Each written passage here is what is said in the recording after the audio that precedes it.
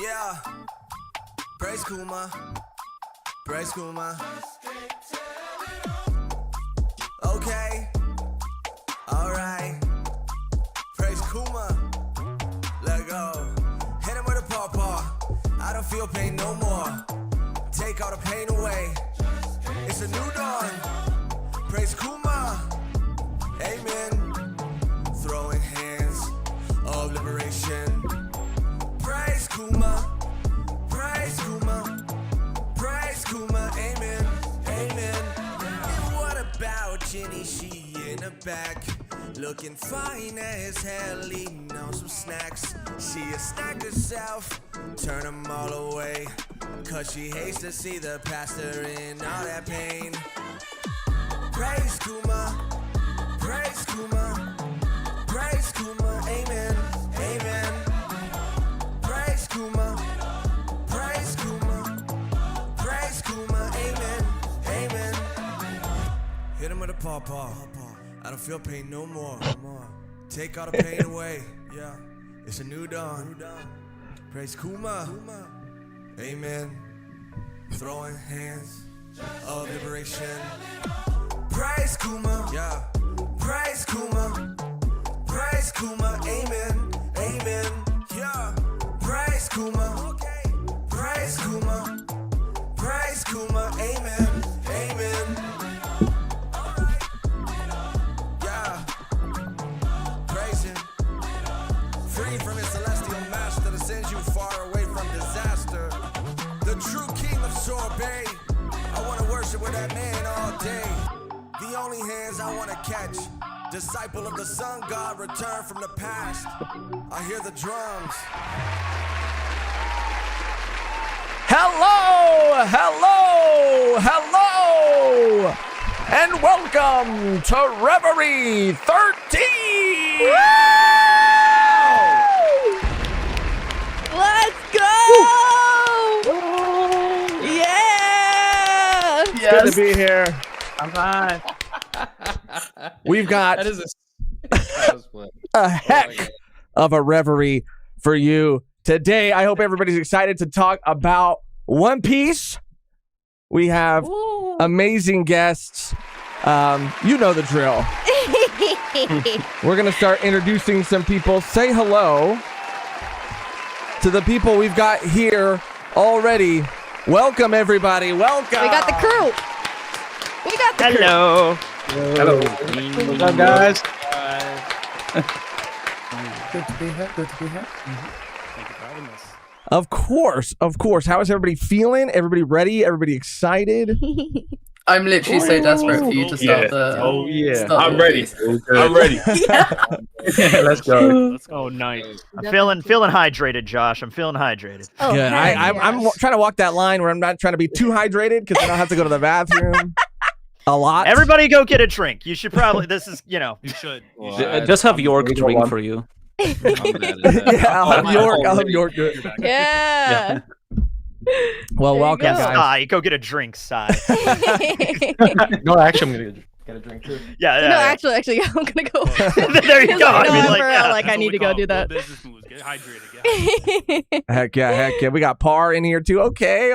Smolder face. Yeah. We're gonna go around. We're gonna do some introductions for everybody that's here. I know we all know each other. The chat probably knows everybody here too, but just so we can get it out of the way, introduce ourselves. We'll start in the order it is on screen, which I believe is AJ. AJ, new to the reverie. New to the reverie. First reverie. Let's Didn't realize go. I was first. Hello.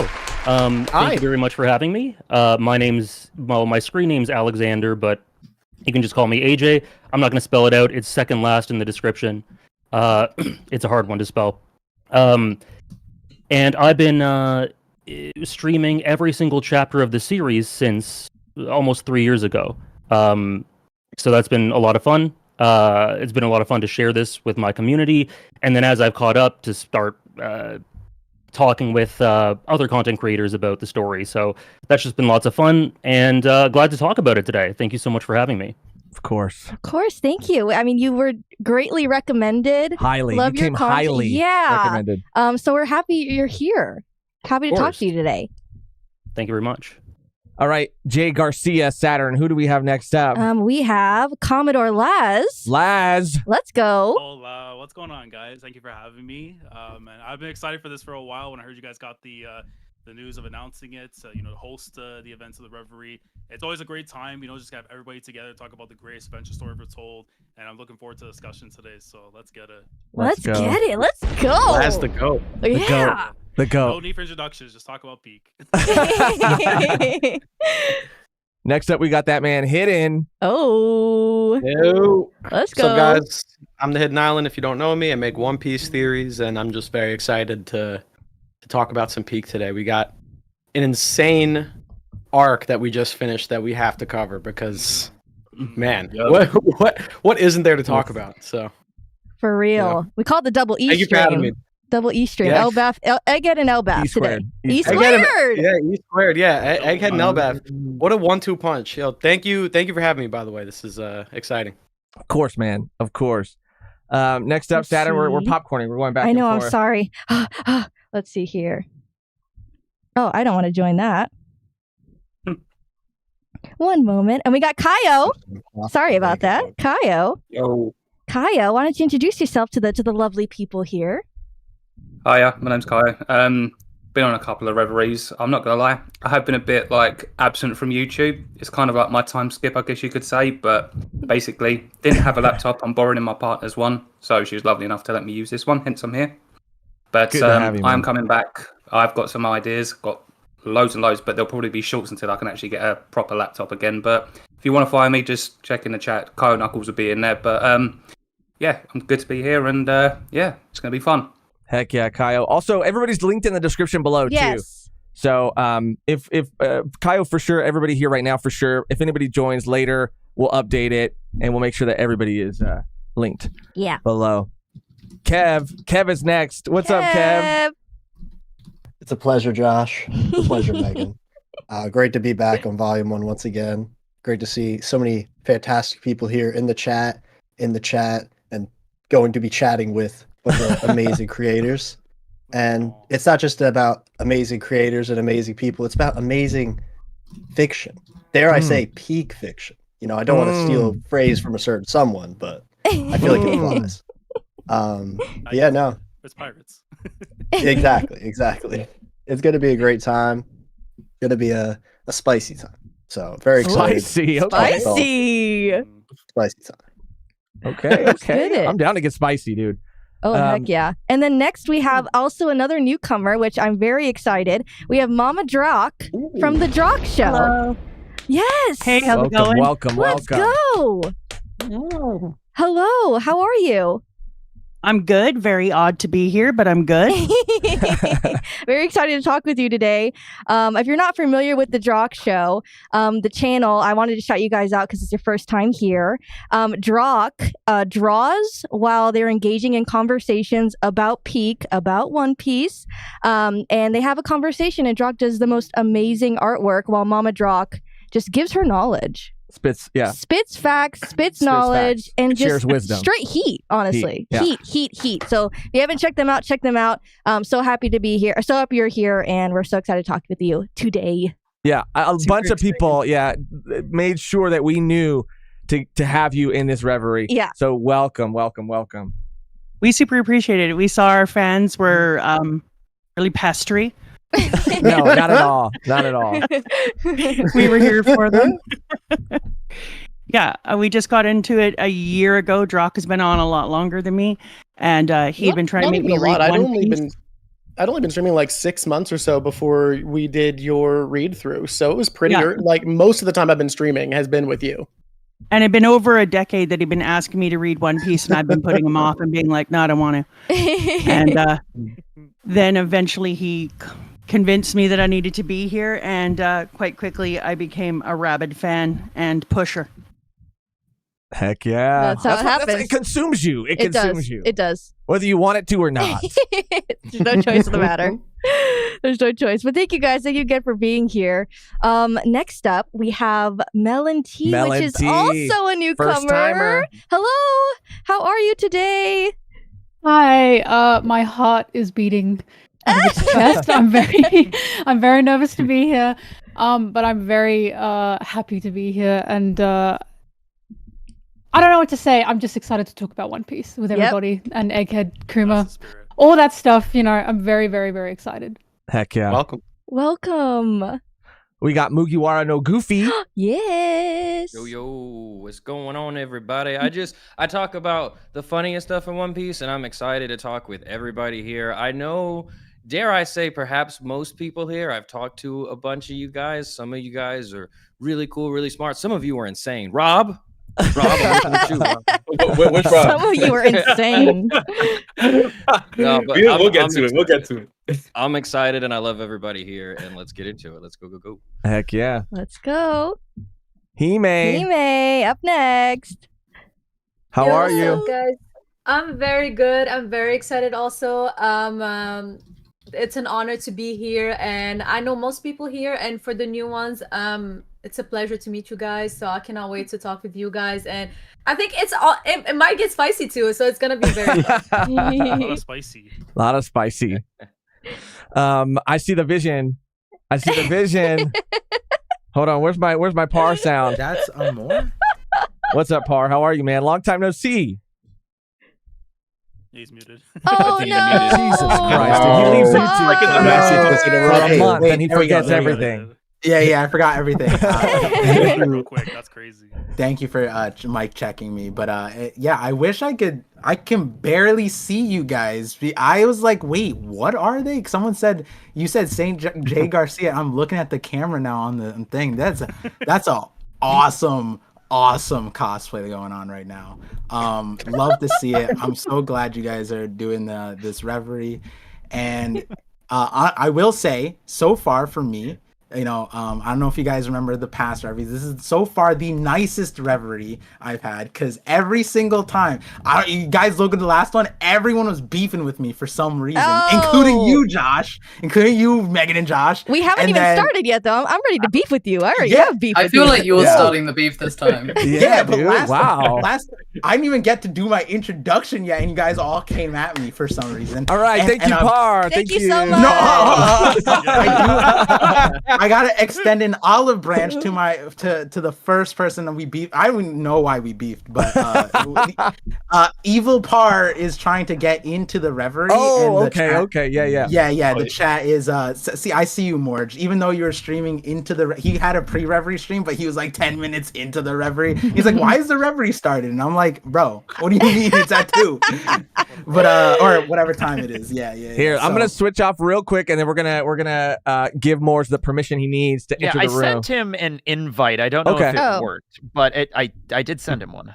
No, and Morj isn't. Looks like he's still. Let him in. This is where we could have the beef. Morj isn't that tech savvy. If you ever watched any of his streams, my guy needs help. There he is. There he is. Hey. Hello. Is it Morj? Are you good? here? Yes. Hey. Caught the end of the introductions, right? On time? No. I mean, yeah, we're going through it. We're still going. We're still going through it. Morj. But yeah, thank you guys for having me. Thank you guys for welcoming me back after my also seems like a lot of people had anime time skip training arcs this year. So it's good to see everyone back, and that's honestly why these reveries and just the community in general is so I would say needed, because, you know, One Piece has always been like a block in my life, and having that block that I can return to that you know, keeps me going at the end of the week or whatever is so meaningful. And then on top of that, I know for a lot of people, having this community, seeing these conversations, whether it's at work or, you know, on a commute or whatever, is just so nice to see it constantly going. And like, you know, I've been AWOL off the internet for 3 months, and I come back, and then there's the reverie, and that like could not have asked for a better thing to come back to. So heck yeah, man. And I'm looking forward to seeing talking to, I think I might not have talked to everybody, all the new faces, but like all the reactions. I know Melon and AJ hopped on their Twitch streams a few times. Mugiwara's very goofy, definitely very on brand. So, looking forward to it. I've never talked to Sai. He looks different. He's wearing an orange shirt. Yeah. So yeah, thank you guys. Thank you guys again. Of course, man. Of course. We got Rob from Shonen Showdown.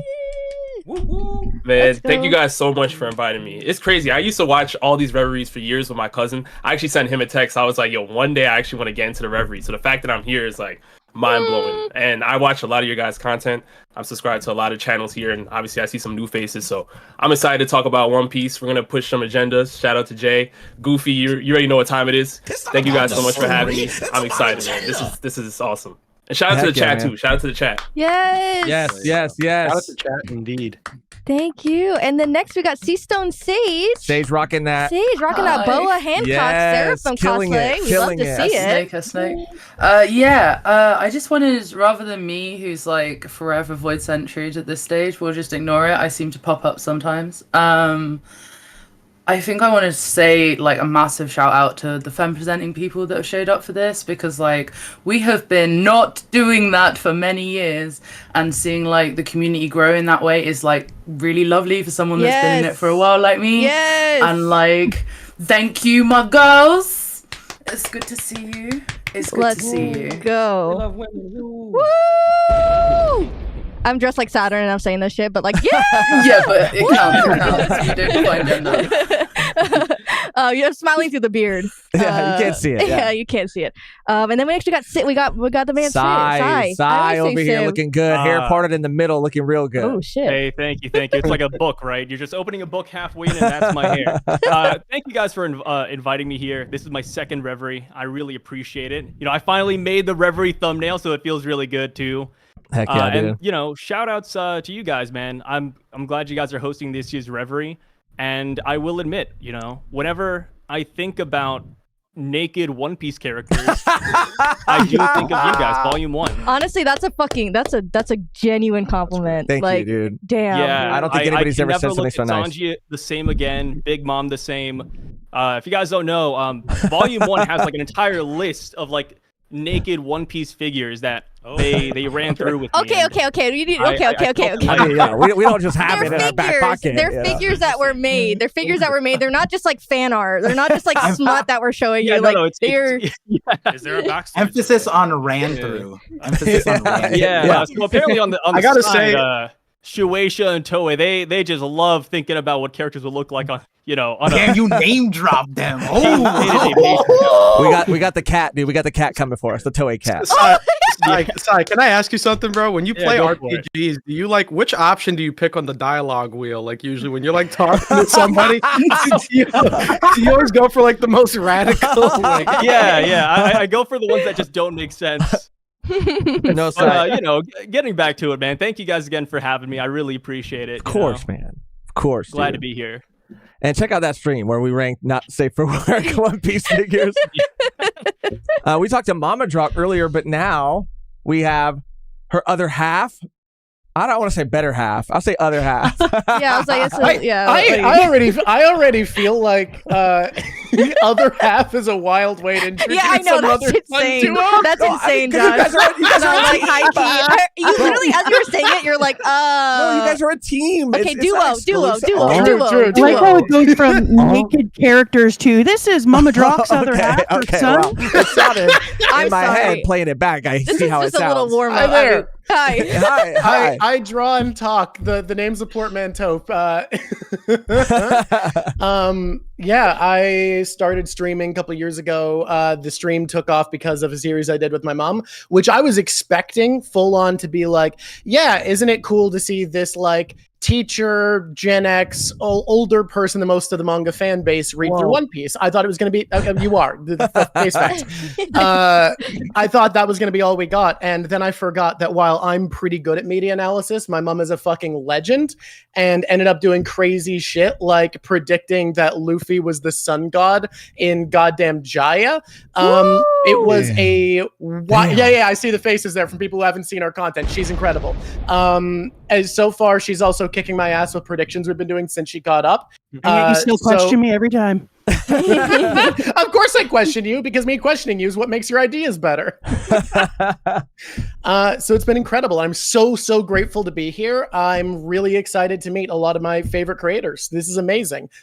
Heck yeah. Welcome. We're so excited to talk with you guys. Next up, we have, I think, Tekking? The legend, dude. Oh, The it's me. legend. Okay. I think it's Tekking. I don't know. I don't know. Hey everybody, I'm Tekking. I've been talking about One Piece for like a long time now. I'm like maybe, I don't know, the oldest one here, but like doing YouTube with One Piece. So thank you, Josh and Mehgan, for doing this. It's always fun to be on the podcast and all that. And I think this is a perfect time to do this too, at the tail end of this 2-week break.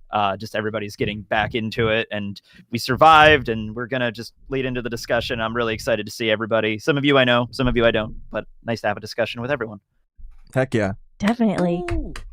We got Artur, the library of Ohara. Hello world, this is humble scholar Dr. Artur, and I have a message for this world, and that message is thank you so much for letting me be here again. Getting to just really share this adventure with such a beautiful, amazing global community is like, has been legitimately the adventure of a lifetime for me, so I'm just so happy to be allowed to be here again. Thank you so much. Can't wait to talk some One Piece. Heck yeah, dude. I think we just have one more person, and that's Morj. Shout out and Chestnut. Oh, Chestnut's here too. I didn't see Chestnut come in too. Well, let's go Morj and then Chestnut. Morj, how are you? Hey, I'm good. Thanks for having me on, everybody, and thanks for hosting. Can I just ask real quick, how's the mic? Because I've been having some mic issues lately. Sounds great. You sound amazing. All right, then Gorgeous. we're good to go. Gorgeous. Yeah, that's all I got to say. That's all I got to ask. So, yeah. Sounds I'm good, dude. Thanks. Camera's lagging a bit, though. This is the first. I can't do anything about that. He's like, you're lucky that I fixed the Because mic. for a lot of people. Yeah. It's because for a lot of people on Discord, everybody's camera is lagging, by the way. Yeah. All right, who we kicking? Discord was not built for Reverie streams. We're kicking. So I think that leaves Chestnut. What's up, Chestnut? How are you? What? Good, guys. First off, thank you so much for having me on. It's been so busy. I know everybody always says that. It's like it's been so busy. Been meaning to catch up with you guys, so I'm so grateful that you guys invited us on. So thank you, and I'm excited to make people mad. That's like my favorite thing to do. So I have some absolutely disgusting takes I'm about to drop. I hope everybody is ready. Oh, I'm freaking ready. my body's ready. I'm ready. All right, well, let's just get right into it then. So we have a little outline we're going to do our best to follow. I'm going to also do my best to kind of switch between some of these overlays. If you're watching the stream, the current topic should always be at the bottom. What was before it and what is after it will be to the left and the right. It might not always be accurate. I might be a little behind or fall a little behind, but we're going to do our best. We're going to start the stream off, though, with the first topic. Let's just talk, since Egghead has wrapped and is concluded.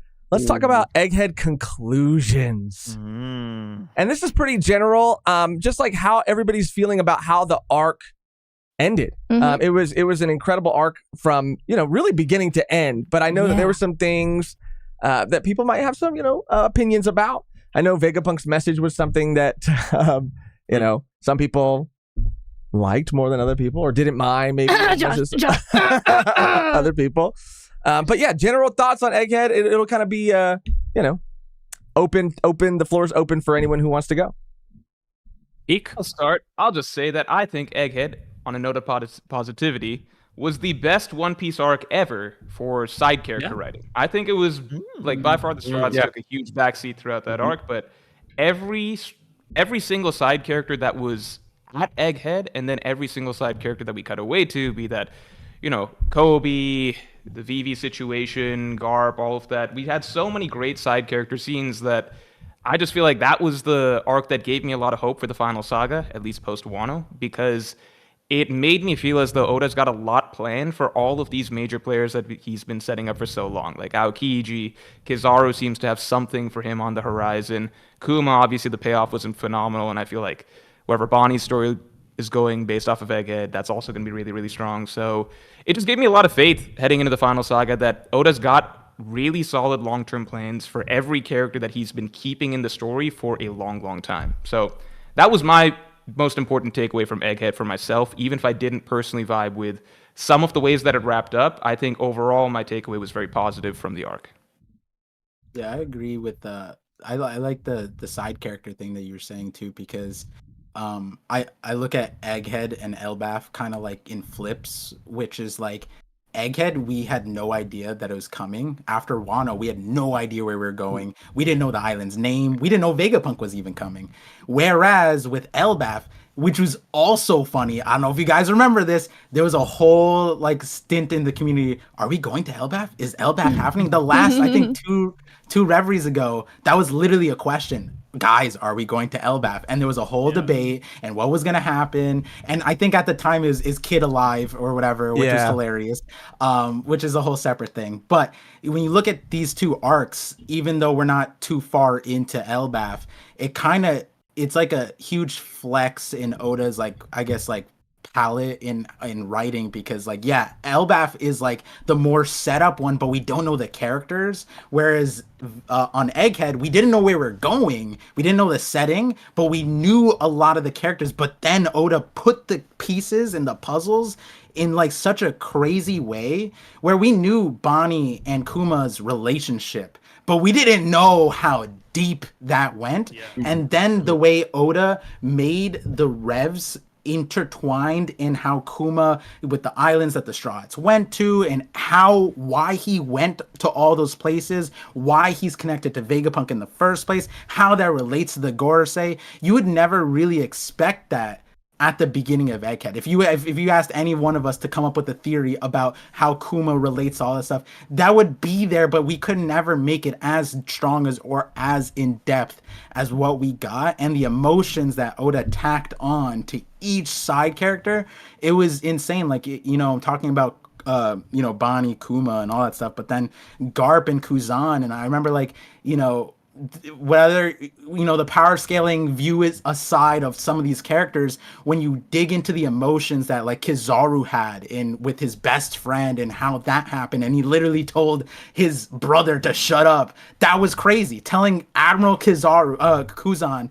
to shut up, that's wild. And like I never would have expected that. And so Oda was like, hey, be ready. The last saga is everybody that you thought about matters. And we're continuing to get that, to the point that Elbaf had Rodo show up, and then the cover story goes, I will return. Like, stop, Oda. That's crazy. And it's like, it's funny because just the next cover story, I always talked about Goldberg in so many of my theories.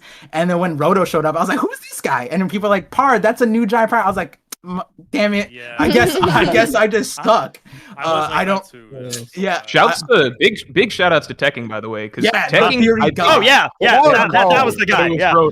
Tekking, absolutely nuts. That was just absolutely like, wait a minute, he's got the same kind of shoes, and it just it wasn't just the shoes.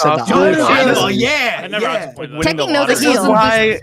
This is why I don't buy when people say, One Piece theorizing is not like possible. You're not able to predict stuff. That's like proof right there. If you really analyze the details, you'll figure some stuff out. Me and Sai were even talking about this a while ago. A lot of times it's like throwing a bunch of darts at a dartboard. Sometimes you get the bullseye. Most of the time you're way off on the other side of the room. I know that the One Piece fan letter thing is gonna be a little bit later, but that notion right there, I think, like, just to summarize what I'm saying, is like Elbaf, Egghead made a lot of things feel like they matter.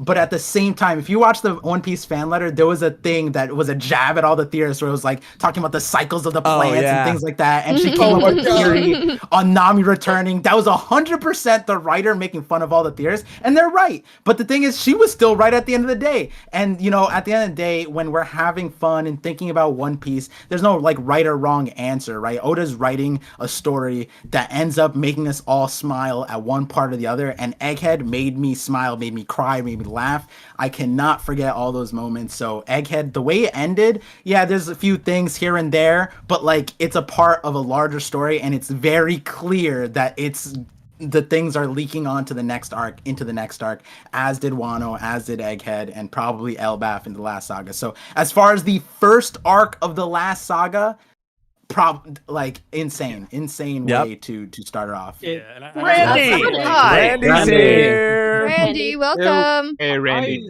Yo, Randy Troy. Dang, you got an arcade machine in the back? Mr. Troy. I was coming just live gonna from Chuck E. Cheese. He might still I was be just gonna setting up. I like how we all got silent and quiet because the One Piece live action writer. Oh no! Oh no! I love when he's coming in at 140p too, so he's like super blurry. He's like Yoda. It's how Guys, I'm still randy. There he goes. There he is. There he is. What's up, man? How are you? I'm just really acting like I'm brand new or something. Who are you? Who are you, Randy? Who are you? Who are you? Who am I? Are you sure you want to know? Yes. Actually, I don't know. I don't know. Shit. Probably. Sometimes Randy just That's like for the comes Spider-Man out. fans. He comes out with a picture of him and Kendrick from like 20 years ago, and I don't know who he is. You know what I'm saying? Yeah, bro. Bro, that was crazy. I saw that too. I was like, Randy? Yeah, Randy's crazy for that. Yeah, I popped off That's when I some saw that. undercover stuff. I love Stone, that. you wanted to say something? Yeah, say I've been sorry around about that. yeah. And like, I was just gonna go back to one of the things you said about the shoes, because actually the shoes is how we knew it was Drake that helped Law. Yeah. Like people were talking about the shoes with that as well. Yeah, good point. So like you'd say, oh, it's like a detail of the shoes, but actually like some of these outfit choices, some of these silhouette like katakuri with like the fluffy kind of snood, I guess. You know, like some of these choices are genuinely so specific to a character or so specific to like a character's size that you can roughly work it out from these small details. So like you say the shoes, but actually that was Drake as well. So it's a massively good point. Like if a character has a very specific type of eye or a very specific like jaw shape, because that's another one in One Piece a lot, it's likely not far off. Like one of the ones I've still not seen linked back is Patty from Baratai. Baratai has the same tattoo as Big Mum, and like I want to know why. I want to know what, because it's dead on the same, and it's the one with the heart and like a dot underneath it. They both It's have like it, an old and it's like Navy tattoo from like World War II or whatever. You know, it's like, like what is this? He's husband number 5. He's husband number 5. Big Mom and Patty had they. But no, that's 100% true. You just gotta know shoes and like body shapes in One Piece, but not always, because silhouettes are free to vary. Conjuro's like look at Loki's original silhouette. That does not really line up that great. You're just not looking at it from the right angle. At the right angle, it could definitely look like it. Like squinting your eye, turning it, and if you like put the page away. It's like okay, then Kaido's original one. Yeah, that's my favorite. My OG Kaido. OG Kaido's the best. Yeah, I thought he was gonna be a midget. Like the first time we got the little pill thing, I thought we were actually getting a midget, and then we actually get to see him. But I will give Oda credit though, because he's done a lot of times where he's shown like a silly design through the silhouette, and we actually get a beast design. So it's been very rare. He does it on purpose. It's never gone to be. Laz, you gotta up your game, bro. Oh, I didn't want to be too loud on the XLR. That's why. How do I sound now? Better? Damn, flexing. You're super low, bro. I just wanted to add something on whatever Morj was saying. So I just wanted to say, no, it's a good thing. So I just wanted to say that, like, you know how he was talking about the fact that like it's all about mostly focusing on side characters.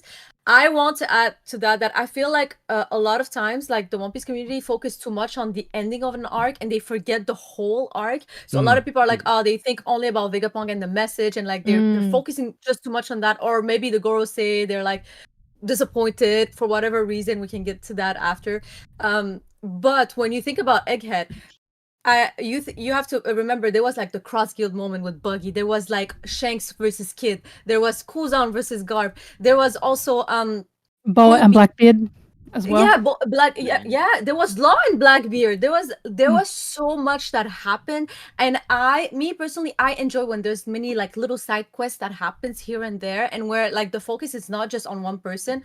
And I love the fact that even though like Luffy was like still like a focus, like he was not the main focus. Yeah, there was Kuma, Genie, Bonnie, and I love the fact that also the admirals took so much like the spotlight, kind of at times. So Kizaru, Kuzan, Akainu, everybody. I was just like, this is why I love this arc so much. Even if there was like some little stuff that I didn't agree to too much about, I really loved it. Like, so I hope that people like look at it from a general perspective and not just the ending of it. So I could also add on to. So I want to point out something you said there that like people are focusing just on the ending, and Luffy has been kind of not the main character driving a lot of the heart of Elbaf. And I think this isn't like Wano, where Wano is the end of a saga, and I'm a big Wano stan, but like I think judging Wano by its ending is honestly kind of fair because it's meant to be the end of a saga, it's meant to be the end of something, and this ending was largely just meant to string us into the next thing, bring things back to Luffy, bring us back to our main characters, bring us back to the through line that moves on, rather than concluding a lot of the things that Egghead was about. And I think whether or not that's like a good storytelling choice and we feel like it was a solid ending is kind of going to depend on where we go from here. Yeah, and if I could also add on to just like what we've been saying about like, you know, all the side character attention, all, you know, all the details that have been getting a lot of focus apart from the main characters. I also just want to say that Egghead had arguably like the best flashback in the story. Most flashbacks. Emmett with Joy Boy, that was just so hard. Oh, the other one. Okay. The central flashback, yo. Yeah, what I really liked about it is that like most flashbacks kind of exist in a vacuum, like they're in a bubble where the characters that get introduced are a character that's already dead, and that, you know, they're only going to exist in the context of that flashback, and it's usually only 1 or 2 or 3 characters that are the focus. But Kuma's flashback is so good because it's like it follows him through the entire course of his life, and it's not just like one period of time in his life. And it recontextualizes so many moments that actually happen in the story we've already read. You know, it's not like in a separate bubble where like things happened, it was a tragedy, and now we cut back to the present. It's like we get Sabaody recontextualized, we get everything with the Revs recontextualized, we have God Valley, like we get a look at God Valley, we have characters like Ivankov, like given new perspective on their relationship with Kuma, how they got into the Revs. Like all that stuff I think is just... packed into one flashback was just so powerful. I love that flashback because the idea is we don't really cover like 1, 2, 3 years before the start of the story. That's what that Oda was saving that one for this, and it was so good. Like when he went back to see Luffy at Fuchsia Village, it's like, whoa, okay, didn't expect that, but here he is. You know, and even my thing about the flashback was Kuma looking around and stuff. Yeah, the thing that. I'm sorry. Sorry. Can I? Sorry. Oh yeah, no, it's okay. Go ahead. Go ahead. I'm sorry. Yeah, I've been itching to say this. I think one of the reasons why Egghead was so fantastic is because a lot of people have this notion that all the arcs are self-contained in One Piece, and I never do think they are. Like, there's one story in all the arcs, right? But One Piece is a continuous story. The arcs are connecting up to make one huge narrative. Yes. Egghead was fantastic because it's opened the world of One Piece again. It's reminding us this is one huge world. We are seeing all the characters. We are seeing everyone this will affect. It was a masterpiece, in my opinion, with Vegapunk's message because we are seeing every single corner we've explored.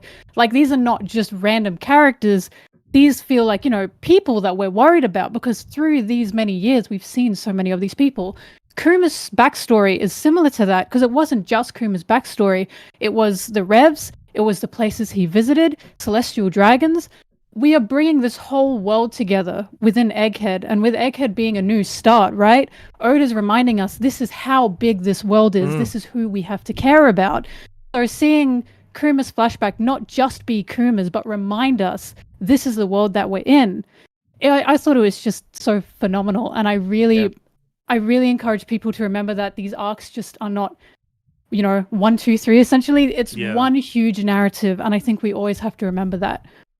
I think also just to go back with One Piece. Go ahead, Morj. Both the talk about Kuma's flashback. I think one thing that I was really hoping for a long time in One Piece that we kind of got from Kuma's flashback was I always like the idea of seeing, you know, authors evolve and do new things. So, like, for example, a lot of people praise Law's flashback. I've never been that hot on Law's flashback because when it came, I felt like it's Oda replaying a lot of the same beats that we've seen before in prior flashbacks, like a Robin, and that's everybody's own opinion. That's just my preference. What I loved about Kuma's flashback is that it's the first time that Oda did a double up on his usual flashback formula, where usually if we're following like a Nami, we're following her as a child, and then there's this adult figure like a Bellemere, or like a Chopper and Hero Look, right, or a Robin and Saul. And the flashback concludes with that adult figure being lost. But with Kuma's flashback, we got to see him in that child role first and play out that whole sort of sense of tragedy of him losing his parents, him losing Ginny, all of that. And then the second half of it was him as the adult and him actually being that Bellemere or that hero look that we actually, or that Corazon that we actually get to see die at the end of the flashback. So it was an evolution that Oda went way bolder in his usual flashback formula and kind of doubled it up and showed a much more comprehensive sort of sense of tragedy in that, like, this was Kuma as a child, this was the tragedies he experienced as a child, and then we get to see him evolve into being that hero look, or that Bellemere, or that Corazon that then faces that tragedy himself at the end of the story, and then that finally brings us back to Bonnie, allows us to connect with her story. So I just love that because it was clearly, like, you can just break down the structure of flashbacks. This was more evolved by far than anything else he's ever done with any other flashback in the story so far. So I'm looking forward to more of that shit in the final saga. Yeah. Well, I think the importance of what made the sorry, the thing that what I want to mention is, like, to me, the thing that stands out the most about just Egghead as an experience as a fan is that as someone who has been, like, you know, with One Piece for a while, with the community, there's always been this almost kind of tradition where at the end of every single, like, arc or saga, there's always been, like, a group of people that felt, like, very disappointed with it, you know, and had criticisms, a lot of which, you know, by all means are also very valid, but it's, like, always been a thing at, like, the end of every arc, and people will point out, like, oh, a lot of people didn't like Wano by the end, but a lot of people didn't like Whole Cake Island back when it ended, a lot of people didn't like Dressrosa. Hell, people didn't even like Marineford or Enies Lobby when they were serializing. No, which that is not true. That's not true. That is false. It is true. A lot of people. No, dude, I was I was there. I was there. Straight fire. That was straight. We were there. I was in the Arlong forums. Oh, Sage, I see you got your hand up, Sage. People didn't like We'll get to Thriller that Bark now. as it was happening, but people were loving Ennie's Lobby as it was happening. So I think that more that sorry. Hold on. Where's my whistle? Where's my whistle? After Artur, go ahead, Artur. Finish your thought, and then Sage, I know, has her hand up. The thing is that with all of these things, there's always been this pattern where people had an issue with this arc or this thing or that thing, and it's just kind of been very common. But shockingly to me, Egghead almost kind of feels like the first time that we've really had an arc where by the end, it's almost like universal that people loved it. There are some people with criticisms and, you know, valid ones at that, but it's just the sheer love that the One Piece community has for this is incredible. And on a personal level, like, to me, Egghead is the most I've ever enjoyed reading an arc weekly, and to be able to see something like this at this rate after all these years where I thought, man, over time just gonna fall off One Piece and just loving it more than ever is just insane. Like, Egghead literally, like, changed my life. I'm not even joking. It's been such an incredible experience. I can feel that sentiments too with Arthur, because it's like, even for me going back to Wano, like, I was so excited for that arc, and then, like, again, my opinions are different on it. The way it ended, the way that Oda has set up certain things, you know, him changing up things as the mist of the axe kept on changing, you know, the opinion kind of differed from there. But when you get through Egghead, I generally can only think maybe one or two things I probably was like on, but everything else was absolutely beast. And I think if anything, Oda kind of made Egghead a point to prove for him that, you know, he probably heard, like, all of us as content creators, we're always going to hear criticism or we're going to hear the positivity, and it's probably his point to prove with Egghead. It's like, no, I am still that guy. I'm still the best-selling mangaka. I'm still the guy that's been out here playing the game, playing the way that I've been doing, and Egghead was that showcase of that. And also for the final saga, that, listen, like, you're not going to question me anymore because I'm going to go on and do my own thing. Now, we may still have our criticisms here and there, but he's still going to prove to this point that he's been doing this for, since 1997, and he's going to still keep on going, and nothing's going to stop him except for his own health. Yeah. Sage, you had your hand up? Hold on, give Sage I've been waiting a while. Give me a minute. Yeah. I was just going to say, it's interesting because everyone's kind of surmising essentially that they really enjoyed the Kuma flashback and how well that worked. But, like, to me, one of the important parts of it was the pacing of the rest of Egghead. So we've just talked about Wano. I really couldn't deal with Wano.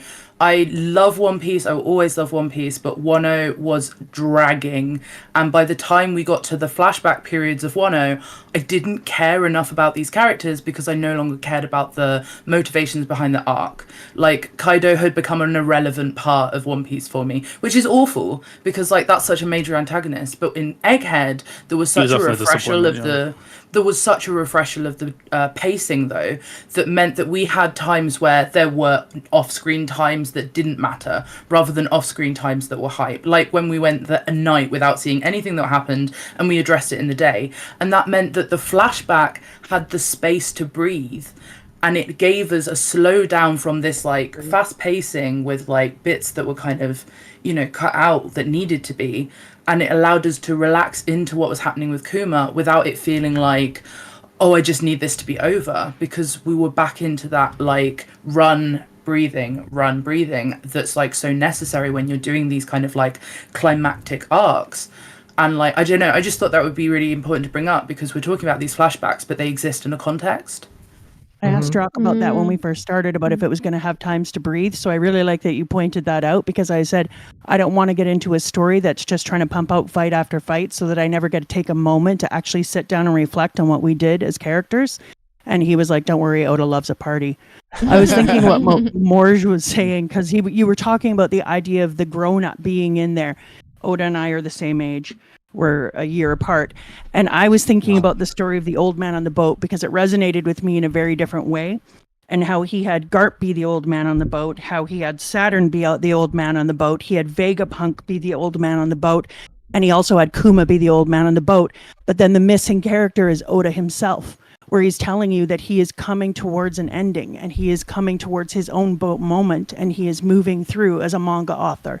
And to see all these stories coming together and coalescing, where you see people like Saturn out there sitting in a boat thinking that he's so powerful and so big, and yet we know that he's taken out very shortly after. And it was kind of like his swan song moment that we were seeing. And Garp is telling this story as a matter of fact, like, of course you have to get rid of the old man in the boat. And that made me think about what Morj was saying, because it was really, truly that. Like, okay, suck it up. You're the grown up now, baby. Let's see what you're going to do in this new world. You're no longer the new generation. You just are. You're taking over. We're holding the torch, but it's your time to come in. And we are watching all the different old men in the boat fade away. All the old men gotta die in this story. Gonna happen. Really, it shouldn't though. Really, it shouldn't. Let me give something. Yeah, hold up.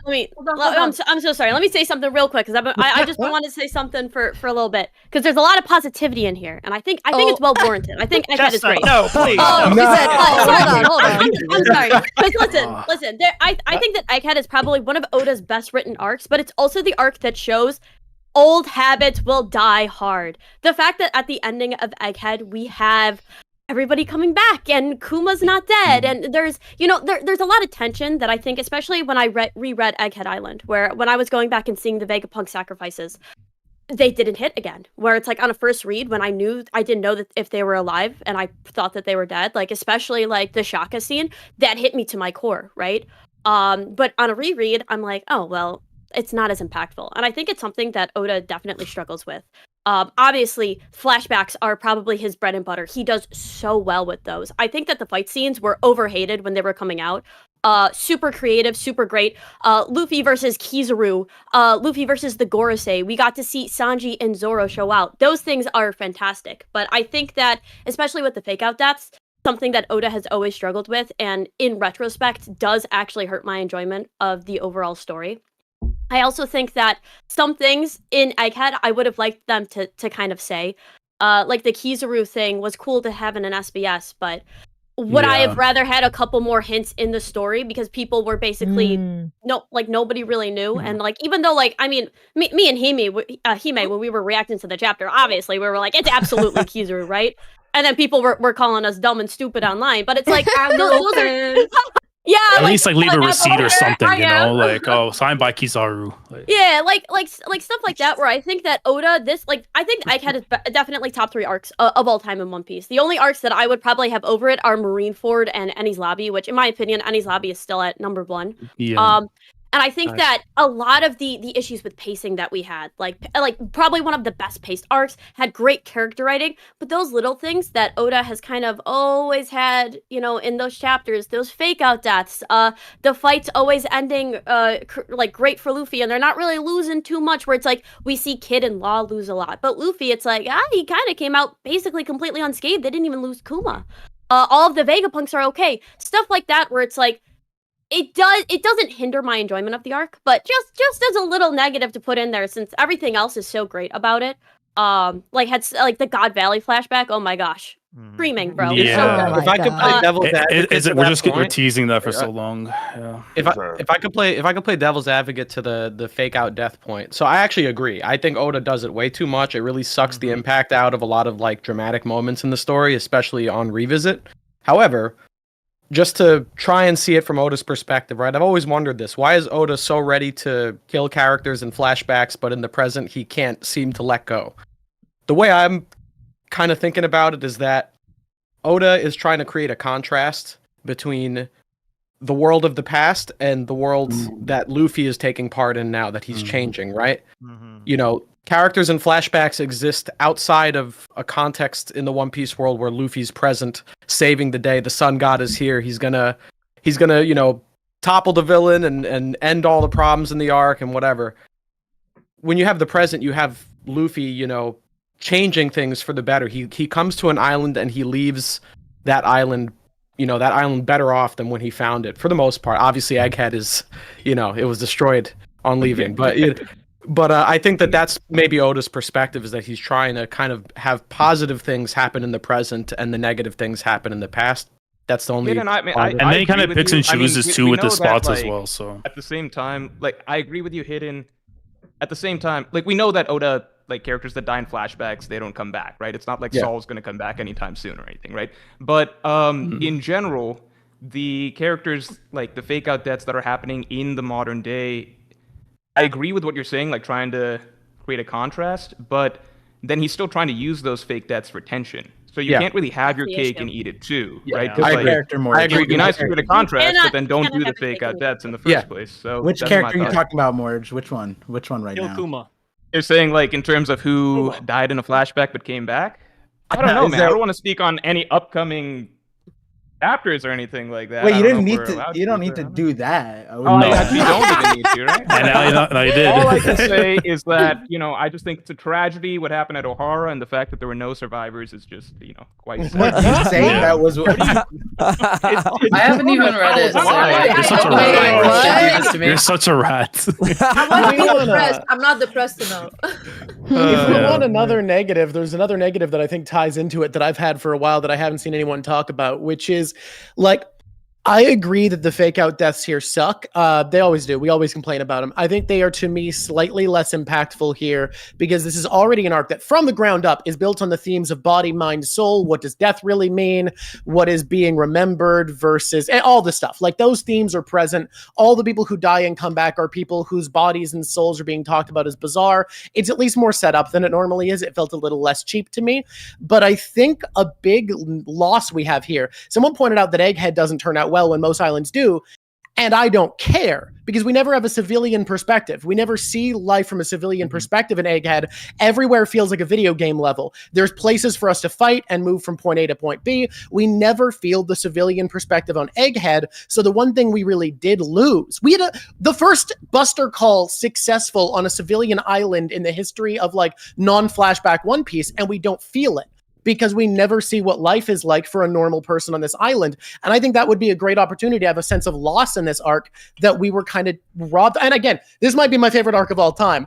But if we're going negative, that's my biggest problem, is that the lack of civilian perspective makes this a really important Buster Call feel kind of nothing. The only response I can get to that one though is maybe One Piece fan letter 2. That's the only response I can get to that. Fan letter. Fan letter 2. I will gladly take that because that would hurt like hell. Seen from their perspective in an anime, I would take that easily. Morj, if I read the next chapter, Morj, if I read the next chapter and whatever you just said clued things into my mind. It's old news. Don't worry about it, Randy. Saul's It's old been news. alive. It's old news. I'm gonna be upset.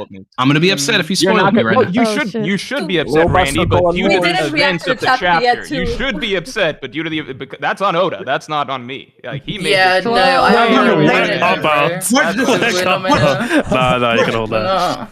Mark, you're trying to. The more you speak on it, the worse it gets. It's like there's a hole and you see the shovel and you just want to dig. Like you're like, oh, digging. I love this digging.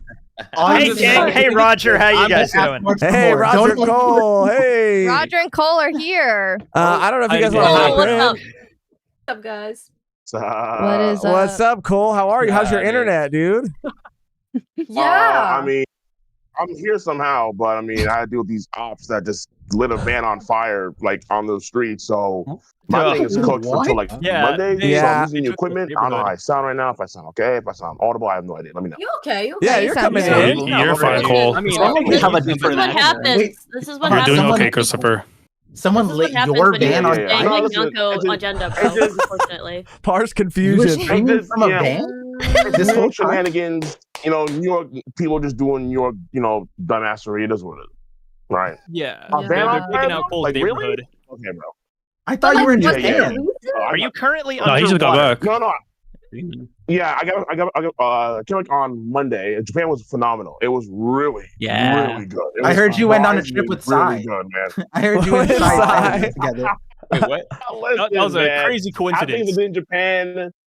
Japan was amazing. I would recommend everyone going there. Artur, what's up, bro? That was a great time. What's No up, doubt my about that. man? Yeah, absolutely. Yeah. What's up? I've been over We there got for to a hang minute, out there but it was fantastic. Oh, Yeah, it sounds like you guys got up to some debauchery, dude. Yeah, I don't want to know. That was crazy. Some criminal activities, Man, the But stories do I have, tell. bro, the stories I have, right? Like, I'll tell you in person, right? Maybe not on stream, but I'll tell you in person, right? I'll tell Roger for sure. Okay. Wait, what did I do? Hold on, no. First off, not you, don't put Roger. on me, Ricky Bobby. I was there 2 weeks earlier in my own little territory, in my own little Kyoto area. I was staying clear of whatever you were up to. That debauchery, I wanted nothing to do with. I wanted to see it on social media afterwards. Roger saw that one burger and that was it. He lost it. So there was debauchery. The whole 411. It's crazy. I'm excited to know the stories, though. I'll tell you, Cole. I'm very excited. And also, hello, everybody. I hope you've all had a lovely reverie so far. Awesome to see so many new faces in here as well. Same. Fantastic. Don't be afraid. Hockey up. Talk over people. That's how these reveries are. By all means. Please, if someone says something crazy, like people didn't like Ennie's lobby at the time, you hockey up and you slap them in the face. Right? That's how we got to do this. Welcome, everybody. Welcome. I'm seeing lots of people. I see Artur. I see Tekking. I'm seeing Drawk shows in here. Heck yeah. Love seeing this. This is good. See, we got so many people that my camera's only showing like 4 or 5 at the time. So as people start talking, Rob, I see Rob and Randy. This is very good. All right. This is fire. All right. Good. Yeah, big shout out to all of the new people that are here. I love the quality. Yeah, it's gonna be good. Melontee, AJ's here. Now, curiously, what topic of Egghead are you on like right now? Because it sounded like it was a little bit of negativity, and so I was we're talking about Anuki here. We were talking about It all No, started with favorite thing. Chestnut. Toxic. She was spicing stuff up, bro. There's too much positivity in Wait, here. Roger, you want to know the craziest thing? You want to know the craziest thing? Morj started us off on a positive note. He said, unlike Dude, people give Morj a bad rap. Morj, I know. you know. I know. Yeah, but Roger. But then he almost spoiled something for Randy. Oh yeah, that was insane. Yeah, you were turned to a villain right away. Yeah. Didn't last for long. Randy's in the same situation I am. Both of us are official readers. If you spoil one of us, you spoil both, and then we send Buster calls to your house. Yeah. And we make sure that it never happens again. Roger, as long as Morj is the first one, we're good. Randy and I, As long as it's Morj first, we're good. We're sharing our sake over here. We're Sorry. Wait, no, I've got a question. I got a question. Just for the people. Where does everyone kind of put Egghead in their overall rankings? Because I'm genuinely curious. I know that it's a much more Number positive 3. arc than Top 3. number Of all 3 time? Okay. I would Let me think on this one top for a minute. 5. Probably top 5. Top 1 of the Not time bad. skip for sure. Yeah. Yeah, that's a time skip. It's number 3 for me. Best arc post time skip prior to Egghead for me. That was whole cake for post time skip arcs, but I think Egghead topped that, and then it goes for me at least NES Lobby, and then Summit War, and then this one Egghead. I thought it's like NES Lobby, Skypea, and then I would say Egghead. I'd be really interested to know what parts of One Piece. Skypea is beautiful. Skypea is beautiful. Beautiful. Yeah, because that's my top arc. That's my top arc is Skypea, and then I really like Zoe for really similar reasons. And very good. I'm really interested to know what people's favorites parts of One Piece are compared to their favorite arcs. Because I fuck with Skypiea heavy. It's been my favorite arc since I read it. I was like, okay, this is it. This is what I want to read this series for. I need to know what this hidden lore, like, that nobody knows. Like, that mystery had me in, like, for the last 7-8 years. And Zoe gave a little taster of that while it being new and exciting and changing the pace of Dressrosa, which I sorely needed. I find Egghead very interesting, but I feel like it hasn't answered any of that mystery, and I feel like it hasn't posed new mystery for me. Because 6 years ago, there's a video on my channel talking about floods and earthquakes. So, like, there was nothing new for me from Egghead. It was more just confirmation of stuff that could already be foreseen. And, like, and not to say that, like, oh, it wasn't obvious. It's just, like, those mini ties in the plot had already been there. And so I'm so interested to know, if somebody's favorite part is Ennis Lobby, is it the characters that are their favorite part? Because that is so character heavy. That is so heavy on the emotional way and the character way, and how those characters grow and bond, right? Like, we see Robin go from calling all of the Straw Hats mostly, like, not really familiar names, to then using these really, like, oh, this is Luffy and this is my captain. And, like, I'm just so interested to know from that perspective, right? Yeah. See, like, I feel like what you're saying Goofy, here you're for on like deck. Egghead Island is probably like the reverse for, let's say, you know, what makes it like really good, because it was Oda using the legacy characters that he's been kind of storing, like Spirit Bomb and Charging, for like decades, where people were waiting for Garp to do something, and then we finally see Garp do something. Like, Kuzan's been a character people want to focus on a lot. He finally got something, you know. Shanks, when it comes to him doing something, like, we got legacy characters. Even Dragon, even though he was like looking east the entire time, at least sometimes he's looking west. Like, whoa, He'll be looking west soon. Don't you worry. He's looking west. Don't you worry. Don't worry, everybody. Dragon. One day he will look north. I'll tell you that. I'm waiting. Like, who would have thought that in this arc, that, mind you, like in the previous arc, Wano Country, even Oda and the editors hyped it up during Whole Cake Island. So, like, expectations during Wild Country were very, very high, because even Oda and the editors themselves hyped it up. But this arc, okay, we're like maybe on a downturn because we just had an end of a saga, and we're gonna probably chill. By the way, here's every elder in action. No way. Are you serious? And then, so we have legacy characters always kind of storing for a long time, finally being activated. And that in of itself is a very, like, exciting and tantalizing thing to see in real time.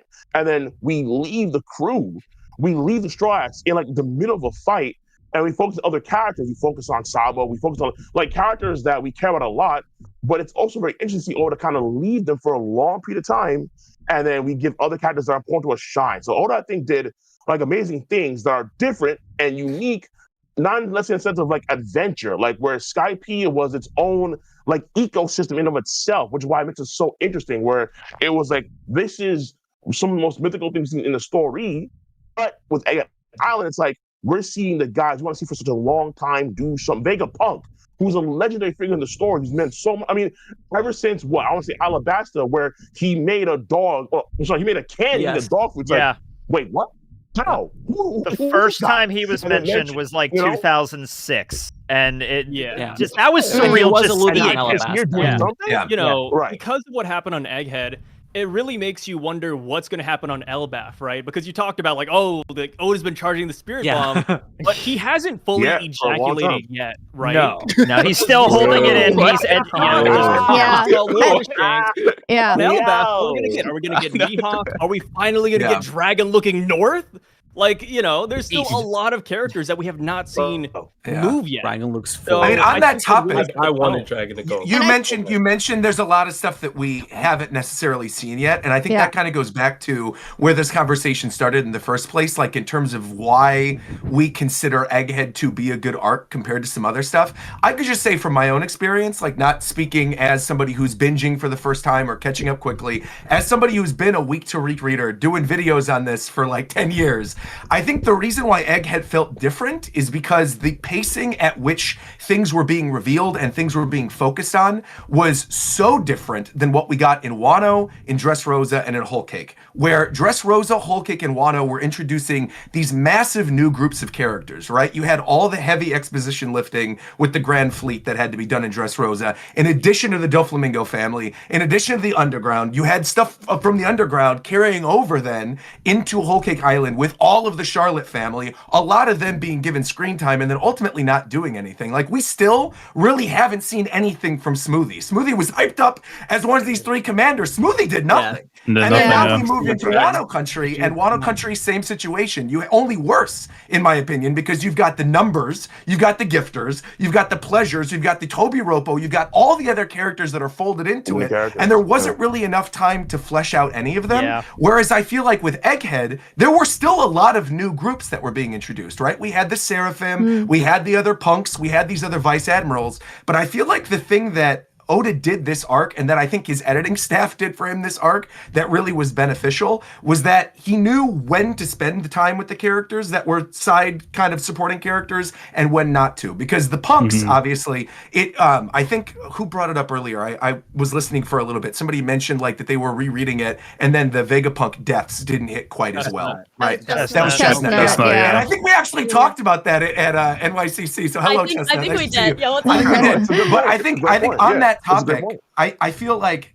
that's totally valid, right? The idea that, like, you know that these characters aren't necessarily dead, but I think the weird exception for this, as somebody who's known for hating fake out deaths, is that I really do feel like it was set up from very early on that they were like the shared consciousness of Vegapunk, right? And that they could be transferred into like another body or something. Whereas with other characters like in Wano Country, or in Whole Cake Island, like there was a lot of times in which you've had fights with characters where it seems like people maybe shouldn't have made it out of this situation. Even you can make that argument getting back to Dressrosa with like Law getting shot in the face 1,000 times, right? Like there's moments in which you could make the argument that like this didn't really land or this was a fake out. Whereas I don't think I felt that from Egghead at all. But since I have the floor, I actually want to pass it to somebody because I've seen a lot of people mentioning he's sitting there quietly in the corner. And I want to make sure that he gets his due during this reverie. AJ, I want to pass it to you.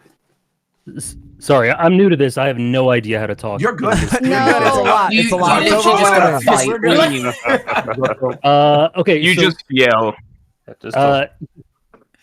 I'll do my best. Thank you, Roger. You got it, buddy. So I'm in a little bit of a time machine because I had things from like 45 minutes ago that I wanted to talk about, and I guess kind of tagging on to some of the things that were talked about earlier with regards to Egghead, is that I think it was brought up like that you can't view it in a vacuum. You gotta look at the whole story and its role in the whole story. For me, I think one of the most interesting things about Egghead is the structure and the stylistics of it, because I think it's pretty much unlike any other any other arc in the series, and is more so structured like sort of the transitionary chapters or like the Reverie, just on crack. It's more so like a transitionary arc that's 70, 80 chapters or whatever, than a self-contained comprehensive narrative in and of itself, which I find really interesting. But I think for that reason, for me, I don't think it'll ever be higher than top 5 or so, but I still love it. And I think that it was really necessary for the structure of the end of the series, because it was kind of mentioned the side characters. It does things for a lot of the Straw Hats don't really get the spotlight much, but it does things for a lot of the side characters that I think is necessary for the payoff to hit in the conclusion, like in the end game. It does lots of really subtle, interesting things for Lucci, Kizaru, Akainu, Garp, Kobe. There's like 20, 30 characters it does stuff for that I think got material in the arc that'll allow them to shine down the line. But without it, I think some of the payoff would feel empty otherwise. So I think it sort of shifts the context for a lot of characters. And also with regards to the Kuma flashback, one of my favorite things about that, outside of just the story itself, because it's obviously really beautiful, is that it was talked about how the Straw Hats and Luffy don't get as much spotlight, and that's true. But I think that the Kuma flashback indirectly characterizes Luffy really, really well and elevates him a ton. Because I think the more we go on, the more foils Luffy gets with other characters. Kaido was a big one. I think Emu's a big one. Blackbeard. There's foils all over the place, and I think it just accumulates. And Kuma is a huge one. I think in a lot of ways he is a kindred spirit to Luffy, and kind of like the bad end. Well, we'll see how he concludes, but in a lot of ways, he experienced a lot of the things and shared a lot of the same ideologies as Luffy, but just was met with tragedy and misfortune. So I think the fact that we have someone who, in some ways, was a bit lucky, in some ways experienced different things in Luffy, who can be that sort of pick up that torch, is really beautiful, and I think elevates Luffy indirectly, even if he doesn't get screen time. Like I think that Luffy's a character that benefits as much with stuff off screen, or the way he's talked about, or the way that Nika or Joy Boy are talked about, as much as on screen. So yeah, those are just a bunch of things I really like about Egghead that I had stewing for the past hour. Sorry for rambling. No, literally. I also want to hear from Melon too. Roger for passing the torch. I want to talk.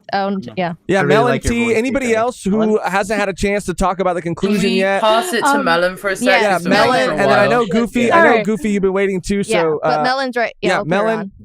Hit us with it. Sorry, what I wanted to ask about the fake out death thing is, what are we considering a fake out death in Egghead? Are you talking about the satellites, or are you talking about Kuma? Are we talking about both of them?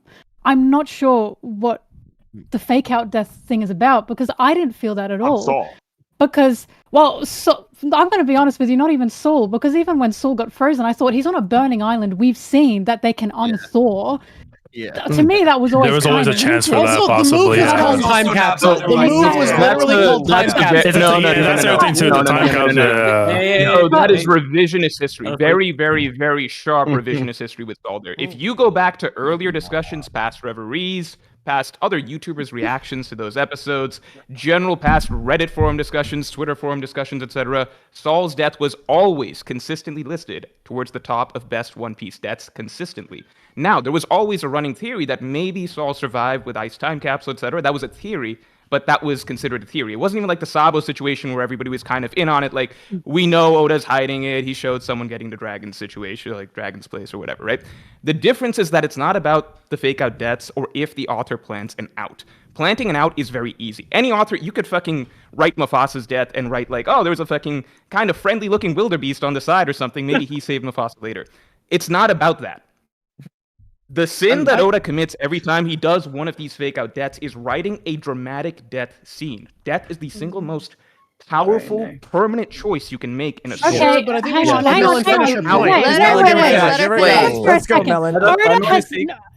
Oda has never worked on death being the most powerful scene in his series. Never. One of the most powerful scenes to me in Oda's series is Luffy saying to Sanji in Whole Cake Island, "Tell me how you really feel." And Sanji says, "I want to go back to the Sunny." Right? He's never worked on that death factor. And what I wanted to say about Egghead and Kuma. I will agree there are some problems. Yes, I do. I do agree. But what I'm trying to say is, when it comes to Kuma, when it comes to the satellites, Egghead was about the human will persevering. It was about technology versus humanity, sometimes technology working along with humanity, or people trying to become gods, i.e. Vegapunk doing too much, right? I'm not finished talking, please let me finish talking. But if you what I'm trying to say... Morj, we're not at the point yet. Yeah, we'll pass it back to Morj after. We'll pass it back to Morj after. What I am trying to say is, I'm not sure about, okay, Saul's a different thing, okay? When it comes to Kuma, when it comes to the satellites, Kuma, right? I don't know why so many people wanted Kuma to die at the end of Egghead, because we see Kuma come back, and the reason he comes back is because how much he loves Bonnie. One Piece is about love, the human heart, the will that people that we love give us, right? Kuma fought through this. He fought through this state that he was forced into because of how much he loves Bonnie. That was the point. When Kuma smiles at the end of Egghead, it's because we're seeing he's fought through this. The human will has survived this terrible, terrible like torture and tragedy that he went through. So when people say fake out deaths, especially in Egghead, I always just have to remember, and I have to remind people, One Piece is about the human will, the human spirit. It's about love. We can overcome these things because Oda's cheesy. He's cheesy. He likes a happy ending. He likes love. He loves humanity and willpower, right? Spit. So when it comes to Kuma surviving, If I could, let's let Morj go. If Morj has a rebuttal to that. and I apologize. I got a apologize problem for with that. interrupting. Yeah, I would just like to say that I wasn't finished with You my always have a thought problem, initially Jay. before I got overwhelmed by a lot of other people. So I understand what you're saying, and I agree with you thematically. The thing is that themes alone don't counteract certain other writing choices. I love the fact that One Piece is a story about love. I love the fact that Oda's goal at the end of every story is to put a smile on our face. That's why One Piece is my favorite story, because it always makes me feel a certain sense of catharsis at the end of it. However, there is such a thing as trying to have your cake and eat it too, and there's a reason that other authors, other respected authors in serious literature don't do the choices that Oda does. My problem is not that Kuma survived at the end of the arc because it fits the themes of the story. I did my own analysis about how Egghead Highland is largely about the themes of love, the themes of the human spirit, overcoming all of that. My issue is, and by the way, I'm still hoping that Kuma dies. I have not put a verdict, in my opinion, on what happens with Kuma. It's a crazy sentence. Hang on. Take it easy, bro. So, I feel like such a wild and by the way. Yeah, hold on. Let's chill. Towards the end of Kuma's flashback, we get 3 straight pages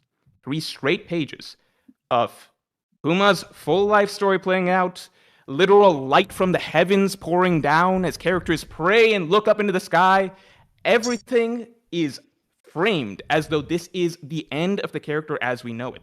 You cannot wring the emotions out of that for the reader and then also get the happy emotions at the end of saying, just kidding, it's all good at the end. Other serious writers don't do that because it would be the same as killing off Mufasa and then at the end of the story saying, Mufasa's fucking back. That negates the power of the tragedy that happened initially. The power of the initial tragedy is in the permanence of what is happening.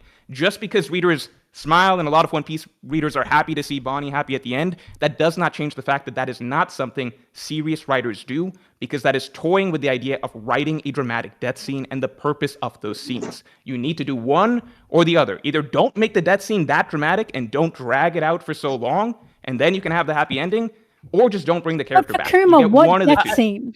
What death scene? So the death of his consciousness was what was implied. Now again, I'm out of the Kuma situation. I'm waiting to see what happens with the character. I have no judgment on Kuma. With the satellite deaths, that wasn't my big situation. My ache with Egghead is largely around Saul, which is its own discussion. But the Kuma situation, you still don't write Saul being alive is great. Can I just say, like, the Soul thing is such nonsense though, because like, are we not all forgetting on Aokiji's first introduction, he freezes Robin, who gets thawed out by the Straw Hats. Immediately. Like the very first time it's introduced as a power, someone gets frozen. So there's always a possibility something could have happened. It's not about the technicality. But it was the very first time we ever got introduced to that power. Yeah, but once we saw that with his power, the chance of something like that happening could happen.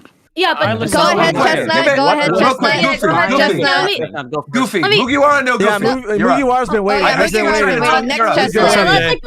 Let Goofy go first, and then I'll. Yeah, let Goofy go, and then we'll get to Chestnut.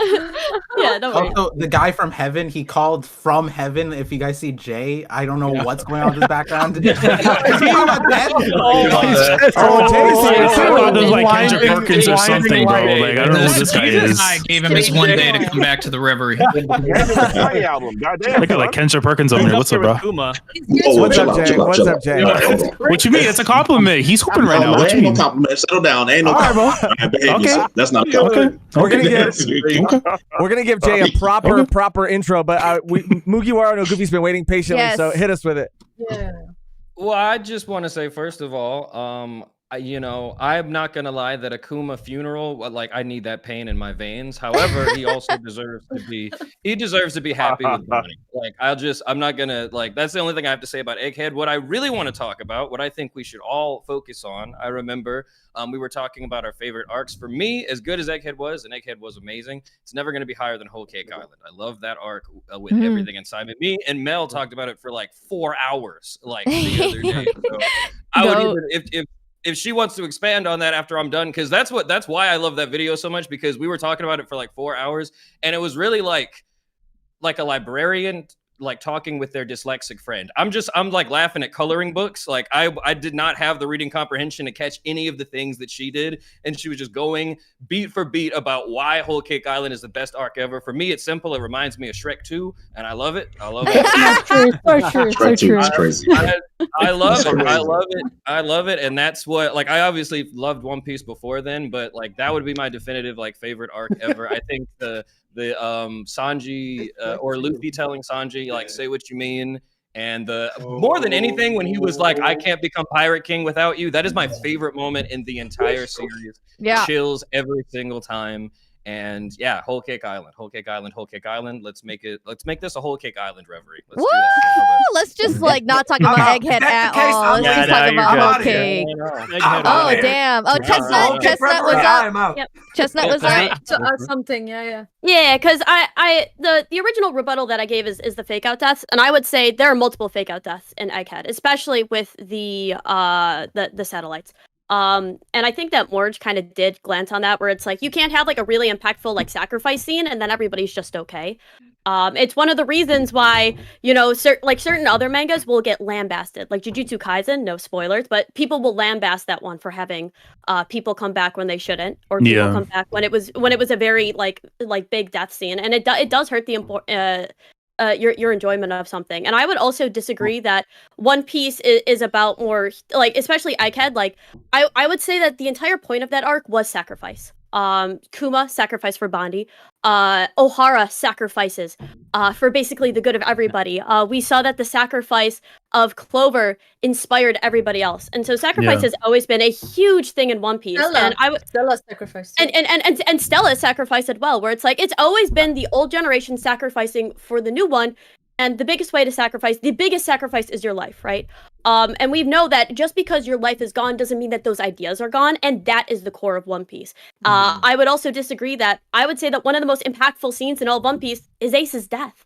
Yes. That is the one scene that changed the entire scope of the series. Without Ace's death, Luffy just never goes anywhere else. He will always be stuck in that mentality, because sometimes death will free people. And I think that death is used in One Piece very well, especially in flashbacks. And I'm not necessarily mad about Saul, because you're right, there was always an opportunity for Saul to come back. But when we're looking at like the satellites, why are they still alive? Especially when Lilith is still there. And listen, a lot of you who watch my stuff might know that I always thought that Lilith would be the only one to survive, and that's why I was pushing to it. I was like, it makes the most sense that she would be the one to carry on Vegapunk's will, especially because she was the first one we saw. People labeled her as evil, very similar to the pirates are evil, the Navy is good, where it's like, sometimes people will label other things as evil, even though that's not how the world like should see them. Like, they're actually doing things for the good of humanity. Very similar to Ohara is filled with devils, even though they were trying to just get out the truth. And I think it does hurt a lot of the themes of Egghead, that they're just all okay. Every single one of them is just fine after being blown up. Oh, well, there was just consciousnesses. It's like, okay, so then there's no sacrifice. Why even knock out Lilith to begin with? Lilith should have just been like, all right, I'll see you guys later. There's no reason, right? Just to add to that real quick, while Chestnut's here, real quick, because I do want to ask a direct question about this, because I totally, believe me, I am like Mr. People who've watched me for a while know, I am like Mr. I hate fake out deaths more than anybody else. So I am certainly not defending certain things. But I also see where Melon is coming from, because I feel like with this arc in particular, it's not like this is one in which I felt like, oh, there were too many fake out deaths or not enough characters died. I think had Saturn not died, had Stella there were probably more died, issues, this would have absolutely been an issue. But I think like from the get-go with Egghead Island, when you had all the stuff with the satellites, like my worst potential future would have been when the arc started, you had the test tubes where it was like, we can grow organic matter. And I fully believed okay, Vegapunk is gonna get shot by Yeah, Kizaru through the heart. They're gonna grow him some new organic heart, and he's gonna get taken off. Or something, and that was like my worst case scenario. So the fact that it's just like his little consciousness up in the Punk Records Wikipedia Sky Cloud is fine for me. And I also think what you said about Lilith is interesting, because I am also 100% on your same page, where I feel like for the purposes of the world at large, Lilith is our Vegapunk now. Like, that is, it's gonna be Lilith and York are like the two that matter. Because the other ones, they even said they have to start working up in the clouds, and it could take them another 100 years or whatever the other punk said as part of like that combined Vegapunk robot thing. So I don't think we're seeing them again. Like, the consciousness might be up there, but I don't think at best it's like end of series, but that could be in anything. It could be like hundreds of years after. Right, exactly. And if I were to clarify really quick, I never personally had an issue with the satellite deaths. Oh yeah, go ahead. Morj, the thing that I wanted to mention earlier is that on one hand, for example, I think that there is the weight that while the satellites are alive, Stella himself, the original Vegapunk, has died. But beyond that, even with Kuma, as we were mentioning before, I think that's important to remember that by all means, technically, Kuma is clinically dead. He has died. He has lost his consciousness, but because of his Buccaneer power, which Oda still hasn't elaborated upon, his will has lingered within his body and has been sort of controlling it. So there is still a sense of sacrifice, because Kuma will never be a normal person again. He will never really be alive. We don't even know how long this will go, because the moment he protected Bonnie, he just basically shut down. So I do feel like I think it is absolutely a valid argument that it could be a fake death, but I do still feel there is a value sacrifice. Do you feel like here. there's some kind of mind, body, soul thing going on? Like his mind was wiped, he's a vegetable, but his soul is still... Obviously, I mean, the soul would be an interesting concept, because that could always happen in most stories that they would fight back, If I could respond a little bit to those points, again, though. Oh, sorry, Sage, you wanted to say something? Yeah, just real quick. One of the things I wanted to just mention is, like, we talk a lot about, like, foils and coins with One Piece, because a lot of characters mirror each other in, like, opposite ways, right? One thing I wanted to talk about just briefly for this part is how Vegapunk in a way is a foil of Kuma, because we see an entirely mechanical man go through the death of his consciousness, and yet his body continues, and we see a mostly fleshy man have his mechanical bodies die and his consciousness is all that survives. And we go through One Piece so many times. What constitutes death? Is it the death of the soul? Is it the death of the will? Is it the death of the body? And like every time Oda says the body doesn't matter, like almost every single time, like characters in their largest moments say this part of me lives on and therefore I live on. And so I think it's really interesting that we talk about Kuma having a death scene when actually he has a rebirth scene, much like the concept of Jesus. When he comes back at Easter, that whole thing is his rebirth and his living on. And like, it's kind of cheesy, but Oda looks at all of these different religions and he involves their narratives, like, and we almost see Vegapunk go through the same thing, where his bodies have died, his bodies have taken their sin and the grievous sin he confesses to the world, and then he ascends into the, like, how much closer do you need it to be? It's there. I would also add to that. Give me a second. Megan's gonna be using an air horn to just kind of like even. Can you guys hear that? Okay. Yeah. I can just do it manually too. Yeah. I know Tekking wanted to say something, but before that, let me just welcome Jay. I don't think we properly welcome Jay, so I just want to say, what's up, man? How are you, dude? How are you feeling? Doing good. What's up, everybody? Sorry for the bodega. I am currently not at my residence. I am out of state, but I thought I'd pop in to say what's up to everybody and chat a little bit. Can't stay too long, but I do have some takes. I think, of course, you do. Mentioning, all right, lads. Listen, man. We know about you. Listen, I got heat for a lot of people. So, like, for me, I think it's disingenuous to say that death is not a theme that Oda focuses on in One Piece, because then it's completely disrespectful to the whole idea of the Great Pirate Era being started with Roger's death. Like, I just don't subscribe to that notion whatsoever. And I think the fact that Roger died, I think the fact that the main majority of the themes are about passing on will. How are you going to pass on your will if you're still here? Like, what will are you actually carrying? When Ace died, Luffy learned a valuable lesson. I'm just saying. I understand that. You can bring those points, but then I can also bring counterpoints like Belmare. I know. Do we have Nami if Belmare doesn't die? Right? Like, so these are the things like Fisher Tiger's death. I mean, like, we're going through a Fishman Island remaster right now. Fisher Tiger's death It's one of the most impactful things that we've had in the story. Also, Hime's death, another thing that's impactful to the story. But it's because they died and they stay dead. If Ulta Hime came back out of nowhere, half of Fishman Island would be dead. If Fisher Tiger was still alive, Arlong's character would not be as important as it is today. Yeah, you can still carry through the will, but the death wouldn't mean as much. So I wanna take a step back, though. And also, Drawk. Can we give Drawk the floor? Hold on. Because everybody said they chance to talk. I just got in here. So, so then another part I want to mention as well is like, I think bringing it back to like Akuma's death. The death of his consciousness was like the perfect sacrifice for me because he's like, I'm working for the Celestial Dragons. I'm working for pure evil, but my life is worth Bonnie's life. That trading of life for Bonnie's life is where the magnitude of the sacrifice comes in. Yeah. If he stays alive, you reduce the sacrifice that Kuma made to begin with. Ginny's death is what makes Bonnie, her whole character, what makes Kuma's sacrifice for Bonnie even more impactful before. So I just find it disingenuous to not call out the fake out deaths when Oda has used deaths so well in so many different stories. Corazon is another one I could throw in there. I literally can write a Bible on the amount of deaths in One Piece that have mattered. So when we see fake out deaths like Kinemon and Wano, yeah, I'm gonna say it. That death was a disgrace to the moment of Momonosuke. He should have been gone. Kinemon's fatherhood towards Momonosuke, because if Kinemon actually died, all of a sudden we're thinking about Kinemon in a completely different light. Thinking about yeah, for sure. Absolutely. I think that you bring up Kinemon specifically, though. That is specifically why I think the Egghead thing is not an issue. Because there, to me, is nothing nearly even close to the remnant of the Kinemon death fake out. I agree with that. Because that did a lot of damage to Wano itself. And I mean, that, I was about to take out Kinemon myself, honestly. All right, rein it in. All right, you animals. All right, so there's a reason I really want to take the stage, which is we're all like misconstruing something Melon said a long time ago and turning to something entirely different. Because what Melon said wasn't death doesn't matter in One Piece. We're putting words in someone's mouth with that. What was said was that death is not treated as the ultimate emotional piece in One Piece, right? Something to those effect. Which, hey, I think there are scenes in One Piece where death is the most important, biggest consequence. Totally. We all agree that happens. Melon's not dumb. Glady knows that.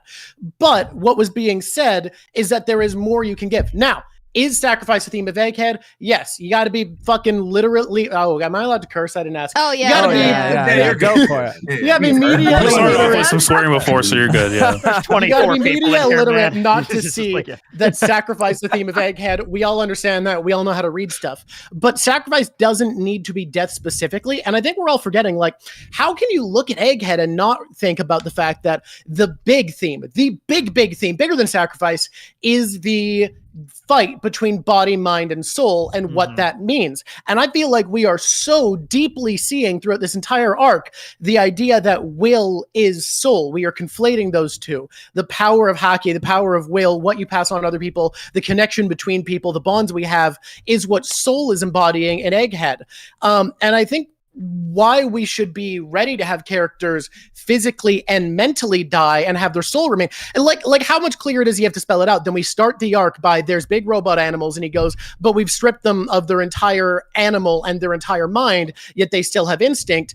How much clearer does it have to be that later when it says, yep, we have 100% proof this man is physically dead and he's mentally dead. Why is he still moving? Well, obviously that's meant to be his will, his soul, the being of Kuma having the drive to pass on. Man, dead as fuck. The brain is dead, the body is dead, but the soul still lingers. Great point. Not to make it about hits all the time because Mama we always. Mama Drawk has the floor. Mama Drawk has the floor. Mama Drawk. Okay. Real So, quick, 'cause, like, there's not to make this about tits all the time because we always end up getting the tit off, or what we call boob piece. But when you see Oda and the way that he draws breasts and how everything is a big boob, it's going place. She's cooking. Let her cook. What happened to my manga? What happened to my manga? To the reverie of all Let her cook. What happened to my go piece? Let her cook. Fantastic. Not to make it just about that, but the way that Oda draws this, you can see that it loses its impact. That larger breasted people no longer have this impact in this thing. When they're on screen, I don't even look at them when he's drawing in that way anymore. It doesn't mean anything. It's It's air. There isn't a bunch of different varying types of bodies in that way, so I don't even think about it. That's what death would become. If Oda was just killing off characters, especially as we were talking about, this is a transitional piece when we are moving through into another space. If you start like chucking out valuable deaths where you're going to have something that's really impactful, you don't do it in a way where it's happening in a transitional section.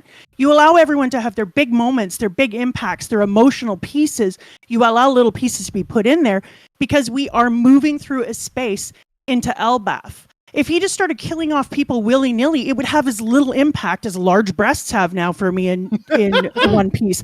And so I think that when I remember that he saves deaths for impact. When I read Ace's death, it was 4 days of crying randomly. I knew it was coming. I had predicted it. I still hated it. I couldn't move. I'm not over it yet. I'm honestly not over it yet. I know a lot of people loved it. But it was meaningful because it hadn't happened in that way. Yeah. And so you can't just go killing off people. And when Melontee was talking about it being about love, that emotional connection, he is building them even stronger. We're seeing Kuma come back from the brink of the mind, body, soul death, and we're seeing him come back in here. If he died now, it would have so much more impact than it had before. And so would any other death as we move forward. And so for me, I just see this as Oda isn't killing people off willy-nilly because he understands what happens when, people like Zoro's boobs are too big. I think the one thing with stories we could probably agree with is that we never want a story to be like a Kame ga Kill where everyone just goes ahead and dies. So I definitely agree with you with that, Mama. But also the fact that you bring up the fact of the way that they utilize the timing of it. Because like, again, we could have had Kuma easily just completely gone, sacrifice would have been fine. Even with Saturn's death as well in this arc, I think would have hit even more if we had like the consciousness or just a complete erasure there of Vegapunk. Because at least if we had lost them, at least I could look at Saturn and go back and read and be like, oh, I'm so glad that he's gone out the pain. But I can't even say that now at sometimes because I know that by technicality, Vegapunk is still around. He still has that consciousness going off. Kuma, even though it's a soul right now that's still active, he's still able to go out and do his thing, at least because it's his soul that's doing it, rather than him just being completely obsolete and gone from this world. I think they might get this off. I'm getting this off. I'm getting this off. I'm getting this off. Right? I'm getting this off. Okay, let me get my thing off real quick. Okay, let Cole go. Cole's been. Is that Cole? Yeah. Okay. And then Sage also is on deck as well. I've been trying. I've been trying. Yeah. So basically, I want to kind of piggyback on that thing too. Yeah. So like the thing about it is that like there is a moment you can argue that there's owners versus in the past too, because we see before with Senior Pink and Russian where she was unable to speak and be active anymore.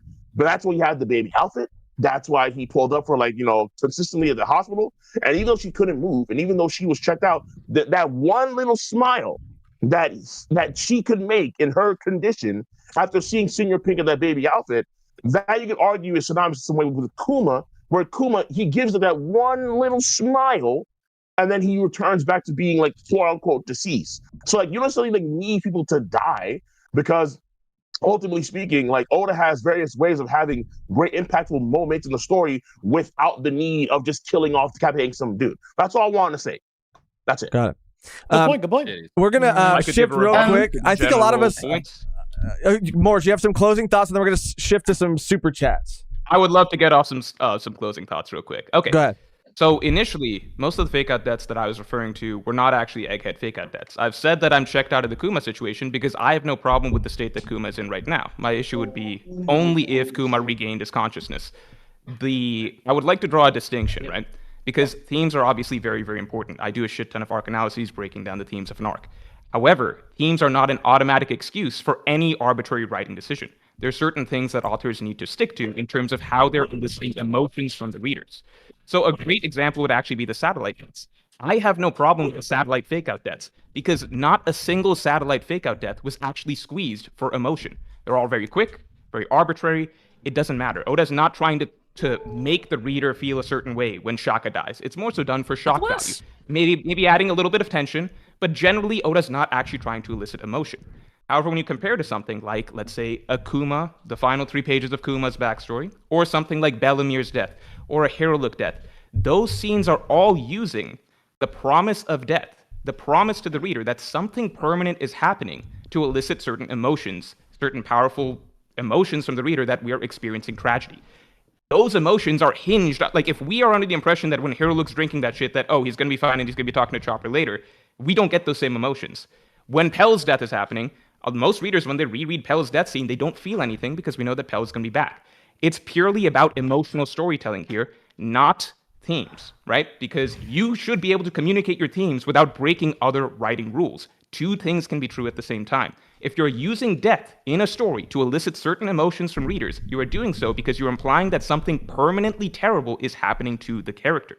You do not get to have your cake and eat it too, in terms of implying that Herolug's dying, but he's back later. Kuma's consciousness is going away forever, but then let's say in Elbath, Lilith fixes it or something like that. You don't get that because then you are essentially cheating the reader by squeezing false emotions from them in the first place and later neutering the tragedy. The point of tragedy is that it is irreversible. Once you have reversed it, you no longer actually wrote a tragic scene. And one final point, which is what Artur said, which is that, you know, it kind of feels the same if, like, we kind of logically know that his consciousness is gone or whatever. This is about emotion. There was a certain emotion, a hard-hitting emotion that all of us felt when we're reading those 3 pages of Kuma's backstory, because it feels in that moment, like Oda is telling us, that we are losing this man forever, right? You don't get to go back on that. Otherwise, you cheated the reader when you initially wrote this scene. But that's my closing thoughts. Anybody else's counter arguments? Closing thoughts. I think Sage has something to Sage, say you're up, too, and then Melon. Melontee. We can hear from you as well after Sage. There's twofold. One, you said during that speech that shock isn't an emotion, which, boy howdy, I can't believe you managed to get that one off. And B, I don't understand. You know what I mean. No, I don't. When you're talking about when you're talking about eliciting specific emotions, and then you list a specific emotion, and like, I need you to understand that you don't get to choose how One Piece goes, and it feels so, to me at least, that you're having this moment where there's a part of the writing you disagree with that I don't remember not being a part of the story at any real stage, that you disagree with as a writing technique, and you're talking about it cheating, but like, it's a fantasy world with rules that are defined by its author. And that's not to say the author's always right. It's to say that there is a level of give and take of the suspension of disbelief, right? That exists in all media. Like, that's not just One Piece. And if you say that, like, there's an amazing point by Mama who said, if you were constantly flooding this story with death, the deaths that happen wouldn't matter. And there is a balance that I agree. That's the worst bit. I agree Oda doesn't always make that balance between the fake outs and the real deaths and the living onwards. I 100% agree it's not always there. 1-0 is such a prime example of where it was off. I just don't necessarily agree that Egghead was the example I'd use of where it was off. And that's where I disagree with you. Like, and you can hammer your point home. I don't have a problem with the satellite deaths. I think I mentioned that. And I don't we have a were problem with talking about right Egghead now. specifically. Yeah, I was talking about fake out deaths in general. I think we got to that topic, and very often the Egghead examples were used when I was actually never using the Egghead examples. I made clear that the satellite deaths I don't actually have a problem with. Kuma's death, I'm waiting on. I'm seeing, or his death of his consciousness, I'm waiting on to see whether or not that's something that's reversed at some point in the story. Sorry if I was not clear about that. And I think I think it goes without saying too that everything is in, you know, everyone's own opinion, subjective to everyone. But yeah. Hold on, out of curiosity, wait, Sage. Randy? I'm curious because like Sage, like, I fuck with the stuff, obviously, always have been. But I'm curious when. Oh.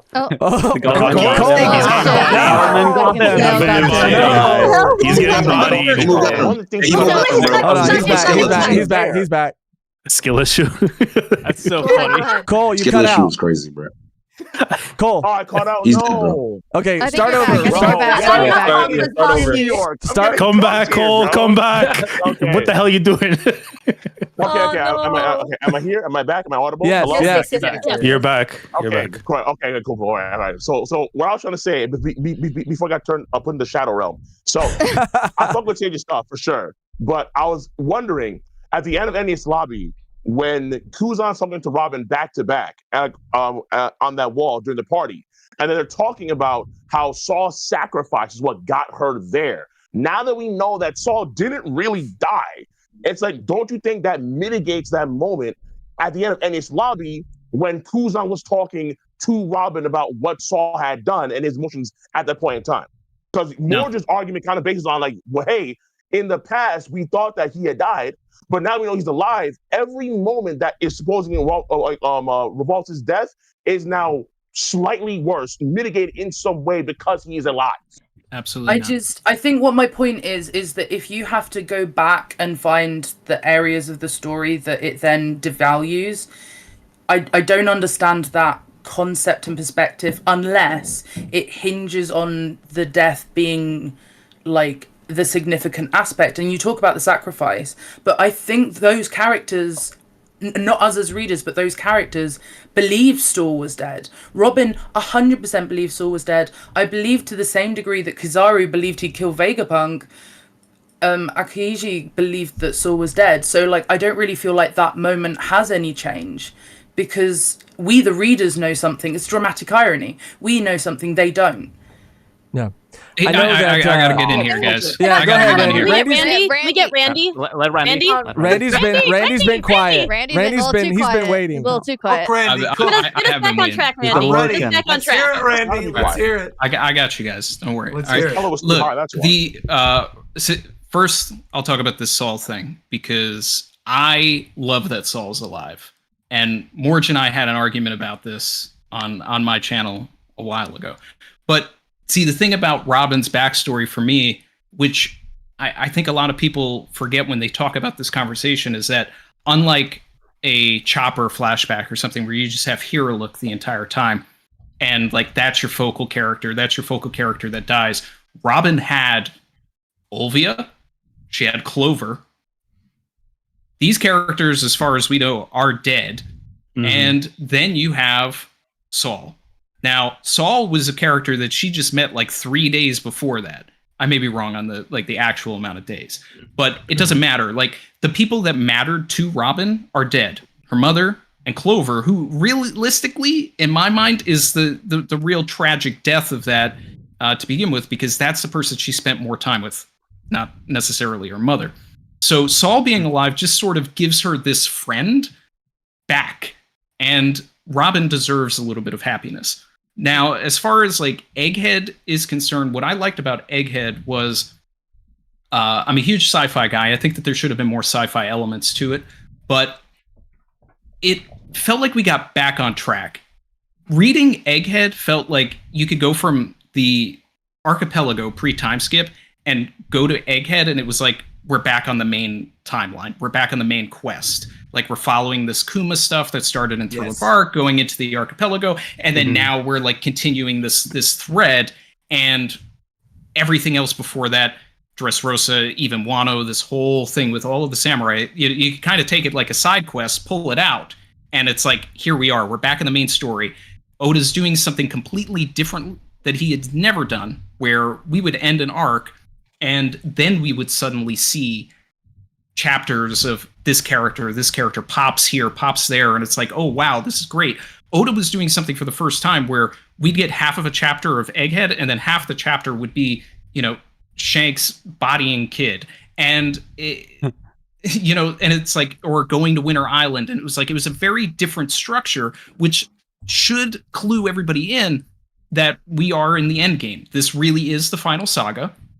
Oda is focusing once more, finally, on the characters from the beginning. If you're going to tell a full circle story, you're going to loop back to the characters that you started with. Oda thought this whole thing was only going to be 5 years, and all of the characters that he wrote in the first 5 years are the ones that are becoming relevant again. We have the Cross Guild, we have Vivi, we have Buggy, who's in the Cross Guild, but Shanks, everybody that meant something to the beginning of the story is now finally getting to do stuff. I know, like 40 minutes ago, everybody was talking about how great it was to see some of these characters finally doing something. And that's the cool part. And it's also the bittersweet moment of what we're dealing with now as we go into Elbaf, and, we're focusing on the Alabasta crew being separated from the later crew, these connections to Vivi in the newspaper, things like that. All of that just culminates into, this bittersweet feeling of just like, we're really at the end here, guys.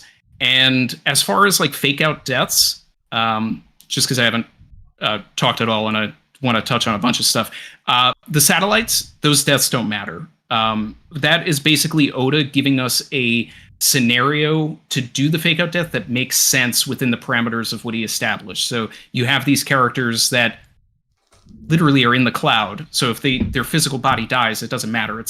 That is the cake and eat it too thing that people were bringing up. Like, that is Oda getting his cake and eating it too. He's milking the emotion of killing somebody, but saving it in a way that doesn't feel like Kinemon, that doesn't feel like Pell, because it's within the parameters of science. And Kuma's backstory, for me, why it's so good, is because of Oda's growth as a writer. This is it's a flashback written from the perspective of an older Oda who is literally a girl dad. So that's why, like, the emotion is there, because he's able to funnel his own experience into that character now. And I do believe that Kuma should die at some point. I don't mind that it didn't happen at the end of Egghead, and I don't think that it needs to be like this big emotional thing, but I think just for plot reasons, because Kuma's fruit is so important, and every other character has like a fast travel system right now. Blackbeard has the warp fruit. Shanks seems to be able to, I mean, this is just conjecture, but I mean, he moves around pretty quickly.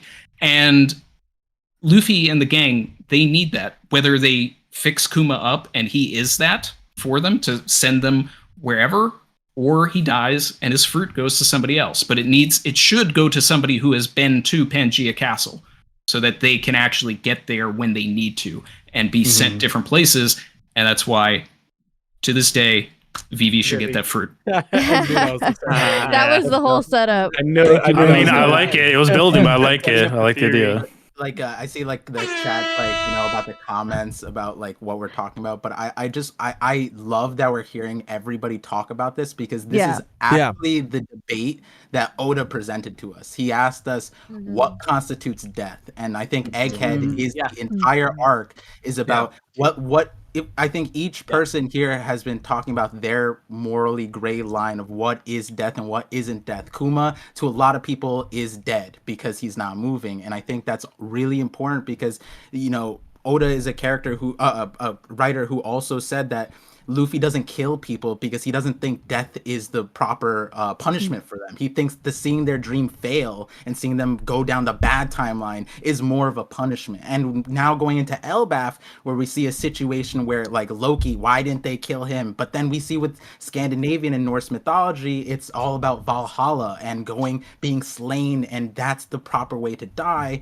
And all these concepts Oda set with Egghead, what constitutes death. And I think it's so important that we're hearing all of these different opinions, because not everyone's 100% right, and all these different perspectives are changing how I'm seeing it. And everybody's opinion is valid. Everybody's opinion is valid. And I know as well. I know that I don't mean to cut anybody off. I know we've been talking about it for a long time, but I do want to shift gears just for a minute, because we do have a lot of other topics to get to. It's hard to make sure. I want to make sure everybody got their closing thoughts. And everyone gets to speak. Everybody gets to speak and said it well. Before we switch, I got to hop. So I think that might be a good little spot to switch before we get into the next topic or anything. Okay, but I had a really good time. Thank you for having me on. Sorry if I got a little bit toxic. I tried to start off with positivity, but you can only you're the most toxic. You're the most poison is leaving. We wouldn't have you any other way. Everybody had fun with all the new people and everything like that. So yeah, I'll talk to you guys. Take care, Morj. Thank you, Morj. Take care, Morj. Thank you. Bon voyage. Okay, real quick. There's gonna be lots of things to talk about. With these super chats. Let's get into some of these super chats real quick. We're not going to be able to get through all of them, catch up on all of them, but everybody feel free to chime in if there's one that stands out to you. So first, I just want to shout out Spicy Kimchi. Member for 26 months just says, it begins. Baby Pluto _N with a very generous donation. Reverie Hype. This hype energy coming from the Visionary Pirates and the One Piece community in general. Can't wait for this, and glad that you are bringing everyone together and having us bond over this manga even more than we are. Shout out Baby Pluto. Potato Chip Jenkins. The cosplays are real. Thank you, dude. Thank you. This is a question from Terrence Matthews. Everybody can kind of chime in on this. How strong, and we'll keep it a little, just give the people a teaser, because this is going to be a conversation huge conversation. A huge conversation point later on, but just a little teaser. Terrence is asking, how strong do you all believe Loki will be? Getting right into the power scaling. Getting right into the power scaling almost immediately. I gotta top 10. Usopp will beat him. Usopp will beat him. All I'm saying. I know we're not talking about Usopp. Kev, why don't we hear from Kev? That's not his word, Roger. He don't want it. He don't want that smoke. You know what's coming. Kev, you've been Kev has been sitting there. I don't want to be that guy. No, be that guy. Be that guy. The king. He killed the king of Elbaf. Can you imagine? You killed the king of the strongest country on the entire world. You got crazy. Kevin, Roger, think about this. If Usopp beats Loki, Usopp will be top 10. I could be ready for a world when he gets there, but I don't know if it's now. Yeah, I mean, I don't think they're so. ready because Usopp's going to be Loki. In terms of, this is a whole conversation for later in terms of power scaling. Yes. But people always forget strength power scaling versus Oda storytelling power scaling. Yeah, like Randy, I know you scaling. did that whole story video where you're like Nami with the shark teeth top one, where she smacks somebody and then all of a sudden, like, I definitely think as we move further in the story, that is the case. That like there is obviously a fun conversation to be had in terms of actual strength power scaling, but in terms of story power scaling, he can literally just have Usopp do something that tricks Loki and then like beats him. I'm fully expecting that, so that I'm not disappointed when that is what happens. From a there's going to be a bunch of other people that from a power perspective. Loki is going to be the least of our problems. Yeah, I also agree with that. I did too. From just a power perspective, because I don't know how the mediocre. That's crazy. If I'm gonna power scale Loki based on just power, the narrative, we're gonna have to let it develop and see how that goes. Oda could pretty much take it any which way, but just based on physicality, the strength that he appears to have, the fact that they had to tie him down with sea stone chains like that, and also depending on what his devil fruit is. Because we don't know this legendary whatever they're talking about, because it could be anything, right? Like it could be a whole number of things depending on what that is. I would even be willing to say that Loki could even be like Yonko level, and he's just been that's the thing. He's been subdued, and that's why he hasn't been relevant to the debates. I don't think he has the most interesting bar though, complete from Yonko to like Scrub, but like I doubt. Honestly, I don't think. Okay, I don't want to break dreams, but I am almost sure that Usopp is not gonna go against Loki. I don't want to sound mean, but I don't think that Oda would like just go from level 1 to level 100 with Usopp. Like we have to go like slowly, otherwise it's not natural, it's not organic, and doesn't make sense. So I think that Usopp is gonna have his little shine, whatever, his little side quest, whatever, but it's not gonna be Loki. This is too much, like too crazy. Not natural. And also I don't think that Loki is gonna be like the main villain. Personally, he doesn't give me off that vibe. Yes, he is a villain, but I don't think he's gonna be like the problem on Elbaf. There's gonna be another major problem, and we're gonna get into that probably. That's like just my theory. And I think that Loki at the end of the day will fight Luffy just for fun because he wants to test his strength. This is what I think is gonna happen personally. As long as we keep him within the chains, we'll be okay. But if he comes out those chains, I'm just be prepared. If he's calling himself when somebody hypes himself the way they do, I don't know. Yeah, that's the way that Loki has been established is so much like he is the worst giant. He's the accursed giant. He killed his dad. He ate this fruit. Right. All the giants at a time together. This is the villain. I'm like, I'm not saying it. I'm not saying it. It's true. Do not sleep on God Usopp. God Usopp is coming for that bridge. It would genuinely be funny though if all that stuff is made up and that he is I would love that. Usopp's opponent. If like he didn't kill his dad's over here. We're good. That's so funny. Apparently That's he just- ate a devil fruit. What if he Slow down. ate a rotten apple? Like, what if his only powers? That's crazy. That's crazy. The sun god's coming, and then he starts like rubbing his stomach a little bit. I think it would be Like, I great don't if know. he ate the actual Gummo Gummo no Mi. That That would be Oh, awesome. that would be crazy. That'd be great. That'd be great. I've had that thought, or that he doesn't have a devil fruit at all. I wanted No, I think to he say. definitely has enough fruit. Wait. I wanted to. We know he has eaten Joy the Girl's devil here. fruit. Joy Girl's here. The I Japanese wanted version, it's Hi, actually Joy to have Girl. her here. Hi, Joy Girl. Thank you for Welcome, joining us Joy so much. Girl. Thank you for joining us. I was so scared this was gonna happen. I knew my voice was gonna crack as soon as I spoke. So It's okay. I just woke up and entered. I knew that my voice is gonna be all gross because I haven't spoken at all. But good morning/afternoon to everybody. I'm guessing we're discussing. I don't know where we're at, but I'm guessing. So this is a super Loki chat. opinions, yeah, and you basically. can answer the Yeah. question Loki too. How opinions. strong do you believe Loki will be? Okay. Well, I mean, I do actually have I'm sure everyone has their own Loki ideas, but I've been like sort of following through what everyone says. I don't think he's gonna be a villain.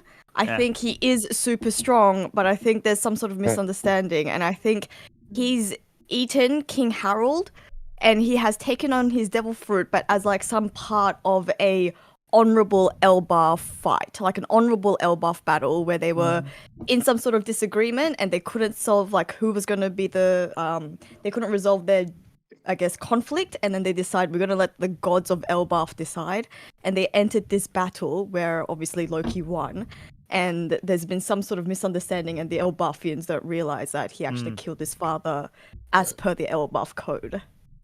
He ate him though? He ate him though. Full agree. Full agree. Sai, you and I were talking about this cannibalism, man. That's a long meal. That's like a long meal. Because with the Big Mom like flashback, I feel like Elbaf out of anyone would be like. And nobody stopped him while he was eating him. That's fascinating. Really? I mean, how Hey, if you else- saw a I dude mean, eating somebody, are you gonna get involved with that? But I mean, it's like still like that's a little crazy, isn't it? Like, after the first bite, you would be like, okay, relax though. Relax, Loki ate his dad. relax. That's the new agenda. Relax. Loki ate out his dad. Confirmed. No. It might be. That might be the theory. That's a new one. That's a new one. That is a clickbait title right there. Loki's eating his dad. It's a game Yeah. theory. Eating out his It's a dad. game theory. I'll give it that. I'm gonna shout out this next super chat here from narrator. Oh, and that was because we got the whole topic coming up. Oh soon, yeah, too, so we gotta keep it tease. trucking. Let's see here. So the next one we have from narrator: Kobe kills Luffy. Not sure if that is Luffy. that's a Kills theory. Luffy. Oh Luffy. god, Insane. it's insane. That would be insane. Honestly, that would be Luffy. great. That would be great character writing for everyone involved. Kobe honestly, does not want Luffy to get the One Piece, which I can understand from that perspective. After the message that, like, hey, this is something really, really important that could decide the fate of the world. So I Bigger can than all of understand us. Kobe's perspective on that. But he's not gonna, People such as my mom are really mad at Kobe for being like, "Oh, I need to stop you from achieving your dream." Like if my only exposure to Luffy was the cracked out monkey man who keeps throwing himself into danger, not thinking about everything, and saying, "Do what you want," I would not be going, "Yeah, that guy should have the key to the future. That's my king." Yeah. I agree with your Insane. beautiful mother. I agree with her there. I was mad at We Kobe. all I respect Kobe. I respect him for this. I think we all with know ya. that Yeah. Zoro is going to kill Luffy once he gets the One Piece, and he'll be like, "Now you can." That'll be That's all it is. Like, you can really just chalk it down to like, because Luffy's Where's the one the who thumb gave down? this man his dream and gave him the courage to get his dream in the first place. But the moment Luffy wants his dream, all of a sudden, no, I can't have it. I can't let Luffy have his dream. Not like me. It's crazy to me. I just call it hater. He's a hater. It is hate. Agree. It's his job to be a hater. So he's a hater. Just call it what it is. He does have allegations. I got He's a paid hater. He does specifically say, "I'm sorry, Luffy. I have to stop you from achieving your dream," Yeah. which is Mhm. dumb. That's a bum move. He was your friend. Like that's So I'm saying it's Not prime just time I love hater this, by energy. the way. I love And the him. fact it's Luffy's granddad who trains him to Yeah. then kill Luffy. Yeah. That's crazy. Yeah. Like imagine It's like hater a energy, shop, right? Like We have Luffy, KKL, your we friend have is coming into DKL. your I love shop. He's stealing all your food. Like you have to stop him. Like you gotta put. Let food me on the say table. this. Like, let's He's say going to take the same punch in the face that Garb did during Marineford. It's going to happen again. Watch. Exactly. bro. I don't know. Listen, bro. Side spitting. I think we're just too harsh on the admirals. They just have so much going on. You know what I mean? Government Bro, corruption. That's fine, bro. Thank you. Every time the admirals are on screen, the story gets better. At some point, they gotta reform the streets because right now, no one's gonna believe them. Listen. All I'm saying is the good admirals that we have, we losing, right? Kizaru's about to quit. Kuzan's already gone. Green Bull's racist. Like, come on. And then Fujitora probably too. That resignation has been loaded. They don't like their job. They hate their job. Bro. Like, it's gonna fall down. in, bro. You know what I'm saying? It's gonna have to come down to Colby to reform it. Honestly, I think that's gonna be the big role for him. Wait, which one of the admirals? Like, which one of the vice admirals are stepping up, bro? We have like an old lady. Smoker. Smoker. That's why we've been waiting so long to see what he's gonna do. Big Mamonk is next up, bro. That's it. All right. We got a whole admiral. We got a whole admiral section. Section 2. But I just want to say that I loved that. I did not expect it, and I loved it. The energy was amazing. We're gonna get to just a couple more, and then we're gonna get into our next topic. So the next one comes from Marco. Where's Morj? Hashtag let Morj in. Hashtag free Morj. Hashtag buggy game. And we hit all of those. Okay. Yeah, we got him. Yeah. Melontee's green goblin mask said hashtag One Piece melon lady. Okay. Goblin mask. What is the story green- behind that, Melon? What is that, Melon? Okay, listen. I have a friend DMing me trying to tell me to start fights in the Reverie, so he's still calling himself the Green Goblin. No, do it. I'm just kidding. You're already 1-0 against Morj, so don't worry about it. Had like a It's not a reverie without one. It's not a reverie without one. You gotta get one. That's true. We got the King Recon with a donation as well. Shout out King Recon. Go. Shout out to the goats. Go. Milodolo. Previous host of a Reverie as well. Yeah. Who says, let's go. Congrats again, Volume 1. Y'all are going to cook a 5-star meal. Hashtag I love Parvision.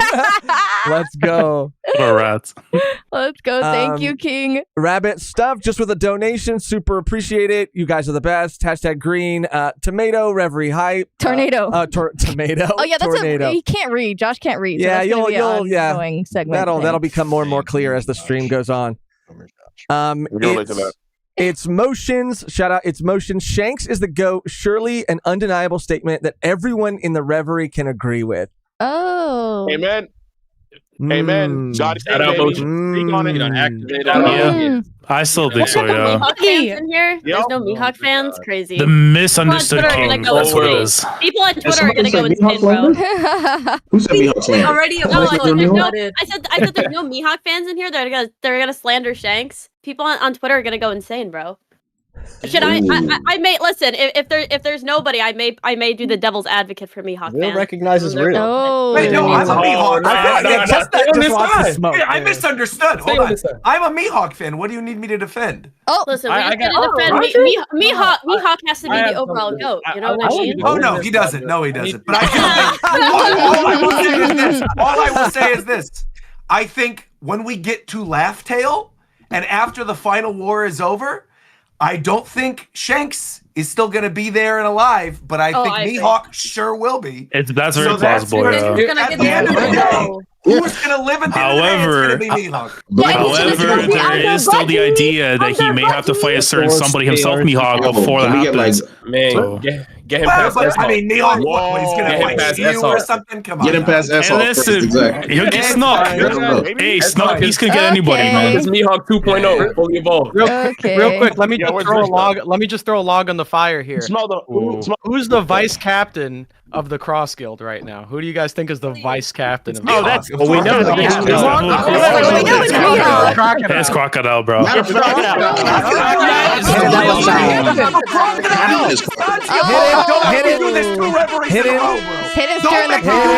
stir in the pot. All right, this fool knew what he was doing. Hidden knew what he was doing. For real. Final fight, for real. All right. We're gonna rapid fire a couple more, and then we're gonna get back to the next topic. That was foul. That was foul. That was foul. You can't be doing that. You can't be doing that. The only thing I want to say about Mihawk is, Have you guys seen that picture on Twitter? He shits in a toilet that's not connected to anything. His Okay, now we're talking about his bowel movements. Y'all. Bowel movements now going that low. Let's Somebody got asked that in SBS, honestly. Randy's got the cock hook. That's on camera. Randy's got the hook, bro. Does he even have a window in there? I don't think so. This is crazy. the real leader of the Cross Guild. The real leader of the Cross Guild. Oh shit! It's Crocodile. He's the brain. The brain of the organization. That's why Crocodile. He is the brain. The's no. He's the real emperor. Oh damn! The most Yonko. Yep. He's the Cross goat. But Cross Guild wouldn't exist without my Lord and Savior Buggy. I'm just saying. That's very fair. All right, we're talking about. It's devolved to Mihawk's bowel movements now. I know, okay, for real. all right. His shit habits. All right. Rapid fire, just a couple, and then we'll get back into the next topic. We have, who did we leave off on? Okay, we have Lord Vegeta. Lord Vegeta. Okay, Sai speaks and the universe halts like the worldo. LOL. I already know this is about to be wild. Lord Vegeta again says Hime Swan, which I could say like Hime Swan. There you go. Tanuki-sama. There we go. Justin Holland became a day oneer. Shout out Thank Justin. you, Justin. Briggle. Thank you so much. Shout out Melontee. Her videos are fantastic. I agree. All right, we'll get three more. Wholeheartedly. Great to see so many familiar faces here. This is from Damien. For us Euro bros, how long stream might last? We may stay all night long. I don't know how it's going to go. We had a time frame? An 8-hour-ish time frame, but it'll probably go way longer than that. Brigley again. Briggle. Yeah. Brigley. I read it wrong that time. Mel, where's your body pillow? Mel? Oh, no. Yeah. Sorry, they're bullying me. Do I have to show it? I really don't you want do, to. actually. Yes, you do. Now you have to. Now that there's knowledge, you have to. Yeah. They're That's actually the lurking legend. That's the hell yeah. My friend made this for me, okay? I didn't buy this with my own money. This wasn't That's me. cold. I swear That's to God. cold. You still capped it. Roger, you gotta hook me up with that one right there. I don't know, man. That looks kind of fire too. What, the Nintendo, the giant Wii remote? Oh, absolutely, bro. Oh my god! Yeah, I got you. What the hell? My man. Oh my god, so cool. Wait. I love that. Let me see. Hold on. Keep it up, Roger. Keep it up. Is that a Wii with the Wii remote? Yeah. Okay. I like that, Roger. That looks That's fire, hot. though. That looks amazing. Roger, you gotta use it to point and click Thank at you. one of us. You can put That's right. All right, hold on. The mute button. No, it's crazy. The Wii is almost 20 years old. Oh, don't tell me that, Tekking. Tekking, don't tell me that. I know, Don't tell right? me that. If someone Why would you Don't say tell me that. Why would you say that? Let's just do the Undertaker bell. Almost. It's only like 18 years old. Oh my since it came out. god. The last. Sorry, man. The last super chat we're going to shout out, and then we're going to come back. We're going to try to do it every hour and a half. We're going to try to catch up. This one comes from Beans, and I wanted to shout out Beans because Beans is the fantastic, talented artist behind the thumbnail for this Reverie. So I just wanted to shout out Beans and thank him for doing an amazing job. And his comment is, the 2 transponder snails in the stream display were one of the first things I ever drew for you guys, and now we're here with the Reverie thumbnail. Beans. Shout out Beans, dude. Oh, that's Hey, so can I just awesome. quick artist to artist That's dope. Beans? The advertisement for the thumbnail's fucking incredible. Copying someone's art style and making all the caricatures of everybody recognizable. I am phenomenally impressed, It's dude. really nice. It kills. Yes. Shout out Beans. He really Beans, did kill it. Yeah, dude. I love it. Great thumbnail. Go follow him on Twitter. He's an amazing artist. Yeah, he should also be linked in the description below, so you should be able to follow him. Okay. Shout out to Beans. Shout out. Next, and we'll get back to some super chats in a little bit. There's a couple. We can kind of rapid fire this one if you want. We have other topics, with an Egghead. I mean, there's so many things to talk about. This is the Egghead Reverie, so we're going to be on Egghead for a while. Egg time. Yeah, we have a goat of Egghead. I don't know if we want to just go one by one and everybody just say their goat of Egghead. And that sounds why. fun. I like think, that. I think Jay has something to say. Okay, as well. Jay. Well, I can say my goat. Oh, okay, Egghead, he's but ready. There's also a message I wanted to drop off since Murphy obviously can't be with us. There's a message I should know for you guys as well. It's not as ratty as you think it is. But what did she say? She said Egghead gave one of the best backstories of the series, incredible lore. What I missed most was great crew moments. So I hope Oda makes room for some of that in Elbaf. Can't wait to explore the lands of the giants. Thank you for hosting this year, Volume 1, and I'm sorry I couldn't make it this time. Buggy for Pirate King. No. That was sweet. That was nice. That's reasonable. Murphy is missed. No. Murphy's Very definitely missed. Murphy is missed. Honestly, Jay, I'm not gonna lie, dude. I was a little scared. You said I come with a message from Murphy. I didn't know what it was gonna I be. know, damn. I come with a message to Murphy, like pulls out something. Like you were the, And then like he you were said the it's not that mafia. good. Oh God! Yeah, But- especially since it's like you're in heaven right now. It doesn't help that it looks like he's calling from heaven.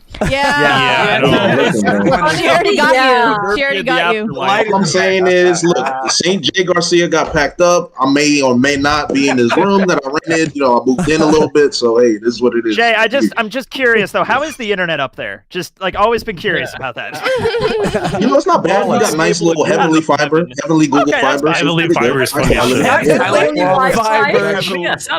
That is crazy though. Heavenly fiber straight up sounds like a Doflamingo move. It really kinda. does. It really would though, yeah. Yeah. It's a part of his awakening. Yeah. Well, shout out Murphy. Yeah. You're here in spirit. We do miss you, and yeah, shout out again. Thank you for delivering that message, Jay. And speaking of Jay, hit us with that goat of Egghead, dude. Who is your goat and why? The obvious goat is Kuma. Best backstory, I think, in One Piece. Saddest backstory in One Piece. My man is a man of faith. My man is an incredible father, the best father we've seen in One Piece. He has the second best punch we've seen in One Piece outside of Luffy punching the Celestial Dragon. That punch on St. J changed our lives for the better. And then I think my favorite part about it was when Vegapunk had a command instilled to protect Bonnie at all costs, and all those Kumas all come up together. It's like, yo, Kuma's the one that I really locked in with that arc. And an honorable mention is Kizaru. Big business, the capitalist, bro. Like, he came for the check. He gave Luffy the food because they weren't paying him enough. Like, hey, listen. 2 quality characters. So it's really Kuma and then Kizaru, honorable mention. Okay. Kizaru with the Grubhub. Okay. We're gonna swing back and we're gonna do it from Left to right. Yeah. So Chestnut. Let's go down the line. Yeah. Chestnut. Who is your goat of Egghead? My goat? Well, without holding back Lucci, the entire crew would have been done for. So we gotta go Zoro, man. Oh, behave yourself. Behave yourself. Behave yourself. I know what you're doing. I love the energy, Chestnut. I love the energy. Dude was asleep for half the arc, but okay. They did have a fight. They had a lot of a fight. Listen, I feel like Zoro was something. actually great. Yeah. Maybe not like the all-time goat, but since everybody's gonna say all of like the really important people, I gotta do like my special shout out to Zoro. That's fair. Because I get that. Interaction with Luffy, like when they were just kind of captain and vice captain, absolutely great. Holding back Lucci, coming back and getting a couple hits on the Gorosei, true leader there, and also didn't even get that lost. So shout out to the GOAT. Didn't get lost. Sanji told Jinbei to go get him immediately. He was definitely already Dude, lost. he was fighting. It wasn't like crazy lost. Come on. Could have been worse. All right, Could've been Laz. way worse. Laz is who's up your next. Goat of Egghead. I mean, I'll give the boring answer, but it'll be Kuma for me. A lot of the stuff that Jay was talking about earlier, but if I'm going to put a hot take on it, though, I think he has the most impactful punch in the series, because when you actually get to feel through his entire backstory and seeing the moment where he can get his hands on Saturn and go out there and protect his daughter, like that moment, like I still have, like, there's many moments in One Piece, especially covering this series since like the middle stages of Whole Cake Island, that have had me like in my emotions. That's probably the moment I felt way more than I did with Luffy punching the Celestial Dragon. But just everything that's there, and then of course everything that's going to come out of it after, and then like the special like honorable mention too is for Bonnie too, because there's a lot of potential that I could see for her character post Egghead in terms of what could become of her character. You know how we talk about Robin saying like, you know, I want to live. I feel like Bonnie's going to be the representation of I have to live, because of what I learned from her father, learning from like what happened with her mom, and just everything that was going on from there. So she's pretty much going to become that person that's going to be the ideal of what a revolutionary should be, to liberate the world, take care of things. And I feel like after going through all that stuff with her family, I feel like that's going to be the motivation for her post, you know, after the events of Egghead. You know, I don't ever see her being like a Straw Hats or a Grand Fleet or anything. I think that's the mission for it, and all that was built just from everything we saw in Egghead. But it comes all from Kuma for laying the groundwork there, and that's my Adolo. That's the goat of Egghead. Hell yeah, man. Awesome. Next up, Hidden. Hidden? Let's hear it, man. The goat Let's of hear it. Egghead, I think might have to be Tony Chopper. All right, that's respectful. Okay. You see, Tony Chopper was able to use guard point to block an attack from Jay Garcia Saturn. A poison spider leg, whatever. Didn't that like pierce Kuma? Like can we just talk about how it pierced Vegapunk? Pierce Vegapunk, right? But he's just kind of an old guy. Yeah, I'm just saying we're talking about like an ancient demon power Gorosei here, right? This is someone that was like fighting Gear 5. Chopper's tanking that, no problem. Just saying. I mean, he is. Yeah, he stays doing that. Nice. Saturn turned off the toxin too. You know, the acid. Yeah, exactly. Like, can we? People just don't highlight that enough. So. Oh, sorry, no. Chopper negated that. Yeah. I negated that with the guard point. I was waiting for the turn. You know, it's hidden. I was legit. I was like looking at Josh, like I swear to God, if he says anything but praise, incoming right now. Oh, damn! I was like ramping up, like my heartbeat's like racing, like I was seeing the red. But then I'm like kind of like I'm back. We can even add some headcanon and say that Chopper cooked up the medicine for Saint Saturn's poison on the side. We didn't even instantaneously. See it. He did. Yeah, we didn't see it. Just like Kizaru. He did. Confirmed. No, it's confirmed. Maybe Chopper's the one who delivered the food to Luffy even. Oh, okay. Let's not. Oh yeah, he used speed point. Okay, all right. From the cloud. Let's not get from the cloud. Yeah. Oh, is this just a stream to try to piss off Jay at this point? You know, Jay. He's a chopper. Jay That's why stays Jay. mad. Honestly, Jay turned his camera off because of that. Oh shit! He said no more. He's He's throwing shit around. He's throwing shit around right now. Yeah. He's destroying the room he's in right now. Next up, we got Joygirl. Joygirl, who was your goat? Did somebody call me? Oh my god! Oh my god! He's back. Yeah, he's back. Oh, shit. You're hideous, bro. Oh Did you shit! miss What happened? glazing? Oh shit! Hidden. Why don't I you said go ahead? Chopper was lazy. Hidden. Why don't you go ahead and I just? said Chopper's lazy. Oh, what the? Wait! No. Okay, here. I was saying that the goat of Egghead was Chopper because he defended from Saturn's leg. God. Yeah. Oh, that's disgusting. That's a Oh my terrible take. What? Chopper did nothing. That's all-time defense right there. He protected the Straw Hats from that. He was moving like this Rodman a little bit. No? If we're power scaling, he has to, based on that alone, he has to be pretty up there. Yeah, right. Literally. I think that's more slander on Saturn than it is a W for Chopper. Well, look, it's like the only cool thing he's done in like 500 chapters. So. We'll take what we can get. Yeah, literally. Even Queen wasn't bad. It wasn't bad. I mean, I don't know. Him monster pointing suplexing Queen was pretty cool. He didn't win, but it was cool. Give him that one. It was, we love a little suplex here and there. Legit. Yeah. All right, Joygirl. Sorry, we got off the rails a little bit. Goat of Egghead. I think my answer is going to be pretty. She doesn't want anybody to hear it. Joygirl, you muted yourself. Uh-oh. You're back. You're back. Okay. Yeah. You're so back. Who invited the boomer to the stream? I think my answer is going to be pretty boring as well because it would be Kuma. And then I'd also have to second Jay and say that after the last SBS, which did confirm that Kizaru did in fact give food to Luffy, I mean, who doubted that? I think it would be Kizaru, so I'm just going to have to go with something a little different, although those would be my real answers. I'm going to go with CP0 because I think they brought some real heart into the arc, like their friendship, the development that they've had. Yeah. Like, I'm going to include Stussy in that as well, the friendship. Like, there were genuine moments that were making me, like, tear up, and you saw how much they've developed from, like, things that they've learned since Enies Lobby and their little, cover story that they had, so I'm gonna go with CP0. Very valid. And then next we have Kaio.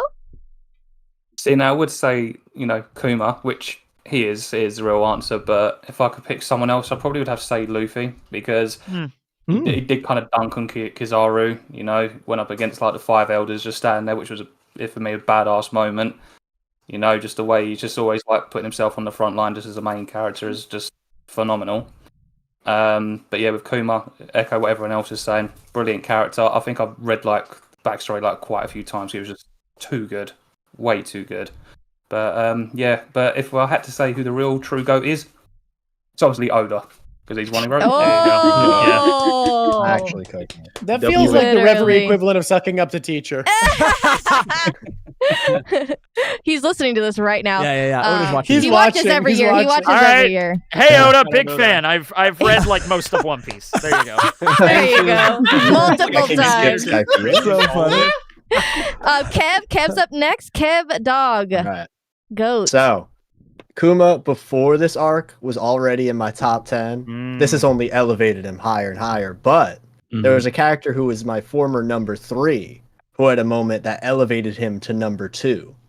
And my 1 and 2 are Luffy and Usopp, the 2 best characters in One Piece, in my opinion. But my number 3 was the GOAT, Buggy. Buggy, chapter 1082, changed lives. Buggy saying he wanted to be the Pirate King was, without a doubt, the most powerful thing in this arc to me.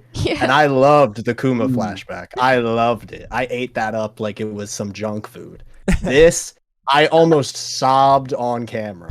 I was like so close to just death in my face. I was just like, I can't believe he's doing this. I can't believe this is real. So yeah, Buggy. If I want you to know, I for still sure. have that cigar back there for when Buggy proves you right to me. Yeah, bro. He will. He will prove me right because he will be the Pirate King. And then, of course, my dark horse goes to Moda the Milkmaid. Shout outs to her for being alive. You know, I'm so happy for her. She will be a top in the Rev. She will be there. She will have a single panel in the final war. That is my One Piece bets on the stock market. That will happen. But yeah, those are my Hell goals. yeah. Hell yeah. I'll be there to buy the dip.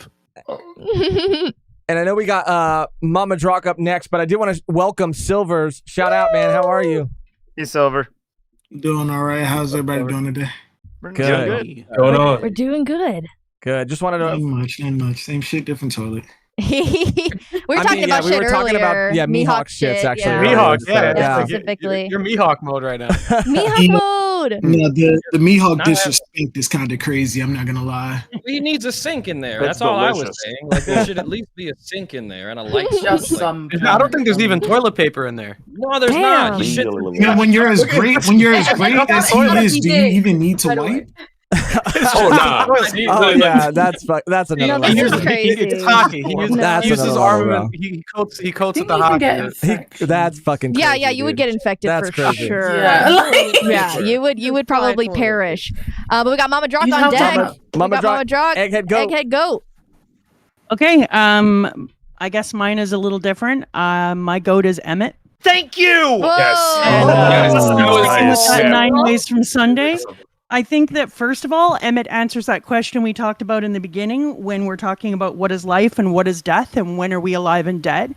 Because he carries a consciousness in a way that we can't explain. He brings a power source from the past that we know nothing about. He does my very favorite thing, which is wakes up to the drums of liberation, proving to me my idea that I think a lot of people have, that we are going to have music as being a key element of awakening things from the Void Century and within our key weaponry, and how we see that his heartbeat matches the rhythm and song of the original Joy Boy immediately tells you that, yeah, Luffy wanting to have a musician as his number 2 originally when he started his crew is actually going to come out to mean something. So thank you, Oda, for that. He's a symbol of hope, his name meaning hope and divine essence, and also rebirth, which is a really cool thing when we're talking about an arc that I see as kind of being, Drawk and I talked about it, and Drawk really came out with the idea with me of it being a symbol of Eden, and how we go through an Eden change and an apple of knowledge on Egghead's head, all these different things. And then it plays with our whole ideas of what the technology is, but for me, one of the greatest things too is that we just find out how long hockey lasts. Like we find out that you can use something with hockey that lasts over all of that fucking time. Like that's insane. Yes. And so having that moment happen made me realize like what is going to be alive? What else are we going to find? What other little hits and tricks is Joy Boy going to have? So for me, I think that Emmett just elevated this arc to a new level. It's interesting you mentioned that because like black blades too, you like maybe that's also how that works, right? Because you imbue the 100%. blade with hockey and it just stays there. 100%. Like it just 100%. Mama Drawk and came to Keep cook, thundering dude. That was an amazing answer. Yeah. Next we have Melontee, goat of Egghead. Sorry, my brain is like all shaken up from nodding to Mama Drawk's like speech the whole time. Yes. But well, aside from Kuma, of course, one of the goats to me was Cobra, Vivi's dad. What he did in regards to face Imu, we've never seen that before. I thought that was just fantastic. And I'm gonna say it because I'm sorry, I'm biased, Sanji. I'm sorry, I love him. His connection with Bonnie was just adorable because when it comes, when it's about a father and their child relationship, of course Sanji's going to be part of that because he did the same thing with Kinemon and Momo because he has a very big connection to his own father, which is, Zeph, not Judge. He took a Seraphim punch. He kicked through 3 elders. He got chomped. He stood back up. He took on Kizaru's light beam. He stood next to Gear 5 Luffy for the first time I think we've ever seen a Straw Hat do that. He got Zoro's ass in motion against Lucci because he said he's got to get his ass over here. He has to stop spending time with Lucci. He just did so much work on top of the fact that Vegapunk. Egghead and Kuma was about man becoming machine, becoming an emotionless killing machine. And Sanji is afraid of that happening to himself. So there was a bit of a connection there, in my opinion, between Kuma and Sanji, what Sanji could become, the connection he had with Bonnie, and just all the work he did. And I'm sorry. And Bonnie herself even said, wow, Sanji's fantastic to Luffy.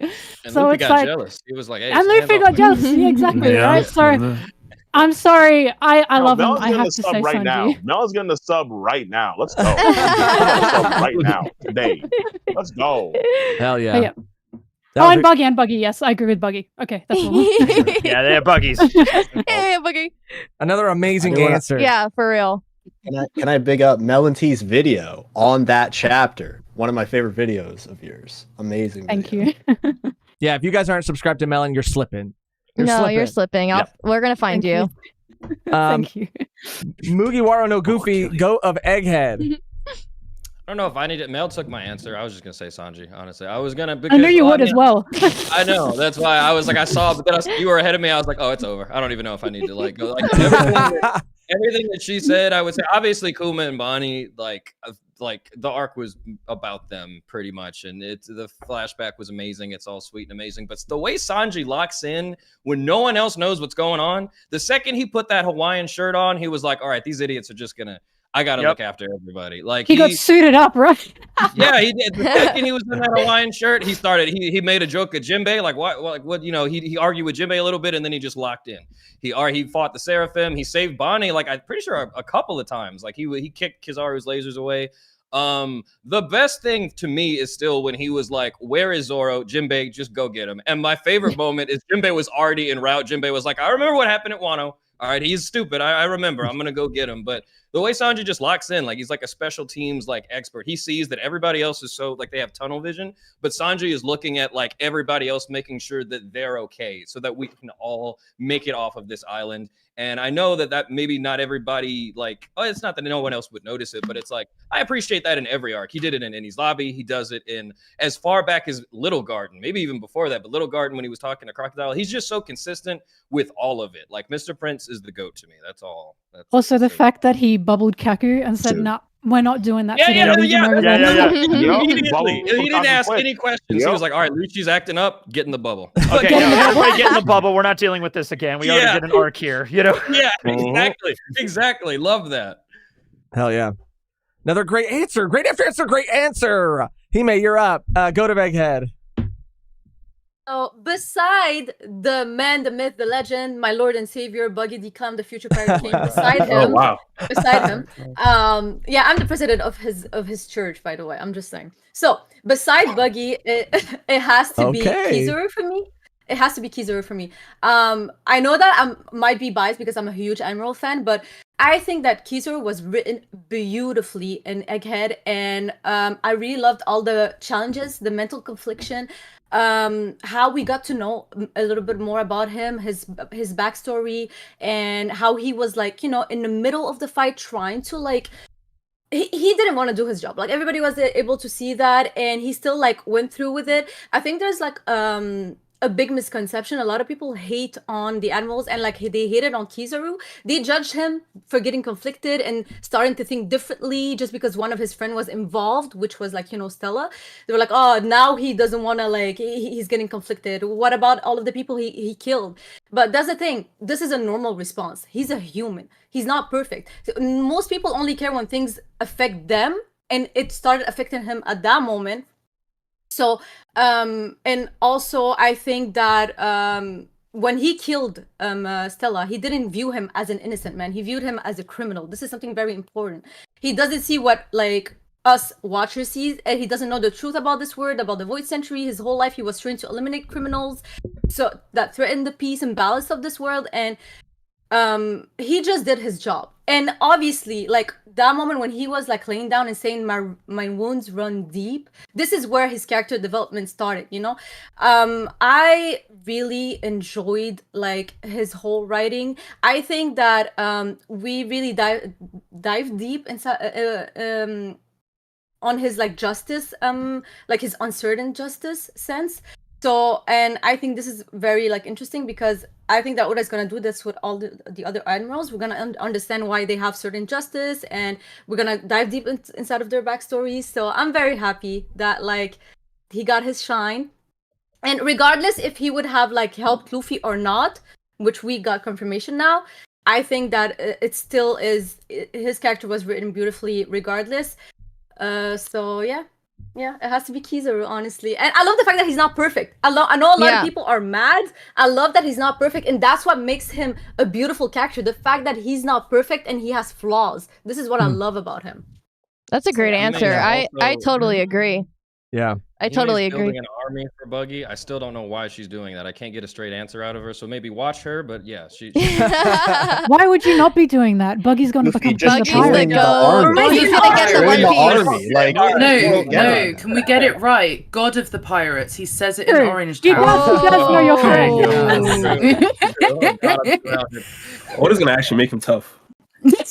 Yeah, he's gonna split in atoms with the chop fruit. He might have been holding back this entire time, to be honest. I mean, Mihawk couldn't fight him, right? I don't know. Yeah, Mihawk touched him. This sucks to hear, but Luffy I think if they run it back, Buggy wins. beaten Buggy without outside help. Every time Luffy's beaten Buggy, he has outside help through the entire series, and that sucks to hear, but it's true. He's that good. Like that. We gotta keep an eye on damn good. We got Par up. Par, you're up. Par, you're up. This is diabolical. I came in a little bit late, but it's the goat of eggheads, right?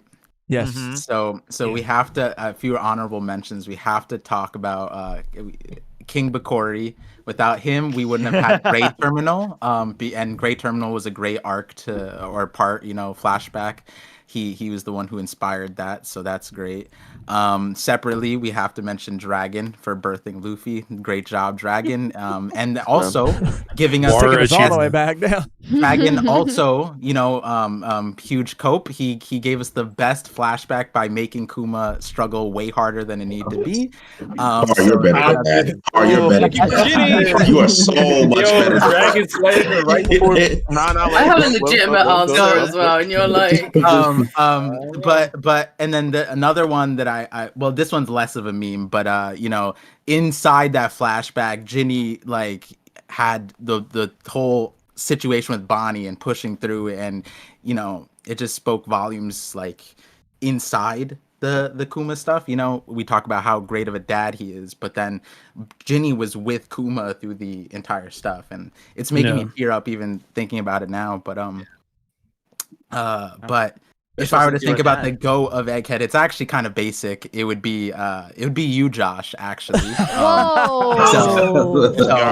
Just Saturn. Quasar. Never mind. Vegapunk. Yeah, it'd be Vegapunk. Like Vegapunk is a really tough one. I know like a lot of my viewers would be like, "What? Par liked Vegapunk?" And the thing is, like, I'm very critical of the characters I like. Dragon being one of them. He's one of my favorite characters. I'm super critical of him. I'll laugh at him all the time. Vegapunk was one of the hardest characters I think Oda could have inserted in the story. I think any writer introducing the world's smartest man is just writing themselves into a hole. Like, you're talking about a guy that every single reader who watches or reads the series is going to like contradict fact. Why didn't you do this? Why didn't you do that? And I think largely, I had my complaints and I had my criticisms, and I still do.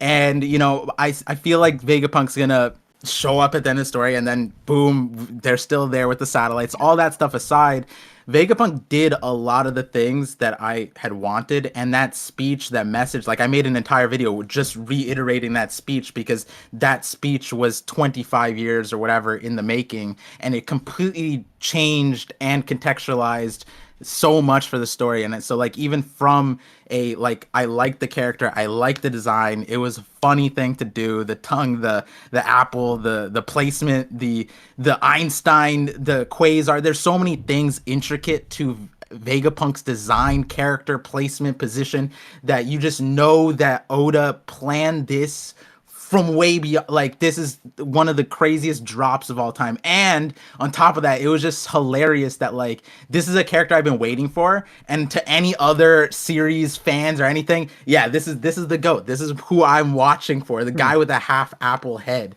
And on top of that, like, his interaction with all the other scientists, like, it's just so crazy how Oda created this character that we had not seen, just rumors. He was in newspapers since like Water 7. Kobe's mentioned him. Everybody's talked about him. He's touched the entire world. Even Big News Morgan's like, yo, you guys been messing up all this time, but not with Vegapunk, not with the light of the world, right? And then he proved it. And then I think my favorite thing, like criticism alongside it, was that when Oda did the whole thing where like, yo, this is all planned, and he only had 2 weeks, and he had the stuff, and we still don't know what happened in those full 2 weeks, and this was his plan, and this was the fallout.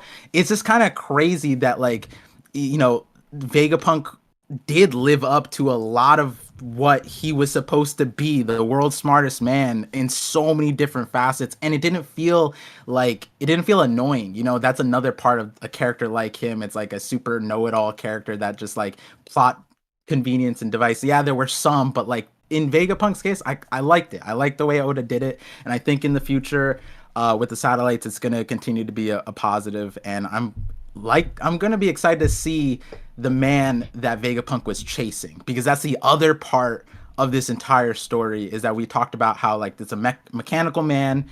I think Sage brought it up with like Vegapunk kind of achieved the same thing Kuma has as a buccaneer, but like through science. And Vegapunk has been chasing something from the Void Century just like everybody else, and he kind of showed it the most, how difficult it was. He spent his whole life and he didn't even touch it. He barely did. And he's seeing how much gravity the ancient world, the ancient civilization had, the ancient kingdom had, and he was like, he pitied the D clan. In his speech, you see how much gravity Joy Boy carried, and you never really would have thought that would have came from Vegapunk. You would think that would come from a Luffy character or Gorosei or Emu, but Vegapunk also is like this depiction of like, yo, this is how complex the ancient kingdom. You can't just be strong. You can't just be powerful. You can't just be influential. You have to be a genius too at some right. And so Vegapunk was a very interesting character, especially after Wano. He gave us the cyber technic video game aspect that I completely love, and I think everybody loves. And yeah, it's just and then on top of that, he looks so cool. I just like him. So that's I'm biased, but yeah, dude. Yeah. I'm dressed as Vegapunk, so I'm biased, but I agree. I agree. Shout out And he Par. did a good job, Oda, by splitting them all up, because I think you're right. He could have been a really annoying character, but by putting the different aspects of his character in so many different people, we were able not to just have this one dude being a know-it-all ass. Instead, he split it all up, so we got to see the different aspects of him without putting the negative things on the original man. Yeah, I always Also, kind of thought it Oda, was why did you make all the negative aspects women? Question I mark. think it's yin yang commentary, but I don't like it either. Literally, it's absolutely insane. It's But who absolutely are women? insane. I love But if we're violent talking women, about but The agenda.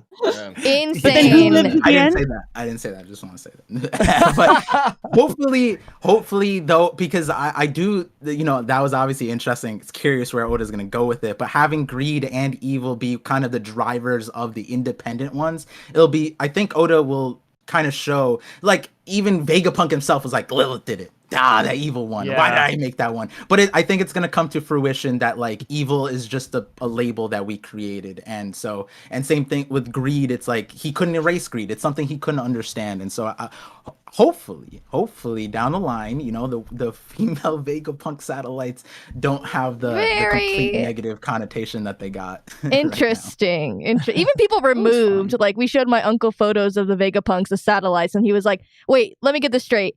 Evil's a girl." He noticed it like right away, and we were like, "Oh my god, yes!" Yeah. Like you noticed it. It's absolutely insane. But yeah, hilarious. Shout out Par. Roger, you're up. Goat of Egghead. No, Rob. Yeah. Oh, okay. Oh, wait. I thought Rob was going. Yeah, I'm like, wait a minute. On our screen, it's on a different screen, I think. Yeah. I see. Go ahead. I see. Yeah, Rob. Well, Roger, you want to go first? I can go first. No, Rob, it's all you. Yeah, it's Rob. all you, buddy. You go Okay. first. So my goat for Egghead was actually Emmett, but you know, Mama Drawk did a explanation, pretty much hitting all cylinders, even more than I was going to talk about. So I'm going to use this opportunity to glaze Joy Boy because I think Joy Boy. Oh fuck! You took mine now. Because listen, I think it is so beautiful how we learned a lot more about devil fruits in this arc, and we learned about, you know, the wills that these fruits carry, and obviously we know that Luffy has, you know, he basically adopted Joy Boy's will, and we even see that the effect that had on Bonnie. We got Gear 5 Bonnie in the mix as well, which I thought was very, very nice. But Joy Boy as a character has opened up doors so much in One Piece is crazy. The fact this man said, yo, you know what, let me preheat an object with Haki. You hold on to it until, you know, a last resort. And this Haki knot was so powerful, it knocks the Gorosei back to all the way back to the Holy Land. Emu got a little shake from it. And it's so wild because even Dory and Brogy were like, hold on. We just saw what Shanks did to Captain Kidd. We watched the divine departure from Shanks and we were like, yo, all right, Shanks, he's here. He's top one. And Dory and Brogy were like, wait, this Haki is looking a little nastier than that. And it was a move that Joy Boy kind of left for hundreds of years later. So seeing all of that open up the worlds, it makes it really, it basically tells us as readers that there are so many levels to this that we still don't understand. There's a lot going on. Even if you go back in God Valley and you see that, you know, we get to see a little snippet, some silhouettes of the God's Knights, of the Holy Knights and everything. And we kind of understand more now. All right, Dragon may be gearing up for something bigger as well, because, you know, the Vegapunk message also helped with Dragon with that. So I just think that like Joy Boy's like introduction, at least in a power scaling perspective, like really made this story like way bigger in terms of like, okay, now we have real stuff that we're talking about. Like if Joy Boy is using Haki knots and all these other things, and Josh, I love how you brought up the Black Blades too, because the Mihawk fans have to answer to that. The Mihawk fans have to answer to that as well, because I've been seeing for years, oh, Mihawk is stronger than Roger. Roger doesn't have a black blade. Well, whose Haki is Mihawk using? Did somebody preheat his sword? We don't know yet. We don't know. It could be that way. So all I'm saying, he's spitting. So all I'm saying is Joy Boy, the Haki knot was like just like a huge moment in the power scaling side, and then obviously in the story side, it's Emmett, but like I said, Mama Drawk killed it. So there's nothing really I should add on that. Hell yeah, dude. I mean, I think it was Hidden who also mentioned something about the blade, but I had to bust mine out when you said that. I had to bust out my Mihawk sword. I had to bust out my blade on camera right now. Every time someone mentions anything I have a prop of, I'm just gonna pull it into frame. Just take it on out. Yeah. Take it on out, bro. There, think of the kids. I would grab mine, but it broke in transit. Oh my god. What would they say? I got a trash black blade. Okay, now we're gonna go Roger and then Sage. Okay. Yeah. You got it. So I had a couple honorable mentions. I'm honestly surprised that like I wrote out a little list. None of you guys said any of mine. I'm like, all right, let's go. So my three honorable mentions, one is actually Beppo. And this is unironically, I was genuinely amazed by the fact that Beppo was actually taking on the Blackbeard Pirates. And as somebody who is a huge, huge fan of Law, I think like seeing the Heart Pirates actually do something, not just Beppo, but like Penguin and Shachi and stuff as well, actually go to town and fight back was like amazing to me and was not something I was ever expecting to see, especially not in this arc that already had all this other stuff happening. So like little shout out to Beppo. I also want to give a shout out to Stussy. I know Cypher was brought up earlier. Like that Stussy reveal leading into actually being the first clone, bringing in all that stuff with misbucking, making that actually like a memorable twist, making us question what it actually is that Weevil is, and if that's going to tie into the failed experiments, I thought was like incredibly well done. So I really, really like the Stussy thing as well. And I also want to give my last little honorable mention to the Gorosei, because while they are obviously the villain, I think going into this arc, and I think a lot of you guys who are in this call could probably agree, I did not expect all of the Gorosei to show up. Not in a million years. Let alone fight. Let alone fight. Let alone fight. It ended with all of them pulling up and actually doing some damage. That was incredible. And also, I will say, I just did a binge reread of Egghead for like a full arc review that I did last week. And I just did a binge read, and it's so cool to actually see how it was telegraphed with their powers, like going back to that scene with Sabo and with Cobra, and like actually seeing their silhouettes, only to actually see them 20 chapters later is like the exact opposite of all of the stuff that Oda would do to drag out reveals over the course of the rest of the post time skip. I feel like that was so refreshing to actually see the thing that was teased get paid off in the same story arc. So I love that. However, wasn't that my picture number of Luffy one, like looking at the elders? Wasn't the picture of Luffy looking at all the elders? Wasn't like the first double page spread we seen like a long, like an actual in a long double time. page spread in a long time. Since chapter 800. Yeah. So that was amazing. Yes, But there you go. Yeah. my goat, my actual goat of the arc that has not been brought up yet is not Vegapunk, as much as I liked him, despite the 10-minute timer that maybe tell a guy that maybe he shouldn't have been born. Despite, all of these other things, despite everything, the one thing I will say, I adore Garp during this. Yeah. Of all of the little interims during Egghead Island, That was amazing.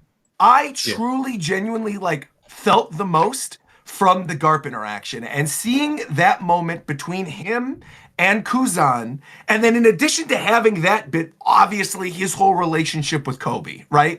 And the battleship bags, and sort of being like, look, he was trying his best with Kuzan to raise that next generation, but at a certain point you realize, bro, you're lost in the sauce. I can't help you. Kobe, you're the next generation, right? You're doing things the right way. It's through hard work. Kobe doesn't have a double fruit. He's not out there utilizing his ice powers or having some overpowered ability. Kobe is doing it through sheer will, and he would not be able to do it if not for Garp. And I also think that moment of Garp's sacrifice towards the ending, where you see him, obviously being frozen, and whether or not that ends up being him dying or what, I don't think it does, but whatever, that's a whole other conversation. I still feel like theming-wise, that moment still hit for me. Even knowing at some point Garp's going to unthaw and he's going to do some other thing, it didn't matter to me, because I think in that moment, it's not just that he froze Garp. I almost feel like, and this is going to sound corny, but I mean it, I feel like Kuzan froze his humanity in that moment, right?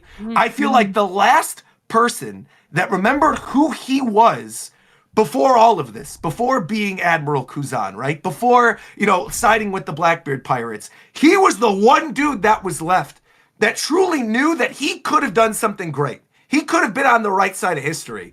And that by sort of stopping him, even in that moment, if it is like a double play and he's a double agent or whatever, in that moment, when you see Kuzan and you get that really beautiful panel of Oda where he drew what appears like it could be a tear that's frozen over, but also not quite, it could just be lighting, I thought was brilliant. So that entire Garp Kobe section, absolute W, loved it, and my favorite part of Egghead. Awesome. Hell yeah. Very nice. And then we got Sage.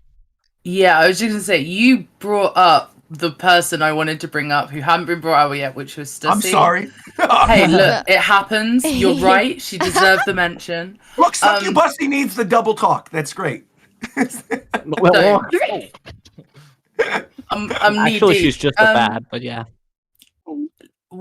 Anyway, the gist of what I was going to say is what's really interesting to me about Stussy is she's, again, looking at humanity. And we talked about, how do we define death? In a way, we're asking, how do we define life? And Stussy is another part of that question of how do we define sentience? How do we find humanity? What is the line that connects humanity with the soul, humanity with will, humanity with the body? At what point are you human? And I think it's pretty much right at the start of the arc, Vegapunk says, "To me, you are human," or something like that. You are human in this day. No one can take that away from you. And I think what's so important about that is throughout the arc, not only do we see people take different forms where their bodies don't remain or their souls remain or whatever, we also start to look into things like Imu and the Gorosei and how they are bodies that maybe shouldn't be continuing, or souls that could be trapped, or things that may not even be human anymore. And so it's so interesting to me that we have all these different reflections of what can define humanity, not only just as characters, but as one that links us right back to rocks, right back to like some of the most interesting questions we've had, like going into Egghead and Mads and all of these other things, and like who is Weevil and all of these side questions that are getting brought up. Like Stussy to me ties such a neat little bow on that stuff in Egghead and really like defines it as a core aspect to the story. So for me, like Stussy is one of the really interesting characters, and we got introduced to her in like Whole Cake. So we were like, okay, what is this underground like, you know, brokers thing that's going on? So I loved that, and I do want to like mention Bonnie again because not many people have mentioned her. So like, hopefully someone else picks that up, because Bonnie was so good as a self-insert of the fans, as somebody that was fighting alongside Luffy as this kind of like childhood writing into the story. This is me, and I'm punching, you know, the evil away with Luffy, and I love that because actually, like, when you read One Piece, you feel on a journey with the Straw Hats. And so having us represented in a journey in the Straw Hats with Luffy punching away the bad guy was like, hell yeah. But yeah, that's me. I love that answer. I think like Bonnie in so many ways like represents like childlike innocence and hope, no matter what your situation may be. Her situation, I mean, the whole thing is just down horrible. Like her whole life she's been fighting to, you know, find her dad, and she didn't know what the circumstances were, hating Vegapunk. I mean, the list goes on and on. Her situation with her mother, like, it was just the most horrible situation that could have happened to her, and she yet was still finding hope. She yet was like fighting. She was on the front lines, and she made it this far. And she's like a kid, like she's an actual child, and the fact that she had to like make herself older to gain respect is also insane. She's like, I just have to do this because no one's gonna take me like seriously in this moment, and I just love her whole arc. This arc, it's amazing. Heck yeah. Sorry for that. No, hey. I just had to say something. Don't apologize. Next we got, I think, Silvers. Yeah, Silvers. Yo, honestly, it's just echoing a lot of what everybody else was saying, especially Sage, Roger, and Joygirl. CP0, especially like given everything that, like Sage just said, everything was Stussy. But what I was really hyper focusing on was Rob Lucci, because it actually pulls back from the CP9 cover story, just emphasizing that, while they were on the run, something actually did change in Lucci, simply because, you know, back in Water 7, on the way from Water 7 to Ennis Lobby, Lucci just straight up murked one of the CP9 members. People don't remember this guy, like Nero, the guy that Frankie was sea weasel. Yeah, exactly. Like Lucci straight up murked one of them, one of his own people, for failing at a mission, whereas Stussy just outright betrayed them, and he's willing to lie for her, just let her go. I feel like that was a lot of development for Lucci. And again, echoing everything with Stussy, but my personal main goat of Egghead absolutely had to be Jenny. She went through absolute hell, and still got the short end of the stick. And I loved her so much because even though everything that she did go through as a kid, she still managed to keep that smile on her face. And then on top of it all, threw herself back into the hellfire and joined the revolutionaries to try and change the world for the better. It kind of tugged at the heartstrings a lot. Oh my gosh. Like an awful lot. And just for her to end up where she did, Fuck Dragon, man. Y'all are gonna make me cry. Like I don't want to think about it again. I swear to God. But if there is, but Silver's, if there is, he needs to stop looking east. He doesn't deserve that area. Silver's, if there is a beauty though to this whole thing, calm down. Whoa. If there's a whole beauty though to this though, is that Bonnie's going to be carrying that will afterwards for Ginny and Kuma. So there is a beauty to it. And don't get me wrong, I'm so looking forward to that. In fact, moving forward, I've said it multiple times. If Bonnie is to continue in the story, I want her design to reflect Jenny during her time as a revolutionary a lot more than it already is.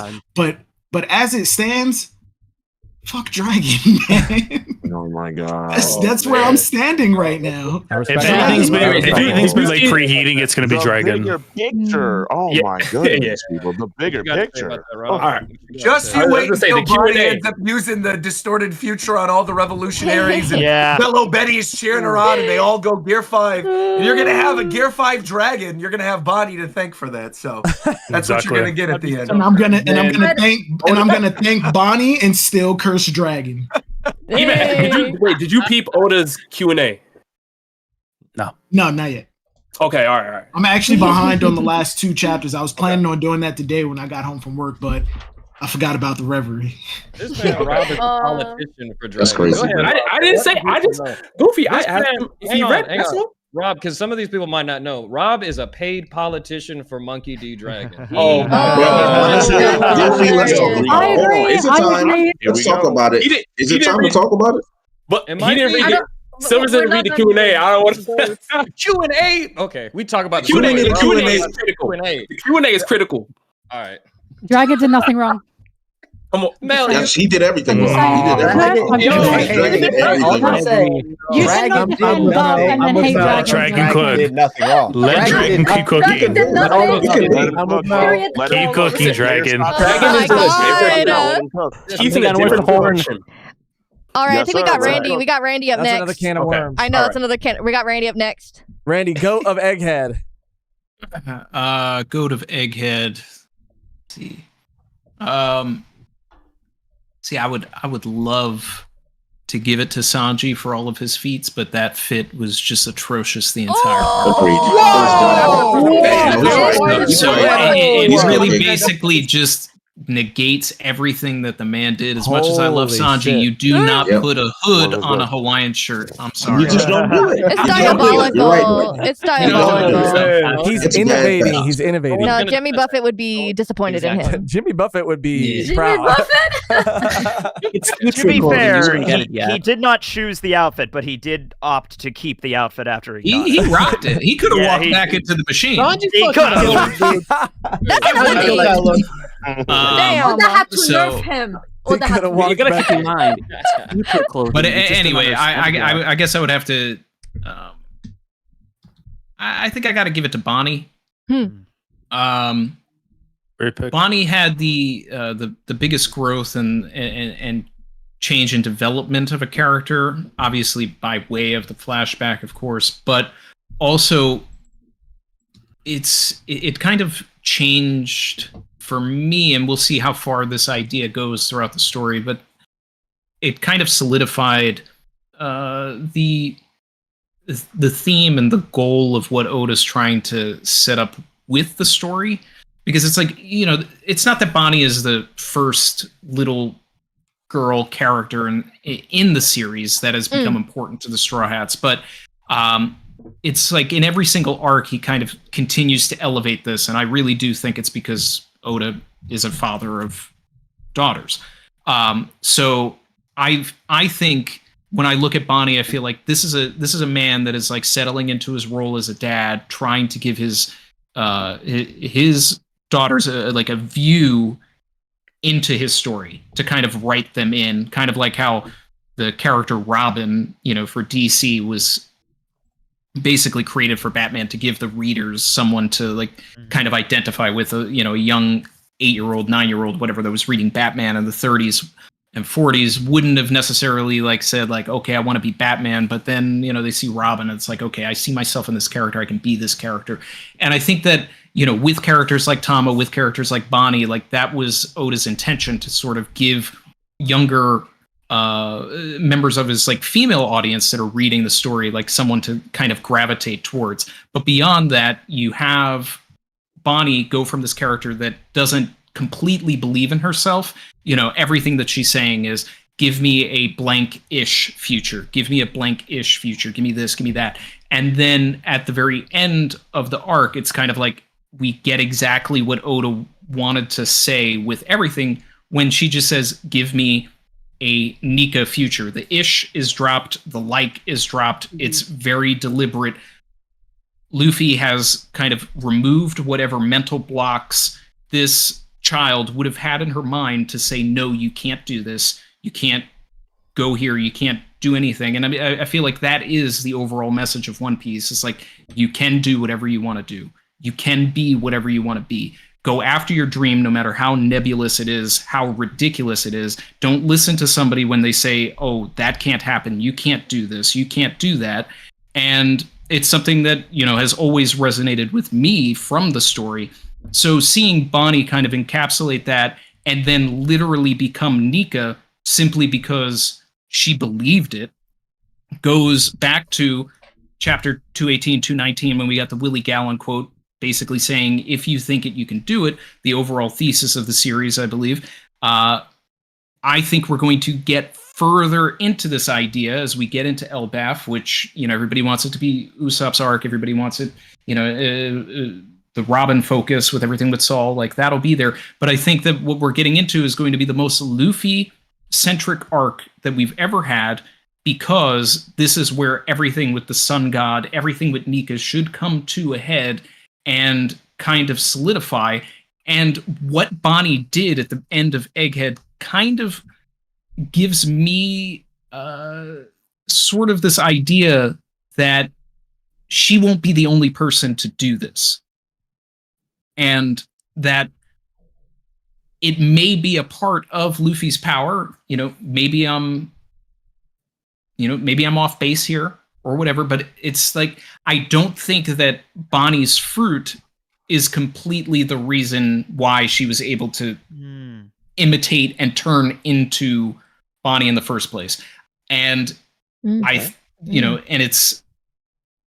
it opens the possibility for other characters in the story to do the same thing. And if we ever got to a point where we got Sun God Usopp or Nika Usopp, somebody who doesn't even have a devil fruit, to do that, I think that would be a visual manifestation on the page where we, as the readers, would be able to see Usopp becoming a brave warrior of the sea, turning into basically achieving his dream, because here's the character who calls himself the most negative man in the world.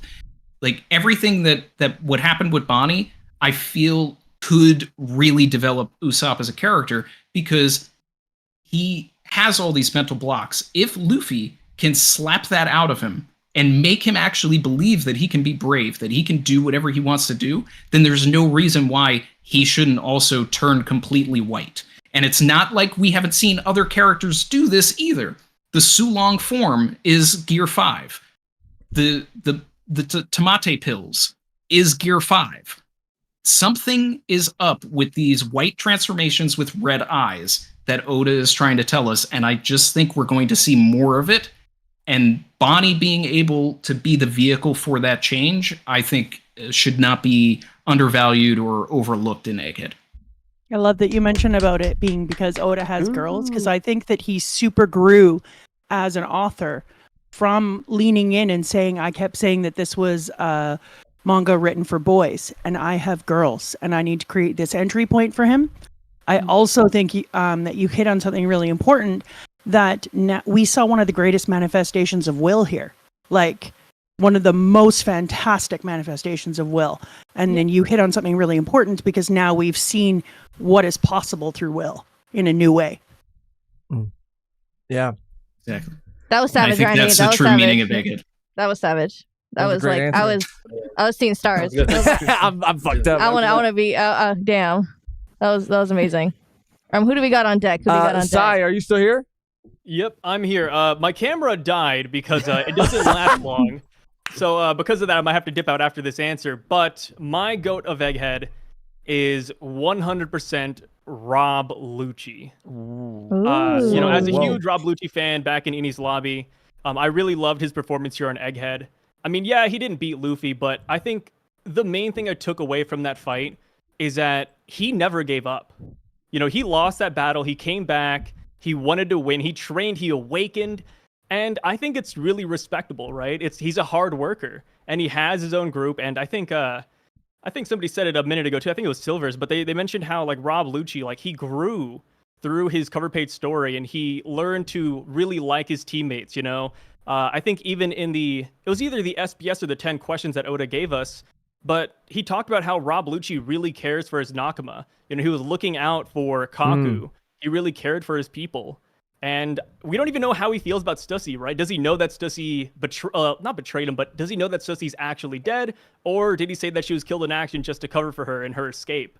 Like, there's so many things about Rob Lucci's character that I think grew in this one arc. And I think that's the glory of Egghead Island, right? We're in the final saga, and we're putting so much focus on these side characters.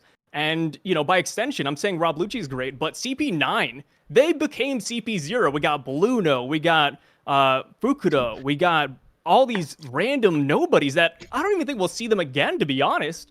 But they're there. They got promotions, and they're all chilling at the Holy Land. And I think that's really respectable for side characters, because not everybody grows up. You know, there's a lot of characters who are still like chilling in the East Blue or chilling in the Grand Line. You know, like they're still who they were since the beginning. Yeah. Yeah, and I think CP9 really they showed out a lot. Hell yeah. Can I ask Sai a question real quick, since you said you had to dip? Yeah, of course. Because I know you're the biggest Lucci glazer here besides me. And I'll never. Do you think? Ever since he killed 500 soldiers, I've been a big Lucci fan. That's wild. You're spitting. The confidence in your spitting is crazy. Let that rip, man. They rip, put their country in a bad spot. You know, kill them. So, all right, I've been dying to know your thoughts on this. Do you think Lucci is going to take Garling's place as a God Knight? Because they need to put someone up there. Who's it going to be? Bars freaking camera, dude. I don't. Yeah, but this bar is Lucci. Robert, bitch Lucci replaced Garling? No. I don't know, As a man. God Knight? That's actually pretty interesting. I see it. You know, I'm the Lucci is Admiral level guy. If God Knights are going to be somewhat strong, what do you mean? What he may? I've been throwing this down this hole for years. He's got some Lucci haircut, to be fair. Like he's a great Lucci. I think the next topic is going to be admirals. So yeah, keep it in. Next topic is going to be admirals. So keep it in.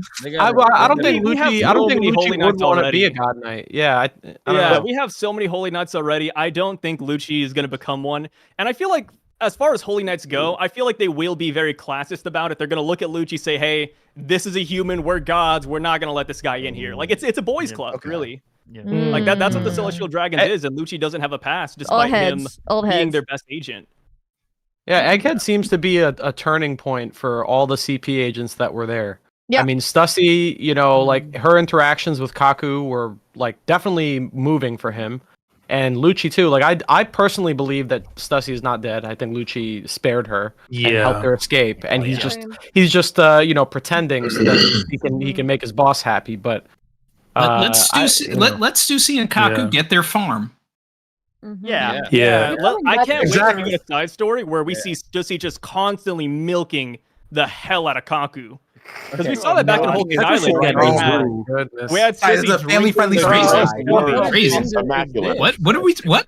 No. Back in Hulk's Island, this was drinking giraffe juice. Giraffe juice. I know what you're saying. I just don't know why you're saying it. You know, what does that nose do, brother? I wonder. What that nose does. You know what it does, Sai. You know. Yeah. Second, I think Oda said it. Kaku has the second longest nose in the entire series. Oh my god.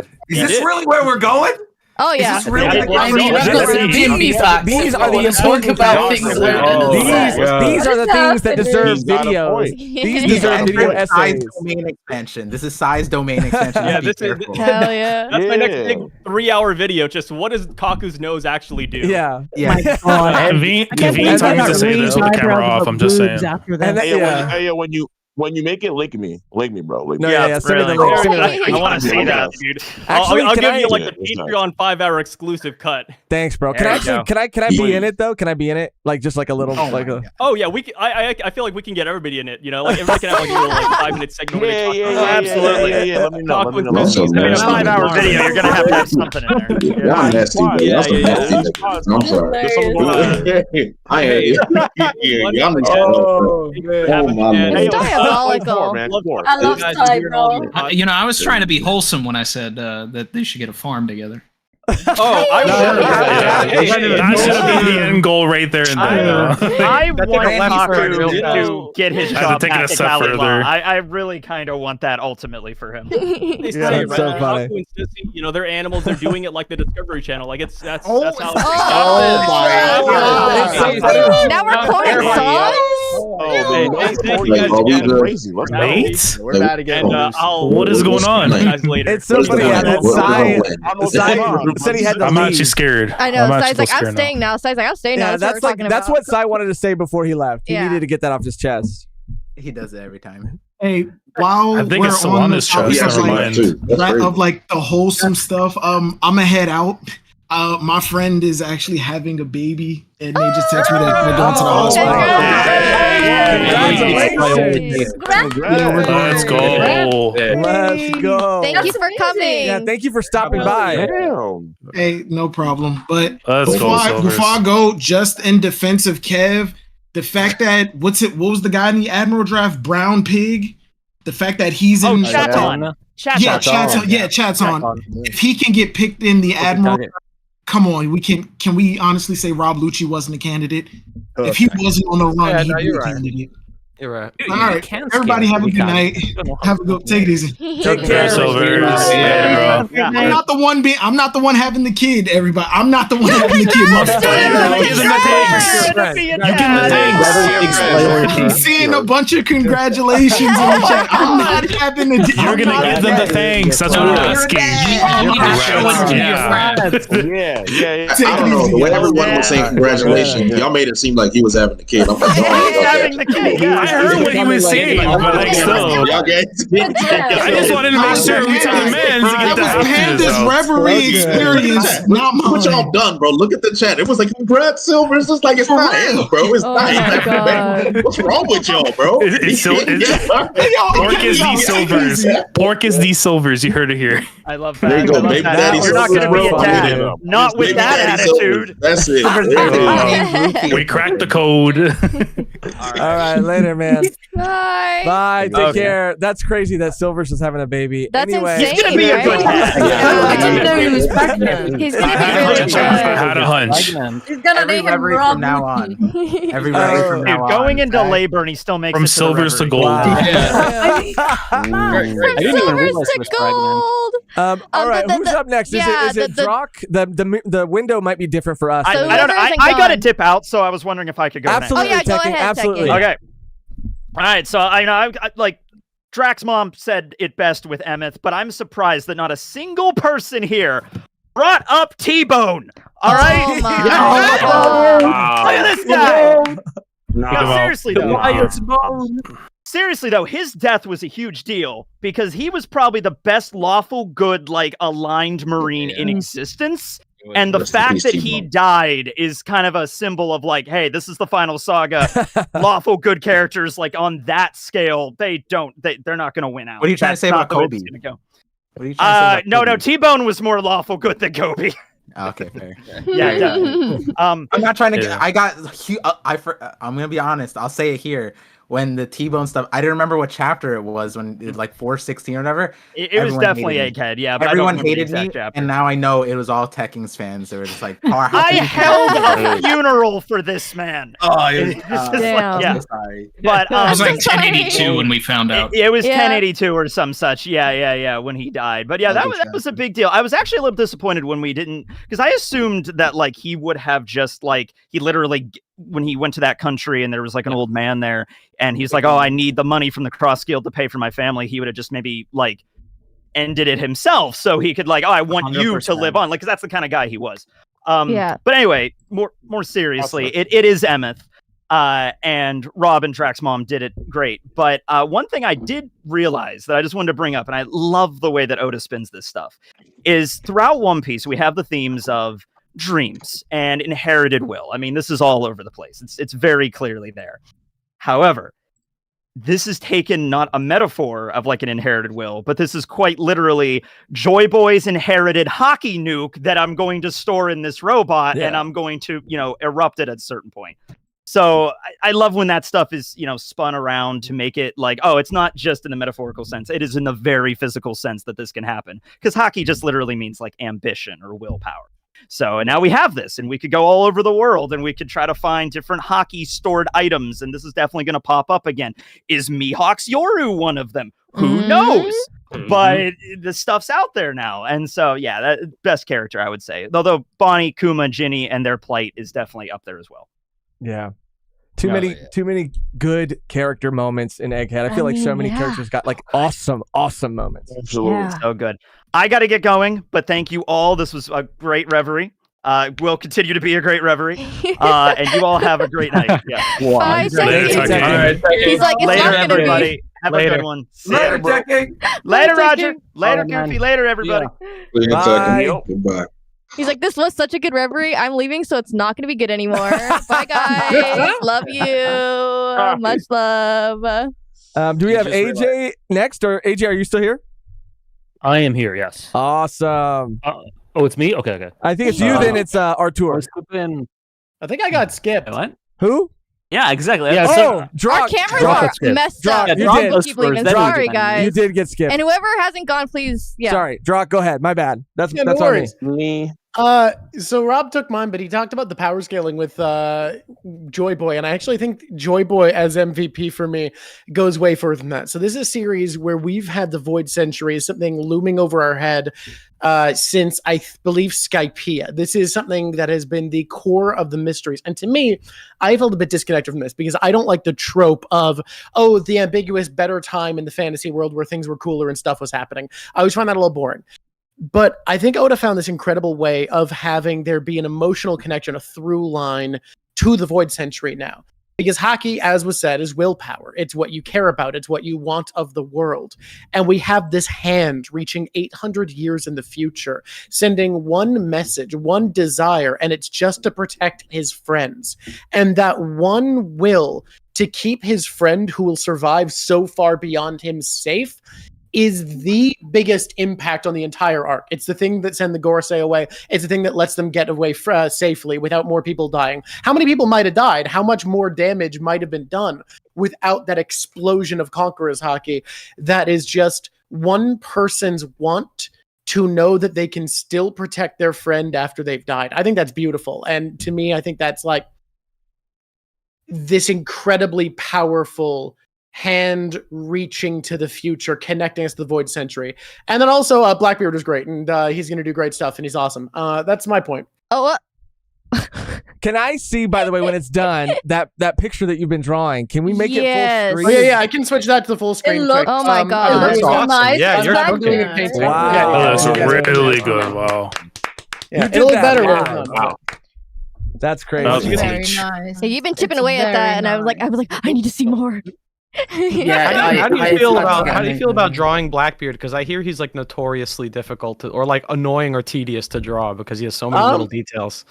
I don't really I don't think about what I'm drawing a lot. I just kind of do. I don't know. I just do stuff. I really like it. There's so much texture work to do because you've got this, I imagine his coat being either wool or canvas. So that's one texture. You have feathers. You have the fluff. You have ribbon. I don't know. I like lots of textures to think about.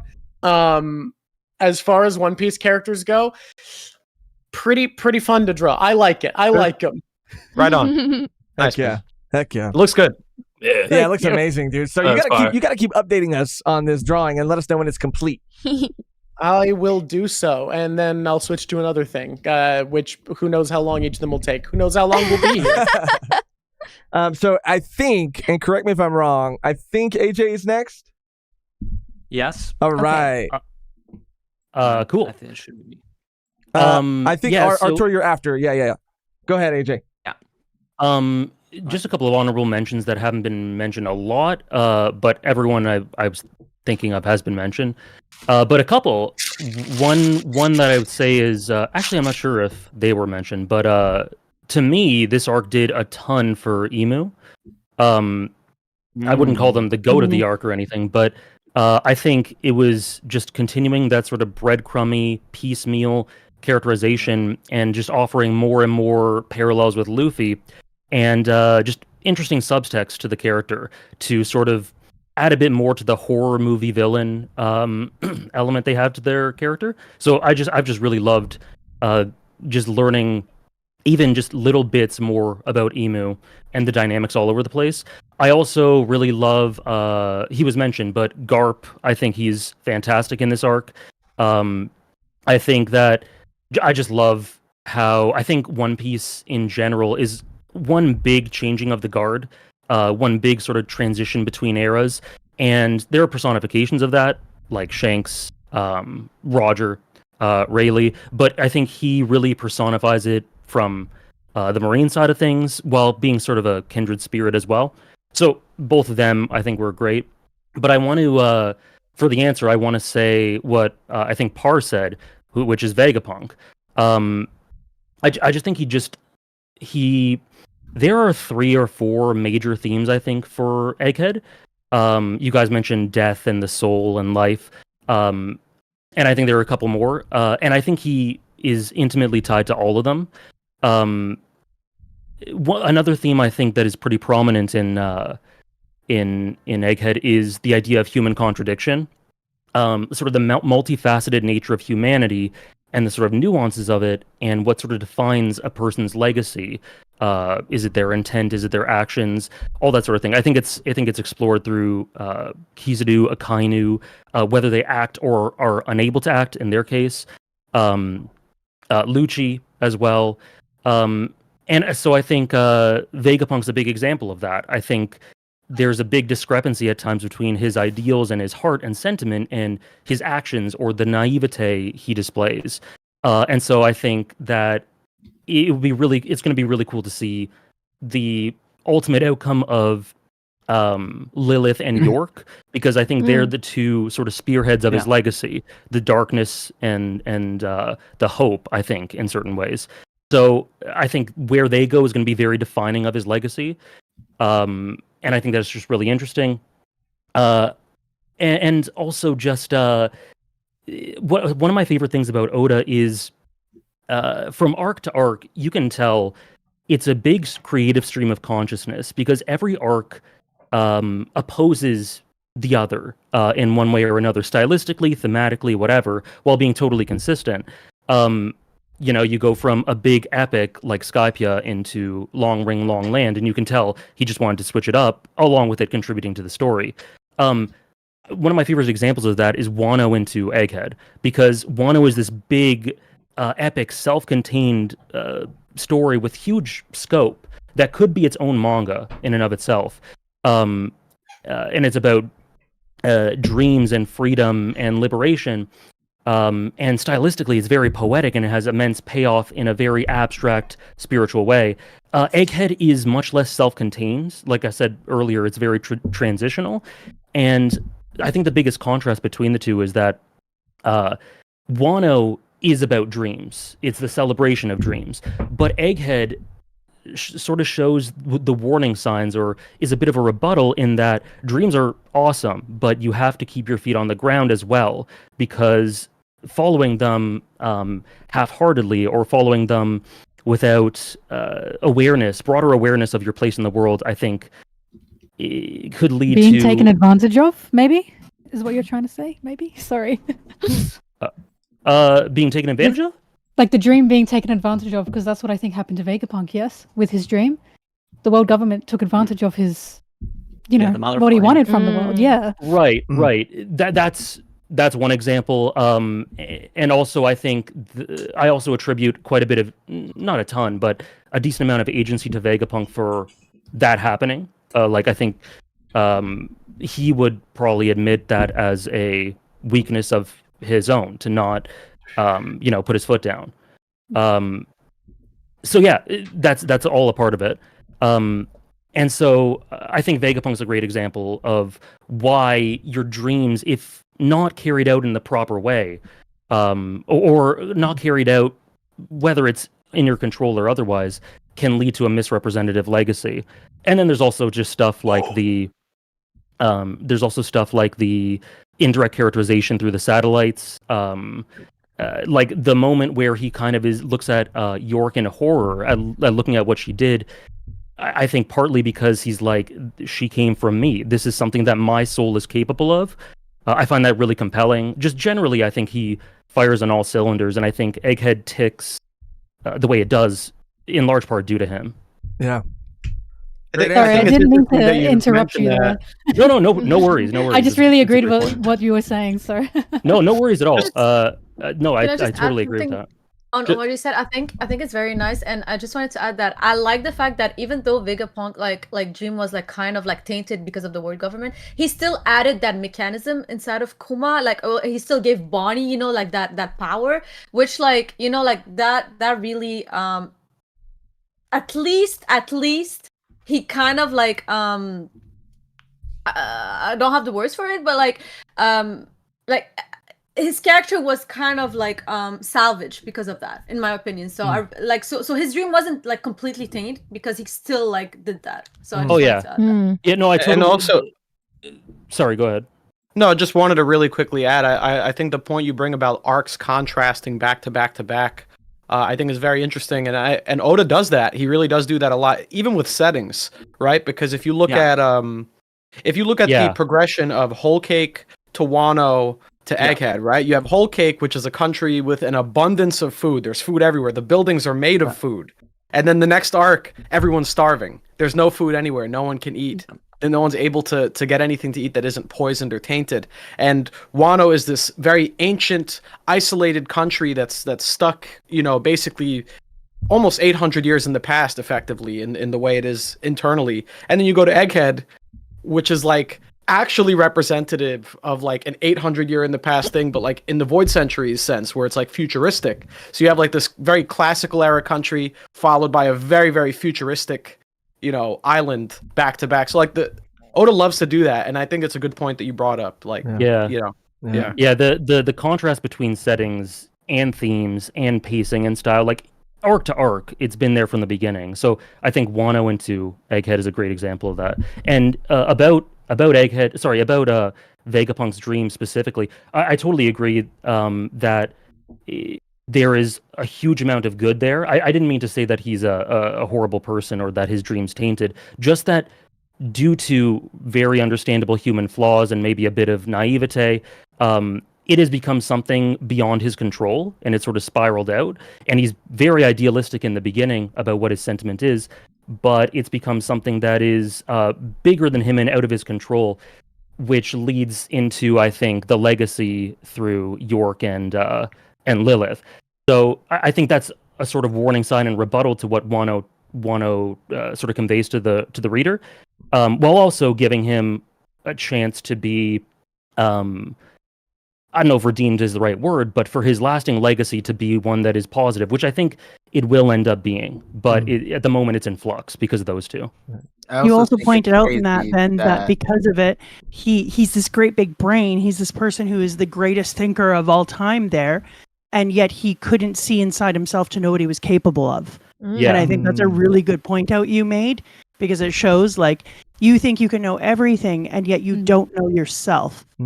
And you have to be surprised by what you're capable of doing. Yeah. And also his naivete with the world government as well. I thought it was just fantastic, because so many people were like, he's so intelligent. How did this happen to him? That's propaganda, right? Like he thought what he was making would be beneficial to the world through the world government's funding. Yeah. And he just couldn't see what they were going to do because he didn't have that mindset. He saw the goodness in people, and he just got totally swept up in that. And that's happened in the real world as well. So I thought Oda did a fantastic job with Vegapunk being logically smart, but he just...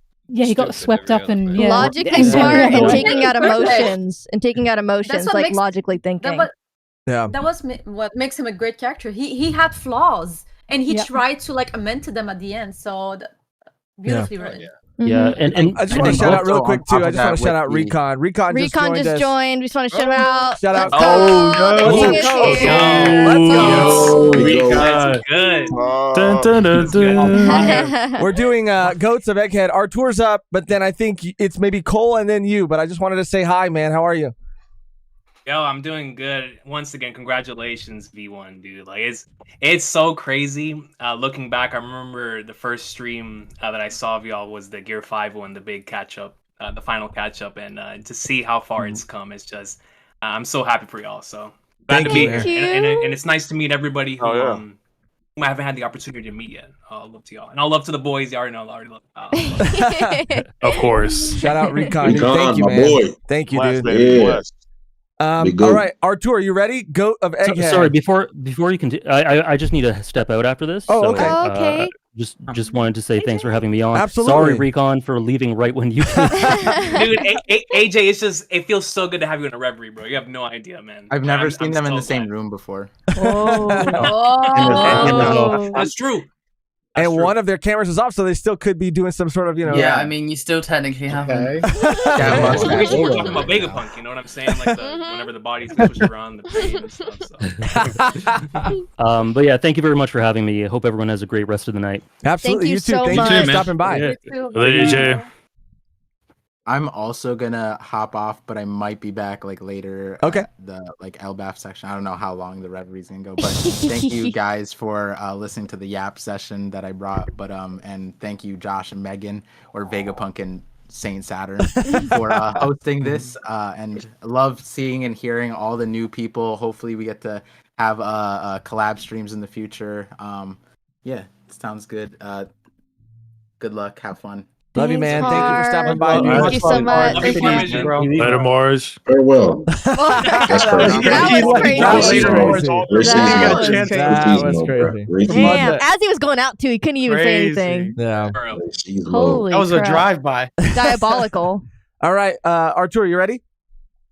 Yeah. Okay. Okay, so choosing the goat of Egghead is kind of like asking you what's your favorite kid. I feel like that's so difficult because especially in an arc filled with so many good characters and especially such amazingly fleshed out character arcs. And I feel like a cast that just didn't feel like it was too big. It was just perfect. I mean, there's so many like I could go through. Obviously, Kuma is the GOAT. Yes, I know, hot take. I also like white bread. Kizaru is such a Kizaru has such a wonderful, like arc that has been set up all the way since Sabaody. Seeing him emotionally break for the first time is such an impactful moment. Stussy, again, like others shouted her out, she was absolutely incredible. The fact that we were getting massive lore drops, I know it's like here casual on the side is another amazing character arc about humanity and all the core themes of Egghead, of life and free will. Sentomaru also, I just want to say the GOAT. No one mentions him, but Sentomaru has also been great. Again, that's true. I think another character that kind of ties in that whole concept of will, and when we have like this whole thing about subordination and people like Kizaru who have to follow orders, and yet you get someone like Sentomaru who follows orders out of his own passion, out of his own decision for what Vegapunk did for him. That is amazing. There's of course the Gorosei have been amazing villains, and I want to see more about them. Of course, Jean is amazing. There's so many good characters. But on a personal level, someone that I absolutely love is Vegapunk. Of course, there's also all the satellites are really interesting, and York particularly also has been like a really fascinating villain. But XllI himself, the original Dr. Vegapunk, is a character that has resonated really deeply with me. It might even be to a point where like I have to give it some time, but like Vegapunk might even be like one of my top 5 favorite One Piece characters of all time because, as a fellow One Piece scholar who likes to take a scholarly academic approach to One Piece, who is fascinated with the lore and the value of the One Piece world and all that thing, I resonate so much with his core idea of wanting to educate the world, of wanting the truth to persist, just simply because he's someone who wants to look at the world and wants to understand that truth. And I think that, especially in in the setting of One Piece that is so, dominated by the propaganda of the world government, and, how much they've been limiting, and, sort of been trying to bury and destroy all that progress just for the sake of hoarding a bit more control. Him just sort of, his greatest sacrifice being all for the sake of bringing that truth to the world, even if it's only some part of the truth, but being able to communicate that and going against the order and all that stuff, to me, it's something incredible. I mean, I feel like, especially even in our world, I feel there's a lot of people that, for the sake of fear, wish for power, or, cowardice, they don't look at history, they don't look at medicine or science. And I think that, to me, that's such a, fundamental value to Vegapunk, that when you think about it, Vegapunk has his satellites, right? And I think that similarly, Imu kind of has the Gorosei, which kind of work like satellites, even if it's a bit different at this point, I feel. But I really like the concept that Imu has someone like Saturn, that the moment he screws up, he just instantly like, boom, your contract is terminated, he explodes. Whereas Vegapunk himself, and even a lot of the satellites, is the one who is willing to sacrifice himself for the sake of that truth going out. And I apologize for rambling a lot about this, because in reality, even in spite of all this, as much as I love Vegapunk and all this stuff, very quickly, I feel like the real GOAT of Egghead has to be the main character of Egghead, Bonnie. Bonnie is the one from where we see this whole story of Egghead from. We experience Vegapunk, we experience Kuma, we experience so many characters, even the likes of Kizaru and Sentomaru, all through her eyes. And to me, her whole character arc could not better be described than how it culminates in her final scene when she transforms into Nika. Because to me, it brings this whole character arc of how Bonnie perceived Nika as this force of good and hope in the world. Akuma tried to teach Nika to Bonnie as like an embodiment of having hope in such a difficult world. And yet Kuma said in Bonnie's flashback, and he said to Vegapunk, that in reality, at least as he understands it, Nika isn't real. Obviously, we know a Joybo exists and everything, but Nika is a mythical character, one that never technically really existed. And that kind of, we have this breaking point for Bonnie when Saturn does break the truth to her, and he says like, hey, Nika isn't real, he's just this fictional character, that she starts to doubt that sense of hope herself. Like, she wants to die, and she just doesn't have this energy to live in the world, because she realizes that the hope she's always had is just a fictional idea. It's not real. It's just a story. It's just a tale. And yet that comes to life in reality through the Nika fruit and through Luffy itself. And it proves to her that this isn't just fiction. Nika doesn't exist, but fiction itself can become reality. And to me, that's just a massive, massive metaphor about what One Piece means to us, about what Nika symbolizes within One Piece, and what the One Piece story is, what Oda is trying to tell us, that is like, fictional stories aren't real. The hope and the dreams, and all the love and the rainbows and sunshine of positivity of One Piece isn't real, but it can become real. Not only is it a force that can manifest itself in the world, but it can also manifest in ourselves, in the way that Bonnie herself gets to transform and become Nika herself. She has searched her whole life by Nika, being like, oh man, I hope that one day I see Nika, that it's somewhere out there, and she gets to meet Luffy, but she realizes that, there's a Luffy inside all of us. There, like when you read One Piece and you see someone like Luffy, who to us is our Nika, he's the Nika of our world, right? He's this mythical character that doesn't really exist, and yet Luffy impacts us in a way that we want to become like him. We want to apply all of those values, all of that love, and attain that freedom. And Bonnie finally realizes that being free isn't about, like meeting Nika, or Nika being the one that saves her and needing that extra outside force, but that all that love, all that hope and passion, all that wish and desire to be free has always existed inside of her. And to me, that is like the best metaphor to convey what One Piece means to us, the fans, what that fan letter in all of us is, that love and passion, that, like what this series means to us in every single way. And to me, that's just something that has given the Egghead arc so much value. My God, I love Egghead. I love Oda. Thank you so much. Well said. Thanks, man. Very well said. Well said. Yeah, absolutely, man. I think we. Sorry for Rumble. No, it's okay. It's okay. The love was gushing. I think we only have two more people left. I could be wrong. Cole and Recon. Cole, you're up. Hello, I'm audible. Hello. Yes, sir. Yes, sir. Hear you. All right, awesome. All right, I'm not being glitched to the like digital Digimon verse right now. That's great. Listen, man, you guys have like killed it. Honestly, like Melon just slapped with the Sanji one. She that was crazy. That's a sub right there for sure. But I mean, there are some low key goats, I would say. We already had Sentamar being mentioned. I mean, the guy obviously he switched sides essentially to protect Vegapunk, and that is super commendable, undeniably. Though I was really surprised, I was shocked that no one brought these individuals up, because to me, just seeing them was already hyper goated. Chapter 1117, Don Krieg. Jin, hello?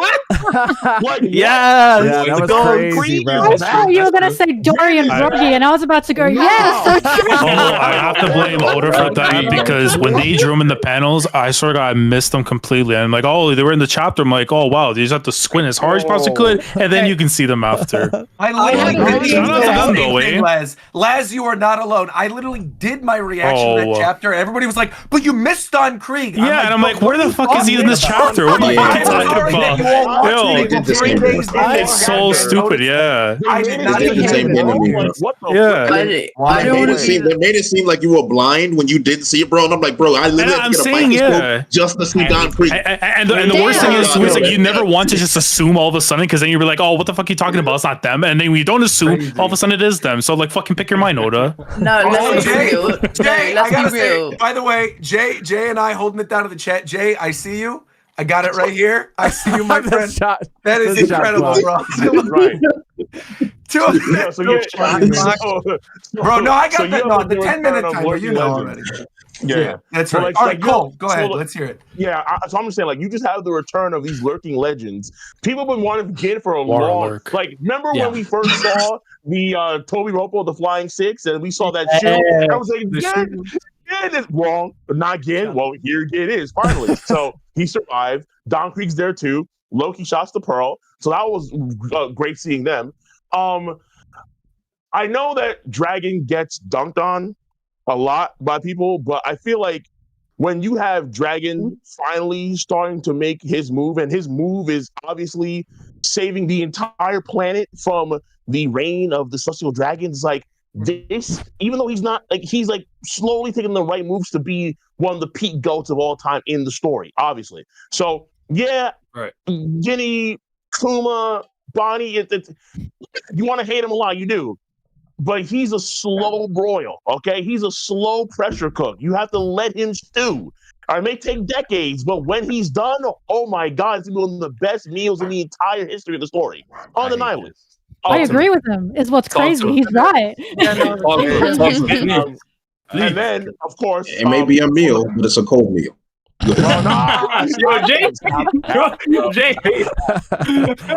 And then I would say, of course, obviously, you know, from the power scale perspective, which we do a lot over here, the Shanks. I mean, God. I mean, that chapter to me was a 10 out of 10, the same rating I gave for chapter 1045. I thought that it was incredible just seeing Shanks do what he did.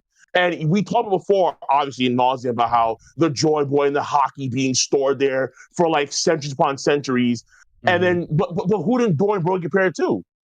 Shanks. It was like, bro, like, again, in this arc, what has Oda been doing? He's been tapping into the legacy characters that he's been brewing and stewing for so long. And there is no other legacy character like Shanks. Shanks is chapter 1. And so when Shanks does something, not only is Oda getting hype, Luffy's getting hype, we should all be getting hype, because he is the person that made, arguably, he is the one that made Luffy who he is today. He's the one that gave him that dream. And when Shanks has that comparison to Joy Boy, the first pirate, mind you. It's like, oh, this is incredible. This is phenomenal. And all the Shanks Glazers, they may come later. When the Aussies pull up later, it's over. Like, get ready. You're right. It's going to be a long stream when they pull up, and then it's a Shanks conversation. Elbath, going to probably have a lot of Shanks going on there too. So to me, it was like, there are a lot of GOATs. Sanji, again, for me, was, I think, the peak GOAT. I think I would say, for Vegapunk, I loved the world-building aspects of what he brought to the table, right? Because we've heard about the ancient kingdom, and we've heard about like what they could do and how tech was back then. And I'm a tech-heavy dude, and people know, like me and Tekking. I've talked to Parvision and Nauseam about this stuff too. Randy Choi, moon theories for years. And when you have the spaceship themes, when you talk about anti-gravity technology, when you talk about the ability to like communicate globally, have your brain be like a sort of Skynet internet. It's like, and then of course the power of the fruits, where like Vegapunk kind of already tells us, hey, these powers come from another plane of existence. It's like, wait, hold on, what does that mean exactly? Do you mean like some stuff with Zoro and death and like seeing that, or it's like a whole new paradigm? Like, these are things that are delicious for the world building of the story. Whether it's the deities, whether it's the chaos gods that Big Mom was mentioned about in her backstory, there are so many juicy tidbits that were brought to the forefront that are going to be pivotal for the rest of the final saga of the story. And it starts off here. This I think, is an incredible start to the final saga of what I think is going to be a very strong finale to the story. Absolutely. So that's all I'd say when it comes to GOATs, for sure. Damn. Oh, of course, Lilith too. She's amazing. Damn. Lilith. Solid, Cole. Solid. We got Recon. We're down to Recon. Mm-hmm. All right. Yo, so before I get to my actual pick, I just got to give a shout out to Frankie, man. Like, this dude hasn't been mentioned at all yet. I know, dude. He attempted to box an admiral and a Gorosei, and he was doing his thing. I mean, obviously, I think out of the Straw Hats, Sanji for sure had the strongest showing in regards to what he was doing overall throughout the course of the entire arc. But while everything was going down, especially with the Gorosei, I thought Frankie was extremely impressive. I mean, he was taking command. He was like, y'all are not going to do nothing. And got in front of both Garcia, Saturn, and in front of Kizaru. I was like, that's my guy right there. That's my cyborg. And I was so proud and happy to see Frankie, because he's obviously ran over Big Mom in the motorcycle. And that was super, super dope. Where I was like, okay, he's not afraid of any emperors. But for him to do that in front of an admiral and a member of the Gorosei too was just super, super cool. So much love to Frankie. Besides Kuma and Bonnie, who are my obvious like loves of my heart, and massive shout out to Mama Drawk for the Emmett speech earlier. That really touched me. I was in the car listening to that, and I was like, yo, that's hitting home for the Emmett stuff. So love Emmett, love Joy Boy. But I think I wanted to get to the other side of things and talk about Emu. Because when chapters 906 and 908 came out, I was wondering, what are we going to have in store for us in regards to this character? Because obviously they're being introduced really late into the story. But I wanted to know what type of individual this was going to be. And for us to start the arc off with the Lelucia incident, and then immediately throughout the course of the arc, whenever we go around the world, we see what actually took place in the Reverie. And we're starting to figure out more and more about Emu as a character. As somebody who really loves those classic cartoon villains, which is why I love like Flamingo, Buggy, all those characters give off those classic vibes. I feel like Emu is very unique in a way to where everyone has, throughout the course of One Piece from the villain side, are all trying to achieve something. And I think what's cool about Emu is that Emu achieved that. And he's currently trying to maintain that status quo. And so what we've seen throughout the course of the arc is how that impacted everything. I mean, Egghead, obviously Vegapunk's speech goes into it, but whenever we go down below into below the sea, Little Mermaid style, and see how everything was 800 years ago, you really get to see like, Emu truly changed everything, basically reset the verse, and is now trying to maintain that. And so when Cobra pulls up, it's an instant, oh no, don't worry about it. Y'all can keep your guns and your swords inside. I'll take care of this. I mean, instant kill. If Sabo wasn't him, dead. And it's like we're seeing a character that obviously One Piece gets made fun of for the fact that characters don't get killed off. But for an emu that just got introduced to have so many bodies already, it like sort of makes the character stand out in a way. To where and that question gets brought up by the Gorosei, like, yo, why attack Lucia? Like, what do you sense there? And Emu's just like, yo, it's close. Like it's a drive to McDonald's 5 minutes away. That's all I want right now. You know what I'm saying? Like, I want some burger and fries. And he's like, yo, let's go ahead and take care of business right now. And I think what happened with Emu, especially there and then at the end of the arc, when Saturn returns having failed, I was thinking like, okay, this is going to be the biggest test for Emu because Emu just got shook by Joy Boy's hockey. And we saw how much that impacted Emu. I'm not sure if that's from a power standpoint or from like an emotional standpoint. Like, yo, I'm feeling Joy Boy for the first time in all these years. But when we get back to that chapter and Saturn returns to the Marijoa, and immediately Emu's having none of that. Like, yo, you failed. Like, didn't even give him a chance to go back. You know, give him a chance to make it up there. I'm killing you off right here, right now, because you failed. Already had the replacement ready. My boy Coach Garlic. You know what I'm saying? Like, the fact that Emu is doing everything in such an efficient way is so... It's not only refreshing, but I just find it to be so cool from what I think is going to be one of, if not the final villain of the series. It's similar to Luffy and how I think all of us can predict when Luffy's about to do something. Emu's starting to become those characters where I sort of see what you're about to do, but the fact that you're actually going to do it is what's crazy about this. Like, it's such a cool character. I'm so glad because obviously, like I said, throughout the build up for Emu was so huge, and seeing what happened in 906 and 908 with the giant straw hat and the Gorosei bowing. And now that we finished the arc and I'm looking back on it, what an incredible arc for Emu. Showing how the character changed the world, but is also attempting to maintain that. And I think for that reason, Emu's my MVP on the other side of things, because what just insane. How do you do that for 800 years, bro? Like, that's just, it's nuts. It's nuts. Recon, Recon, question real quick. Yeah. I'm curious. Okay. What are the odds of Emu still being a silhouette, or is that shouty figure their actual true form the entire time? I've been thinking about that. I feel like at this point, because it's Oda, it's got to be a silhouette, and it's just we're holding off for as long as possible. But how cool would it be if that's actually Emu's form? Because then when we get Gear 5 Luffy versus Emu, it's cartoon versus cartoon. That's like Oda's dream. Yeah, sure. So we have like actually, not a bad ultimate idea. Tengen, Toppa, Gurren Lagann, but with cartoons. It's coming. You know what I'm saying? So like that would be so much fun to see. So hopefully that is Emu's true form, but I do think Emu will have an actual form. Drill to the heavens. I hate to interrupt. I do have to go. I may be back later, but I gotta go for now. So thanks for stopping by, Jay. Appreciate it, man. Yes, of course. And, if I don't make it back, Josh, Mehgan, congratulations again. You guys have been great. I love seeing this for you guys. So keep doing the great work, and everybody, please make sure you make it just a little bit toxic with some agendas.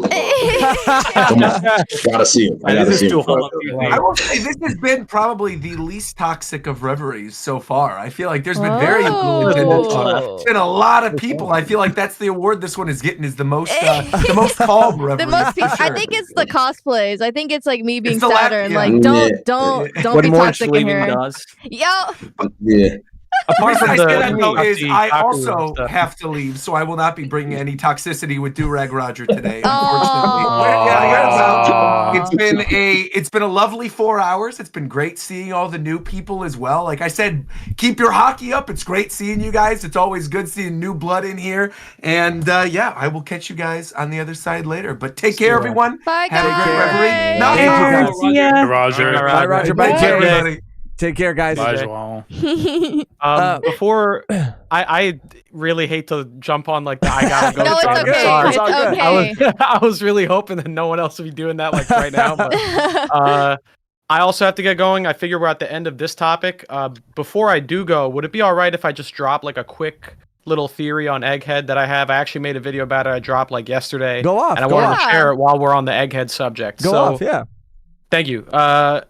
So Egghead, right? We had at the end of Egghead, we had Emmett with the rope, pulling the rope.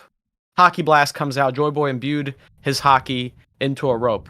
Now, hockey is like a spiritual energy. Rayleigh actually describes it when he teaches Luffy about it. He explicitly states that hockey is a spiritual energy.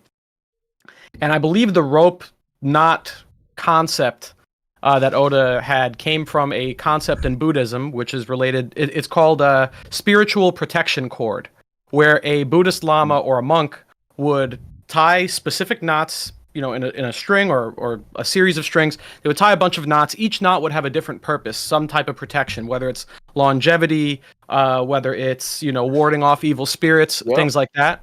And they would blow into the knot and they would bless it. And then you would take this cord with you, you'd wear it as a bracelet, you take it with you, and it would be a way of keeping your teacher or your master with you even after they're long dead, right? Which is the wording that Emmett uses specifically when he talks to Joy Boy about it. He's like, oh, that means that you'll be with me even after you're gone. It's the same exact concept. So that got me thinking, if Joy Boy is capable of imbuing hockey into something, effectively blessing this rope with hockey, right?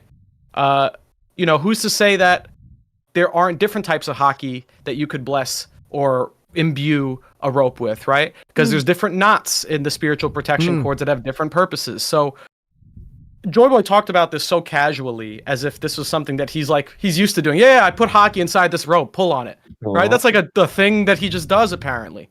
So who's to say that he couldn't put a different type of hockey inside that rope? For example, observation hockey, right? That's what I was thinking. We've seen conquerors and armament be imbuable into things. So what about observation? What about future sight observation? What if Joy Boy had such powerful future sight that he was able to imbue a vision of the future into a knot in a rope? And before file. Yeah, and where would something like that be? Where would one piece of rope like that be, right?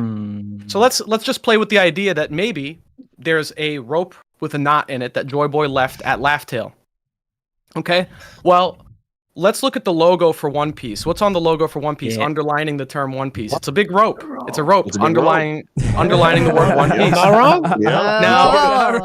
Yeah. So this is interesting. Now, did you know that a lot of you, I'm sure, know this, but in the Japanese manga, the One Piece treasure is also referred to as the Hitotsunagi no Daihiho, the Great Hitotsunagi treasure.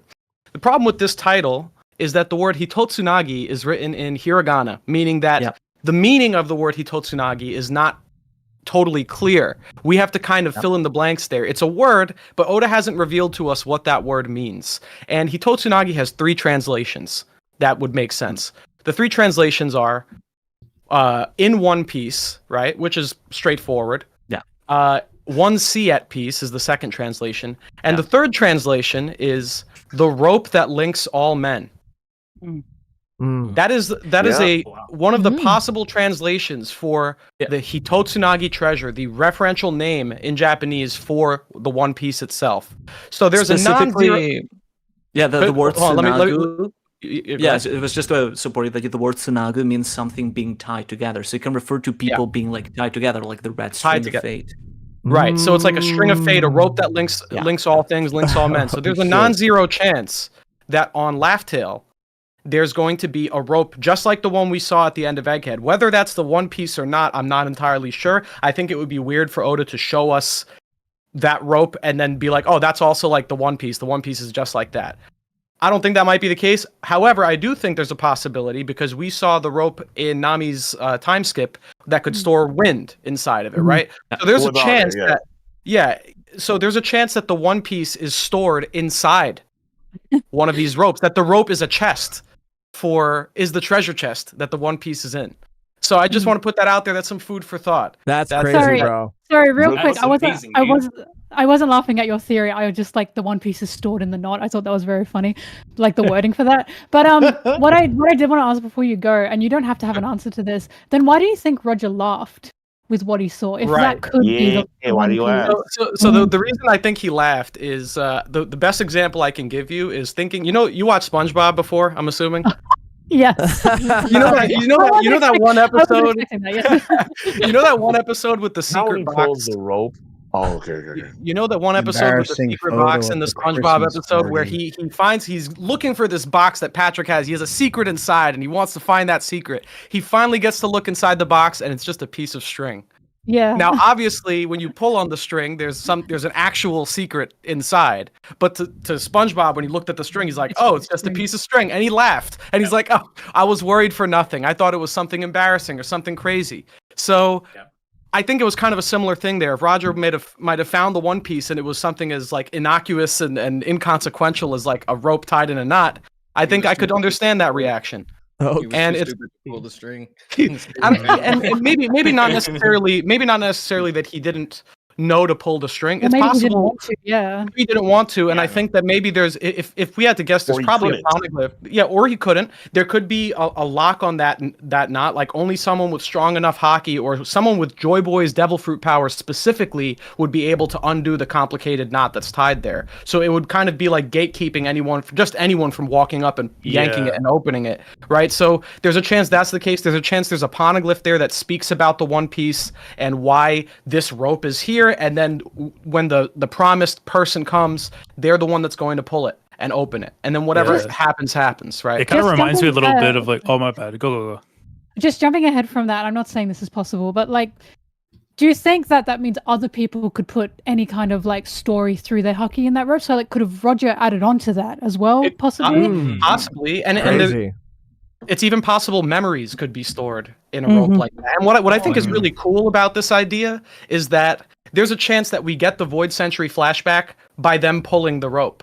And what would be really cool about that is that it would be the one flashback in the story that we get to experience alongside the Straw Hats in a meta The way. Kuma memories. Right. So Yeah. the Straw Hats actually, as they experience the memories of the Void Century and they're seeing it, we're seeing it at the same time. And it would be really cool if the flashback starts. They get to Laugh Tale, they find the rope, and the flashback starts with Luffy pulling it, and then they get the vision, and we do too. And then that's where the flashback starts. I think that could be I think Sage has incredible. a thought too. Yeah. Please, I've got some. One sec. Bubbles. The memories are stored in bubbles, but the Weatheria also have bubble tech. They grow the bubbles in a garden, and they store things that look really similar to the Mother Flame. So with your knot thing, it might not be that the knot stores a vision. It might be that the knot, by opening it, it has to be done at the right time. Roger was too early. If he was too early to open the knot, it may be he was too early to activate something that the knot releases. The knot might not just be about containing the memories. Bubbles may be there to contain memories, and we may see it like that. Which I think is very likely, but also I think that knot, by opening that door at the right time, you will be able to access all of that stuff, but also it may awaken something with that haki, much like Emmet was awakened via the Song of Liberation. It may be that the Song of Liberation is needed to access opening that knot, so this blast of haki, whether it's Conquerors, whatever, is able to awaken something like one of the ancient weapons. Yeah, and just to quickly add on to this, idea that also that there's an idea that when Whitebeard says to teach, like the man Roger's waiting for, teach isn't you. That could be actually literal, where Roger is still in some way waiting for the right person, just how Joy Boy is, maybe in some way on Laugh Tale. And if his memories or someone can be stored in a knot or in a bubble, someone like him who probably has very strong hockey too, maybe he could do that as well. So it's possible. It kind of also makes me think of the similarity. My bad, Hidden. So I want to get this up quick, but they kind of reminded me of the similarities I was talking about earlier. Like, so hockey have like, I guess like a memory or just like a key like you need to like access it. Kind of reminds me a little bit of like in Hunter x Hunter, to like a very like a muscular level. To like when Gon had to open up that box and stuff to be able to get the message and what Jing had. It kind of reminds me of something like that. So maybe like that's a good way to expand hockey in a way. It's like where you need memories, or there's a certain like type of hockey, I guess, that you need, or a will of a king to be able to access that. So maybe Roger, when he found it, it's like, yeah, he got to it, but the whole ramifications of it, he needed to like do a little bit more research with his time, and he realized it's not going to be me, so maybe some other guy's going to come along, and that's going to be Luffy. That's going to be the one that eventually goes and gets it. But I think it would be a nice way to kind of add more to hockey outside of just being Conquerors, Observation, Bushoku. Could be like a different way to expand upon it, and I think that would be a dope way of doing it. I totally agree. Just to quickly add one last detail. The Void Century seems to have some connections with like ancient Greece and relations to that, right? Because all the ancient weapons are named after, Greek gods, basically, right? Greek and Roman gods in some cases. So, and this also goes for the Gorosei, right? They share their names with the planets, but where do the planets get their names from? It's that. So there's a chance, right, that there is going to be some big connections to ancient Greece, because we have all these different countries represented in the story. And I think it's interesting that there is a very famous Greek legend related to Alexander the Great. It's about something called there's a legend about the Gordian knot. There was a knot in the city of Gordium in ancient Greece that was said it was tied to an ox cart, and it was such a complicated, intricate knot that couldn't be untied. And it was said that whoever could untie the knot would be destined to conquer all of Asia. Now, Alexander did go on to conquer a very, very large portion of Asia. When he came across this knot, he had an interesting solution to it. He decided to cut it with his sword. But that was basically the prophecy being fulfilled in a way. So this connection between like conquerors and conquerors hockey and the Supreme King and the untying of a knot and being destined to be the true king or conqueror, I think Oda might have pulled from that. And I think there is some kind of Gordian knot on Laugh-Tale, some parallel to that. Okay. So just want to throw that out there. I do bro. really, Just I'm very before you, appreciative.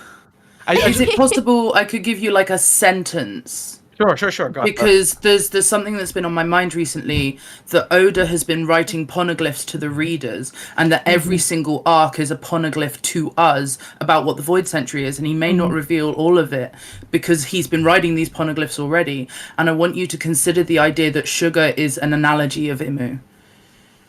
Sugar, no, absolutely. I would go 100%. Yeah. Doflamingo is a parallel. Each arc is I feel that Doflamingo is a parallel of Emu, and then sugar is just the tool that Doflamingo uses to like erase people like Emu does. I think that's fair. But each arc has an exact point represented of the history. Like every single one. Long Ring Longland may even be a look into the future where people are nomadic across the sea and access all the sea. Or that could be what society was like before the Void Century happened. Exactly. I think Oda likes to have. He has this one overarching theme for the story and characters that play certain roles. Like obviously, Emu is like the villain of the entire One Piece story and the world itself, right? And I think that he reflects this sort of dynamic in every arc through the villains. Yep. All of the arcs are to a degree a microcosm of what's going on in the larger world. And now Skytia, same thing as well. Absolutely, without doubt. Yeah. So there's a lot of emus in the story. There's a lot of them. NL, Doflamingo, even Kaido and Big Mom, they wanted to team up, take over the world, drop Onigashima on top of Wano and replace them, just like Marijois replaced the Lunarians on top of the Red Line and conquer the world. Like the bell. Yeah, right. So there's so many parallels to that. Yeah. Well, a huge theme of One Piece has always been misinformation, hiding history. Oda's very, very prominent about that because obviously he thinks history is very important. So he's trying to show us his own story. Like, this is what happens if you don't look into history. If you just believe essentially what you're told without doing your own research, such as Robin being the demon child, and then look at what her story was. She was never the demon child. And even the funnier part too is when you look at like when Morgan's reporting the news sometimes may be getting some facts and sometimes just has his own propaganda in there. So it's like you have to literally live through history to know history rather than just hearing it secondhand from somebody else. That's why when it comes to God Valley and all that kind of stuff, I'm not believing a goddamn thing. Unless you are there. Unless you are there and you got the camera and everything. I do not want to believe what you're saying. That's right. I feel like he does definitely embed history. I do got to get going. I just wanted to say I really, really appreciated being able to share that with you guys. I hope you like the theory. It's a beautiful theory. I really appreciated you guys cooking along with me. You guys just joined in the kitchen and you just started chefing. I threw a little bit of paprika. That's all it was. Like I love that. That spice you guys added to it is great. I wish I heard that before making the meal and now you're leaving the kitchen. Yo, for real. Keep cooking. I'll let you guys take it from here.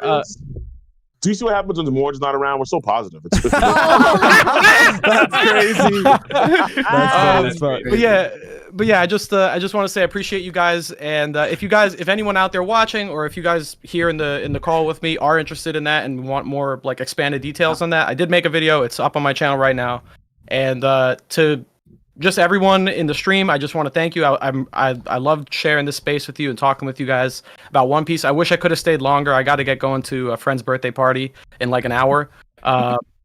But to Mehgan and Josh, you guys are awesome hosts. This is a beautiful, professional, very, very well-organized stream. This is a great reverie. You made excellent hosts for this reverie. And thank you, man. Congratulations. What more can I say? This is great, and I'm going to be watching the rest of the stream when I have the chance, even though I'm heading out. So I just want to wish you guys a good rest of the stream. Have fun, and thank you for having me. I'm really appreciative of that, and thank you to everyone that's watching and that's been supporting the stream, sending all these super chats and just being very kind. So guys, take care. Have a good rest of your day. God bless. And thank you so much for your kind words. For cooking. Later, Brody. Bye, guys. Later, man. Peace, hidden. Well, we're actually kind of almost at the halfway mark. We're going to do some super chats. Everybody can chime in on those super chats. We're going to catch up. And then we might rearrange some things because we have some other topics that I think people might want to hear about more. So we might move some things around. But again, feel free, everybody right now, to chime in on some of these super chats as we catch up. And also thank you to everyone that is, here still rocking with us. Thank you to the chat. Thank you to our amazing mods. Like, we love you guys. The chat, like, super positive vibes. Really good vibes. Thank you for everyone being here. And all the creators that are hanging still, too. No, I know. Thank you guys. It's immaculate. That last part, I was like, damn, I thought it was Egghead, not like Sunny Side Up. Okay. I'm sorry. That was bad. All right. I know. It didn't even make sense. Okay, whatever. Oh, Jesus. Yeah, it felt like you were thinking about it for a long time. No, I really was. I was like, should I say it or should I I don't want to say it because people might laugh too hard. I don't know. I liked it. Damn, fuck. All right, shout out Justin Holland, and we're gonna rapid fire, but like I said, feel free to jump in. Justin Holland, if LBAF is a point of convergence for all of the forces, actually, let me change this real quick too, so we can have the super chats up there. If LBAF is a point of convergence for all of the forces of the world and begins the final war, how will that affect the race for the One Piece? P.S. I hope for a world's end Maelstrom battle or two. I feel like I want to hop in. I would say there's a panel where Oda, I think it's 1120, where he shows you the most all these characters are the most important characters for the One Piece race, and as it's always going to be, as it should be, it's the Emperors, because One Piece is a story about pirates first and foremost. So even though there are other people in play, it's always going to be the Luffys and the Shanks and the Blackbeards, and yes, even the Buggies, Hime, even the Buggies, they'll be there because they matter ultimately because they're in the race for the most important thing. Why would anybody else cut in line when they've been there the entire time? No.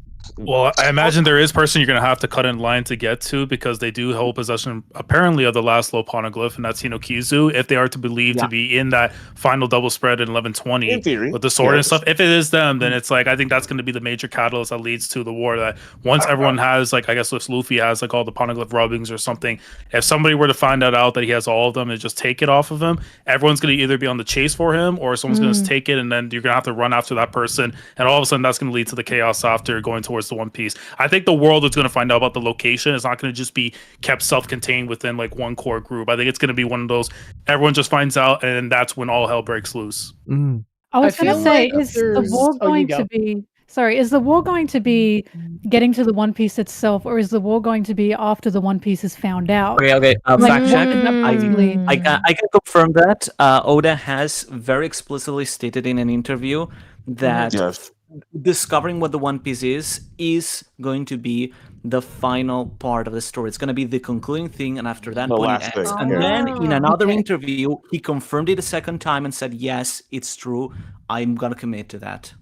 So the war is going to be to get to the One Piece, and not the One Piece. I feel like there's a difficulty with if we take this question on face value, it just feels like we're ignoring the fact that to me, the LBAF doesn't feel like where forces are converging at all. We know Shanks is after Blackbeard, Blackbeard's after an ancient weapon. All of the forces have reason to go to different places that aren't LBAF, and I'm sure Artur can confirm that a lot of evidence seems to suggest that LBAF wasn't part of the original point, as instead being used likely to tie up some loose ends on our way to the final convergence. Yeah, I totally agree. Because I always thought, because Elbaf is about war, like not about war, but the land of Elbaf is the land of war. We've seen how Oda feels about war throughout One Piece, from Alabasta to Marineford. Now we're in Elbaf, so I never thought Elbaf was going to be the point of war, but it's going to finally be like that last discussion about what is this war going to be? What will come of it? Will there be any good from a huge war that's about to happen? Do you know what I mean? So I never thought Elbaf would be the centerpiece of this war. It was just more talks and just more of Oda's narration, I suppose, and our own feelings and thoughts about what war is and if there will be any good from it. I mean, it's interesting though when you say that Elbaf is like the birthplace of war itself. So maybe there's going to be the Kickstarter to that at the very least. Yeah, it would be dope. I think this is possible. I agree. I think this is going to be a place, and I think what Oda's doing right now with all these final saga arcs is he's actually retreading post time skip itself with the 4 Emperor saga, because Punk Hazard and Egghead are absolutely parallels to one another. I mean, Vegapunk Island, but it was right after Punk Hazard, Dressrosa. What did that have? The Grand Fleet. But in Elbaf, instead of it being this massive battle royale scenario with this emu-like character, it's them setting up this army to go against the emu-like character. Instead of them fighting against each other, it's them working together to fight against the big bad. So we don't need to worry about any just complete chaos in the stuff. And we probably will have a villain, like whatever Loki does or whoever Elbaf-based villain. Because at the end of the day, all these giants are probably going to be under Luffy anyway, because they've been this independent party throughout the entire story. But he's got Dorian Brogy, he's got Hiruden and his crew, he's got Uemo and Kashi, who I think, do they work with Dorian Brogy? I think they do. I'm not entirely sure. But he's got so many giants already under him, like supporting him, that he's going to have literally the strongest nation in the entire world. And then Wano, which was also considered the strongest nation in the entire world. So it's like, this is all the setup for what's going to come in the final war. And whether we go to Marie Joie next, or because I don't think we're going to go to Laugh Tale until after we're done with Emu, because Emu could probably just easily follow them to Laugh Tale if they're alive or not at that point. Because Blackbeard could easily do some shenanigans and be even more evil than he already is now. Yeah, I think this is like the stepping stone. I think if we do, I just hope we go get Vivi first. If we are doing like, oh yeah, yeah, we're getting Vivi. Vivi first. I don't think it's a matter of getting her. I think it's a matter of her coming to us. Because if we're to believe that she's with they're Wapol and they're going in the direction, I think that's probably what's going to lead to like a reunion on Elbaf, which would be interesting to see. Like, after that, it's like she's probably going to be with us. And I feel like based on the newspaper and we saw with the mark on the X and stuff, I think that's like indicator saying I'm on my way kind of thing. So is it? Did you interpret it? And I could be wrong, but like, how did you feel about that specifically? Was it a more of like I'm coming, I'm on my way, or like I'm good, I'm okay? At first, I was tripping because I'm like I never saw the X originally on Luffy and stuff, but then when I try to put like 2 and 2 together, that's Vivi's with them and everything. It feels like the only people that would realize it were there in Alabasta, or at least had some kind of connection with Vivi. So maybe that could be an indicator, like because the thing we don't know, we know from the outside that they don't know how Vivi is since post Reverie. So like we're kind of like in the dark, at least the main core crew, like as there's the audience for us, we know that she's fine, that she's with Wapol, but that was, I guess, like her way of telling the crew, it's like I'm okay, without openly saying it. Because obviously, if Emu was to find out, I mean, Emu still wants to find something with with Vivi, and I do think it has to come in correlation, possibly to do with like Lily and maybe switching from host to host. Because I do think Emu was possibly using the body of Lily as like a host, and probably going to switch over to Vivi since they hold a similarity in terms of appearances, but. That's like a whole like I think he's asking for help. I think that's what I'm placing my bets on. Because if I see the X on, I immediately thought of that emotional ass scene at the end of Alabasta, and to me, I think that's how Luffy's going to interpret it too. He's going to be like, "Ha, suck it, Zoro. We're going to go get it." I always thought if I were in Luffy's situation and I saw that X, I'd think I have to go get Vivi now. Because that symbol is so powerful for them. And I always thought, I don't know why Vivi would bring out a message just, I'm fine. You know what I mean? Like, I think the hard part is like, how do you indicate to Luffy after, I guess, the X, like, where am I and stuff? Because by the time you go and tell him your location, I think that also leads to him finding out. So it's going to be one of those really like government. Brilliant. Yeah, that's he says you're at the newspaper. Robin will probably figure it out before any of them. So. I mean, she was the first to indicate it too, so yeah. Yeah. Yeah, it was a total locator. Once Vivi put it there, everybody knows, okay, this is where she is. It also takes us into the sky, possibly, which maybe could move us to, I don't know, a moon? The cool thing about Luffy though is it doesn't matter. He's crashing out till he finds her. That's all he needed to do. But I like finding her. the other possibility too. It's not so much a like I'm fine. It's like this is where I'm at. Like you don't have to that's come that's get really me, more but this is where I'm yeah. at. Yeah. Give you a heads Actually, up. something I was thinking about is that, I mean, like, in the world of One Piece, for example, there are no planes or almost no balloons, and I think part of the reason for that is because the government doesn't want anyone to be able to easily access Marjua, so this is a crazy idea, but what if Morgan's kind of helps them, or at least with the balloon, is like a way to get to Marjua or something like that. I love Don't they mention the importance of like flying devil fruits as well or something? Aren't there only a select There's few only flying- five. There's like 5 of them or whatever. Yeah, there's like 5 Yeah. efforts. Yeah. That was something said in like Alabaster though. Yeah, so. by Pell. I think. Yeah, it's not. I like to that think ain't maybe real. he meant like 5 Tori fruits or something like that. That's kind It's not how he said it, but we can pretend. I think there was an SBS where Oda actually addresses it, and he talks about the fact that just being able to fly would be a not so great of a power to him or something. Right. Yeah. I'm pretty sure that was talked With about Shiki, recently as well with Shiki. And Yeah, he with felt Shiki, like the float yeah. fruit was like a bit of a non-power because there are so many ways to get into the air. But I think there was an earlier one as well where it was talking about like it wasn't as much as I don't want them to fly as I don't want flying to be their main thing, their main focus. Right. I do think that it's worth noting though that there are no real flying machines in One Piece. Especially not that's like the thing. publicly accessible flying machines in One Piece. Morgan's has the only exception, pretty There's much. Cheeky, I guess. There is another one. Vegapunk 1 Yeah, is the the Arc second one. Maxim. Vegapunk 1 also Yeah, flies. Maxim. And That's Arc what I say, Maxim. it's the only one that we are aware of all of the other series. Yeah. Yeah, we There's got like no Vegapunk man So machines. one. the robots go to the moon because of balloons. So they just ride balloons up to up to the moon. It's weird, but I mean that's what it is. That's the other thing is like when we look at the moon portraits, like they show balloons that are taking them up and down, but going back to that Weatheria flashback, there were balloons taking them up and down from Weatheria as well, a balloon terminal. So like there is a question of like how do all of these like minor ways of floating, these more passive techs, like are they the only ones that have survived, or actually was this kingdom potentially more passive full stop? And like that is part of how it was taken out, is it was not actually because the ancient weapons are called that because of the government, and the government has always been full of shit. So there is always a question of like, are these ancient weapons all linked to travel? Because the Ark is with the Sea Kings. Also, travel is very, very important in One Piece as well. Yeah. Connecting islands. Yeah. The world government is terrified of the world being connected. Yeah. Connected and it's the being sea one. level rising. So the weapons being a form of travel is 100% a possibility in my opinion, because they know a connected world is a powerful world against them. Yep. That's why Luffy is so dangerous. Something that I like to think about the ancient weapons is that I feel like all of them kind of have this connection where there is like a human connected to them in some form, or like a person, but each of them is also connected to a ship, because the Pluton, obviously it's like a big battleship. But there's also the connection with Momon Zunisha being the only one that connects it.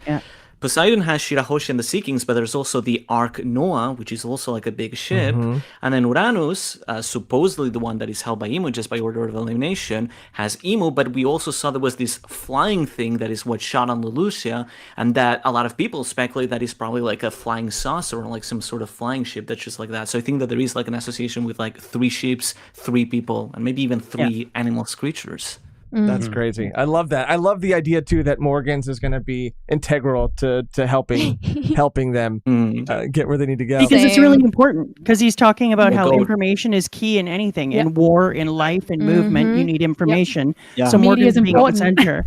War? And No- I no also greater the X on the arm too happening so quick to me was also this throwback to Emmett.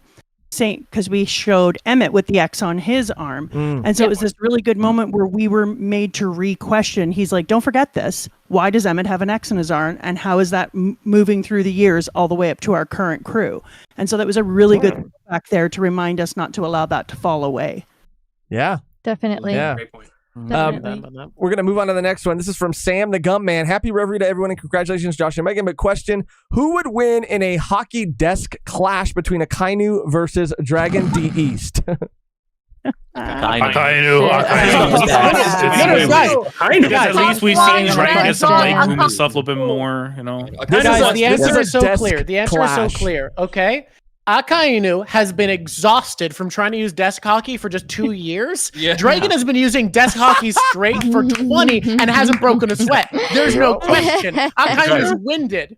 That is a fantastic point. He said Dragon East. He said Dragon East. That's a Nerf dragon. Now he goes west sometimes too. So holy shit, right? Hey, you don't want to see him in north or south. Like, it's crazy. Dragon has stored his hockey on the desk. That is so funny. There's no question. Akainu is wiped. He's been trying to keep it up for 2 years. He's out. Bro. He's stressed. Literally changed the whole atmosphere of an island. Of course, it's a Kainu. Oh, yeah, it's a black blade. Yeah, it's a black blade on his desk. Is Oh my god. Shout out to Northwest Dragon, man. For real. For real. Next up, we got Conrad. I said Conrad. Conrad Corbel. I see that Josh is dressed as an egghead as an ironic costume. Okay, That's Conrad. really Conrad likes to roast me here on the channel. That's just Conrad that being was Conrad. crazy. This one is from Brigley. When is the Zosan section of the Reverie going to happen? After this, actually, we're going to be talking about it quite lengthily at the tension. No, can I just say Anything is real, bro. anything from Brigley, please ignore that. She's trying damn. to bully me. Damn. I love it though. I love after that, we can get the Robin section. Stop! Don't even start with me, Kev. Don't even start with me, okay? I'm trying to gain the respect of the chat and you, and I guess Robin. I don't know. People get wild with the Robin. You gained respect when you believe that. You gain respect. Next up, we got Sujan Suba. Love you, Tekking, and everyone else too. I love that. Shout out. Got to shout out the goat first. Red Rabbit, shout out. Thank you for your dono. We got Caleb. Love seeing all these familiar faces in chat. Appreciate you. All this wouldn't be possible without this amazing community. Much love to all the creators. Thank you, Caleb. Mick Moore, Joy Boy, God Valley, and Kuma Flashback really was flash piece. Bro. We got Lord Vegeta again. Shout out Melontee. This Reverie has been all the worst generation. Woo! We got Lord Vegeta again. Seastone Sage 2. We got all the Yonko here. Quattro Gifted. Matthew, this is a dream come true right now. The thought of a potential King of Lightning, Mama Drawk interaction is something I never thought I would see. Doran, Spicy, Beautiful Eye, Gifting. Holding it down. We love the V1 community. We love y'all. Thank you so much. Let's see. Green Tornado. Number one Bonnie, join the crew fan. Who's with me? Oh, can we talk about that for just a quick second? Just a quick second. How do we feel about I love Bonnie with all my heart. I think she's I guess not just Bonnie, but it depends if Kuma dies or not. That's my answer. But wouldn't that be also more motivation to want to go to the Revs to take over Ginny and Kuma's position previously? I think the Straw Hats need an apprentice. All great pirates have an apprentice on board. Right. We need ours. And think about it. Shanks forces kids to stay behind if they have a safe home. The kids he took on board were ones who didn't have somewhere safe to be. Bonnie's not safe anywhere. There's no safety in the world for Bonnie. But girl, why don't you think the Revs would protect her? I mean, they might, but are we going to dial Dragon Death now? Freedom, why should she be obliged to follow Kuma and Ginny's version of freedom? I mean, you have to remember, she has that kind of power too, yes. But in my opinion, it's going to go anywhere. Every Seraphim. Every Pacifista. So on top of the distorted future. That's not Strat suited. That's that's not Strat suited. That's like Revolution Army suited for Dragon and for all that. Of course, not. Come on, yeah, not Strat. If also he managed to keep Sabo that undercover, so I feel if she chooses to join the Revs, I won't be sad. Left and right. But look what he did to Gina. No, thank you. Like honestly, she's still a child. So when we think about her power and her ability to control pacifistus, we still have to remember like this is a kid. So if we're talking about Oda putting a person in that he sees as his daughters, he's not just gonna chuck her off to the wolves. He's gonna be like, okay, let's see who can raise this baby up. I think she probably stays with the crew for a little bit, at least until they rendezvous with Dragon. Because I do think there's going to be this point in time where Luffy's going to interact with Dragon, and maybe that's a good way to pass her off over to Dragon. At least it's so it's people that know her family and stuff, and then she'll be safe there. I mean, we're talking about legacy too. Like we're talking about legacy too. Like Hime said, like if Kuma dies, like well, depending. I think that she would join the Revs even more if Kuma were to die. I mean, that's like legacy and inherited will. Yeah, I mean, it's like Jinny, Kuma, the connections there. Like she would want to be at the forefront, so no one would have to go through what her father went through, what her mother went through ever again. And I think that's more that falls more under the Luffy's doing shit, but he's doing it chaotically, but in the best way. But you see Dragon and everyone else like they're making plans. Luffy is bringing freedom, right? Luffy is bringing freedom. He's overthrowing tyrants. He's taking on the world government. So the reason I think it's not a guarantee she goes with the Revs is because her story is about finding her own freedom, seeing a future where she's free. So I think it should be entirely her choice. And I think where she goes, we're going to see it just be her say, this is the place I'm happier. This is where I want to be. Because Kuma and Jinny didn't sacrifice themselves so that she could be a revolutionary and change the world. They sacrificed themselves so she could be free. And I think that means it's going to be entirely her call. That's a great point. But I think there's a difference between with that freedom. Like that's her choice to what to do. You can also just pinpoint to the inspiration where it from as well. Luffy's not actively trying to save all these nations. It's a byproduct of what he wants to do. Because he's very, very selfish in a way.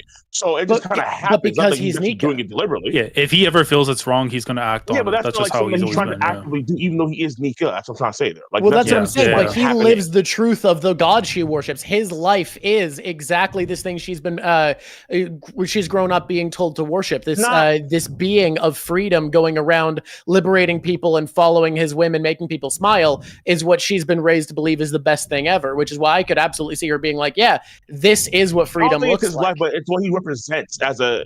I think it's what he represents, not his life per se. He wants to be the freest person in the seas, and to him, that's being the Pirate King. So, like, I don't think it's okay. Like, he is like his life is what's happening in real time, but what he actually aims to be, what he represents. I think that's what kind of motivates her to be what she is, and then from there we can go and have her decision making. But I don't think it's her life that she's trying to mimic.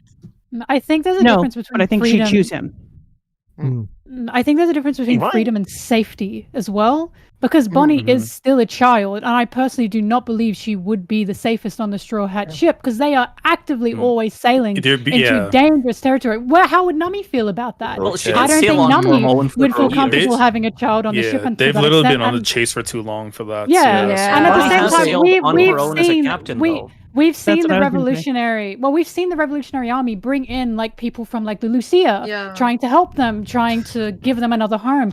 I think we have to remember Bonnie is still a child, and I think if anything, Bonnie should be able to live out a childhood away from danger in the way the Straw Hats would put her into danger. And not to mention making the weak trio, like let's say like Usopp, Nami, and like Chopper, you do not want them like throw Bonnie over to them and take care of them, because the whole purpose is we're supposed to be building these characters, building the Straw Hats for the eventual wars to come, and taking care of a kid in the process is not going to help you do that. Maybe it does for a motivation, but that shouldn't be their responsibility either. This is like a placeholder until they figure out what's going to go on. And I feel like Luffy would have actually destroyed the crew already if it was the case. I mean, listen, Momonosuke would have made sense because we know like what he was trying to become afterwards is like, you know, the ruler of Wano and everything. So him made more sense as like, you know, the like cabin boy or whatever, right? And I do still feel like he should have probably have gone, even not as a honorary Straw Hat, but at least for him to be able to learn and develop and see what the world is like, to be able to come back home and be that ruler they're looking for right now. But he's already grown up. I mean, hey man, you got it. That's interesting, because he was aged, in my opinion, artificially, so he makes less sense. Whereas she makes more sense. She's been a captain of a ship. She's actually done stuff. She also has the lived experience of a 45-year-old man. She has lived the entire life secondhand of a 45-year-old man. Which, again, secondhand, it's not the same. She hasn't learned how to make choices and stuff. But she does have a weird amount of lived experience in a strange way. It's a hard one. You don't necessarily want her to be on the ship. It's weird. And this has been the confinement, 2 years, I believe, too. So. I almost feel like 4 years. So out of curiosity, were there any presence on Roger's ship on his first voyage? Because I don't think they were. I think they came on his second voyage, like Buggy and Shanks. I think they were on his second voyage after he became after several years. That's a good point. That's a good point. Right. After several years, like Luffy is still like a rookie, technically speaking, right? Yeah. Yes. So like, would you want to have apprentices when you're a rookie? I don't know if that makes any sense when you're a rookie pirate, even though you're a Yonko. Yeah, I don't think we can call an emperor the Sea of Rookie anymore. I think we're out of rookie territory. Fair. Like, But also- You're saying like his first voyage is what you're saying. He's a teenager. At the same time, though, it also makes Luffy's like what he's done even more impressive in the fact that Roger's been on the seas doing all this stuff all this time, and Luffy, in the matter of 2 years, has gone and done all of this though, right? And like he's gonna be the closest to become the new king of the pirates. I mean, his feats are gonna be untouchable by the time we get to the end of the story. Yeah. I also feel like we're so close to the end that it's so believable. Regardless of whether it's the revolutionary route or not necessarily a Straw Hat, but like remember the Strat Grand Fleet, where like she has her own ship, right? Because she was a supernova before going and embarking on what happened on Egghead. So I feel like her either joining the Revs and or the Strat Grand Fleet for the big final battle that's about to come is probably extremely likely, especially whenever we look at what could potentially come off at the end of this arc, going against the conversation we had earlier. Because if we are headed directly to either Lodestar, Laugh-Tail, or Marijoa, and the Holy Knights get into it, because we know Dragon wants to box with the Holy Knights. So I don't know how Oda wants to play that, of Bonnie being a player in the battle against the Holy Knights and the Marijoa, or being in the battle with the Grand Fleets over in the massive war that's to come. I'm not sure there, but I do want Bonnie to have the freedom to make that choice herself of whether it's to go especially with... since she has the liberation now. Right, exactly. Yes. Yeah. And especially since she's part of the worst generation. Like she's actually named as part of the worst so it's generation. like you can't just overlook it and just throw away. So that's true. This is one I wanted to bring up, that at this point, I think where we're at, there is fundamentally very little difference between someone tagging along with the Straw Hats and someone joining the crew, other than title, which obviously is a thing. But I think the difference between someone who sticks with them until they find Dragon and the actual crew apprentice at this point is very negligible, which is why I'm very soupy about this prediction, because I honestly see them as basically ending up functionally as being the same thing. I do think that like one of the things that Melon brought up is really important though, is like Bonnie has basically been forced to never have a childhood, first because of the Sapphire Scale, then because she was chasing for her dad, then because she was fighting all of the stuff at Egghead, and like I feel like part of her liberation should be liberation to be a child. And like although she is being severely like hunted and stuff, she does have all that experience. She could potentially captain a crew again and live that freedom. Forced to have that experience, but she was right?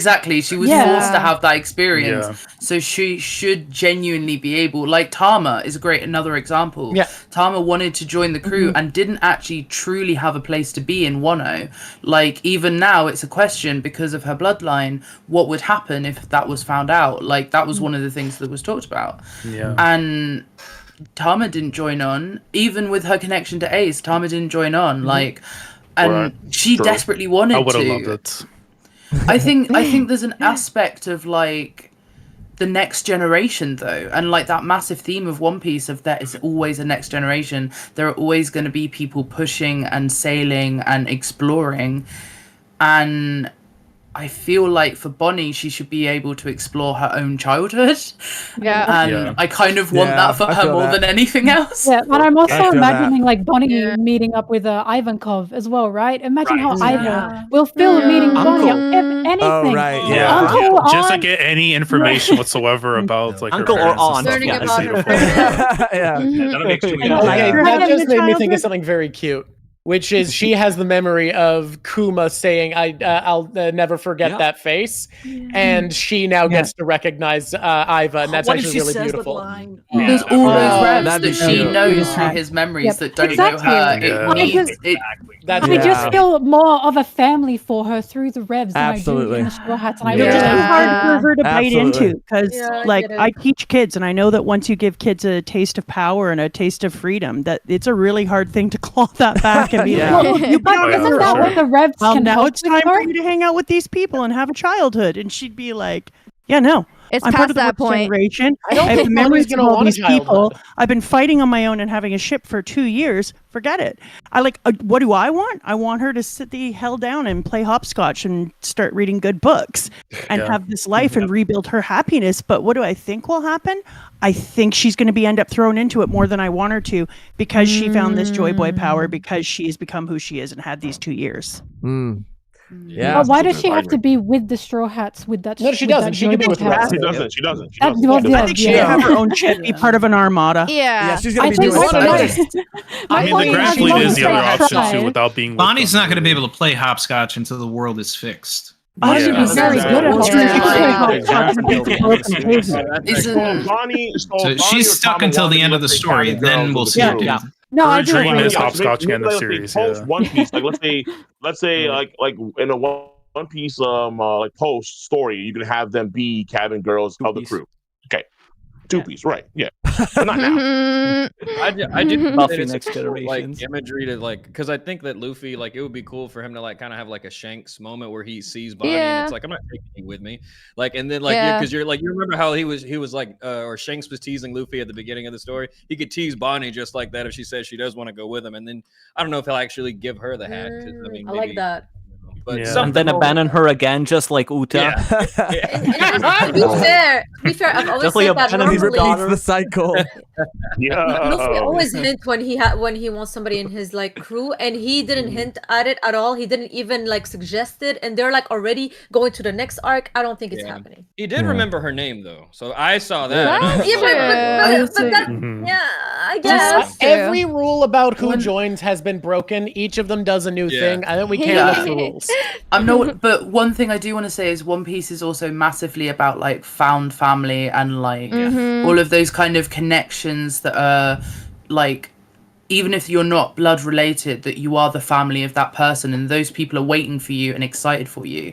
And I feel like the Straw Hats aren't that to Bonnie. The Revs can be, and that is something that could, I guess, go either way. But I see the Straw Hats as her inspiration, and I see all of these memories that she wants to explore. I feel are more tied to the Revs, and like, I'm not necessarily saying that I expect her to have a childhood. It's more that I feel like when I was that age, if we're going to compare it to real children, by 8, I already knew what depression was. I would want to sleep. I would want to sleep so bad. And so, like, if you're giving me, after everything she's gone through, knowing what I was like, I'd want to go to bed. Like, I feel that. Enough. I know. I feel Bedtime. that. But that's why it's so nuanced, right? Yeah. It's like she isn't a real child, and she isn't going to behave like a trauma thing that's Yeah. necessarily happened because she's a character, and Yeah. she will obtain the values that Oda is interested in, maybe for his own kids, like you say. So like, it's a toss up for me what she'll ultimately do. I know we can talk I about it love that. forever and ever, but I do want to rapid fire a couple more of these, and then I'm thinking maybe Sorry, we- Josh. Josh, go ahead. Sorry, I wanna take the opportunity to also go because I would love to stay so much. I love talking about One Piece, but I really have to go. But I just want to say that it's been incredible. You guys have been amazing hosts, and I mean, to me, like, just being able to be a part of this, being able to be part of this community and this great adventure with everyone is so incredible. I love talking about One Piece so much. So to all the people in this call, if you ever want to talk about anything One Piece, man, I just love talking about it. So you all got me in the DMs, so hit me anytime you want. Especially like the new faces here, I haven't talked too much, like Melanie or the Drawks. I would love to talk with you guys if I get a chance, but you know, like I'm so happy to be part of this thing, you know. And I think one of the reasons why I've enjoyed Egghead so much, specifically as an arc, yes, I think it's one of the best arcs in One Piece and everything, but I think that just getting to meet and hang out with so much of the community, both RL and online, and it just being bigger than ever is one of the reasons why I've enjoyed being a One Piece fan so much. Yeah. Before I leave, there is just one last thing I want to say. I do have a very, very quick theory where I believe that I figured out what the will of D actually is. And I think that the important thing is that among the people of the D clan, there is one Okay. No, genuinely, I was tweaking right now. I was like, what? That was good, bro. He got Stunning. that. He comes back. He's like, no, actually, I had the theory. Like, he's like, no, that wasn't like that wasn't done. I got invested. We got God. A modern day We got God. He Vega punked your ass, bro. I was leaning in close. I couldn't have loved that more. That was perfect, dude. Oh my Shout out God. Artur, Thank you, Artur, for coming and giving your thoughts. Amazing. What a way to go out. For real. All right, like I said, I was going to rapid fire a couple more of these super chats, and then maybe we can rearrange some things, jump into LBAF. I know we haven't got a chance to really sink our teeth into that yet. Yeah, and then we also have plans to talk about like the anime, like the One Piece fan letter, Wit Studios. And even like the live action stuff, but we'll rearrange some stuff just while we have people here, because I know everybody's itching to talk about LBAF, or at least maybe I am. Yeah, I am too. Oh, we don't. All right, so let's get through a couple more, and then we'll jump into LBAF. Where did we leave off? Let's see. Quattro, Josh, the fit is straight. Vato Loco, S vibes serio. Serio. What a name. Let's go, Quattro. Vato Loco is crazy. Vato Loco. That's some Miklo blood in, blood out shit right there. Lord Vegeta, I need to hear from the Pope. The Cardinals are present. The mega church of Katakuri. Oh, damn. The Mama and the Holy Donut. The Mama? Bro, I'm nerfed. I can't do the prayers today, y'all. I'm nerfed. Right? Like, my God. I'm talking through a Denden Mushi right now from Deep Rage. No, it's about to go out. It's about to go out. New York Denden.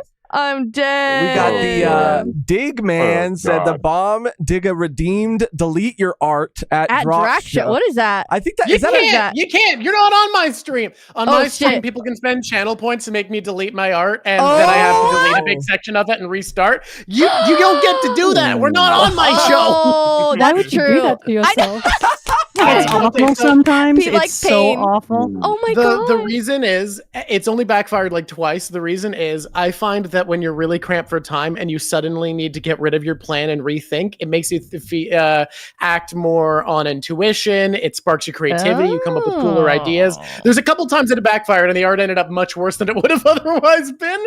But most of the time, the art ends up way, way, way better because I had to like in the middle of going, and I don't delete all of it. I just delete what I call a significant portion. Like if I've started coloring, I'll delete the colored layer. If I've just started the line art, I'll delete all the line art. If it's early on, fucking throw it out, restart. Crazy. That's That's I cool, would though. that would drive me insane. I would think. definitely But donate. Once per stream. to do that. Once per stream limit. Let go of your darlings, isn't it? Classic art. Yeah. There you go. Let's see, just a couple more. Matthew Cole is still in Japan streaming from a love hotel. That's why he can't That's have crazy. his camera on. That's the debauchery that they were up to. That's what they It would be something Cole would do, though. I can't lie.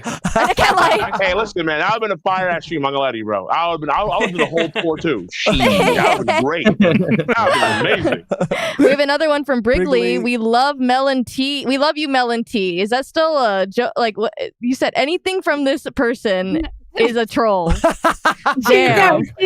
She's a dedicated viewer. I appreciate her, but like they said before the Reverie, yeah, Mel, we're just gonna go in there and we're gonna bully you and make fun of you. I mean, hey, I'm glad she was nice that's to me love. this That's time. love. That's love. That's love. Another one from Lord Vegeta. Ayo, Rob, show me that Conqueror's hockey.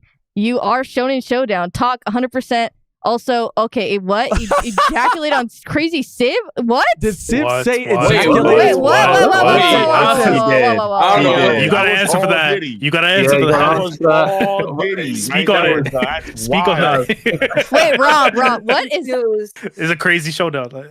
I don't know what was going on with that last part, but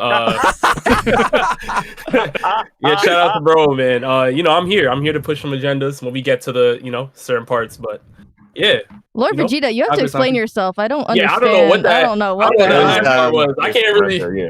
It was Civ earlier Burger on the count. stream.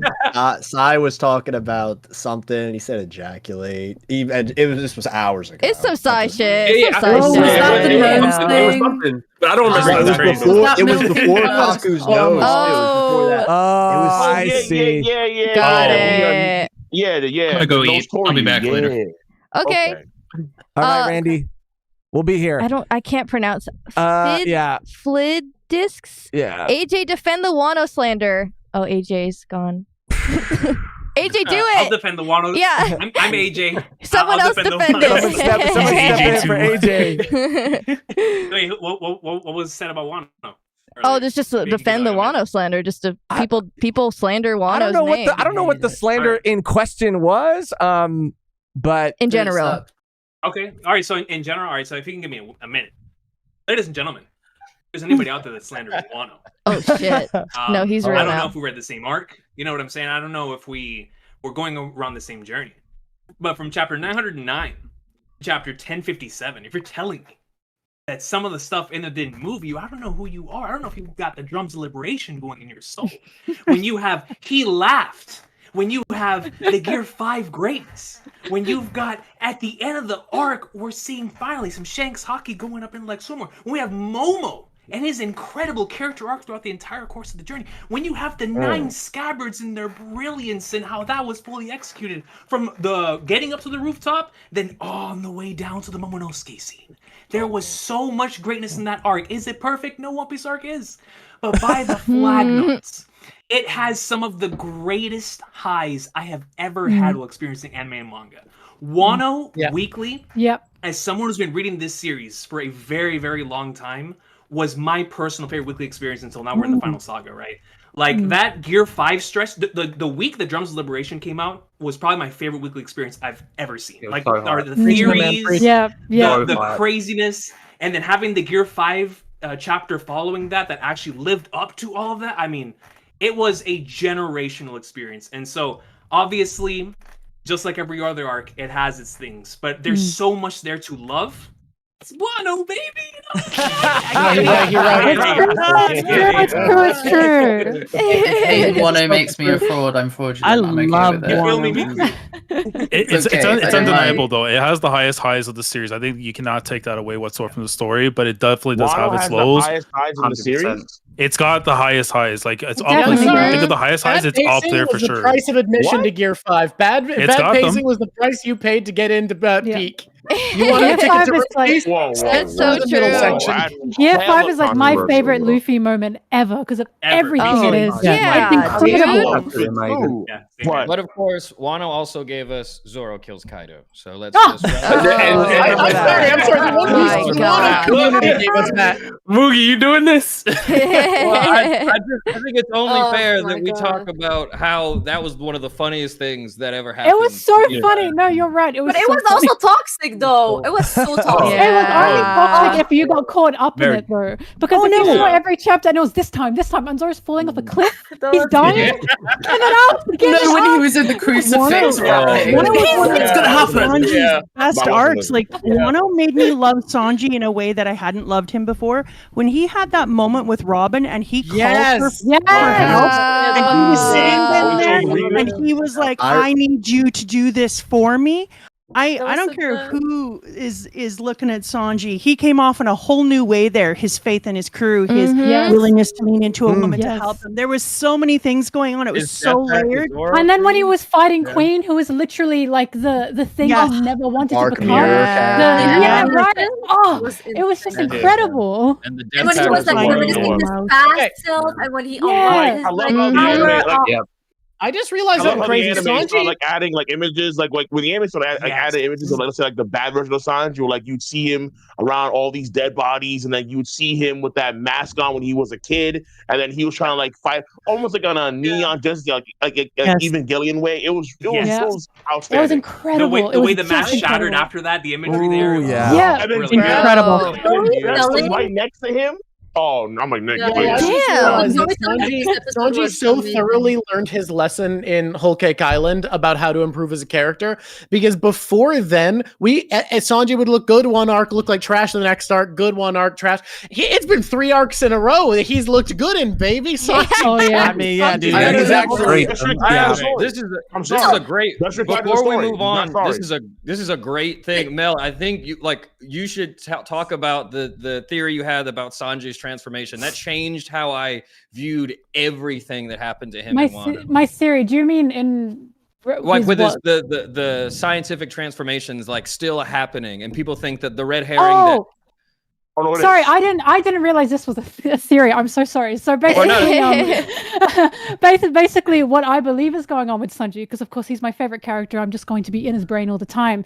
Is so many people think Sanji has just stopped mutating, or like he's just done. You know what I mean? I think that's the biggest red herring Oda has ever possibly done. The death pack, destroying the suit, the you know, oh, you have to kill me kind of thing because I don't want to be an emotionless soldier. And now everyone's going, oh, he's fine because nothing's happened now. But I don't believe that, because his powers are insane. Power scaling, whatever aside, I'm not talking about that. I'm saying narratively wise, what he can do is absolutely crazy. And there has to be like a drawback from that, right? There's no way he can just keep existing like this. And it feels like a snowball effect where it's like he thinks, okay, no, we're fine. I'm not going to talk about it. But the more he keeps doing this, the more that eyebrow switches, the more he might begin to lose himself, because it just doesn't feel like he could possibly keep existing like this without something happening to him. And then, of course, that will go into the death pack, and then that will go into, can this possibly happen? Can Zoro possibly go through this? Because that's his crewmate. You can say they hate each other or whatever, but that's a painful thing to go through. And I really want Zoro to have to hit that wall with a crewmate, because we all know how Zoro feels about death, especially of someone he cares about. Kuina has affected him for his entire life. He's constantly grieving her by carrying her sword, right? So imagine Zoro having to face killing a crewmate. How can he possibly go through with that, right? I just think this is anyone who is throwing Sanji away like, oh no, this is fine now, he's fine. I just don't believe that. You just gave me an insane concept that I don't think is going to happen, but if it does, would be so fucking cool, which is we see Mihawk talking about the idea that a notch on your sword should be your shame because your haki should protect your sword. We see, oh God, I can't remember who talk about how when your heart is clouded, you're at is weakest. And the moment we see Sanji first transform, we see a sword breaking against him. How fucked would it be if Zoro tries to put down Sanji, his resolve wavers, and Kuina's sword breaks on Sanji's skin? Right. But at the same time, isn't it terrible? But at the same time, hold on. Hold on. Hold on. Writing that down right now. What is happening? What's happening? Right, listen. This is the Zosan section. It really is the Zosan. Listen, this is we hijacked Reverie now. This is what we came here to do. Zoro's sword will never break on Sanji. Like, come on, guys. There's too many Sanji fans in here right now. I'm not saying. Wait, but hold on. Hold on. But Melon, wouldn't you think that it would be a little bit too sad for, you can argue, Sora's sacrifice that she made to save at least one of her children from being a complete monster to not have any, let's say, effect of keeping Sanji grounded? At least his heart was still a heart of, like fire, of passion, not be like a heart of ice. Like there'll be something there that Sora still is within him, no matter what. He won't completely transform into what his brothers are like. That's what would save him, though. I think. That's the idea. That's the idea. I'm not saying he's gonna like turn and then stay and then he has to be killed. Like I'm saying he could come back. But when it comes to the Zoro thing, I don't think Zoro's sword is going to break against Sanji, because in my opinion, it's so much more painful to have to use the sword that Kuina gave him, who, he cared about this person very much, to then have to kill another person that he cares about very much. Like this sword is like a curse to an extent. Do you know what I mean? Because we know his swords have curses connected to them. So I feel like Kuina's sword would just hold even more weight if this is something that has to happen. I don't think he's got. Yeah. I don't think he's going to be able to do it, but the only other thing I wanted to say is also it would be so funny if the death pack scene happens, and no matter what happens, I want Luffy in the background like, what are you two guys doing? What? Because he doesn't know about it. So be like, I didn't tell you to do that. On a serious note, though, Goofy, I think it would be so key because that could parallel Luffy versus Usopp, where he lets it go. Luffy's like, all right, I gotta let them do them, because just like when Zoro told me I have to be a captain in chapter 333. This is him showing growth from all of those chapters. Like, no, if my crewmates have to like duke it out for a second, I'll let them do that. Like he did that too, and he did that in Dressrosa too. When Frankie was like, "Yeah, no, I'm not going to do that," and Luffy was like, "You know what? I trust you. Go in your own direction." So he's been showing that growth over and over. Definitely. It'd be so great if, because everyone's saying, "Oh, who's Zoro's final opponent? Is it going to Shiryu? Mihawk. No, it's Sanji. Zoro and Sanji. I'm sorry. I can't actually. The Sanji has infected y'all's brains. Come on, guys. There's a lot of Sanji fans. There are a lot of Sanji fans in here. There is a lot. Behind Luffy. There I is just a feel lot. like Nah, I just feel There's you too many personally Sanji attacked. in here. We need I feel I feel personally attacked. Sanji. I really can't stand Sanji. He's my least favorite character. Oh my Oh, it's over. I'm sorry, I've gone through some life experiences where I cannot tolerate him, like, at all. I don't care what, like, good writing there is. I was going to acknowledge some, but you guys have done enough. But what I really can't deal with is like the Zoro involvement with the Sanji bias. So I'm just gonna insert some positive Zoro energy. If that Death Pact thing does come to fruition, I think you guys were onto something more when you talk about the fact that like Zoro wouldn't be able to go through with it.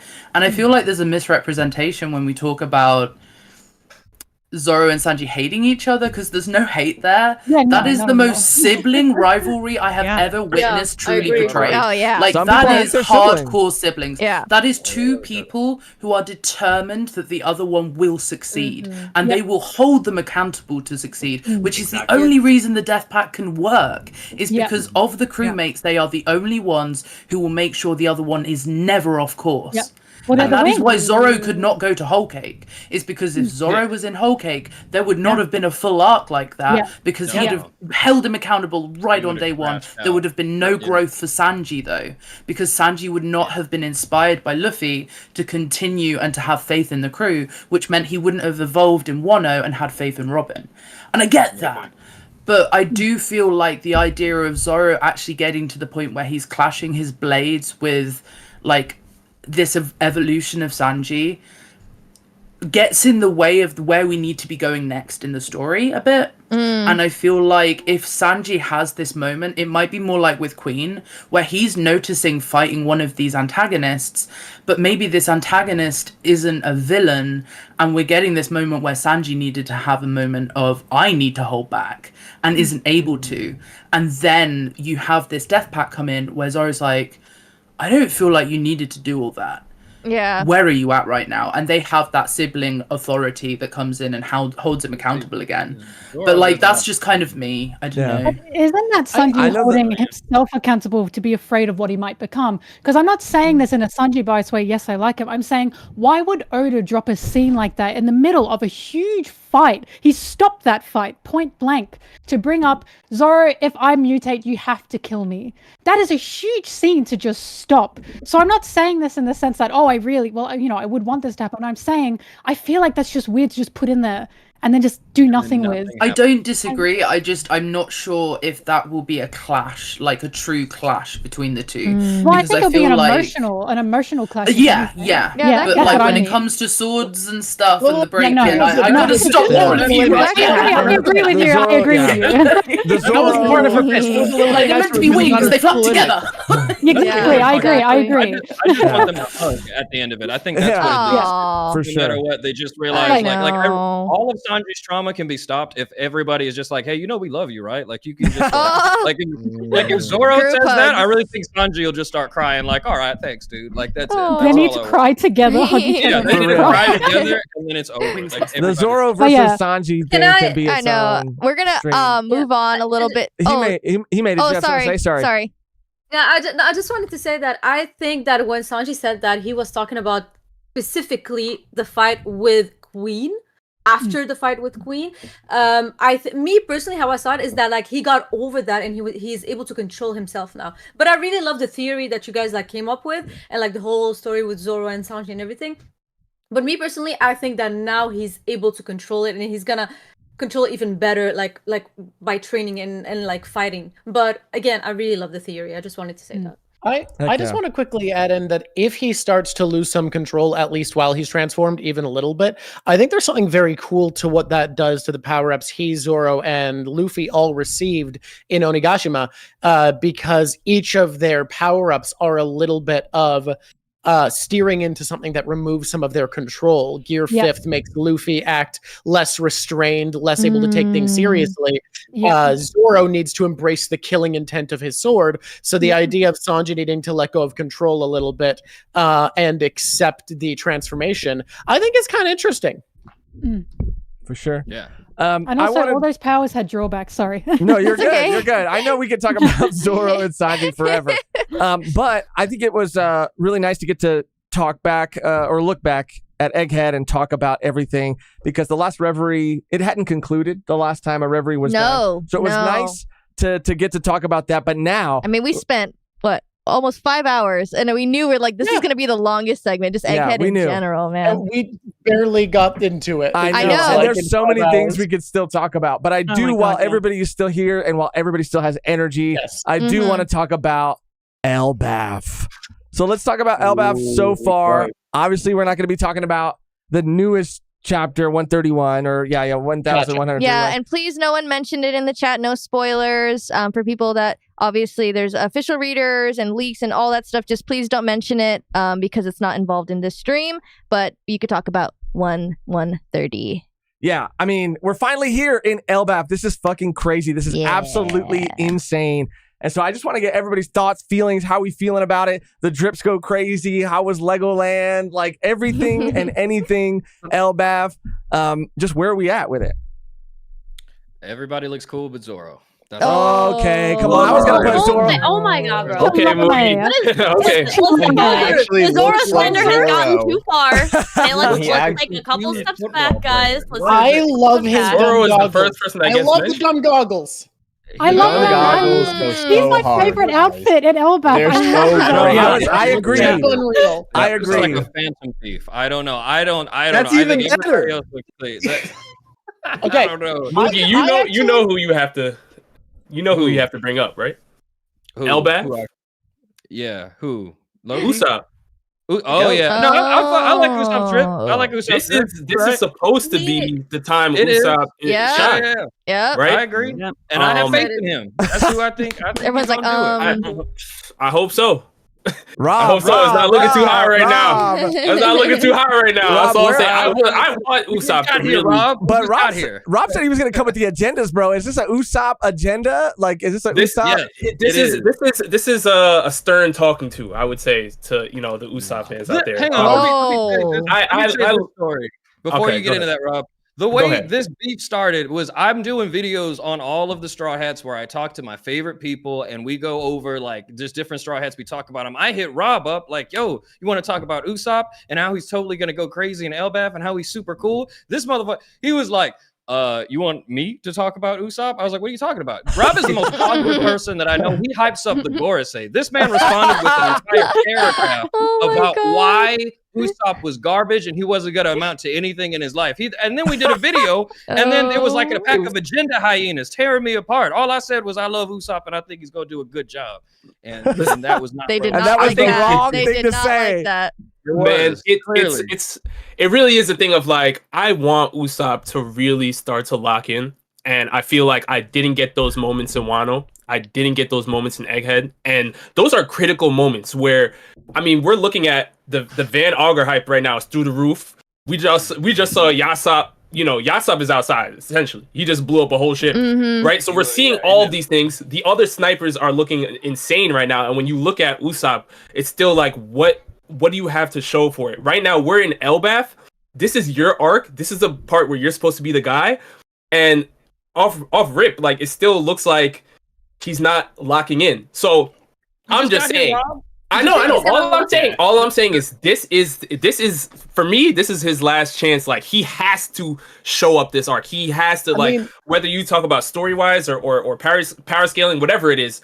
This is the arc for Usopp. Like if he doesn't show up, like I feel like it's gonna be a stain on his character personally.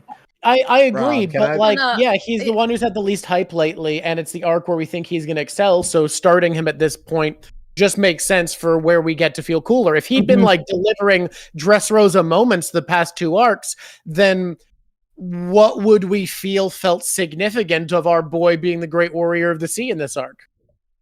I think we should give him some time, because I don't think he's gonna do anything until like a bit like the Dressrosa moment where, like, you know, he was God Usopp, whatever.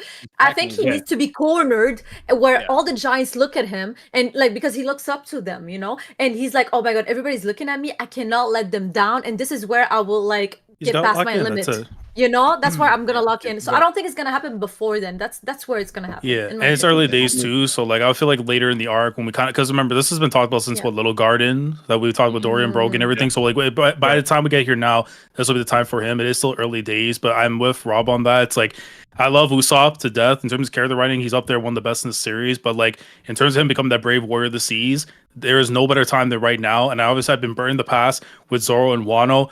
And then seeing Sanji go back to back to back, like he's going 3P, and he's gonna do what Jordan didn't do, which was retire and then go win another 3. He's gonna go all the way, keep going. So Usopp, I need him to go ahead and show himself that he can actually be, you know, the guy that he's wanted to be, and that's the brave warrior of the seas. I used to hate Usopp with a passion that burned in the night, and I gotta tell you, he won me over. It's also because of him that I ended up figuring out that Luffy was going to become a sun god, because the people in our chat kept telling me that Usopp is our god, so it started leading me down a path of myth reading and looking into Japanese lore around the directions until I found the sun god. Was it entirely just a coincidence because they were talking about the god Usopp bit, but funny. And I didn't know. So I was like, I hate Usopp. He's never going to be a god. And then when I saw what they did in the last arcs, I thought, like, yeah, we are definitely coming to Elbaf. And the reason I know we're coming to Elbaf is we've pulled Usopp's rollback. And he isn't giving me as much as he was, and he isn't serving it the same way he was before, which means that we're actually trying to slide way back a little bit so that when we get into Elbaf, we can actually do that big lead in and that big jump up, so that it once again has a foil from him being more cowardly into that growth of a man where he stands on his own 2 feet in a very different way. So I knew for sure, like we knew we were going to Elbaf, we all predicted it. But I knew for sure we were getting there after this, because I was like, oh, you have really pulled his roll back. You have really pulled him in a little bit. A great argument. And then they started him out cowardly again. And I, in that kind of weird Usopp early days, where I was like, ugh. And I was like, oh, you are definitely building this boy. Interesting. Yeah, it feels like it's added pressure as well too for Usopp, because obviously if you look back at how Wano and everything with him and Nami, I mean, listen, I enjoyed the tag team match with Ulti and Page 1, but I felt like there could have been a little bit more to come from that. So going off that, Egghead really didn't get to do too much either, and now going to this one, it's like, now this, because it's your arc, it's like, now you have to do something, right? I think if he had done something previously, the expectations wouldn't be as high as they are, even though this has been predicted going back to like Little Garden. But now, because of the way he does that tough, and Alker's going crazy, Yasop did what he did and stuff, so it's like, now how are you going to match up to that? Because these are the people you're going to be going up against. We're in the end game. There is no we'll wait till the time skip. No, this is now. That's the time for you to go and do that. So if that's the case, then do y'all think that Usopp's the first to achieve his dream in this? I think it's totally possible. Honestly, I think it's very possible he pulls it off here. Yeah, it's the land of warriors, and he wants to be a brave warrior. So 100%, I can see that really happening. But do you think there's a I hope this comes across right, but like, do you think that there's a difference between what the reader's expectation might be for, like, or even like what we assume it means to be a great warrior, or is there a more like, you know, just being a great warrior means something not as literal? Does it mean something? That's what I think about too. It's like Luffy's dream. It's like Luffy's dream. Or like, what is a warrior to Usopp? Like, is it really like a muscly, you know, super strong, physically strong person? No, I think it's like what it's defending your friend. I think you just stand on business. That's all it is. At the end defending of the day. your friend and your loved ones. I think not being scared, not being a coward. You know, because you don't got to show the strength. That's not what we know Usopp for, right? So he's got to show him a different way to do that. That's what I think gets kind of lost in that conversation about, Elbaf's going to be Usopp's arc, because I feel like I've seen people say, like, oh, he's going through this massive training arc and his future sight and his observation, like, all this shit is going to be like through the roof. And I don't think it's like literally like, oh, he's going to become out of nowhere. How crazy would that be if out of nowhere he became a completely different character? Yeah, it wouldn't be Usopp anymore. I think being a warrior to him is like achieving that dream. Well, he needs to figure that out for himself. Right, yeah. Which I think he might do in Elbaf. Yeah, exactly. It's he his might own definition of that. You know what I mean? I think it just means that you show up to the fight. I think that's what Usopp, because basically, he doesn't show up, or he like runs away, and then in Dressrosa hides he and skirts ran away back, and stuff. Yeah. Yeah, but I think that a big part of that is because, like, to be brave, you have to be scared. That's why you can't really call Luffy brave. He's just crazy. He's just insane. Yeah. Do anything. He prefers but Usopp is wild. Terrified. I mean, there is a moment of bravery you can also talk about too. Back in Wano with the tag match was when Nami was asked by Ulti, like, "Are you gonna denounce Luffy?" At that moment, and she just said, "Nah, I'm not gonna do that." That's an act of bravery that I would hope that maybe Usopp will channel too. I feel like that is a moment. Like I know, like we've had here and there throughout the time skip, like, "Oh, Luffy's gonna be on the Pirate King." Usopp has to have that moment where it's like he is gonna become the Pirate King because I'm gonna be that brave warrior of the seas. I'm gonna be that guy right beside him. Look him as like an equal. In Alabaster, yeah. He'll have that, but I'm saying like in terms of right now, because you can go back and look at that and be cool with it, but you need to also factor in what's going on right now too. So he needs to have that post time one. One thing I'd like to talk about when we're talking about Brave Warrior of the Sea and what that means specifically to Usopp, I do think it's important to reference that scene with Nami right at the start when Nami says, "Now you can be a brave warrior of the sea," and she like pretends to stab him and he falls back. And I think what that represents to us, the readers, was like, oh, is it death? But actually, I think maybe it's about standing in the face of potential death and not being afraid of what it means and not being afraid that you're like of your companion's place in that. And I think what is possible is we could have a moment where Loki or one of these kind of giants that's would be terrifying to Usopp is about to bring down what Usopp perceives as his death or challenges Luffy in being the sun god, and then Usopp says, "That's Luffy, like that's my captain, like you're not him, he is." And having that ability to, like Nami had, and having that ability to stand in the face of death and accept that your friends will be there for you, I believe that is more. And the reason I bring up the friendship stuff is actually Usopp always describes himself as the captain in his tales, and actually him relying on people is a captainly thing to do. And so he would have this moment of, they've got my back and I'm gonna be okay, and like just holding firm on that point. And I think to me that would be more interesting than if he just does all of these trials and goes, "I'm a brave now," like having that narrative moment. But also giant sword. I want giant sword to mean something because he has that 1,000-ton hammer, and I just feel like 1,000-ton sword, like. But that's a separate problem. I think he did have that brave moment too that we forgot about in like Ennie's lobby when he said, "Don't you dare give up. You're the man who's going to be the Pirate King," to Luffy. And like he held his ground and held his dreams for him, made space for his will and his dream, and reminded him of who he was, and then personed up and became the sniper he was. I mean, he did it while wearing a mask and being Soja King, which I didn't know anything about. So I got a lot of, bullying, to use your term, around that, with people being like, Usopp wasn't there. It's like the Thriller bark, nothing happened. Yes, exactly. I just want. Go ahead. Okay. I think the thing is, it kind of has to be internal, because I think there are so many moments where you could be like, "Yo, Usopp, you are checklist at sea, correct. Are you a warrior? Yeah, you're fighting people. You can't really argue against that, and you're not like a soldier, so I guess you're a warrior. Yeah. Are you brave? Well, you've been afraid and you've gone to save people anyways. You did it. So it's got to be internal to me. Like, it's got to be about Usopp having something for him to achieve his dream, whether it's an Elbaf or not. Has to be about him believing it. It has to be about him being like, "Oh shit, look at me. I'm brave warrior of the sea." Because like, if you just go, "Well, how do you define it?" You fucking good job. You did, buddy. We're done. Donezo. But so that can't be it for me.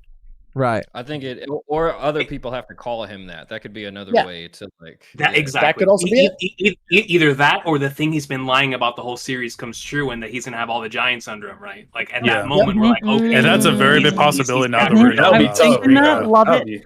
Yeah.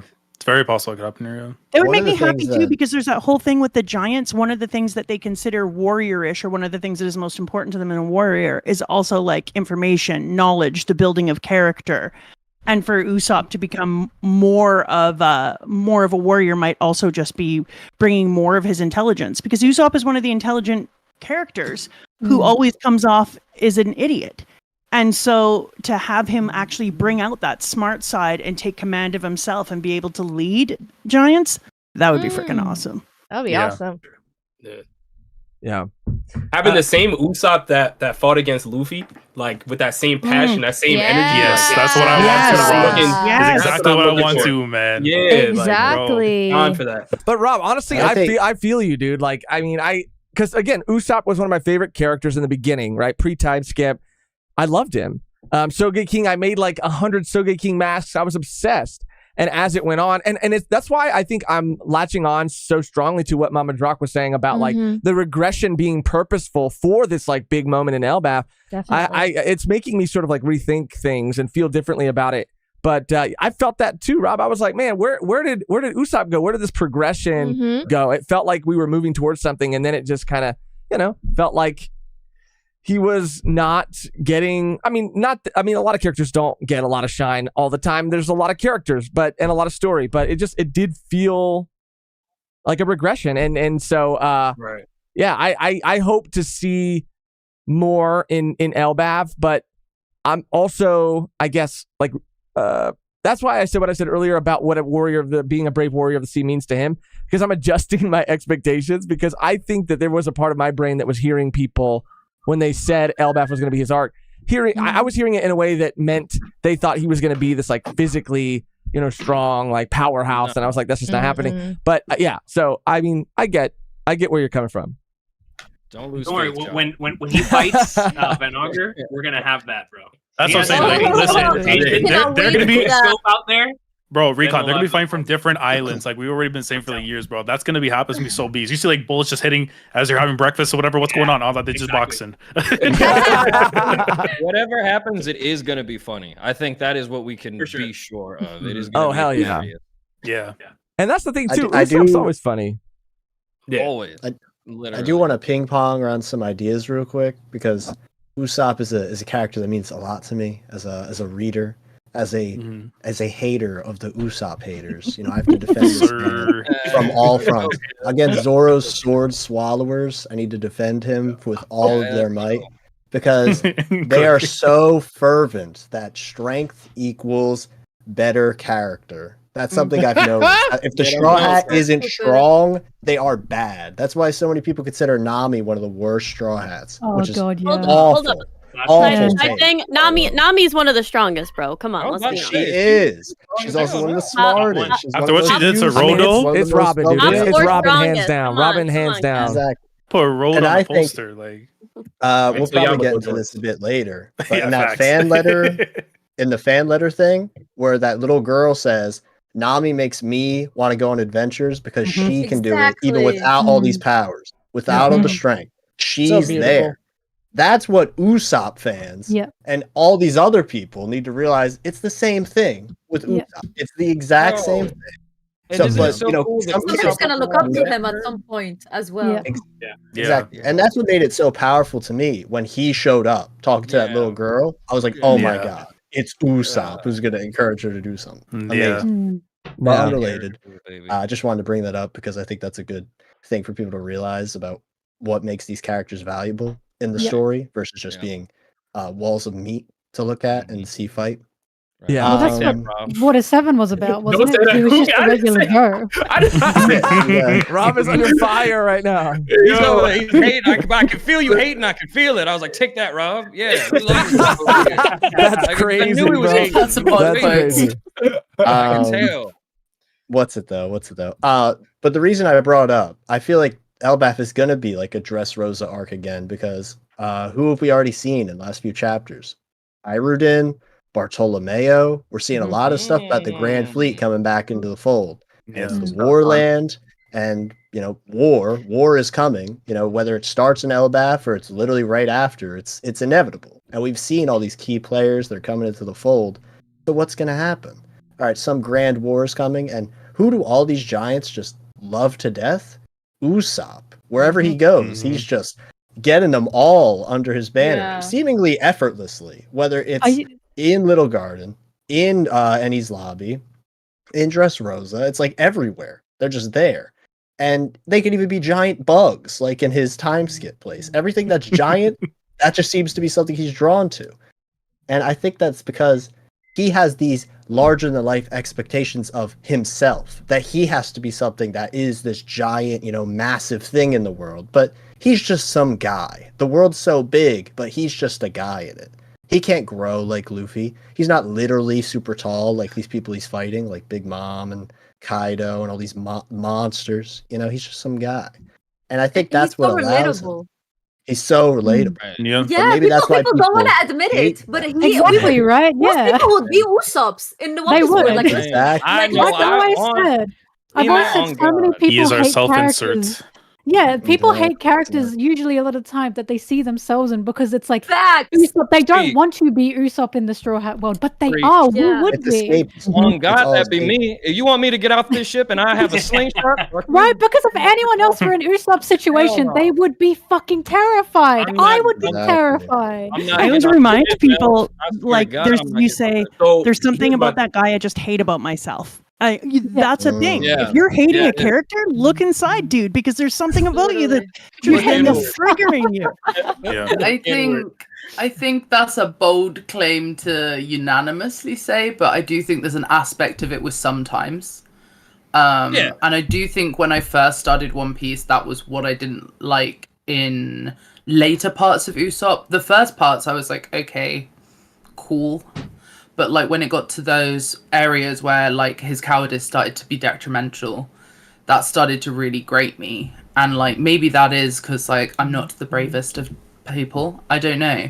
But like post skip Usopp is such a different beast that has never rubbed me the wrongest of ways that he used to.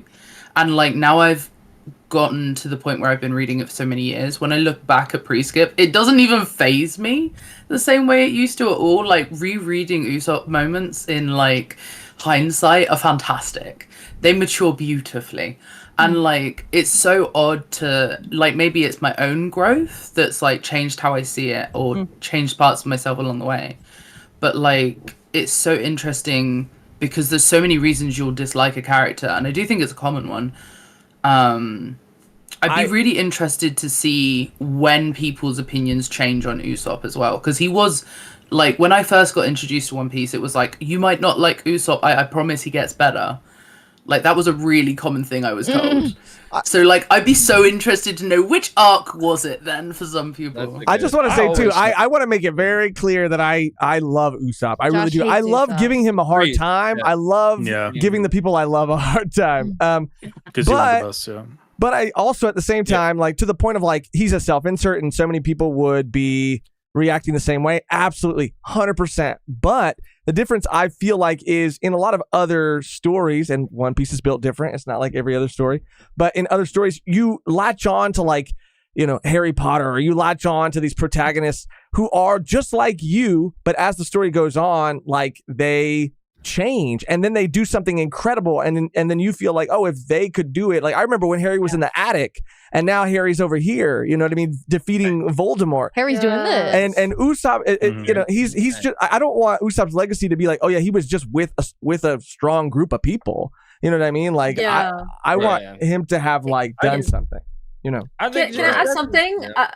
I just want to add one thing. I think that there's a lot of people that don't understand one thing about characters like inside of this anime is that you don't need to relate or to even like the personality of a character to enjoy their writing. Me personally, if the character is written beautifully, even if I don't relate to them, I could fall in love with their character, with their progression, how they're written, their opening, their character development, and their closure. That's why, like, I can still love Akainu, even if he's like a bit of a fascist. You know, that's why I can love like many characters, even if I don't relate to them at all. It's just if Oda write them beautifully, I will fall in love with them. So that's why I also like Usopp because of his writing, and I'm pretty sure his writing is gonna also like just become even better in Elbaf. So. Yeah. I wanted to point that out.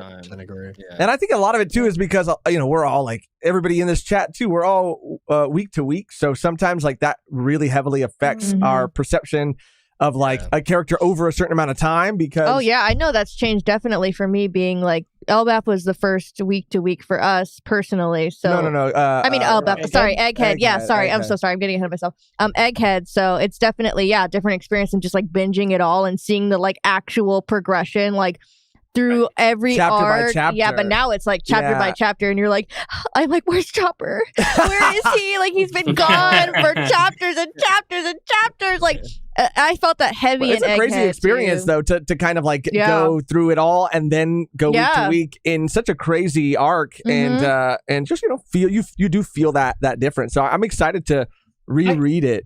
When it's all This is something I want. This is something I wanted to bring up way earlier. That I think one of the strongest points to what I think is to highlight how good Egghead is that I know a few people like you who caught up during Egghead, and most people I know, the arc they caught up in, they have a lot of sour feelings for because the experience is so different. All the people I know who caught up in Egghead still like it, even if it's a different experience. Like the catch up didn't poison them, and I think that's a highlight. Sorry, there was something to say that earlier when we were on Egghead.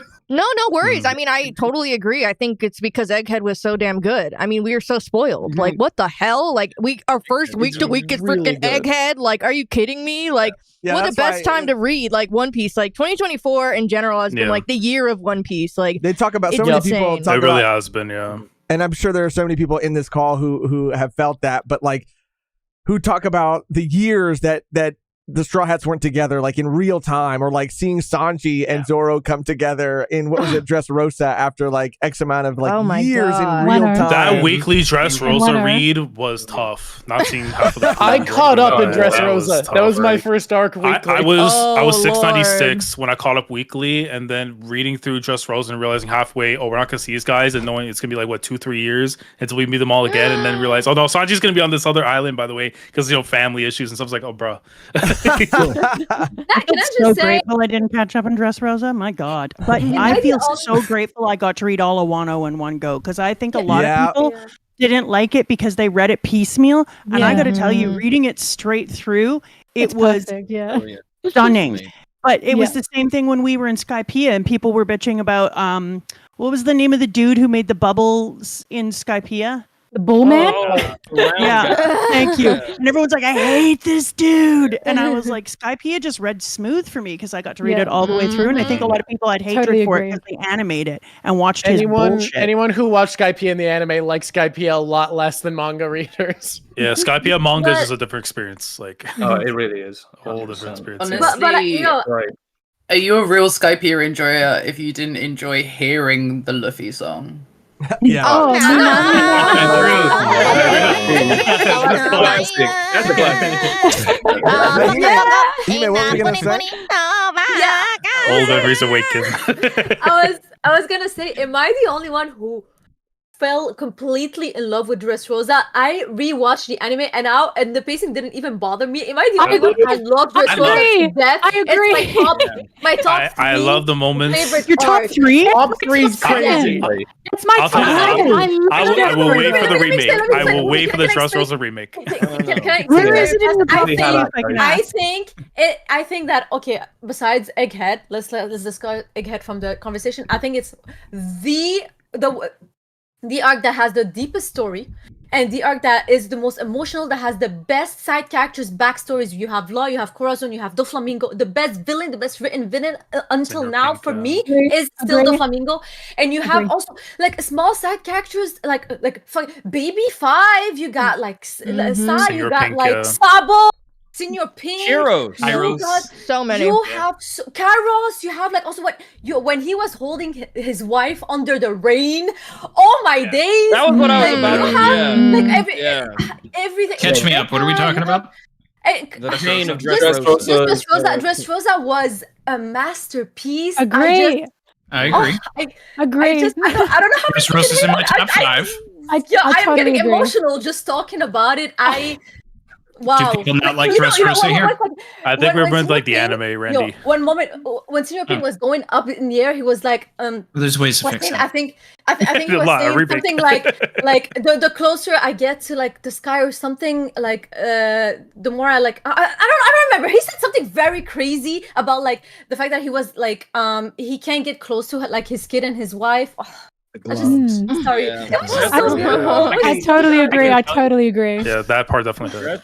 I guess I Dressrosa can tell gave me you my that in first- my top 5 like favorite moments I've ever experienced weekly, for sure was that Sabo reveal. Because for years we were talking about like is Sabo still alive? coming off of the ASL flashback. There was so many theories in the community, especially here in the YouTube community. We were like about the Sabo thing. We put so many stocks into that. So for that to be introduced so early into the time skip with 731, that hit so hard. It was not only an emotional chapter, but it was also a big payoff chapter for just being a part of the For me, that Like, hit oh my way harder in the dude. anime than it did in the manga, because it was just like as a weekly manga reader, I was just like, okay, finally. Like we all knew Sabo wasn't dead. The So it way was just Toei like, did that, okay, man. Oh, we got him. He's here. I also think Dressrosa had one of the. Sorry? Bartolomeo. I also think Dressrosa had one of Luffy's best lines ever when he's fighting Doflamingo, and it's the very end, and he says, "You put everyone in a cage. You want to control everything, and it's suffocating me." That is one of Luffy's best fucking lines. I got goosebumps when he said that, because Doffy, he was not playing. He was not playing with Doffy. There was no giggles. There was no smiling. He hated that man. I've never seen such a visceral hate from Luffy as I had with Doflamingo. He just despised him, and Doffy is just, oh god, he's such a good villain. I think the one line for me personally that always resonates with me, because I absolutely love Lost Flashback and Corazon. To me, he's still up there, the top 10 characters for me. The moment when he got stabbed by Law, and then he says, like, you stabbed me, but the one that's in pain is you. The anime was phenomenal with all that stuff. Like, that's my guy, bro. It was incredible. Like, Dressrosa he'll always was be my boy, fantastic. bro. Like, It was what a fantastic. man. What a man. Kyros is one of the best characters in the entire series. And then it had the return of Bellamy. Love Bellamy. Yes, sir. Yeah. I was about to bring up. Fujitora as well. Fujitora, another one of those. Yeah, Fujitora's debut. Oh my god. Incredible, right? Dude, That was so wild in the manga. Like, what's the name of the dude And who's people old want to and then always talk about grows Law's around? flashback, but honestly, my the fucking Kyros God, and Rebecca Lao G. flashback Lao is G, is peak. Okay, but Lao G is a penis. Even and Senior he's- Pink, like, and that's it's just not ridiculous. But Lao G is just a dick joke, yeah. He is. He's just a dick joke. He's an old Lao G man is and he's literally just a flaccid, dick and then he joke. gains his power and becomes erect and That's so huge. Like funny. I was laughing Oh my my ass God. off when I was reading it. 'cause Oda's I a was- simple he's an man. inside dick He's joke. a simple man. He's a simple man. It's also good because when Rosa. we saw the net going over the whole town, and then people fought back against the net and pressed the against cage. the use of hockey, that was an incredible It moment was when we found out that you could actually physically interact with it. Yeah. Oh my god, yeah. And I'm gonna go crazy because it's like Dressrosa, because we're talking about the Celestial Dragons, the Imu, world government, they know the power of people together, right? They know how powerful it is. Dressrosa, Doffy was a Celestial Dragon. The second that they revealed who Doffy was, who he is, this announcer, I forgot his name, he said, Doffy's done this to us, we must root for Luffy. Everyone starts cheering for Luffy, booing Doffy, and Doffy just tries to kill that man. Because Doffy knows he needs the power of the people on his side, or he will lose. And that's the building, that's what the world government are terrified of. That coming together. And that was just such a good way to show that through a previous Celestial Dragon like Doffy. I just love it. I love everything People about have it. such good opinions about other arcs that maybe weren't your favorite, but when you hear it through their perspective, you're like, damn. Yeah, that happens all the time. But You no, always get Guy that on this appreciation hill, but for the it, so. Kyros flashback is the best flashback in Dressrosa. When he's crying in the Disagree. rain. I love Laws. I'm sorry. I love Laws. Okay, It's okay, good. okay. It's definitely I up love there. Laws. It's definitely up there for me. I love Laws. Morj said something earlier that I very much agree with, that I feel needs to be pointed out, where he was like, well, it wasn't groundbreaking, it repeated a lot of territory. I had a realization, fucking Goofy, take this idea if you want, but I've always thought the idea would be so funny of Law explaining his hearing the backstories of the Straw Hats, and every single time any Straw Hat explains what happened to them, until Brooke mentions that he literally died, they can go, yeah, same. Like, oh yeah, my family died. Yeah, same. My island was killed. Yeah, same. My mentor died for me while I was learning medicine. Yeah, same. I lived in a trash town as a trash child. Yeah, same. Yeah, same. Yeah, same. For real. True. Copy. No, that's 1,000%. And you put it into a blender, it became a My masterpiece. adoptive marine Exactly. parent Literally. told me, You take taught each me individual from pirates I great worked for. story. It's just one upping all of their trauma. Like, okay, so, like, and then Silly gets to Brooke, and it's like, okay, well, I haven't died yet. And actually, Brooke's flashback is sad as fuck. Okay, contradiction. I don't think the Brooks story is as sad because he gets to have two families, and he gets to see the ending of his family and live through to find another one. And he doesn't just get like a snippet of that family and they have an issue. He sees the natural course of those lives, accepts it, and moves on to have another life with a new family who love him dearly. And like, yes, obviously it's sad. It's a One Piece pre-cruise like flashback thing, but like of them, I'll take the double family. Like, I'll take the double family. Yeah, it's that. It's like that, rather than everyone I love is dead. You know how they Like, say all the time? They always talk about like vampires, like immortal beings living forever. Like, oh no, it's gonna be so sad to see everybody die around me. It's like, yeah, but you get to live forever. Like, that's pretty cool. I get to be a vampire. Damn, that's wild. I think that makes it really sad for me though, because he spent so many years. Yeah, alone. That's the sadness. He had nothing but to me, it's despair. like really hurts. The anime does make it way sad. Maybe I relate to that. I don't know, but I just I get stand it. there while Like- his crew like rots, and then he puts all their bones into the things, and they all gain heaviness because he's pulling them in. That part like killed me. Yeah, maybe it's I'm also a firm survivor's believer in the guilt. saddest story is Boa's. Period. Hancock's story for me is like the most sad story. implications, and not even implications, like what's almost explicitly stated Explicitly is like horrifying. showed and said. It's as stated allowed in a fucking shonen manga. Like,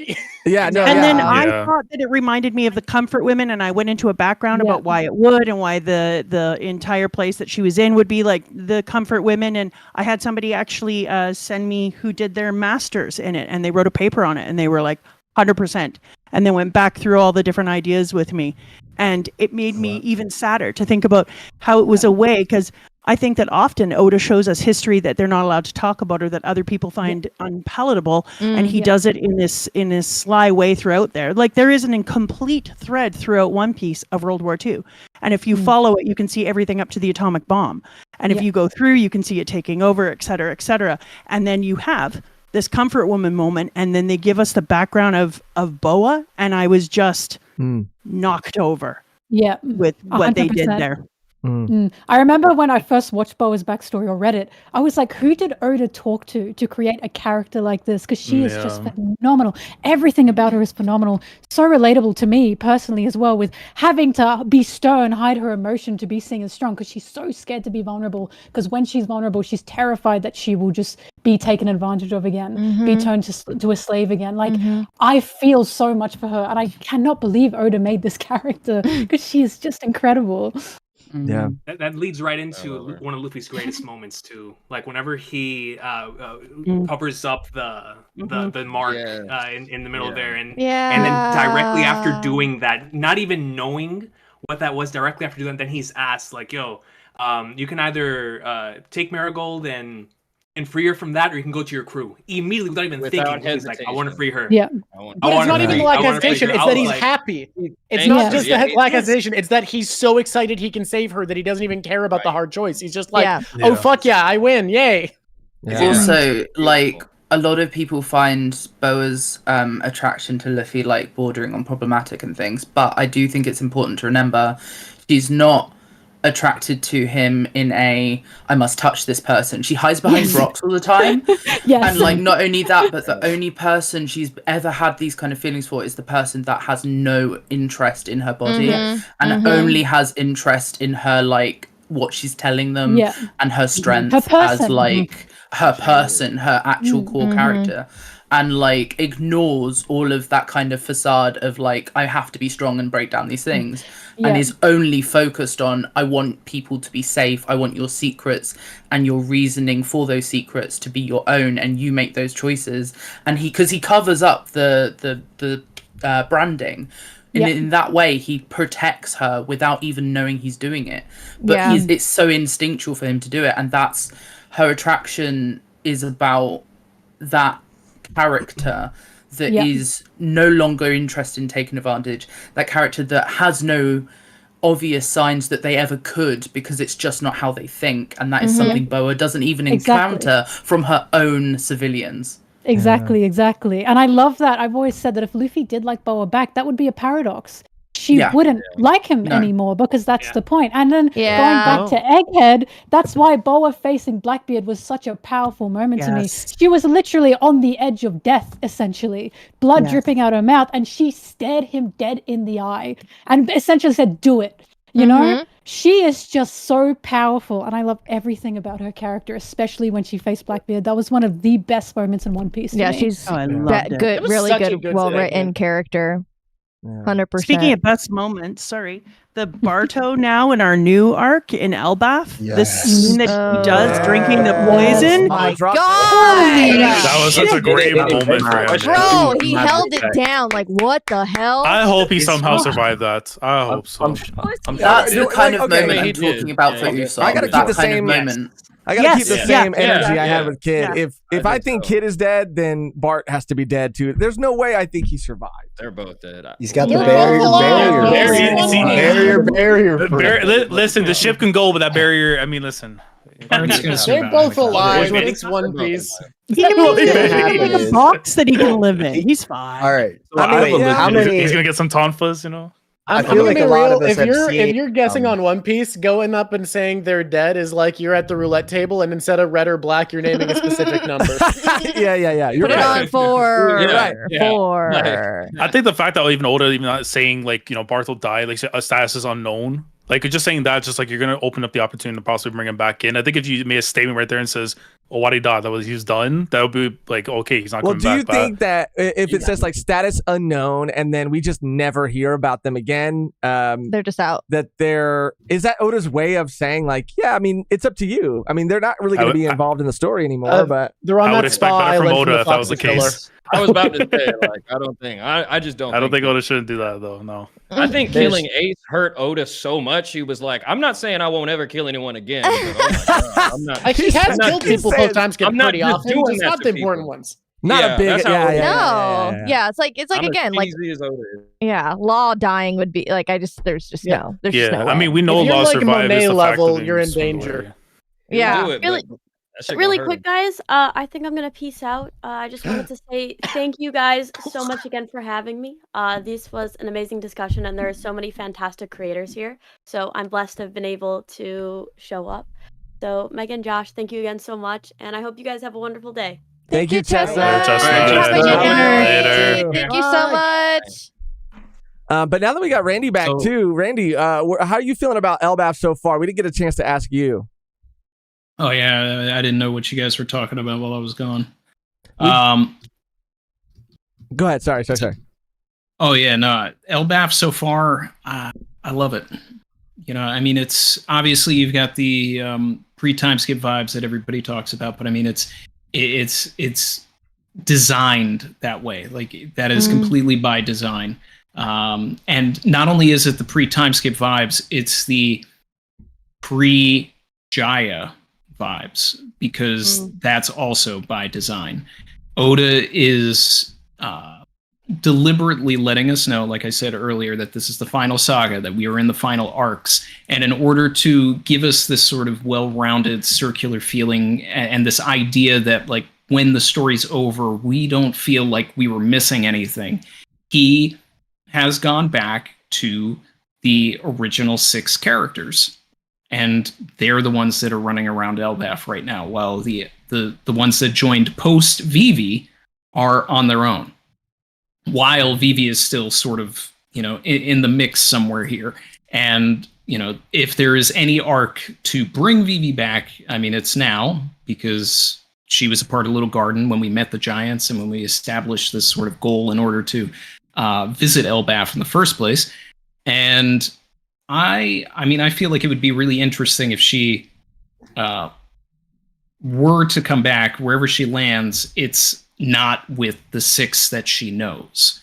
You know, I think that would be, you know, a fun dynamic where Vivi is now running around with Brooke and Jinbei and Frankie, who she has no attachment to. But the only person that she does know would be Miss All Sunday. And then you can kind of, you know, like air out all of that, you know, which obviously we already had the scene where, you know, she was like, "Oh, I don't care. I trust Luffy anyway." But, you know, I'm just waiting for that moment where it's I wonder how Oda's going to tackle that in the first place, because we obviously are going to get Vivi back into the story in some way. It's been telegraphed since 1085 when Cobra gave the message. So it's like we know that Sabo, Vivi, and Luffy have to be in a room to kind of hash things out.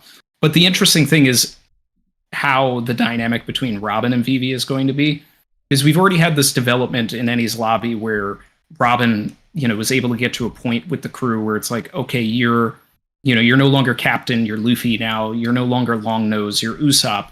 But I have the feeling that that hasn't happened with Vivi, so she's going to be Miss Wednesday for a while until she actually earns Vivi, and vice versa as well. Or it would actually be an interesting character growth if Robin is already ready to call her Vivi, but Vivi won't stop calling her Miss All Sunday until she is at a point where it's like, okay, now possible, you're, by the end of that arc, okay, you're Robin.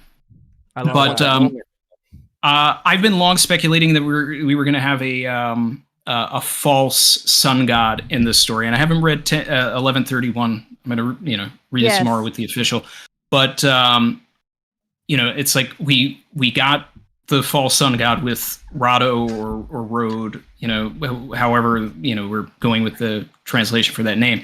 But on top of that, I was like, no, it's not going to end there. Loki needs to be that as well, because this is Luffy's arc. It's not Usopp's arc. This is the sun god arc.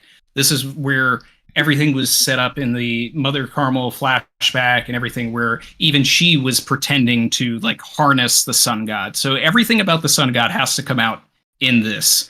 And Luffy doesn't know that he is the sun god, nor will he care when he finds out. But here he is, as far as where I am in the story, he is in front of Loki, who is proclaiming that he is the sun god, and Luffy's just like, okay, cool, what's up?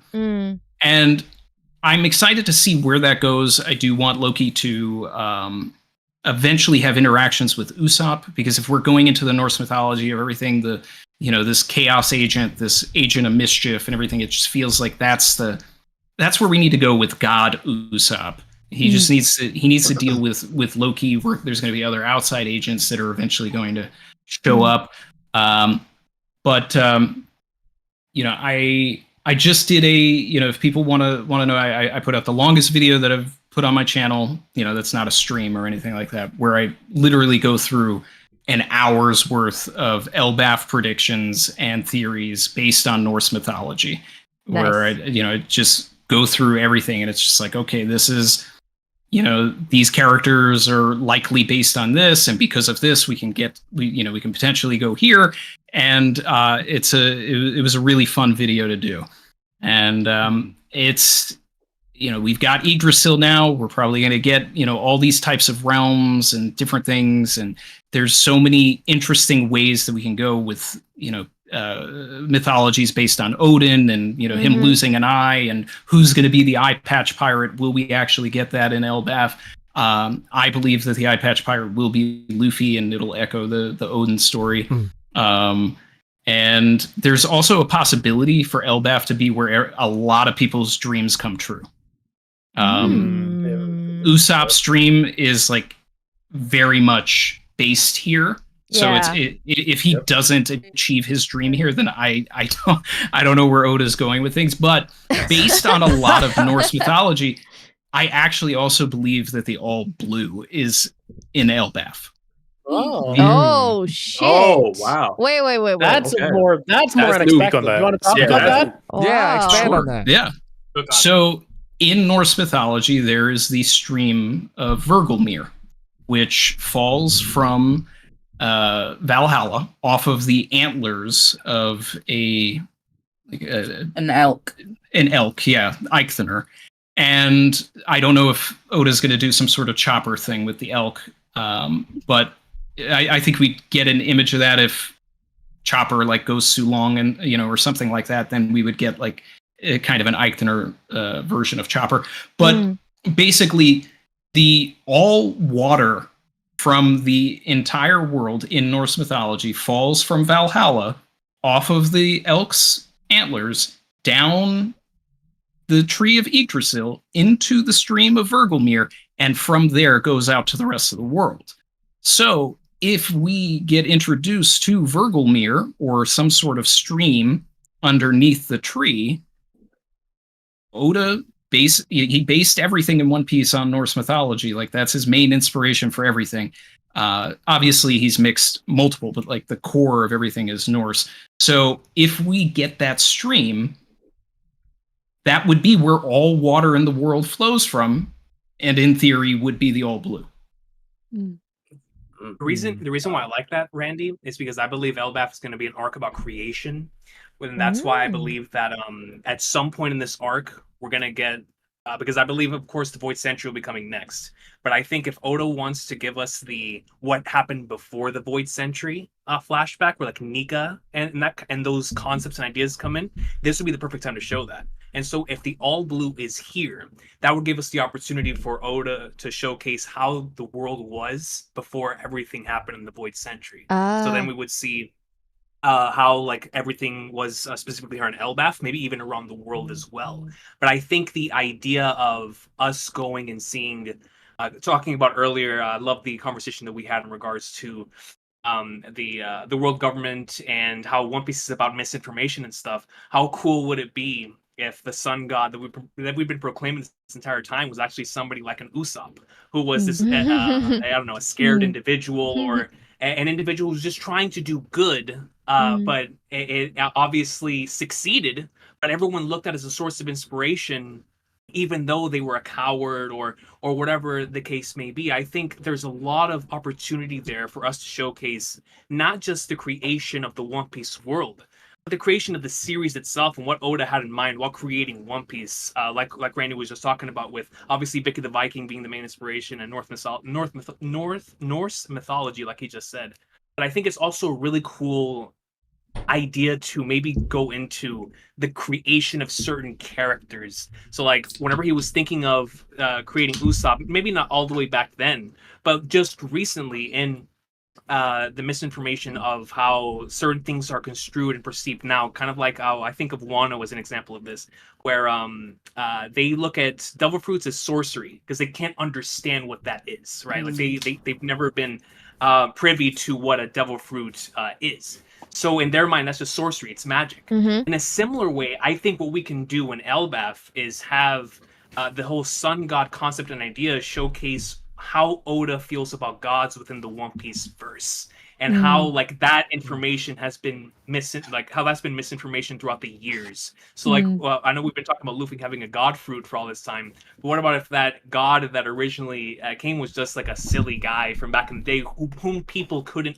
perceive those abilities? Sure. They didn't Oda know what is fruits telling us, but Oda is also telling us from the very beginning of this arc that we're dealing with misinformation here, and he's already done it twice. Exactly. He's got Roto, he's got now Loki pretending to be the sun god. So the challenge of this arc is going to be this uphill climb for Luffy, which he's not even going to really care about, but he's going to have to prove to these giants that he is their god and not these other individuals. And he's not going to do it in a direct way where he's going to say, no, I'm Nika, because that's not what he's going to say, but they're going to have to see it for themselves. And the only way for the people to actually believe that someone like Loki could even be the sun god is if he can do something similar to what Mother Carmel was able to do. So it's Mother Carmel was able to create this, this propaganda and use the soul fruit to create suns and create different things and sort of manifest objects.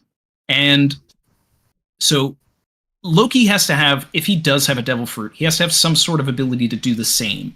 And this would be something where if the stories of Joy Boy, of Nika, of the sun god, whatever, if they've played telephone enough to the point where they've got to now where the thing that they know is that he was able to make things out of thin air, and we've already seen Luffy like create goggles and do all of this kind of stuff, and we saw Mother Carmel do the same, and then now Loki can manifest things or basically make things appear, then he could be believed to be the sun god, or he really has a rubber fruit and they're just going off the fact that he's rubber. But he has to have something that mirrors Luffy in a way for Oda to continue this yin and yang thing, which he's doing with so many villains, obviously with Blackbeard, with Emu, and now with Loki. There is one thing I'd just like to hop on with that, because you mentioned about like the elk that stands upon Valhalla. And I think what's really interesting is we've got this repetitive elk iconography as like the ship heads and then as like Rhodo's like mask. And when he's pretending to be the sun god, he puts on this stag mask. And I do have to wonder if the idea of like streaming down water and streaming down sunlight, like whether that's part of what's been confused, is because like you get this idea of like stretching and the coming down of like it's coming from above, and like he talks about being the sun god and he's got these like eyes that are clearly like light is coming out of them. And the only other thing that I can think of that could tie to that is Fenrir, because Fenrir has fiery eyes in Ragnarok. But also what interests me about Fenrir, because there's two sides to it, right, is Fenrir would be almost like a coin flip of Yamato's fruit, which is another like sacred fruit of a country, and rather than it being like this fiery wolf, it's like this icy like wolf. Well, and we will need a wolf in some form or fashion. Yeah. And for those who don't know in the chat, Fenrir is a Norse being that was the literal son of Loki. It was not a werewolf. It was literally a giant wolf. Somehow he had a son that was a giant wolf. He also had a giant snake that was also one of his sons. So some people have speculated that Loki could have the Fenrir fruit. He's also chained up like Fenrir was in the mythology. But I don't know. I mean, I think that there's other opportunities. There's a possibility we just get like a giant wolf, literally like what the mythology is. That's like the mountain boar in Wano, and that is our Fenrir, and he'll chop somebody's arm off. Well, speaking of tear, we could talk about the fact that like we have Shanks that's just been to Elbaf, who's obviously missing an arm, and we have somebody actually said that to me. They when I was talking about Norse mythology, they said, "What if Shanks is Tyr?" And I like that. But go ahead. Yeah, well, I was wondering, like, they say that all of the giants were needed to wrap him in chains. What if part of what Shanks has just gone to Elbaf to do is, like, he says about Blackbeard, but what if he's also just aggravated Loki a bit and gone to see what's happening with that? Because they say it's recent, and he's clearly very friendly with even the elder members of the giants. It also makes sense of how much they respect them as well, because they've gone that far to help him out, too. I did want to add on to the misinformation thing, because Elbaf was, also important with that. When it was talked about by the giants that Loki is like, oh, he's just evil and bad and he killed his dad and blah, blah, blah. Immediately, I was thinking, can we believe this? Where is this information coming from? Do we know this for a fact? Because I don't believe in One Piece when someone says it. Because I still don't believe that Rocks is bad because Sengoku told me. Exactly. That is the one mystery I definitely believe too. And on top of the Loki thing as well, he has a second son or someone he calls a son, Hyruden, right? Hyruden is a apparently tempestuous brat. So what I'm seeing is Hyruden, who's escaped from Elbaf, his father essentially, whoever, to be a pirate. And then I'm seeing Loki, who is apparently acting out. So I'm not seeing an evil person right now. I'm seeing someone who maybe has had a terrible time with their father or something, because it seems to be clear to me that both of these brothers don't seem to have a good relationship with either their homeland or their father or the royalty in general. Because why would Hyruden have been someone who apparently acted out, again, a tempestuous brat? Why would Loki have gone to these extremes? It would be one hell of a twist, though, if he was the one that's the problem we gotta deal with. It's like Oda loves his bad dad, so that does not shock me at all. I just want to know how many kids there actually are. In Norse mythology, Odin had a lot, including one that is named Bragi, who is the god of poetry, and obviously we've got Brogi. Cool. Yeah, I did want to jump on real quick and say, I think in terms of the Norse mythology thing, I think we have to be careful sometimes, because Oda takes his inspiration, but that doesn't mean he's going to one-to-one it. You know what I mean? No, he never wants to. Alabasta was Egypt inspired. He'll have his own spin. There wasn't much there, essentially, with like Egypt stuff, right? And I'm not saying that Oda doesn't have a it's a mixture of Egypt and India. different things, right? Yeah. So Yeah, it's like he always amalgamates a bunch of different stuff. right. So it's like Elbaf, I can totally see. I love your theories about it, but I do think I'm just a bit hesitant to be like, but would Oda really, one-to-one this essentially? Because with Loki, he can easily go down his own path. He doesn't have to make Loki the Norse mythology Loki. And I would absolutely not like it if he did do that. But it's as you go through Wano, there's a lot of like not necessarily one-to-ones, but there's a lot of yokai and Japanese folklore that is woven into Wano, and that's how I was able to predict and get a lot of things right, while reading Wano weekly, just by looking at certain things. Like one of the easiest things just by visual thing was looking at Black Maria and saying they're going to have a spider fruit because they literally look like every drawing of a Jirogamo, and it's just like there's ways that Oda takes the inspiration from yokai and mythology, and he always mixes it with something else, but the ballpark is there. So it's not necessarily I'm saying this is exactly what it's going to be. But if you look at Norse mythology, we may go down a route that is similar to this. 100%, yeah. Definitely something to it. Before we move on, mind if I take a second to just show this picture before I close it? Because people asked to see it when it was done. All right, let's flip. I'll flip it, and then I'm going to start a new one. Oh my God, this looks so good! That looks awesome. That's incredible, man. Yeah, for any digital artists, just for some details for digital artists on this, other than the effects like the crack and then shifting copies and masking them to create the crack effect, all painted on one layer, and using a closed palette, which is where you just have one thing open and you take all your colors from it. So the reason the reds aren't very strong is because I was working from this palette that I got from Google Images.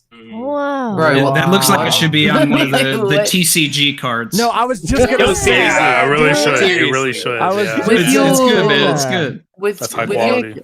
So as art, I just need to know, with your closed palette, were you mixing your own colors out of the palette to make the oranges?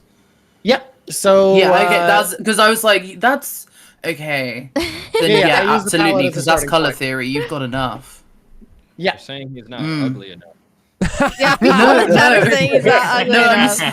I'm saying that to make skin like that, you need to have a blue bias, you need to have a yellow bias, you need to have a red bias, and you have those in the purple and art. My bad. Stop it. No problem. No, it's all good. This is like amazing. It's fantastic. Thank you. Yeah, beautiful. I'll figure out what character to do next. Maybe people in the chat should vote. I don't know. Fast on top of that. I know. That could go hard. Yeah, do that too. The one with the most names. Everybody immediately was like, "No, don't do that. Don't do that." All right, Vegapunk Josh is the next topic for the paint. Not Vegapunk. Yeah, Josh as Vegapunk. Complete with like the line of where the brain starts. With the apple or with the big dome? Oh, God. It's gotta be the dome. Yeah. Oh my God. It's gotta be a domer. Yeah. So I have a question. What were y'all thinking about when we were in we call it like Legoland? Like, oh, right. That shit was crazy. And it just was like, that's it. Wild. I was like, I was terrified. I was so off base. I was so incorrect with everything. Because I was like, I don't know what's going on. I don't know where we are. We were meant to not know, right? We were supposed to be confused. Yeah. I thought they were off the Zaza or something. Throwing me off. Completely throwing me off. I was so gone. Lego's a Danish company. It was just a joke from Oda. Yeah. I believe very fun though. There was a line that Luffy said, or Nami says, oh, it's not a dream. Like the very next chapter before revealing what it was. And I just genuinely thought that was such a, all of you people, I misled, ha ha ha, because it was what is that? Because there was so much misrepresentation of the characters, the weapons were changing. It was so, there was that little, oh, it's not a dream. I was like, oh, you bastard. You knew what you did. So funny. Everybody was so sure it was a hallucination. Yeah. We've been here the whole time. Not everyone. It was like the little adventures of the Straw Hats, and I love their dynamic together. Everybody shines. Yeah, I missed that. I miss that so much. You get it in the beginning of the arc, and then it's like, oh, everyone goes and does their own thing, and you never see any of the Straw Hats again, and it drives me. That's one part about like being week to week has hurt me so badly because, damn, like I feel it so heavy, especially in Egghead, but I'm sure in LBAF, like you get that taste, and Oda's like, they're not gonna get a lot of this. That little Lego portion was probably one of my favorite stretches of the post time skip. Yeah, it felt wild. It was fun. Yeah, I'm a pre-time skip purist too. I loved getting to see Nami's new outfit. I'm not gonna lie. She showed I up. love it. Oh, It's so good. It went crazy. It's so good. it's maybe one of the best Nami looks I've seen. I also have to say it. I loved watching Nami and Sanji be scared of bugs again. I was really waiting. Yeah, for that. man, Like, please, I need them to be scared of bugs again. This guy, bro. Back to Jaya. Me and Josh were talking about it. Like Sanji was legit making us like actually laugh. Like we're not Sanji bro, like big. Oh no, his comedy was going crazy. But his bit, I was dead. I was like, Sanji, who knew you could make me laugh like this? Damn. Sanji took a comedy class, bro, because that shit was so funny, man. That boy was his bag. I mean, he really was. He really was. And that's what Randy was saying earlier, too, about the early One Piece vibes. Like, it was so fun, man. It was so fun seeing them all back, like, in that way. Again, bringing that same energy. It was awesome, dude. But yeah, I thought they were tripping off absinthe, too. I also like the implication that Luffy ate plastic. A really big fan. Oh, yeah. Not the first time, probably. Where's the god? I hope Where's the not. god? And then they think about like the skull of the rabbit, like Yeah. And they're just talking about him inhaling all the fumes of the Lego. He's full of microplastics. That boy does not need to lose any more brain cells. No, he needs every single one. Life imitates art. He needs every single one. What's crazy is no one stopped eating it either. They were just Delicious. That is funny. Sanji was like, "This smells like shit." Oh well, here. Well, the women weren't there by that point. Yeah, they would have put a stop to Because it. Nami hadn't been saved yet, so Yeah, like they the would've food put a didn't stop to matter. it. Like, wait a minute. I don't know if everybody else gave their 2 cents. I know we asked it and then we kind of veered off in another direction. But like, I think it was Goofy, Mugiwara No Goofy. You were saying that like Zoro's drip is your least favorite. Who's your favorite then? Whose drip? Elbaf drip is your favorite then? He likes Zoro's. Nami's. Nami. Yeah, Nami. Okay. Well, that's You see how that switch up? That was quick. I was like, come on, Zoro. There's like, we'll get I'm still ready to fight you for the Zoro thing. He looks so good. He looks like Zoro a looks great. football player. I don't understand. But he looks silly, I but love he's Zoro. like he's like adorably silly. You don't understand. I'll give you that. I love his Sure, I silly don't know. goggles. The goggles are so cool. Goofy, you're a fellow Final Fantasy VII fan. I can't believe you would hate on the Cloud Advent Children goggles that Zoro. Yeah, bro. Like Zoro's whole fit is giving Diaz Drake. And the corset as well. He's good, actually.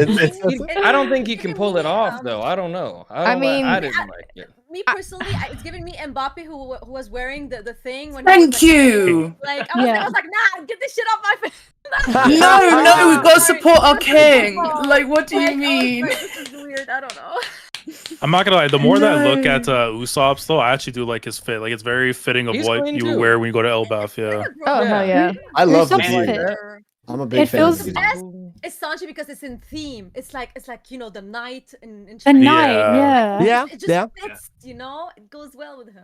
What do we I really think? like Sanji's fit. Sanji's is Yeah, And Sanji's Luffy's. goes It's a 10 out of 10 for being the Yeah. Luffy's crazy. Luffy's is funny because he does. Yeah, with the helmet He and just everything, has yeah. a helmet and some new pants or That's something. it, yeah, He doesn't- yeah, he's yeah. out there Okay. with I That's what I was gonna say. You- The only fit I don't like is Luffy. It's not the only exact fit I don't like is team. Luffy because it feels like if you asked a fan what would Luffy look like on Elbaf, that's the first thing they'd Probably come up look, with. yeah. And none of the rest Yeah, look no, like that. really. All of the rest look interesting and If creative. that's true, why did I see no Elbaf Luffy fits in fandom before Elbaf? Like that looked like that.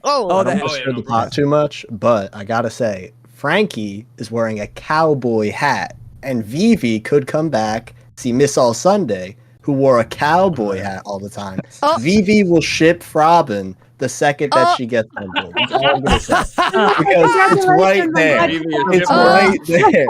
The plot thickens. Lob The into agendas. I die. And then she'll claim Smoker is actually been born from somebody there, or Crocodile is the mom. Oh god. Well, the Crocomom is. She'll be like, while we're at it, let's talk about Croc Mom. Yeah, Right. this is real. Guys, did That's you know just Luffy real. fought his own mother in my country? That's crazy, right? Yeah, that's just That's true. though. wild. I I mean, yeah. Luffy's mom tried to overthrow my country. It's wild. Crazy. Brago, what's good? How are you, man? I'm doing good. How is everyone? Good, good. All good, man. All We're good. good. We're cool and Crody. Nah, y'all been killing it. I was listening as much as I could. Shout out to Volume 1 again for this reverie. I missed some of the best parts, but nah, you guys been killing it. Thank you man. so much. Glad you're here. While you have the floor, who do you think has the worst Elbaf fit so far? Worst. The worst Elbaf fit. Usopp. Oh, okay. Damn. Yeah. that hurt some people. Yeah, probably That's the Usopp correct would- answer. Okay, who has the Usopp. best Elbaf fit? I wanna know why. I wanna know why. Yeah, you gotta speak on I that. don't know. He looks like a farmer. I don't know. Oh my god. I like his Okay. fit. I think it's cool, but like I think he looks the worst. The best is between Sanji and Zoro. Yeah. Yeah. I'm gonna probably go Zoro. Ooh. Hell yeah. Yeah, Zoro. Back to back. Back to back. Another one for the glasses. Zoro number one. Man. Yeah. It's close though. Sanji's right there, but I got Zoro number one. I love those glasses. He's I want him making to the get on a comeback, bike yeah. and pedal Yeah. away. I know he's so Yeah. cute in them. He's just so cute in them. They get behind the shoulder pads. I don't know, man. You're not liking it, Hime? No, I prefer Sanji's one, but like it's not like I don't know. It's just like I feel like it's clashing. Like there's the shoulder pads. There's like the mask. Like he looks like a Beast Pirate cosplayer. You know? Oh, That's what he shit. looks like. I think they all. I look did a say that little- about the outfit. So you're saying he might I be can an see op? that. You know what I'd love to see someone do to Zoro? Pull his goggles and let them go so like slap against his face. I'd love to see that. Sanji will do that definitely in this arc. Oh yeah. Randy said it's Yeah, giving keeping him X there. Drake. Randy said it's X giving Drake. X Drake. It is and X Drake for Yeah. sure. That's immediately what I thought. I was like, what the hell? You That's doing a what Randy- cosplay? I said, Randy, What'd I you say? said, you said it's giving X Drake, and I think it is. When you said Yeah, that, a it little like bit. it unlocked that. Oh yeah, Yeah. A definitely. little bit. After they clashed in Wano, he had to respect this game, you know. Just step it up. Even though he didn't pick his outfit, he was like, "I gotta respect this man." Oh shit! If there's anything else about Elbaf you guys want to touch on, we can. But we also wanted to touch on the fan letter. I wanted to talk to you guys Oh my about that. god! Can I that put a was little just thing out before we get off Elbaf? yeah, Oh, yeah, absolutely. I have a course. hope that I wanted to get other people's opinion on and have them pop off Absolutely. and see what they can play with. Yeah. All right, so I have this idea that I'm called Dimension Piece because we have all these different fruits that go into alternate dimensions. We've got like Door fruit. We have all these different fruits that are using all these pocket dimensions, mirror, room, all the other ones as well. And we're seeing people move throughout the dimensions, and we're looking at the way that Shanks moves and how he's suddenly from one piece to another piece so quickly, and he's able to move throughout the world in a strange way. We've seen things moved into the dimension world and out of the dimension world, which started to make me think about whether if you could hide Laftel inside of an alternate dimension, and if all the poneglyphs could kind of point to where the Laftel could be, using the dimension, and they kind of become a map and an unlocking. Also using the sounds, probably like the drums of freedom and all the other pieces, and that together they create a sound that can kind of open it up. And if that would also explain why we have so few pieces of technology from the old times that are there, because we've seen the working when we have somebody who's 800 years old able to pop back up after he hears Joy Boy's heartbeat. And so I started to wonder, like, well, where did all the technology go for this piece? And was it all just destroyed by Emu, which seems like unlikely they'd be able to find everything. So what if it had been pocketed away and they've been hiding it and they've been putting it in? And I started to look at the work that was going up on the moon, looking at the building of all the different weapons and the history, and it kind of seemed like there was a little piece in there talking about an alternate dimension or an alternate thing. So I'm hoping, because we're in Yggdrasil, that there may be some, because Yggdrasil also talks about connecting realms through the Tree of Knowledge, that there may be an ability for us to see and have access to different dimensions in this one. Like, I'm hoping of hopes. When he talked about his rope piece idea, it started to make me think that would make a lot of sense. The rope could also have access if it opened a different kind of hockey we've never seen before, or an observation piece that we would have the ability to see the other dimension where we were keeping all this. And that's why you can't just float your way over to where Laugh-Tail is, because it would be hidden literally in another dimension that you don't have access to. So, Mama Drawk, I got an immediate just follow up to this. So, you know how some islands in One Piece are directly affected by devil fruits, like Raijin Island? Do you think it's like someone used the door fruit on an island and like took it into like 100% essentially? That's Also, fine. why is Ennie's lobby always in the daylight and there's a hole that goes down to where? And why, when we had our illusion getting blown up, suddenly there was the same thing, the water pouring down into a hole? And what could that be? That was the big reason I started to come on board. That the door fruit is one of my favorite fruits in the whole series. Yeah, I love that fruit. Very what made me hop on with her theory that dimension fruits were going to be more important was I'd always thought that, like, awakened Loki's are probably why all the islands are so weird and they create the weird climates, and I think that might be true, and that was always my explanation for Ennie's lobby. I was like, maybe like the light fruit fought the dark fruit there, but now that we know the hole was caused by the laser, it feels like we need an explanation for the laser beam that also explains the permanent sunlight over top. Exactly. And if what happened was somehow like locking that area of space in another dimension or in another time, etc., it could actually do both of those things, because whatever caused the hole likely also causes the light, because it'd be really weird to be like, there's two mysterious things about this island, just two different things happened there. It was a site where there was two really cataclysmic events at the same time. Now, is there a way to tie this line of thinking to like the magic circles? Because it's like that's because I mean, like, that's something that's really weird to me. Like, obviously, you know, they've been painted on the walls in the Holy Land since chapter 233 and everything like that. But now, you know, I talked about much earlier in the Reverie about like so many people having access to fast travel. Like, you know, Blackbeard's got the warp fruit. Banks can apparently, you know, like move somehow, and everybody's been speculating for decades on how he can, you know, do what he does. And then now we've seen the Gorosei fast travel as well from the Holy Land to Egghead. And it's like, I wonder if there's a way for our guys to sort of tap in and access some form of that power. So it's like, is there, if that's a dark, malicious, malevolent energy, like, is there a benevolent version of that? Is there, you know, the light side of that isn't the dark circle? And that's something as well. Like, is that how Shanks moves around? Like, he actually has access to this sort of magic circle thing that the Gorosei can do, and then he's able to move through that. Is this something that we need to learn on Elbaf? Because I feel like Elbaf's got to have some sort of training involved here. We got the hockey rope. Now we have these magic circles. All of this stuff has to tie together into the end.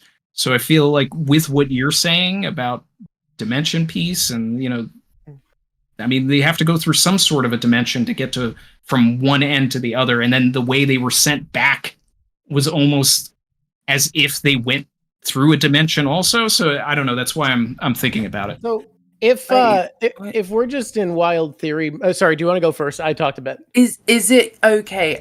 Just while we're on the dimension thing, one thing that I do think would be interesting to talk about is Davy Jones and the idea of, like, actually how he is perceived by sailors and what that could mean when it comes to a potential fruit that represents the concept of that, because, like, it's the ghost of Jonah in some iterations, it's the devil in others, and it's something that they would pay homage to crossing the equator. So it's about fully crossing the world on a voyage is paying homage to Davy Jones.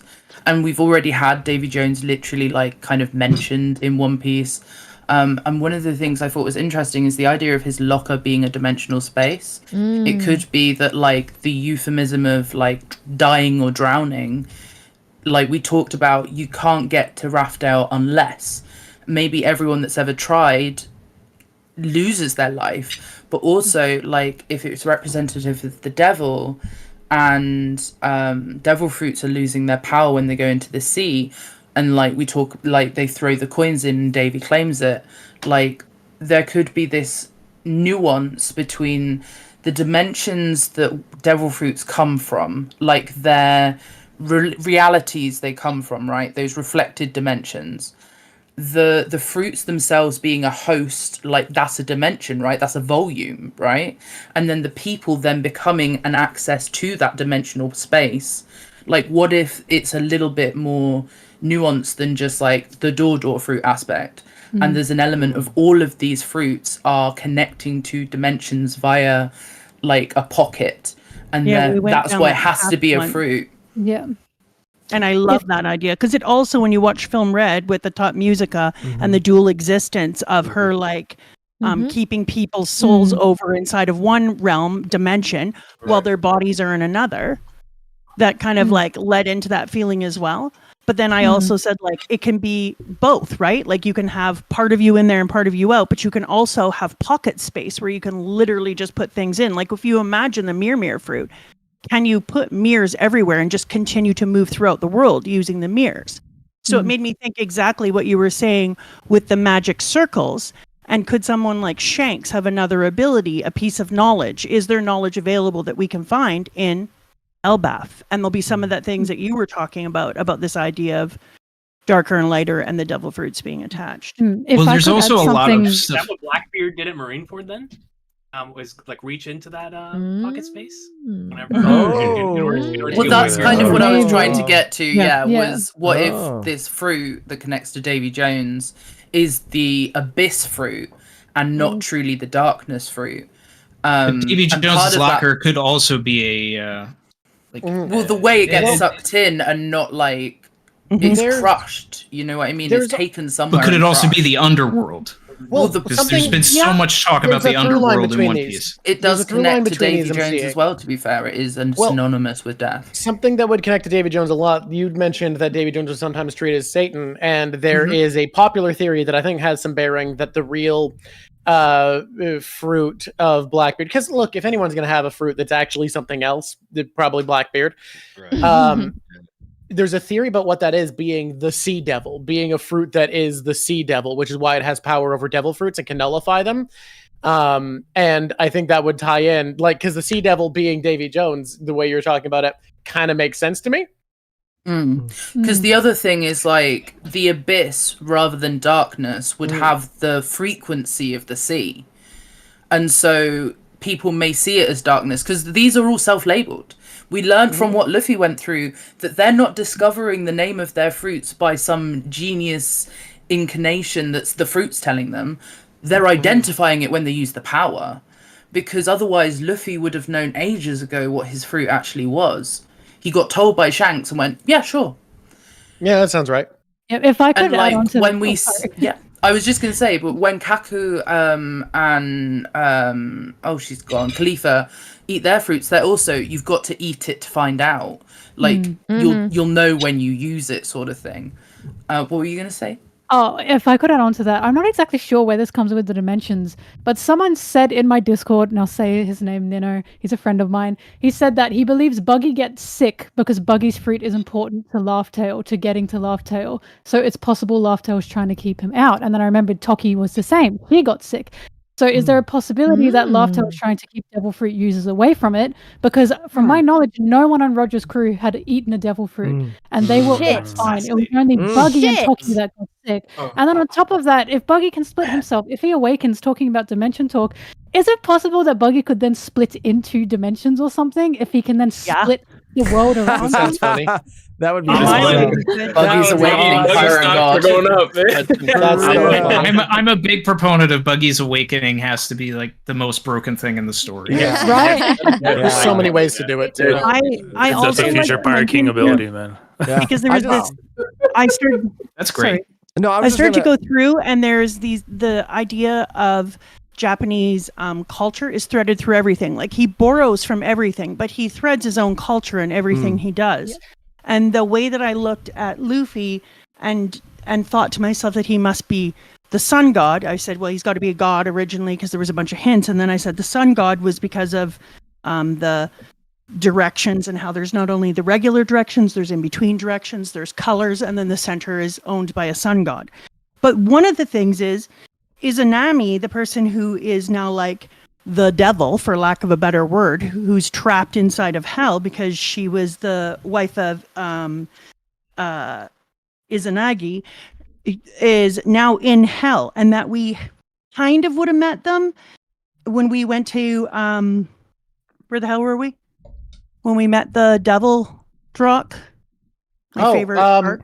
Your favorite arc. What is your favorite arc called? Is the question. It's Impel Down. Yeah, Impel Down. Impel Down's great. Thank you. I'm having a brain aneurysm. We kind of met kind of like a devil version in there, but I was like, it would be so much cooler if, when things are going down through a dimension, that there could be like a lower area that you would see in the tree of Yggdrasil.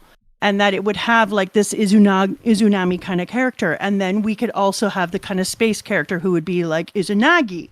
And then we would have other characters who, like Luffy, would be Amaterasu and would be a ancestor of. But anyways, it started to make me think about all the different ways that the devil fruits could be used in that way. Like Buggy. Could Buggy be in multiple dimensions? Could you hide big things? Could you have technology there? I don't want to stop. I don't want to interrupt, but I just want to shout out Vergo. Vergo's what's here. Good, man? I just want to say, Mr. Prototype. Can I be heard? Can I be heard? You can. Yes. You can. Quiet. Bump your volume up a little bit. Yeah, you're a little quiet. Yeah, bump it up. Your volume. How about now? There you go. Sound good. There you go. That's better. There you go. Nice. How are you, man? I really think that we're going to get it. Go ahead, Vergo. Out to Volume 1. Y'all doing a phenomenal job today. I've been watching for most of it. It's been absolutely great. Out to Sage, my sister from another mister. I'll tell everybody. I'll go through everybody. It's going to be a while. I'll talk too much as it is. But, yeah, y'all doing y'all thing, but thank y'all for having me, for real. Absolutely, Thank you for coming on. Thank you so much for all the kind words. Randy, what were you saying? Yeah. I was saying that I really think that we're going to have to touch on some form of the underworld. And I think that would be like a really great cap to, like Brook's story. Because he's said before that he's been there. And, a lot of the... a lot of Norse myths deal with going under the tree to Helheim, Niflheim, and all of that, and dealing with the underworld. So, I think it would be really interesting if we were underneath the tree. Brook is there, and he's like, "Oh, I recognize this. I was here before." No, and then Zora has also seen the Grim Reaper himself. Which is what I was just going to get into, exactly. That'll be a good tie-in finally. With the Grim Reaper. Now, I don't know if Oda does the cheesy thing where now there's a bunch of spirits there, and then he's got a scene where Luffy talks to Roger or reunites with Ace or anything like that. I feel like not. There's the opportunity there if he wanted to really go there with some Norse myth. I feel like Oda, to include the structure of the underworld in his story, has now had two physical, concrete, material places that take the role of the underworld in different mythologies, with Impel Down representing hell / Buddhist hell, and now just having a bunch of places where there's monsters representing Norse hell. And I think that while I don't think you're wrong that we're going to see something to reflect the underworld, I feel like he wouldn't have things that fit the underworld role in a series be so concrete and material if we were just going to be talking to ghosts and the like. Right. I would like to point out that Norse hell is frozen. Yeah. I would. The only thing that scares me, all the dimensions and stuff, because there's a swamp dimension. You guys know that, right? There is a swamp dimension. Yeah. That's crazy. With the grossest character ever made on Earth. Exactly. Mucus dimension though. And Luffy, that's swamp meat. Yeah, ironically that's a thumbs down for me. That man swamp meat. No bueno. That every devil fruit rolls on a dimension. Well, they one thing I wanted to talk jacket about. dimension. Sorry. The jacket dimension. A jacket is a dimension. What do you mean? Hey, but shout out to the jacket. Everyone in that dimension has a cool jacket. No, it's just inside a jacket. There is a pocket. Everyone, Yeah. Everyone who does Yeah, the whitebeard guy with the pocket. Pocket man. Here's your jacket, friend. But they do talk about frequencies a lot with both. I think it's actually Devil Fruits with Chopper, but also with Vegapunk. And I do wonder if, because they don't truly know what the full potential of their fruits are, and it's only when you get to awakening that you start to achieve any of that. If actually that frequency, like we talk about music a little while ago, where we're saying like you've got to be in beat with this frequency. Your devil fruit has to be in beat with the frequency of this dimension that you're contacting. And if you're not in true sync, you can't gain its full like access to it, which what may be why so many of these fruits act odd on different people, and why they may not be getting the intended purpose. Because when we look at the Tate Tamako box, I think I'm bad at that one. Those pills affect people differently. They do similar things, but like they have different levels of how much the frequency can almost resonate, right? So like that could be the same with devil fruits. There are some people But it that still may turns have you into like a Gear 5 form, and when you abuse it, you turn old like Luffy. So there's something. But there. also the minks with Sulong do something very similar. Exactly. Yes. So I have a theory specifically about that, which is that all of these things, every white-haired, red-eyed superpower form stems from genetic engineering of some kind done originally by the Lunarians, gods of the world. And my thinking kind of comes to the idea that we see things that appear to be genetic tampering all across the world, and the Lunarians, no way that happened naturally. So it feels like it makes sense if the way they made super people created that, and that they made the minks, and they made a lot of races. And in the terms of some people having better affinity for devil fruits, I was just playing with an idea earlier where a theory I've had for a long time is that the Buccaneers were genetically engineered by the Lunarians to be a slave race, which is why as a force of freedom, Joy Boy was freeing slaves. Like, they had to be slaves to someone. We know the Lunarians used to be in charge. That makes sense to me. And the reason their bodies are so weird is they were created to be perfect slave warriors and laborers. And I was just today adding on to that, hey, wait a minute. What if when when Marco says, what's up with your weird body? What if people are right that Teach is a Buccaneer? He might be, he might not be. I'm not sold on it. But wouldn't it make sense that you would engineer your slaves that to be able to handle more than one devil fruit, or use devil fruits exceptionally well, if devil fruits were something you created for your soldiers to use to great efficacy? I like that. Especially If it's since something Screamer is so tangible. tied as well to Nika too. Mhm. And his whole story was so tied to Nika. And going to the music thing as well, I have a full belief that Drum Island is going to be important to that. It's called Drum Island. It's Blackbeard first appeared. The mountains look like the tops of drums. At the very end of the arc, we see them flying off with this huge moon in the background. It's the first time we see the Nika pose as well at the very end of it. And I have a full belief that the literal drums, right? The mountains are actually drums, will be played. I don't know by who, maybe Joy Boy or something. But why is it called Drum Island? And now drums are so important. From Drum Island to Skypiea, I think the Skypiea is drums. belled too. Yeah. Yeah, exactly, right? So it's like I don't know where that could go, but Drum Island feels really, really important to me personally. Also, the human fruit, Chopper's human fruit, was on there. Now we know the human fruits are weird variants or something. I don't And know we what's still gonna don't happen know with what Chopper. model Chopper's fruit is. Right. Yeah. That ties into all what Jack is saying. Drum Island could be where they have their party and they have Lucas playing the drums. We also know white hair, Yeah. Not a bad idea. Yeah, makes sense. They run back all crazy. White-haired, red-eyed Lapins on Drum Island. Well, I was interested to add on to this because I have a slightly different perspective from the Lunarians, but a similar vein. I do wonder if the Lunarians are actually the genetic modification themselves to be soldiers, because wouldn't it be odd to have all these guys? There's another part of this, but wouldn't it be odd to have the Sky people survive if that's like not the normal class, and then the soldier class, like, you know what I mean? Like, they've been pretty much wiped about, they were almost not there. And one of the things Vegapunk says is all of his technology is borrowed. So the cloning, the Lunarian stuff that's going on, that all could be borrowed knowledge still, right? And what's really interesting to me about that is the exchange rate between the sky and the sea. The exchange rate, inflation, should not exist in a world where there is only one true currency. Not the same way it does in One Piece. There's an exchange rate going on between those two places that make me think they're two factions of a war, and we get Imu talk about a war, and then we see the Lunarians, who would be perfect soldiers. So I wonder if when they talk about the gods that lived up there, they're talking not just about Lunarians, but the idea of the Skypians that took over the largest pieces of Earth. Maybe. My theory to that has always just been like my explanation there has just been that the Lunarians were specifically hunted. They were the ruling class and the aristocrats, and there was fewer of them, that they genetically modified themselves to be as invincible as possible to survive because they were the celestial dragons of their time. But I think both explanations hold water. Yeah. I think the only issue I have with the idea of them being the elite class is why were they not taken up to the sky? If they were the elites. I think that the people of the sky were put up there from Jaya, that it was like a government thing where they ripped off parts of Jaya and moved it up into the sky in Skypiea. And that's why there's a separation of the buildings and that they put them there to hide the bell.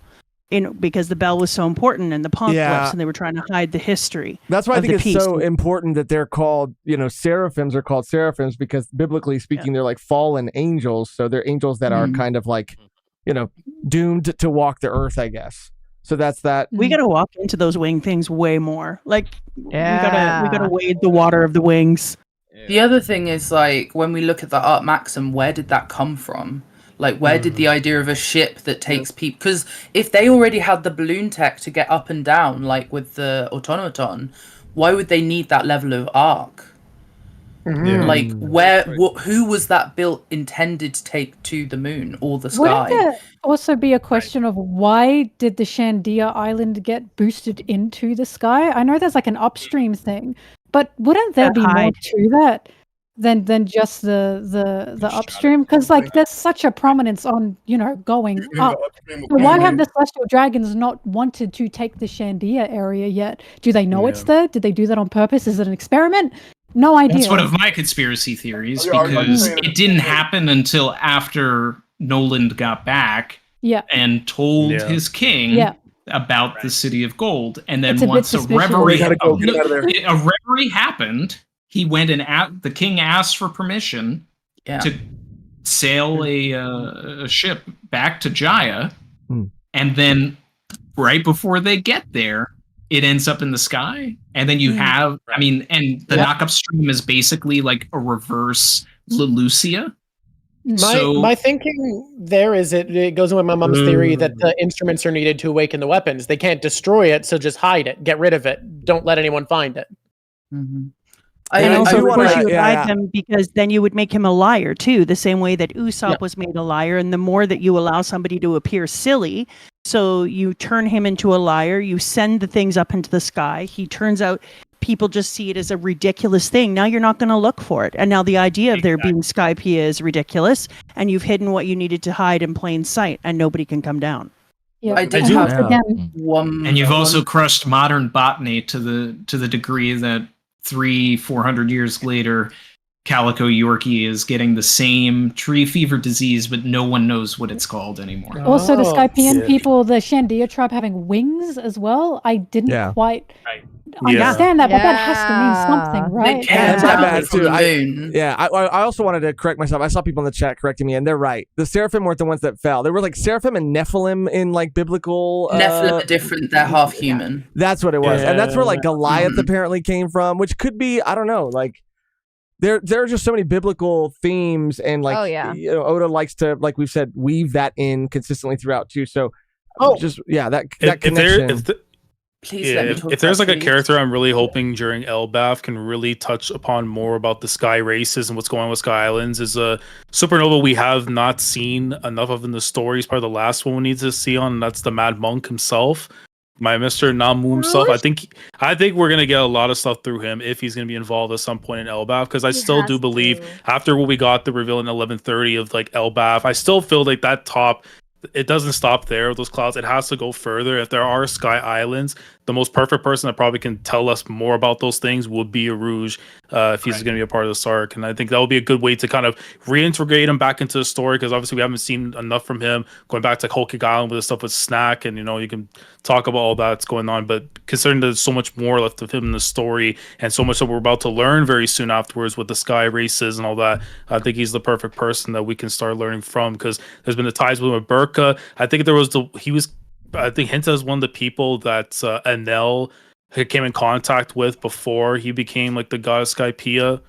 I don't know if it's a made detail, probably mixed it up on or whatever, but yeah. So there might be like a connection there with that, and maybe we get more further explanation from his side of the story rather than what we heard previously from Enel.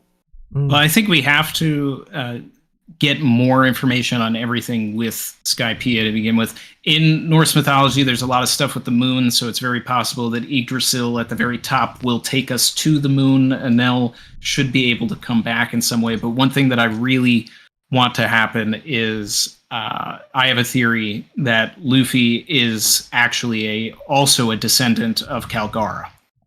And that's the whole reasoning behind. I would love that too. Everything with Skypiea, why we got our first flashback that didn't have a POV character that was alive, and really it was to tell us that Luffy comes from all of this. I have a long video on the channel where I go into all of the minutia of it or anything, but I mean the Calgara's son-in-law, Seto, is the only character. That looks like Luffy, right? He's the only character in the entire series that looks like Luffy. Calgara's daughter, Moose, is the first person to ever mention the sun god. She was offered up to the sun god, was stopped from getting executed, and then was able to meet Seto and have a child. And if we learn that Luffy is actually a descendant of Calgara in the first place, then everything that Wiper wanted to achieve and wanted to do for his ancestors was achieved still by one of Calgara's ancestors, by ringing the bell. And Garp and Calgara also use the exact same attack in basically their introductions, which is swinging a giant cannonball on a chain. So there's a lot of stuff there. Randy, and that would make the Luffy Usopp fight even better, because it would then parallel the Nolan Calgara fight. It really would. If the theory that Usopp is actually a Mont Blanc, then yes, he's cooking. He's cooking. He's cooking. He did lie about it, and we know what that means. But while we're on the subject of Skypiea, trees, and Jaya, I would like to talk about, we mentioned drum earlier as well. There seem to be a lot of structures in One Piece that mimic a tree stump. The Drum Rockies is one, Flower Hill and Dressrosa is one. Obviously Elbaf still has its tree, but the Tree of Life has a bit where it was cut off and then regrew itself, almost like the tree was massively damaged in the past, and then it continued to grow. And I do have to wonder if there's like either this fossilized wood situation happening with the Drum Rockies or something, because I wonder if the way up to the sky used to be free and that people could just migrate up and down, and that's why there's this exchange rate, and all of these trees were systematically cut down as part of that war between the sky and the sea. Because at the moment there were very few ways, I've seen that one, there were very few ways up to the sky. There was the knock up stream, or what we assume could be Yggdrasil, the big tree in Elbaf. So I do have to wonder how many more of these cut down looking tree situations have we got, and not just why were they cut down, but we get also the cutting downs of trees in the Nolan flashback with the ancestors, and we get this systematic cutting down from people coming in from the outside and saying, no, these trees will spread disease, they're going to hurt us, and that, yes, that was true to them, but those trees linked them to their ancestors. So what if these old trees like Jack and the Beanstalk linked them to their ancestors? And that could have been cut down if they intentionally moved part of Jaya up into Skypiea to hide information of the Void Century. Well, it shouldn't be lost on everybody also the point about the trees having souls in them and them getting upset about the trees getting cut down, because I really want to see that come back in Elbaf as well, with Yggdrasil, with that being a holy tree, that there are souls in the tree there. And one of the big parts of Ragnarok is that Yggdrasil burns. So they would lose that tree, the souls would have to go somewhere. And in the very first chapter of Elbaf, you have somebody worried that Yggdrasil will burn down. Yeah, I always thought that when it came to Elbaf, well, not always thought, but my speculation with it is because Ohara has a huge tree in the center, right? So I always thought Ohara was taking inspiration from Elbaf. These are both very knowledgeable islands. But what happened to Ohara? Taken down. So my thought with Elbaf is mainly with what's going to happen, especially talking about Skypiea, and maybe they tried to hide information. If Elbaf has historical information, which I think we know they do, because they were in talks with Ohara, we now know the world government has this insane weapon that can just take out islands. So I have this belief that Elbaf is under threat, entirely under threat, because I don't know the relationship between the giants and the world government. I don't know how Imu feels. They're unaffiliated. Right? But it's like, do they see the giants as a threat? If the giants are a threat, I'm very worried for Elbaf, because I personally think the Straw Hats need to see this giant weapon that can take out these islands. And if they were on Elbaf during Elbaf's Ragnarok, perhaps, and the Ragnarok in question could possibly be the world government just sniping their island off the map. This feels really reasonable. Well, I'd just love to see the Straw Hats have to witness this tragedy, right? And realizing this is who we're up against. These literal world enders, not Loki, but the world government and Imu, right? Yeah. Which is a much better villain. Yeah, especially the way that Elbaf was talked about too in previous times with like the Marines, like they would never go to Elbaf because like you just don't want the smoke that's there. But it's like if you have this gigantic UFO-esque weapon or whatever that can literally just destroy it, there's nothing to fear. Like it was just snap the fingers, it's game over after, right? And that can happen at any moment, which is the thing that people don't realize too. It's like we could be just walking around this country enjoying it, whatever, and just knowing that at any moment M could decide to do something if they were to get certain information just to get us out of here. Yeah, and the fact that Lucia was like a test as well. And my thought is a test for what? What are they testing this weapon to use on? Well, they want to sink the world, so they've got to kill everything else. Like my question is like, why wouldn't Imu already eradicate this island if they were that scared of like the giants? They could do it, you know. So there's a reason why they're not doing it. I think that there is islands up there. There's probably some only just got them up there. There's something over there that the government want or need. That tree might hold the mother flame too is a big part of it as well. I would assume with the right. So what are you gonna say, Vergo? I said I believe that tree might hold the key to the mother flame, which is why it's being preserved. Maybe. Oh, the tree of life or something. Yeah. I think Yggdrasil is going to open a ton of answers like that. I think you're right. Yeah. All I know is if the giants can read poneglyphs, they're cooked.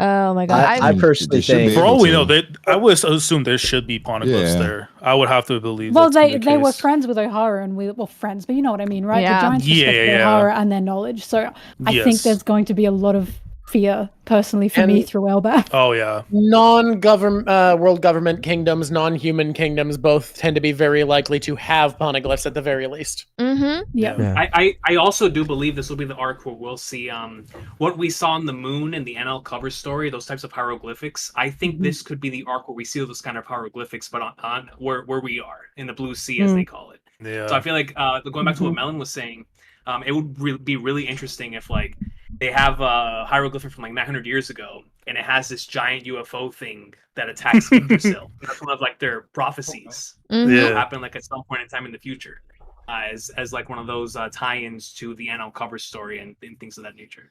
That's awesome. Yeah. I don't want to stop the cook fest that's going on right now, but I do want to take a moment to shout out some super chats and thank some people. So we're gonna do some rapid fire ones. Everybody, jump in. Let me see. Where did we leave off? Okay. And actually, let me do this too, so we can have it as organized as possible. Switch to the super chat screen down here. Again, thank you for everyone still being here, still cooking as hard as you guys are right now. It's absolutely insane. Everybody here's a fucking goat. I I'm don't loving care. this shit. Me and Josh talk about One Piece, and we love the story and the characters and the lore. And lore piece is everything. That's what drew me to the story.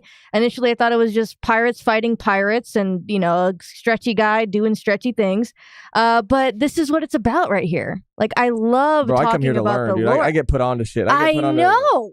We're The freaking journey is just out. amazing. Yeah. I just want to say that. I mean, we do Pyre Scale all day, talk about, it's fun, but this is like, yeah, something else. This is the beauty of being a One Piece fan, honestly. It's for these kind of conversations. It is. Yeah, I love Get it. to talk about it with you guys. Is so Everything special. has to sorry. spelling. Yeah. This is refreshing. Like I'm not able to discuss or hear theories every day, so it's very refreshing. I like it. Yeah, and just the different perspectives of how everyone takes in the story, because you're gonna Hell learn yeah. new things that you may have never even considered before.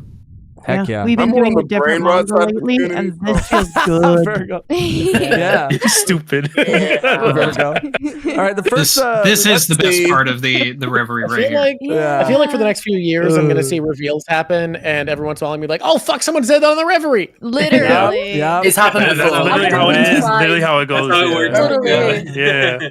All right, where we left off was a super chat from Yokai Gotha. I wonder what the epithets for everyone here would be.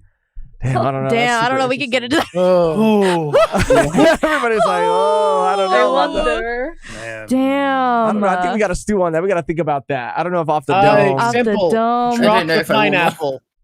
That's so Pineapple funny. is insane.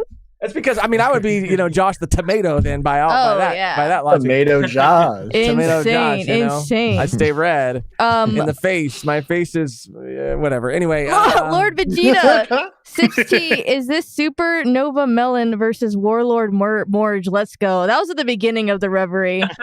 That was in the beginning of the I Reverie. did not want to fight. I did not want to fight. I just wanted to. I did. I was That was a ready. melon. That was a low diff win. Congrats. No, you I was were Team not. Melon. Yeah, you were not fighting. You were not fighting. You were fighting to just get your point across. But that's the Reverie. Yeah. That's what it is. It is. You know. Morj got to hold What that. Morj was Yeah. fighting for. It was entertaining. it was very it really entertaining. was. They were like, "Oh, look at the fire!" Okay, Like like popcorn.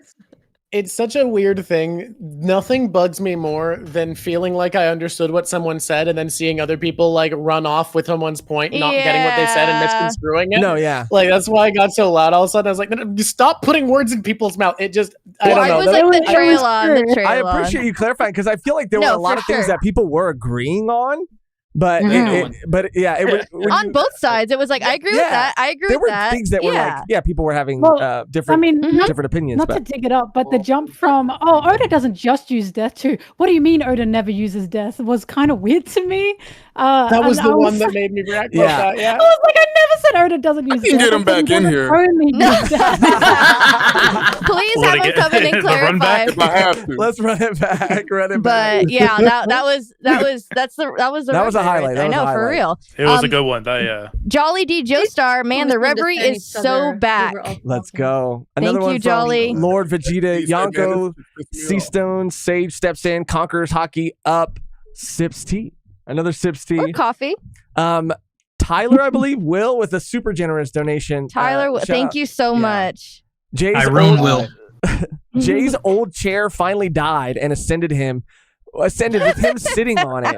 What's up, Savage Crew? That's so funny. He's like, I'm out of town. I'm in heaven, actually. Lord Vegeta, OMG That's is my the guy. rat god beyond legend. We hyped. Yes, sir. Get him to Tanuki-sama. Oh, that's Yeah. Soma, these are two different mangas with two different themes. The sacrifice is still here. A bigger sacrifice is your free will, not your life. And that's kind of where we were talking about that like situation, that back and forth. Because Drawk was talking about like life and death and will and just the connection between all of that. Lord Vegeta, lurking legend Roger joins the battle. I love these like announcements. I love it, dude. They need to just like type shit the whole time like, underneath the screen. Michael, shout out Michael Arango. Literally the first thing we are told in Egghead is that you can't take out a being's instincts. Kuma was driven by his will and instinct to protect Bonnie. Yeah. Yeah. 100%. Soma, example, Game of Thrones fantasy pessimistic, Lord of the Rings fantasy optimistic. Lord of the Rings is one of the most influential books of all time. It inspired Game of Thrones. Oh, and this is to echo the point that they made earlier. Another one from Soma, Mama Cook. Mama Cook.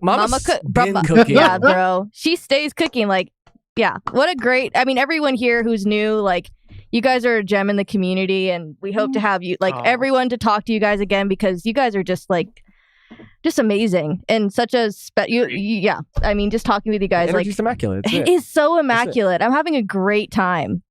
Vice 77. This is not where I saw myself in 1 year ago. I can tell you that right now. I wasn't like, a year from now, I'm going to be on a show talking about a manga. And now here I am, and I can't imagine wanting to be anywhere else. It's beautiful. Talking about those animes and those mangas. I cannot wait to show you my toxic side. It's fun, and it's been great talking. We're going to rattle off just a couple more. Let's see. Vice 77. I thought this was going to be some drama-free I Love Oda Fest. Boy, was I wrong. Thank God I tuned in. Morj is right, though. LOL. He just needs to chill. People love the smoke. I'm saying. People loved it. Yeah. We gotta fabricate more of it. We gotta like the first 15 minutes too. I know. We couldn't wait to get to it. That was crazy. Everybody I was feel like itching. all it took was someone saying Morj was positive, and Morj was like, "What the fuck do you mean?" You think I'm positive? Watch this. We got one from TDM9. Death is boobs. What I go to the Drawk show for. That shit was so funny. Honestly, it got everyone's attention immediately. Like, you honed the whole room in with that. We're like, huh, what? I'm not gonna lie. Go on. Boob piece is a thing we talk about a lot. By accident, it always comes back. Tell me more. But when I saw the face of one of the people when I said tit talk, and I thought his face was gonna fall off, like I thought he was gonna faint. Well, I really did think that. Like, I thought you were making a separate point. I didn't think that it was. I thought you were just interrupting to I was change wondering where the we're going. subject. She was I was like, Tell me more. Yeah, not gonna lie. As a large-breasted woman, I was like, and you have my attention. I'm intrigued. I think it's like universal. We're like, That was so funny. I have to know when Say Oda, text me like they're talking about A universal I have to know when Oda revealed that Zora's got the biggest bust on the crew. How did you react to that? Well, Yeah, I reacted well. Those pecs are pexing. they're pexing. I feel like we had a discussion on our stream, I'm pretty sure, where we were talking about how it doesn't count because bust size isn't measured by circumference. It's measured by circumference in ratio to bust measurement all the way That's around right, the people. chest. We had this talk on a mother-son. Yeah, we did. One Piece We talked about how because cup size isn't about the surface area of the tit. It's about the surface area of the tit in ratio to the circumference of the chest. That's what it is. So, what like, if I want his Speaking boobs of to be busing, big? what was Civ talking about, man? I understand you're talking about the gradient upwards from, like sternum to nipple. However, have you considered their juicy, delicious man titties? Exactly. Have you considered that? Look, I've considered man titties. My Blackbeard pic got flagged by my own censorship app when I tried to post it on Discord earlier. Oh yeah, that his yitties were out. They were out, but they were out. Yeah, that's why we all loved it. I understand the appeal of a good man titty. I'm not afraid of drawing some sexy men. I'm just saying that's not what people are talking about when they're comparing the chest size of the crew. No, I didn't want to say it either, Drawk, but he was real, clean shaven too, bare chested. You know what I mean? I added hair at the end. You missed you did add hair. Oh, okay. I was afraid. I There's was hair like, at the end. whoa, Yeah, you did a little wax Okay. situation there. Shit. Okay, I can't render the shading until with hair on it, so that has to be like the very last thing added. I thought that was intentional. I thought that was an artist. No. Don't Just turn the reverie. Huh? literally mandatory. Can that be shown? Oh, he drew it. Yeah. Oh, we yeah. we can show it again. Oh, yeah. Drawk Let's has switch, been drawing the entire Reverie stream, and he drew Blackbeard in this amazing This piece. digital painting of Blackbeard. Oh, I gotta flip the canvas because of Discord being a dick. Well, Come on, then. Well, You're painting we're like gonna- one of your French girls. What's up? There we go. He's not even kidding either. You're actually not wrong. Those are some boobs. Like those. They are right. I'm telling you, I appreciate a man Yo. titty. Discord flags it. Okay, but this has brought up a very good point. Who, in theory, would have the largest chest size? Because we got someone mention Jimby for the largest on the crew, and I think that's Rouge. accurate now. I think if he puts a little bit more work, I think he's up there for sure. A little bit more work. He puts in more work. Don't sleep on Brooke, guys. Don't sleep on Brooke. Oh shit! Hey, whoa. Brooke is Schrodinger's. I don't think Brooke is in the Schrodinger's. running. Brooke is a blank canvas. Anything can happen. We can make it He work. gets upset when we don't let him be. Blank canvas. Yeah, brother. I would say that that he's up there, but Nami in fan letter. When we see her at the end, I was like, "What the shit just happened to Nami?" It's wild the world, because it's about always in background flux. women. Most of the cast in One Piece fan letter look so normal, and then you see Nami at the end, and you're like, "Holy fuck, what? What are What if those?" that's just how the girls saw her? We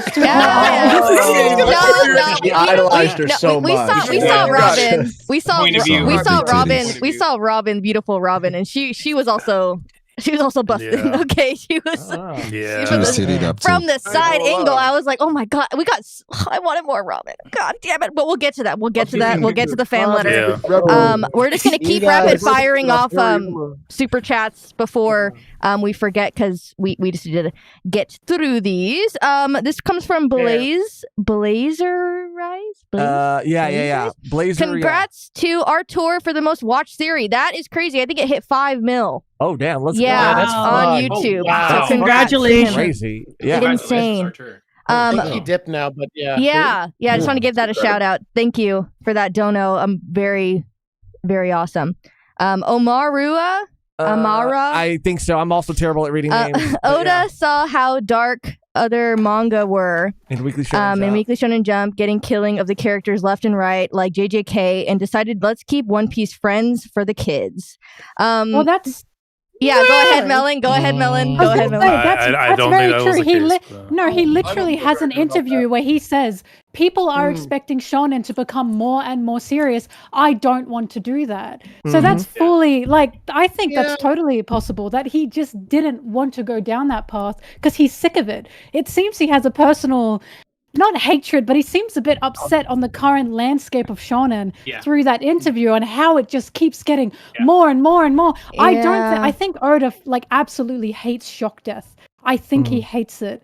So fake out deaths, yes, they can be frustrating, but I'm reading One Piece from a man who feels like he just doesn't want that to be his manga. He wants us to smile at the end. Hence why, he'll make a tragedy, but then he'll flip it at the end because he doesn't want it to be a tragedy by the end of the day. We can struggle through it, but we can still smile by the end of it. That doesn't mean the other stuff didn't happen. But I think that's very possible that he just wanted to go haha funny. I love that. If I finish this manga and there is a mirror sitting on the last page telling me that the One Piece is the journey that you went through, I won't be smiling at the end. I would definitely not be. Oda said that it's an actual thing. It's something. Yeah, it's a mirror. He said, don't worry. I'm pretty sure he straight up had a quote where he said why he wanted to make a treasure hunt story was because of how much those endings pissed him off. He hated the idea of a fake treasure. Then he was like, fuck you, I'll show you how to do. And it turns out how to do it is to spend most of your life doing it. Yeah, literally. Yeah. Almost 25 years plus. Soma, this comes from Soma. Oda is the pirate king of authors. He doesn't have to stick to the rules. He's the most free. Yep. Wow. Soma. Well said, man. This is his piece of literature. This is his story. He's gonna tell it how he wants. He's gonna do what he wants, and we gotta enjoy it or don't. The greatest adventure story ever told. Yeah, exactly. You just Well, that's why he made Gear 5, because he said, "I'm gonna do what I want." Fuck you. That's why he's been cooking since 1997. Shut up. That's what sets him apart. I mean, his vision is so strong that I'm sure he's not now because he's Oda now, but at a certain point he was getting pressure from editors to do what everybody else was doing, and he's like, no, that's not what the story is. That's not what One Piece is. This is another one from Omar. Look at Gear 5. Exactly. Morj in Don't See Why Oda Should Be a Hound, so-called writing rules. That kind of focuses on what we just said with Oda sticking to the rules. Spencer, this reminds me of a Twitter argument, y'all. Okay, this is like during the time. We have a lot to get through. Marco. Thank you, Marco. Spreading the faith of Sabo. Yeah, no one's talked about Sabo either. Like, barely. Oh my god, I've been waiting.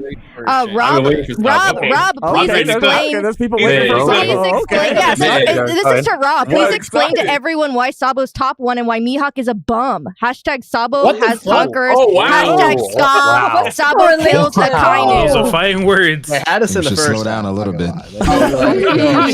Yo, I love it. Right before I joined, I saw someone said that Mihawk is painting some of Joy Boy's hockey onto his sword.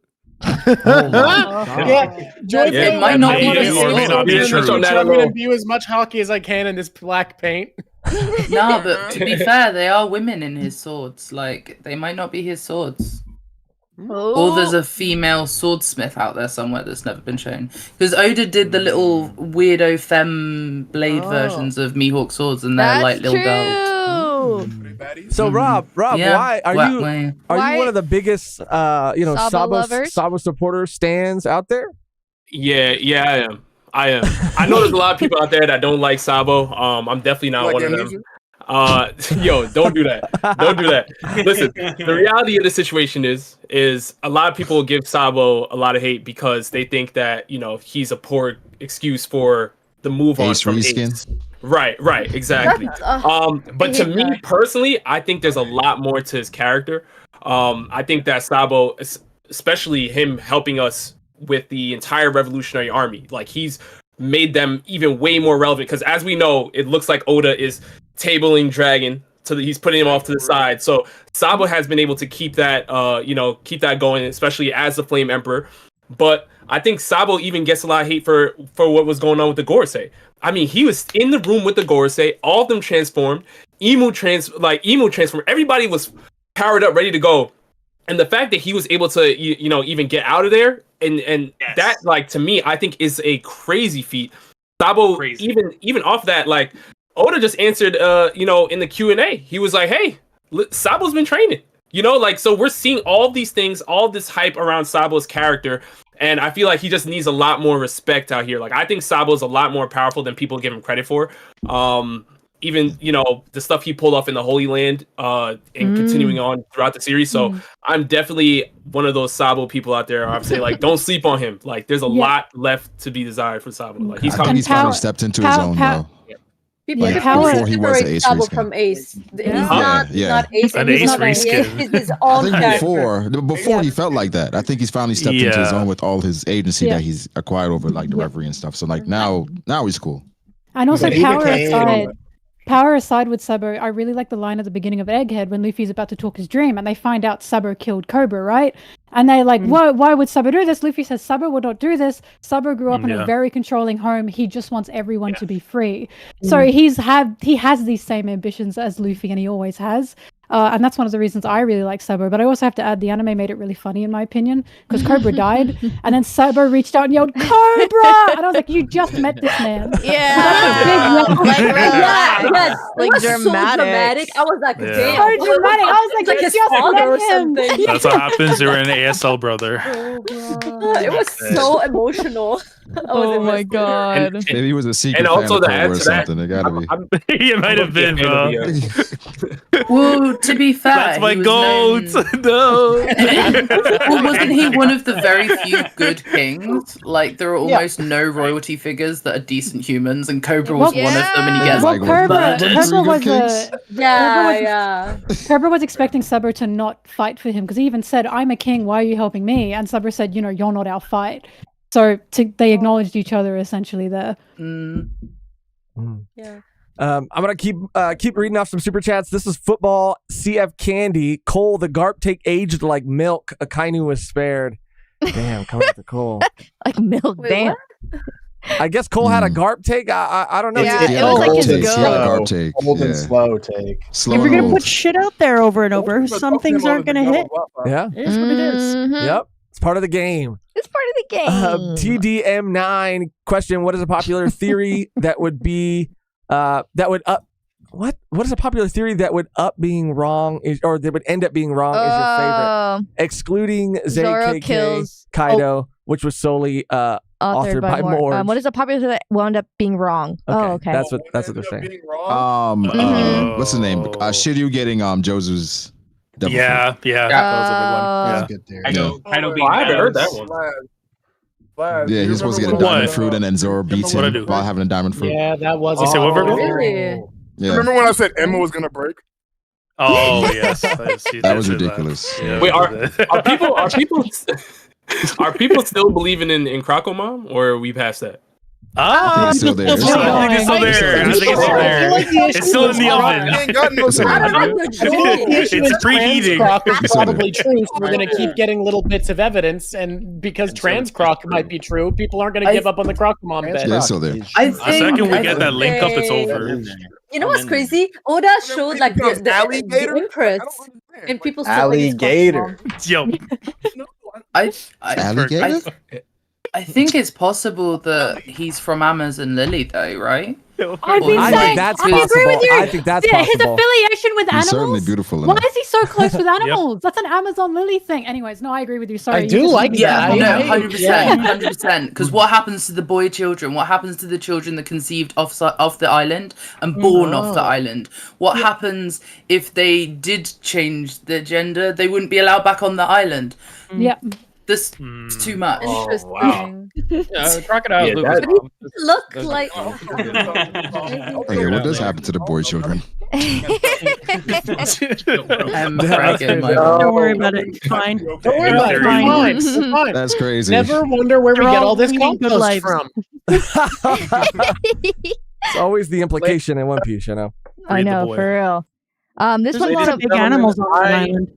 Oh would yeah, just 100%. like to say that I love all you guys. You guys are awesome, and I'm here. Oh, it's hidden. Oh, it's hidden. I'm here to say He's definitely hidden. That's why you had to say I'm here. I've just had some time to think at this party. I've had a couple drinks in my system. I got to think about this. Oh, I came to make a public service announcement. Kobe is going to get Conqueror's hockey very soon. Sabo is a fucking fraud. Oh, Sabo wow. Hit it. Rob, you gotta respond. Wait, he's switching on. Will Colby get Conqueror's hockey in a Vivre card though? No. He's gonna get in the No. story. Okay. Kobe is going to get. Just want to make sure. Conqueror's in the Kobe story, already has it. He's going to have a fight with Akainu. He's going to beat Akainu. He's going to become the fleet admiral. He's going to get Conqueror's hockey. He's going to get it on page in front of everybody. The world is going to regret doubting my man, the hero of the Marines. Kobe. The pink dolphin? I mean, listen, Oda kind of was doing that with the Vivre cards, putting the Rocky Port stuff in there. So I don't know, man. I don't know. I don't think he's fighting Akainu. I don't think he's fighting Akainu. This man drunk called the reverie. Drunk dialed the reverie. Yo, shout out to my boy Lean Island though. Oh, Lean Island. The drunk call the reverie is the drunk call the reverie made me think of a bit that I thought of earlier. If it's so funny for this to be called the reverie, and imagine the real reverie, like all the kings are meeting, and then a Den Mushi comes in, and they're like, guys, like, hey, I just want to make sure we're talking about the taxes for these dudes, right? And one of the kings gets up and is like, hey, sorry, my friend's having a baby. I got to get back to my kingdom. That's so funny. Oh, I'm gonna go eat really quick. I'll be right back. I just wanted to come in and say that I wanted to represent my main man, Kobe. I wanted to slander Sabo. I wanted to share some of all the creators in here. I wanted really hate Sabo. people that I didn't get to say hi to earlier. I have a question. I see Virgo. I was waiting for Brago to slander I him. want to say hello. I want to say hello to Brago. I want to say hello to everybody that popped in while I was gone. And God bless, and I love you guys, and then peace out. And fuck Sabo.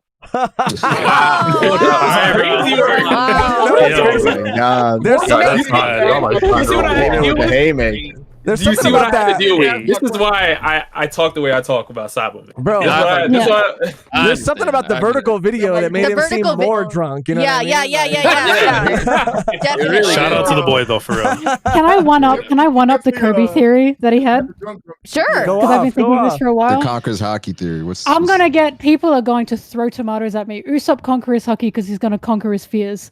What I said Cook.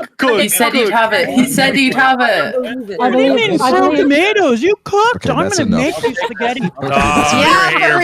Yeah, for real. I have one thing I've been thinking about, right? Okay, I've been that's thinking about enough. lately that Conqueror's hockey seems to always come from wanting to change the world. It comes from wanting to change the world. Yeah. And that realization made me realize I genuinely think, as much as people shit on it, everybody in the Straw Hats having Conqueror's hockey, I think is going to happen because they all... No. It's not for their dreams. It's because of how much they believe in Luffy. It's because all of them want to make him king of the pirates. I genuinely am starting to feel like it's going to happen. Because think about it. Chopper was Constantly the Straw Hats are powering up by carrying each other's will instead of just their own, right? Constantly. Well, for me, it's because I ain't gonna lie to y'all. Conqueror's If hockey Chopper comes becomes a from- conqueror, I'm deleting their fucking. You conquerors. That's so crazy. Conqueror's hockey. Just give Conqueror's them all hockey conquerors comes in Gear from 5. That is the actual thing. Okay. Now. Right, hockey works, I'm fucking done, bro. No, Vergo, you missed it. Hidden's MVP for Egghead was Chopper. What? Vergo. Water segment Usopp has a shot. I'll say that. Well, because Conqueror's hockey comes from having the will to conquer something. For Boa, that confirmed it for me. She has Conqueror's hockey because she wanted to conquer, that what happened to her. She was vulnerable. She never wants that to happen again. She refuses to bow to anybody. So she got Conqueror's hockey. She looks so far down on you that she looks up, right? That's the will of a conqueror. I'm not saying Usopp's going to get the same type, but I'm saying that he clearly has a hockey within him. What the hell is that going to be? He could conquer his fears and get something very powerful, but I don't know what Oda's going to do. So let me ask you guys. You guys feel like through your life journey, you can develop conquerors? I do think so. Yeah, Not I everyone. when they say it's Hereditary. 1 in 10,000, that doesn't mean you're born with it. Like, I think you are who you are. If you are the type of person who can access that power, you can. I think if Luffy stayed at home for his entire life and got a job as a dock worker, he was never going to have Conqueror's hockey because he's not the man who will conquer the world. Right. And I think genetically, if you're the son of a grandson of a crazy fucker like Garp who just charges at everything and wants to change the world with his bare fists, yeah, you're more likely to have it because you're more likely to inherit that personality and that type of character. So was Ace but bastardism? Like, what was Ace trying to conquer? Yeah, and not to mention you have to kind of have to remember Conqueror's hockey. It's supposed to come down to the qualities of what makes you a king. That's like one of like the defining terms of that. It doesn't mean like it's cool. A bit crazy Chopper, get it? But it's like, do I see him with the qualities of a king? I don't even see the qualities of a rook right now for him. So it's like it's tough. Right? Them are harder for me to see than Chopper. You know what I'm saying? Buggy is gonna have conquerors, that's for sure. That's for sure, by the way. I can see Buggy knocking himself out at laughter. Yeah, Buggy, I can see Buggy. I still think it should be treated with like a special, like only certain characters should have it, because I think if you just handing it out, it loses its specialty to it. Exactly. I don't think it's that people are born with it. I think it's that it takes a lot to unlock it. You really have to push to get it. Like you're not like, I feel anyone has like a will inside them, right? Not everyone can execute that will because of different circumstances, different people, right? But it feels to me that Conqueror is something that you can unleash if you have that insane willpower, because that's how Gear 5 happened with Luffy. I have the belief that the Gear 5, the Nika fruit, many people could have eaten that fruit. Could they have unlocked that same power that Luffy did? Probably not, because Luffy has that will, right? I believe Conquerors is a bit the same in that sense, that you can unlock it, but it takes so much to have to unlock it, or at least that's what I think. Which is just like life. Like we're all born. It's like going back to the fundamentals of hockey as well too, because like every living creature is supposed to have hockey. So I can't ever discredit what you're saying too, Melon, because it is possible. But I do think it should come down to like qualified people, or at least like the ones like you said could really push it and make it really believable. I think it's more than will. Yeah. I think it's more like aspirations, way of life, and Oh, that- choices. yeah. Yeah. You know what I'm saying? Yeah. Like, What are you can want it about really and bad, stuff? but, like, Yeah. you know, Zoro- you're working I at think team that level. I don't genetics know. plays a part Usopp, in it. Usopp though. conquers confirmation before Mihawk. Well, Yeah. of course, genetics plays a part in it because if it's about character, if so. genetics plays a part in character. You imagine? Oh, If you man. have Oda writing a story where he's saying it's written for people that he's watching grow up, and many people read this most of their lives now. But if you have him writing this story, of course he's going to do that, right? Because he's telling you, like, not everyone is born with the same abilities inside them. It's what you do, your will, your movement, your work, your effort. And, you know, your socioeconomic status. Yeah. I want to For rebut instance, that I know idea. it's pushing Rob's yourself. guy, but I wanna don't think rebut Sabo that has slightly conquered because hockey. I still believe that's what he's telling, but I don't. I think it's very. I still don't think he you could can have take it, bro. that lesson for Sabo. That's granted, definitely so good. Yeah. because you have to be born from the special family and have the special blood Rob, is don't a let me way do more this. common narrative in Japan than anyone can accomplish things because they have a caste system and an emperor. So. Yeah, but look at Nami. Kicking it. No. But what I'm saying is, like, while I agree with you that it's heading in that direction, it's definitely, unlike the West, not a moral you can take for given. I understand. I still think so. Yeah, I mean, me too. I said it. I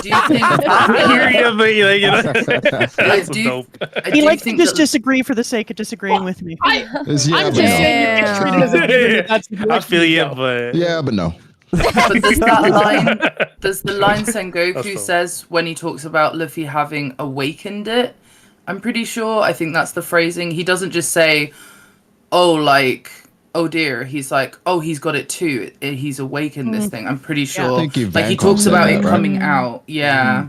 Ivankov said you have it like dragon or something like that. Goku's come out. No, I don't think it was like dragon. I know. Ivankov made a reference to like how Luffy had it because of dragon. Like he said something like, "Oh, you're dragon's son," so that makes sense. Yeah.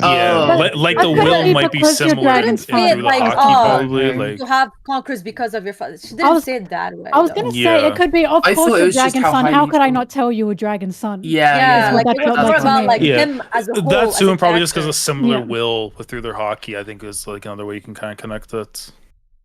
Like the way how Dragon be moving and stuff, even if it's not exact, you can probably feel that through Luffy with him. And that's how Ivankov was able to tell the difference.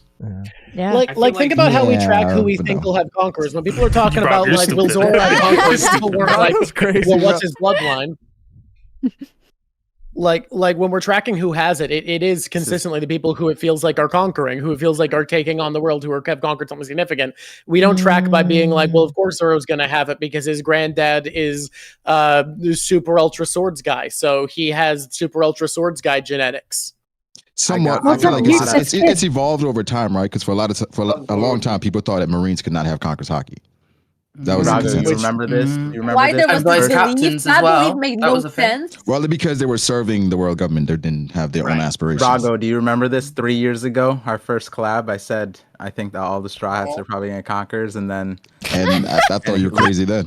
Yeah, you thought Yeah, like, no, I thought he was That's crazy. I'm yeah, coming around. I'm coming around. I just want to say the drag. So I got all this stuff on memory, bro. The dragon one was Ivankov said that the apple didn't fall far from the tree, right? But when it comes to the biggest rebuttal, right, is like when it comes to it's like 1 in a million. That's like what people have said. But the reason why that was said by a random person on Amazon Lily, where that makes sense if these people are isolated and subjugated basically by BOA being the conqueror, that yeah, of course no one there is gonna get conquers because they're all subservient to BOA, right? But then if you have someone who goes out and makes a name for themselves, that's what Rayleigh said. And what Rayleigh specifically said, Rayleigh as the expert, Rayleigh said that in certain circumstances people can awaken conquers hockey. He didn't say a certain, like only a certain type of person, and that's Magic Special Boys can have it.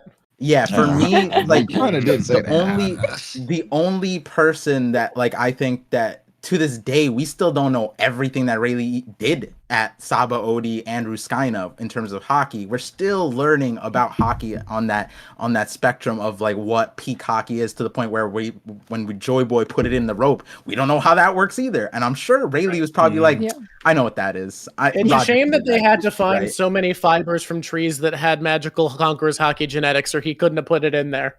Yeah, there's only one line. So I had like a whole video, but I never like posted it. Brago knows about this. I've talking this for years. There's only one line where Garp said when Luffy awakened it, it sounded like, oh, so it like you were born with it too. And I looked at the raws, I looked at the Japanese, and it did say born with it too. Okay. And it's interesting, but it's more like a question. It's more like a question rather than a thing. And the reason why Garp's one is interesting is because Garp is a crazy guy, and he decided to throw Luffy into a ravine, tie balloons to him into the sky. And I'm sure the reason why he did all that was like, does this kid have conkers? Let me test it out. Let me throw him to the bears. Let me throw him to the sky. Let me do all these things. And Luffy never awakened it. And he's probably like, oh, he doesn't have conkers. He also said he shouldn't have raised Luffy in such a safe place as well. Do you remember that? Yeah, in exactly. But also, which is crazy, by the way. but also, don't you think that maybe the characters inside of One Piece just don't know how actually Conqueror's Haki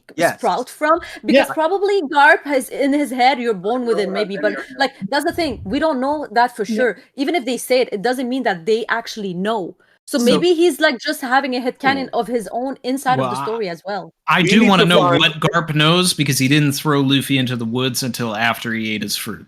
And the other thing about Haki though is that when you think about Haki, it's not because we're in a battle shonen manga, it's framed as a weaponized power. But when you think about it, a lot of them don't have to, like observation Haki, most of the uses aren't really like Rebecca's wasn't. You can use argue that Madame future. Shirley can see the future Rebecca because of that Haki with the crystal ball. As a I think conduit. Sanji puts Haki into was not food. offensive. Yeah, exactly. That's the theory I agree with. Exactly.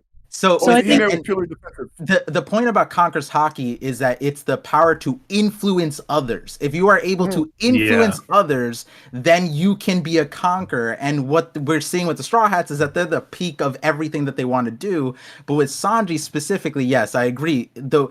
When it comes to his food, he's able to heal people. He's able to change people. He even has a kick that can change people's faces and change how they act. When you saw him in Wano making the noodles, you could see that he was infusing everything with Haki.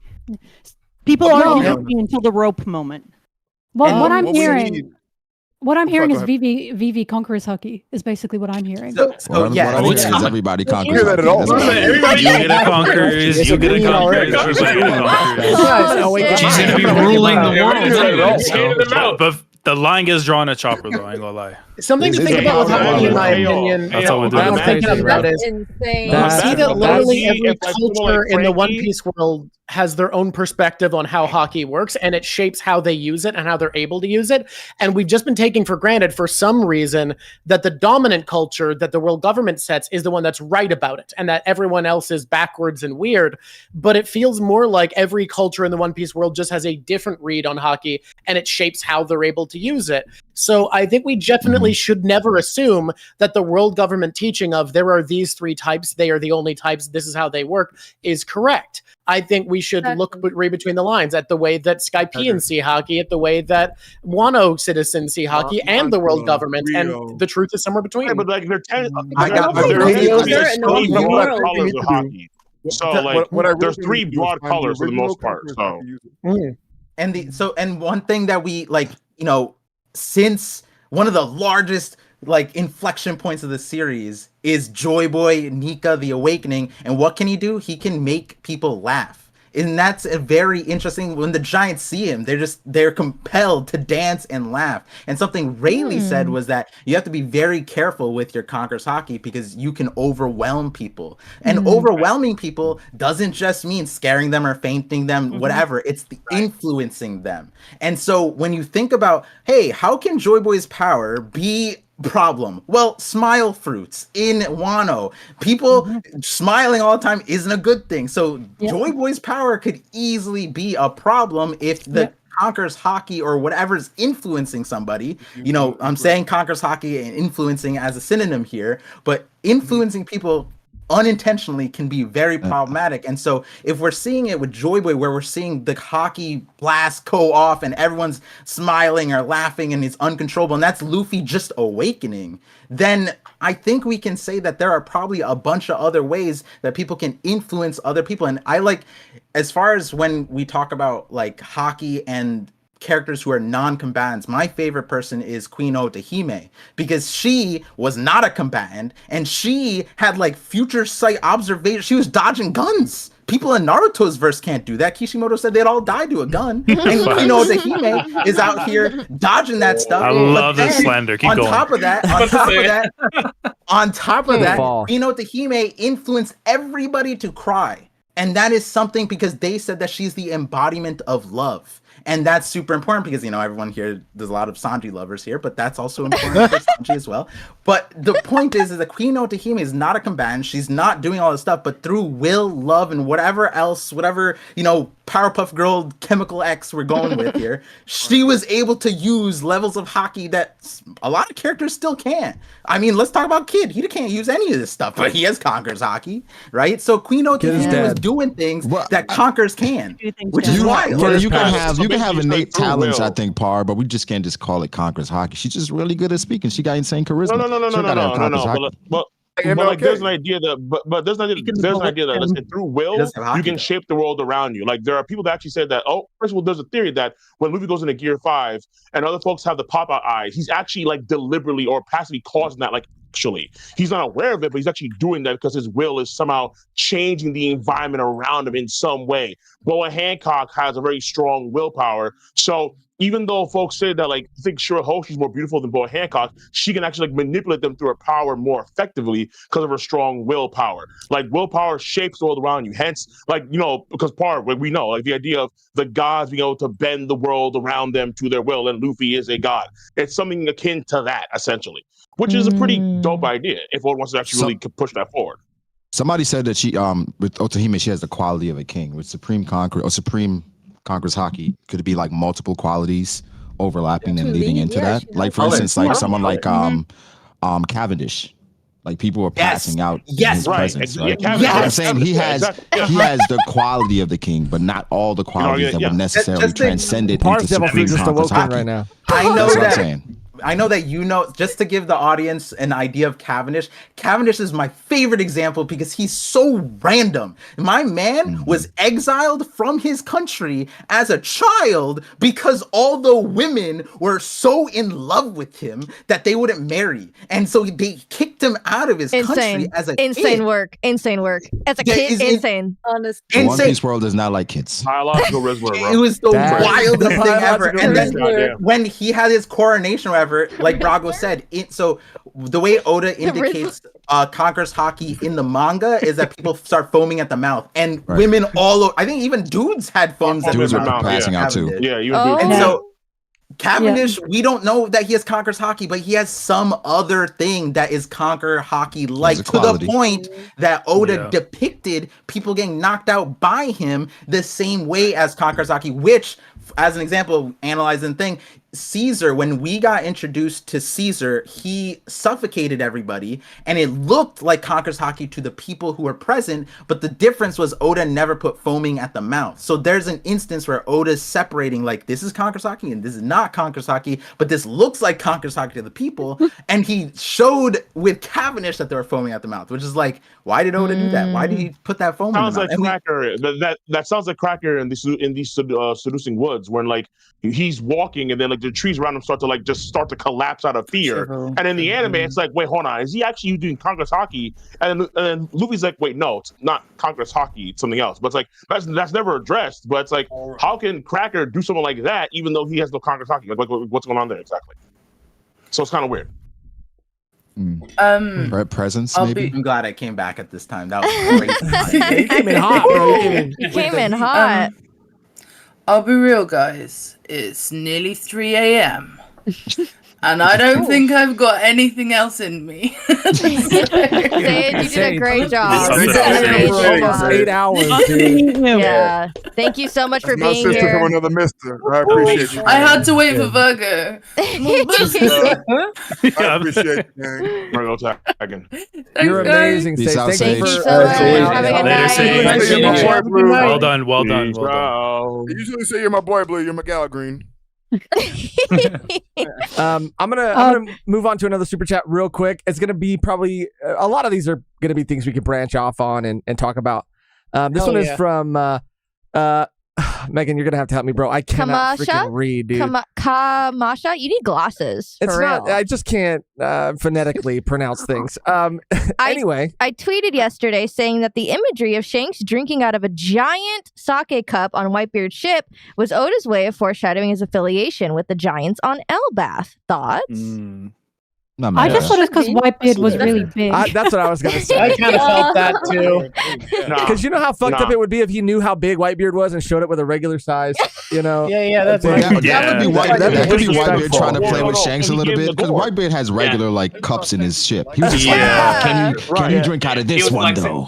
But if I was Whitebeard and he offered me like a regular cup, I would have smoked him on sight, bro. Like Because he kind of looked at Shanks as a kid, right? He's like, "Can you do this?" You're like, "Roger's like subordinate. Can you actually do this?" So, you gotta run the ones. Can you get on my level? But you know what that scene did do? Sorry, just real quick. That scene foreshadowed Shanks's like connection with Buggy in such a big way, and I wasn't expecting that to come back around in Egghead the way it did. And it broke my heart. It broke my heart. That scene is so good to read back on. Please read back on that scene now. It kills you. Yeah. God. This next one comes from Prophet. So excited for this reverie. My theory is an Oars callback in Elbath with the Straw Hats versus Loki. I just want to see another group battle with them. LOL. Oh, like with Oars? Yeah, that'd be that. Yeah. I'd love to. Oh, it'd be really We don't dope. get Yeah. what we want when we want group battles, do we? Yeah. The Straw Hats feel like they're too strong at this point. Yeah, But feel that I way agree. too, but, Yeah. like, if they're somehow not, that'd be interesting. But yeah, if you were to see like the crew fighting like one entity, I think it would be really dope if Loki was that. We need another Davy back fight, obviously. please, if we want a group fight. That's I was gonna mention that. Yeah, Davy back would be real. Yeah, I need Foxy back.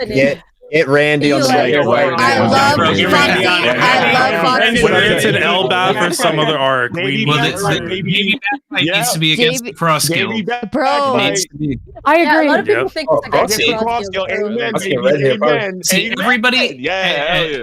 I'm going to say this, and then I think I gotta run. But one of my favorite, one of the things I really want to happen in the story is, obviously we're going to have to interact with the cross guild, but they are the perfect people to have a Davy backfight with. Everybody's like, oh, the first one was goofy, the next one has to be serious, and it's like it can be both. Because you can have a Davy backfight against a group of circus individuals doing these circus games, and it's a way for someone like Buggy, who isn't physically imposing, be imposing in the narrative, because all he has to do is win the game, and he can subvert expectations. Like, he can do something like say, okay, you know what I'm going to do? I'm actually not going to participate in the combat round. You know who's going to do that? Mihawk, which would then prompt Zoro to say, okay, well, Luffy, you can't do the final round. Now this is my thing, right? Yeah. But I want to see a situation where, it's just my own headcanon with everything, but Zoro was originally supposed to be on Buggy's crew. That was the original plan. That's why he had 3 swords, because he was it was supposed to be like a circus thing. Yeah. So I would love a situation where Buggy manipulates the entire Davy backfight. So Mihawk is the last round, right? But they lose a round, and Buggy takes Zoro and does exactly what Foxy didn't do, which is take Luffy, or let Luffy take Foxy, which was brought up in the Davy backfight. Like, okay, you could just end the last round, right?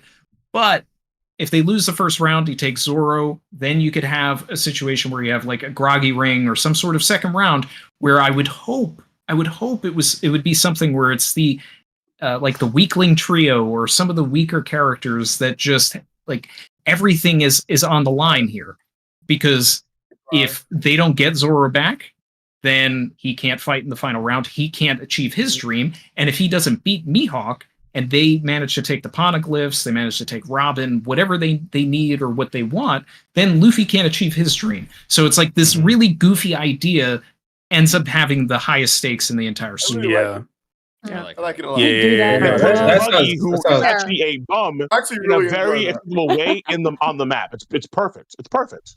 Yeah, and if you really, let's say if you want to take it like the next level, just make it even crazier. If let's say if this is where the Straw Hat Grand Fleet were to meet up, and let's say the Cross Guild were to gain more members afterwards, I think that would also be really cool to see the two of them go at it. Because I think with the crew, it's like it's just with the immediate people, but it would be interesting to see like members that were part of the Grand Fleet just being sent over to Cross Guild, and then Cross Guild vice versa. And then it's like Moria, maybe I feel, more is definitely going to join the Cross Guild. Yeah, that Because of the Warlord lore. What's that? And do you think that Law also is maybe joining? Is Law, Doflamingo- there is a possibility. There's no when way I- Laura and Doflamingo are going to be in the same room. Dude, That is not happening. At least they're both in Head talk would be so At least they're both crazy. held down. There's I can see Dolphy just going crazy in that moment. Oh no, he'll But lose his mind, bro. The Law, I fact think that Law would Law rather die was a so second death. enamored by Buggy at the end of Wano, though, like when Luffy was like, "No, Buggy's an idiot," but Law was just like, "But he's an emperor." Like, but I've always wanted Law and Buggy to have some sort of interaction because their powers like. Like, imagine Law tries to fight Buggy and he It's a cuts him, cartoon but fight. he can't It's cut him, Looney Tunes. and then he thinks Buggy's really strong because he negated his power. Like, Isn't that a Mihawk I story? need so to stupid. know the Battlefield. Yeah, that I was a need it. I've never thought about that. Technically, I- Doflamingo and Buggy have a similar interaction as long as Doflamingo doesn't use like burning threads or something like that. Because the thread cutting, the way that works is the same. It's like all of This man Buggy's... got atomized by Mihawk and was okay. I think he's gonna be. I don't know. There's something By a about black Buggy. blade, by the way. He couldn't get cut by a black blade. I'm just But, saying. I'm just yeah. saying. I do We don't know have to if it go. is black blade. Thank you, Randy. So, Thank you, Randy. Thank you so so much. I just wanted to say that Josh, Megan, you guys were great. It's a great reverie. I had a lot of fun talking to all of the people that I know, and I had a lot of fun talking to the people that I've just met. Shout out to the Drawks. Shout out to Melontee. And wasn't there were some other new people here. Alex, AJ. AJ I've had on my channel, Yeah. and he's great. Mhm. And then Love you too. yeah, that's Thank you so much. Randy, Appreciate thank you you for guys. your time, Randy. Thank you for hanging out. Hey, Hey, Randy. Big up the Savage bro. crew. We good. BD agenda. Thank you so much. Mel, did you set up your name so people would call you Melontee for the No, rest of the time? no, that's an unintentional gaslighting. I think it's very funny because I tend to lie to people for fun, but this one was not me lying on purpose for fun. So now people just call me Melontee, and I go, okay, whatever. I'm gonna move on to this next super chat from Terrence Matthews. I have a theory of Logia having a special class called Cosmic Logia, and Loki has the Sun fruit that he calls himself the Sun God. Opinions? All right, can I hop It feels in on like the a Loki, lot. The Loki fruit concept. Sure. Go ahead, Yeah, Kev. go Let's hear ahead, it, have some Kev. Yeah, it's cool, thoughts. but a lot. Yeah. So The- I think that Loki and Hiruden, them being like brothers, is very, very intentional because most of the giants we've gotten are in pairs. Dorian Bragi, Oimo and Kashi, and it just seems like this is just a thing. And Hiruden now being connected to Loki, I feel like there's got to be some connection here. But then I thought, wait a sec, there might be something even more because for me, I personally think the tree on Elbaf is where all devil fruits come from. And that's why Elbaf is so important to the world government. And that's why they don't want to mess with it at all. Because if they do, it could get really bad. And they need devil fruits to be strong themselves, so they can't just get rid of it. But they need to just make sure it's there. And I was thinking, their dad, who had this apparently super crazy devil fruit, the king, was killed, quote unquote, by Loki because Loki was devoted to darkness, to quote, and then took it for himself, and now is seen as this major threat. And what is Loki's brother doing? Going after the Mariner no Mi to be King of the Giants, try to take him down. To me, this plot line really parallels Ace and Blackbeard with the darkness, devil fruit. Apparently he's devoted to darkness, with Hirunden wanting Ace's fruit in specific, try to avenge their father. And obviously, it could have been more on the nose. Like, if it was literally their brother that they killed, and then it's like, oh, then he got chained up for that. I don't know. I feel like the connection with these two is going to be something that alludes to more of the stuff that Ace and Blackbeard had in their connection as a build-up to what Blackbeard is going to be in the final endgame part of the story. Because Blackbeard, obviously, he's the most built-up villain in the entire series. Besides, I'm not going to say besides Emu, because Emu's just always there, you know, one of those looming forces. But Blackbeard we've seen for like 1,000 chapters, you know what I mean? Yeah. That's a cool theory. Yeah. And I would love to see where the devil fruit come from. So I'm hoping your theory is right. I know. I like that. We need it now. This is from You guys ever touch upon the idea of the alternate dimension stuff or no? Do we mention it? One more time. No, the whole, yeah. I'm sorry. Again, like I'm talking from like space right now, so give me a second, all right? No, you're good. You're good. Did you guys? Yeah. I'm still fucked. But did you guys ever talk about the idea of the fruits coming from another plane of existence, alternate dimension stuff? Yes. Oh, another planet. Okay. All right. I'm gonna read this. I don't want another planet. I don't want another planet, but like there's an idea that you just have alternate dimensions that exist like throughout the entirety of One Piece. Like I think Film Red was like a huge like, hey, like alternate dimensions are here. Fucking focus up, dudes. Like okay, cool, bet.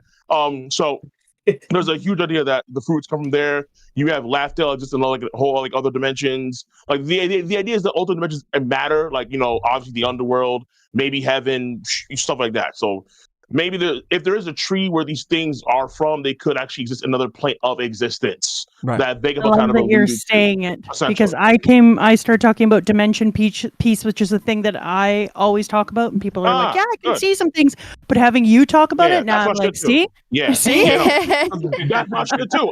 I love that shit. That is my meat. That is my meat.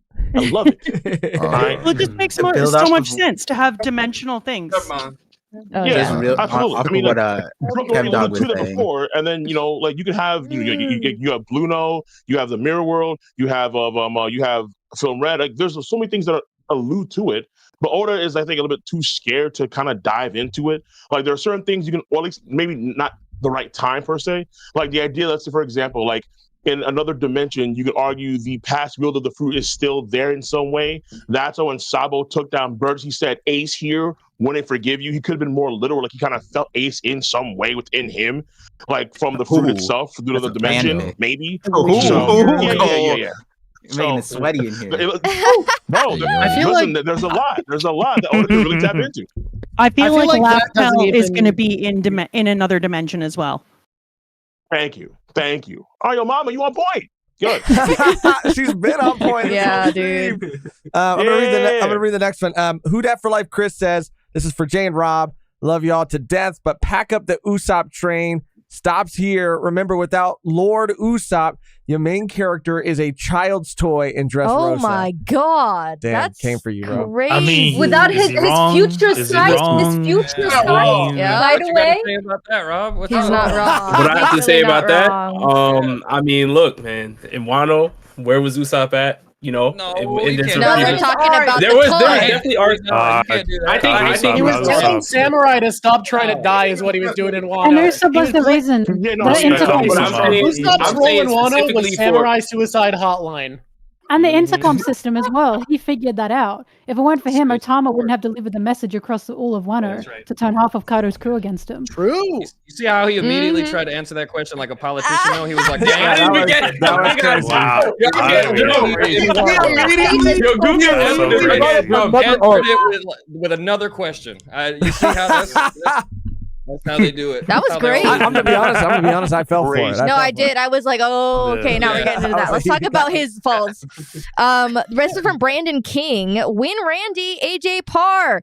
Where do you think Lilith's character arc will go? Finding her own identity separate from Vegapunk and discovering herself, or something else? It's a good question. Oh, no, I'm the only one left out of the people you called out. But it's it's a part to everybody. Yeah. Oh, okay, yeah. You guys got that. Lilith's cool. She's got this. Good job. You can answer too. it. I mean, damn.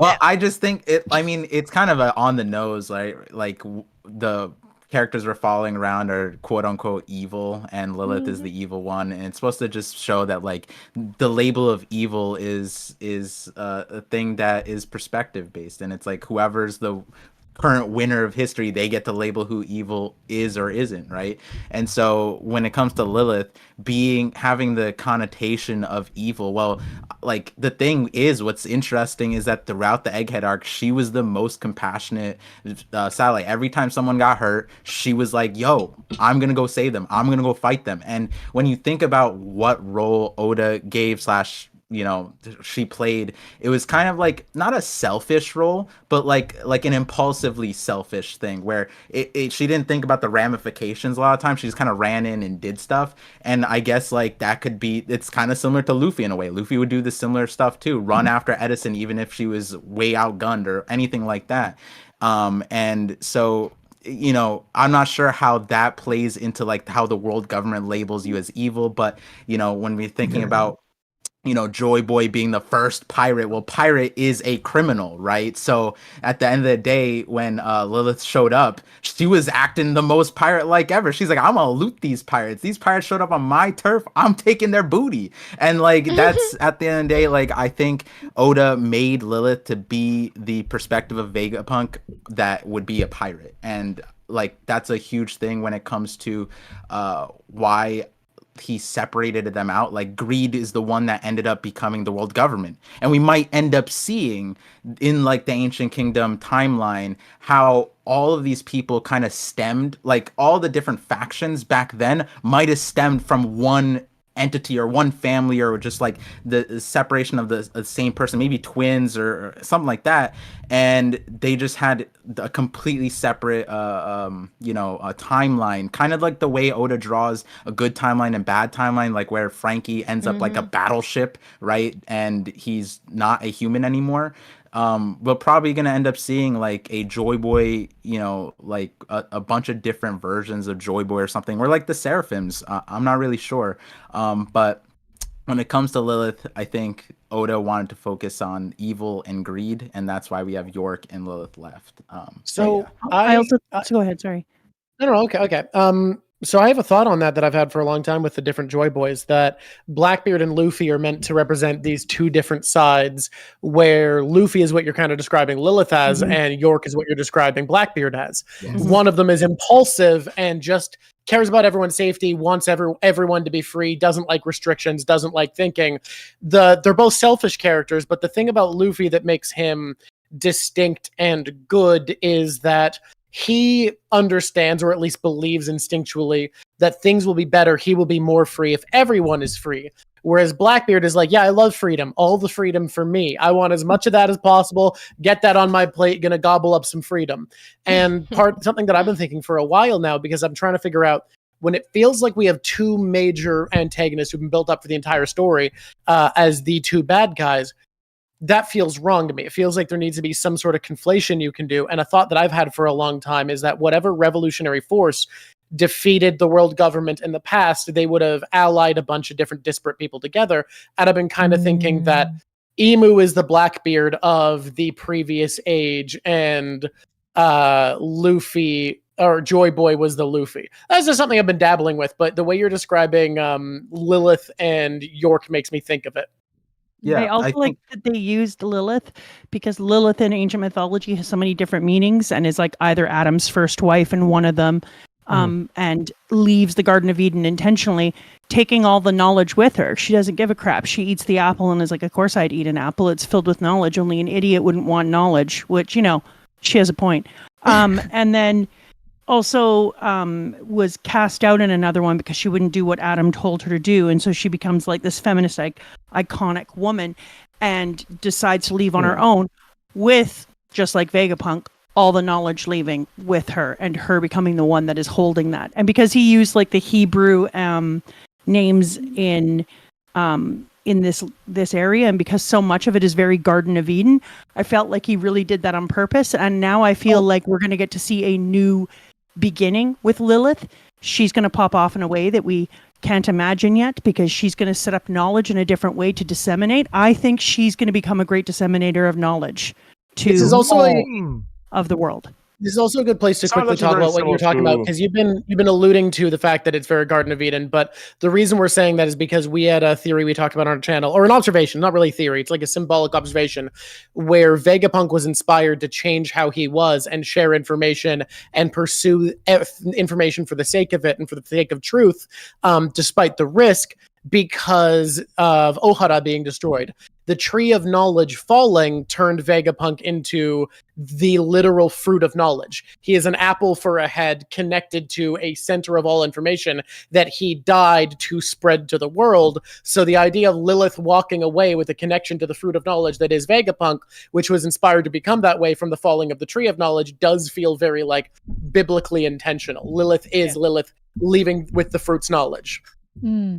It sounds similar to the idea that you see in NA's lobby, where in NA's lobby you have those two giant sea creatures that they use called Sodom and Gomorrah. And then in Sodom and Gomorrah, there are allies in the battle against the would-be forces of the government, like the heavenly forces, if you would, where like almost like on a Wukong sort of play, where like you're fighting against a celestial court, where you are the individual that fights against the heavens, because ultimately the heavens are restricting you from being your most free.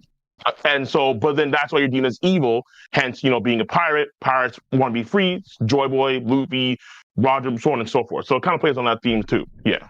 Yeah. And they already kind of moved into there when we talked about greed, right? Greed ended up being the evil one, not Lilith. And so even though she was the one who was supposed to be set up as the bad guy, it wasn't Lilith who was the bad guy. And just doesn't that also Sorry. Doesn't that also go back around to the Straw Hats having this demon devil symbolism? A lot of them have that. Like Luffy, Luffy specifically, for some reason I can't think of anything right now, but Zoro, King of Hell. Sanji has Ifrit Jumbear now. Robin, literal devil child. I'm sure more are gonna pop up now. Sometimes when Luffy smiles, the it looks D scary. as well. Oh yeah, and also the D in general being the demons, right? Of like the celestial dragons, or whatever they call them, like they're seen as devils, demons. So this idea that like heaven restricts you from your freedom because it's there essentially as like a be good, be loyal, be whatever, or you can't get up in here. And pirates are going, the bad people are going, no, we're not going to do that. We're just going to live our lives. It feels, similar to all the Straw Hats. They're seen as demons in this world. A demand for personal freedom in tyranny is evil. Yeah, and Lilith would be the bad guy to the world government who doesn't want all the information given to everybody on the planet. So she would be the most dangerous thing there is if they had an idea that she was carrying away this information that she could continue to give to everyone for free. Yep, there's nothing more dangerous than a woman with knowledge and an education. Yep. This one comes from Scooter Looter. I joined the stream at the wrong time. Anyways, Mihawk over Shanks. Oh, let's leave it at that. Are we really gonna go there? No. let's leave it at that. Oh shit. Poor Mihawk. Poor Mihawk. I He'll know, never get for any real. love from one Yeah, of that's his cool. friends. Oh, so much. I had no idea That's- people pit them against each other. Oh yeah, you are ridiculous. Welcome to the Red Zoro Sanji. You and I go back and forth. Wherever you are on the internet, stay there, okay?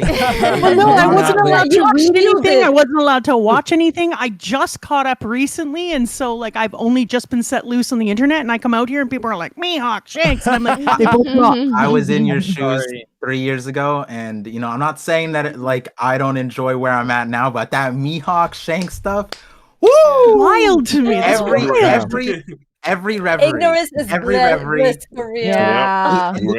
And the funnier part is, there are good sides to it, and one of the good parts to it is like the small things that the One Piece like official stuff does. For example, the live action actor. He like had his profile picture was him painting his blade black, and it's like that was funny as fuck. That was memes funny. to the peak. And then when we have these memes in existence, Oda decides to have Luffy paint his baseball bat black against the Gorosei, and everyone was like, "Oh, The fan Mihawk's a letter. fraud." You remember the fan letter? They Yeah. were power scaling in the fan letter. Yeah. saying who's the strongest swordsman in the fan letter. That was insane. That moment. Whitebeard. So wherever you are on the internet, stay there. But there are some good parts to knowing these things. And watching the One Piece fan letter gets you a good idea. Yeah. Whoever the people who wrote that, everyone who worked on that project, they know the community. They know. I love. I feel like they know my action. Like even Matt Owens, like even Matt Owens, the writer for the One Piece live action, like even this fucking asshole has got him agendas. I'm like, yo, you trick. Like, he has his own thing going on. Of course, You guys need to know this. You guys, Matt Owens is okay with letting me tell you guys this. He watches a lot of you guys, and he has your videos timestamped in memory. I met him, and he showed up, and he's like, "Yeah, at 5 minutes when you said this, at 7:20 when you said," I was like, "Stop it, Matt Owens, please." Yeah, that was crazy. That was So crazy. they're ready to question him then, I guess. Okay. Yeah, That's and wild. it was the weirdest video. Mine video was the Mihawk is a literal sword video, and he showed the first thing that I said. What he said to me was, "That's my favorite video. I like that when 6 minutes 30 seconds you said this." I was like, Yeah, oh, insane. Oh, no, it's crazy. Wow, that's love. Yeah, I love Matt Owens. He's amazing. Yeah, he's amazing. Shout outs to Matt Owens. That's a beautiful mind. Shout outs to Matt Owens. Yeah, shout out Matt. Matt. We got Mecha Troy, who's a member for 25 months. who says, Mecha! This is my first live reverie. I didn't think it would be this wild, but it definitely feels like a communal meeting of the dopest OP YouTubers. That's awesome. Thank you, Mecha, for tuning in. It was wild in a good way. You know? Yeah, very motivated. That I wild. It was good. Way worse. I like your name. That's cute. With Very the motivated. Nami Yeah, with the that's Nami cool. icon. Very motivated. Love it.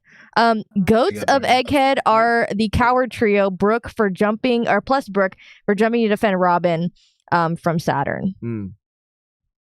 Damn. The coward That is trio. true. I love the coward trio.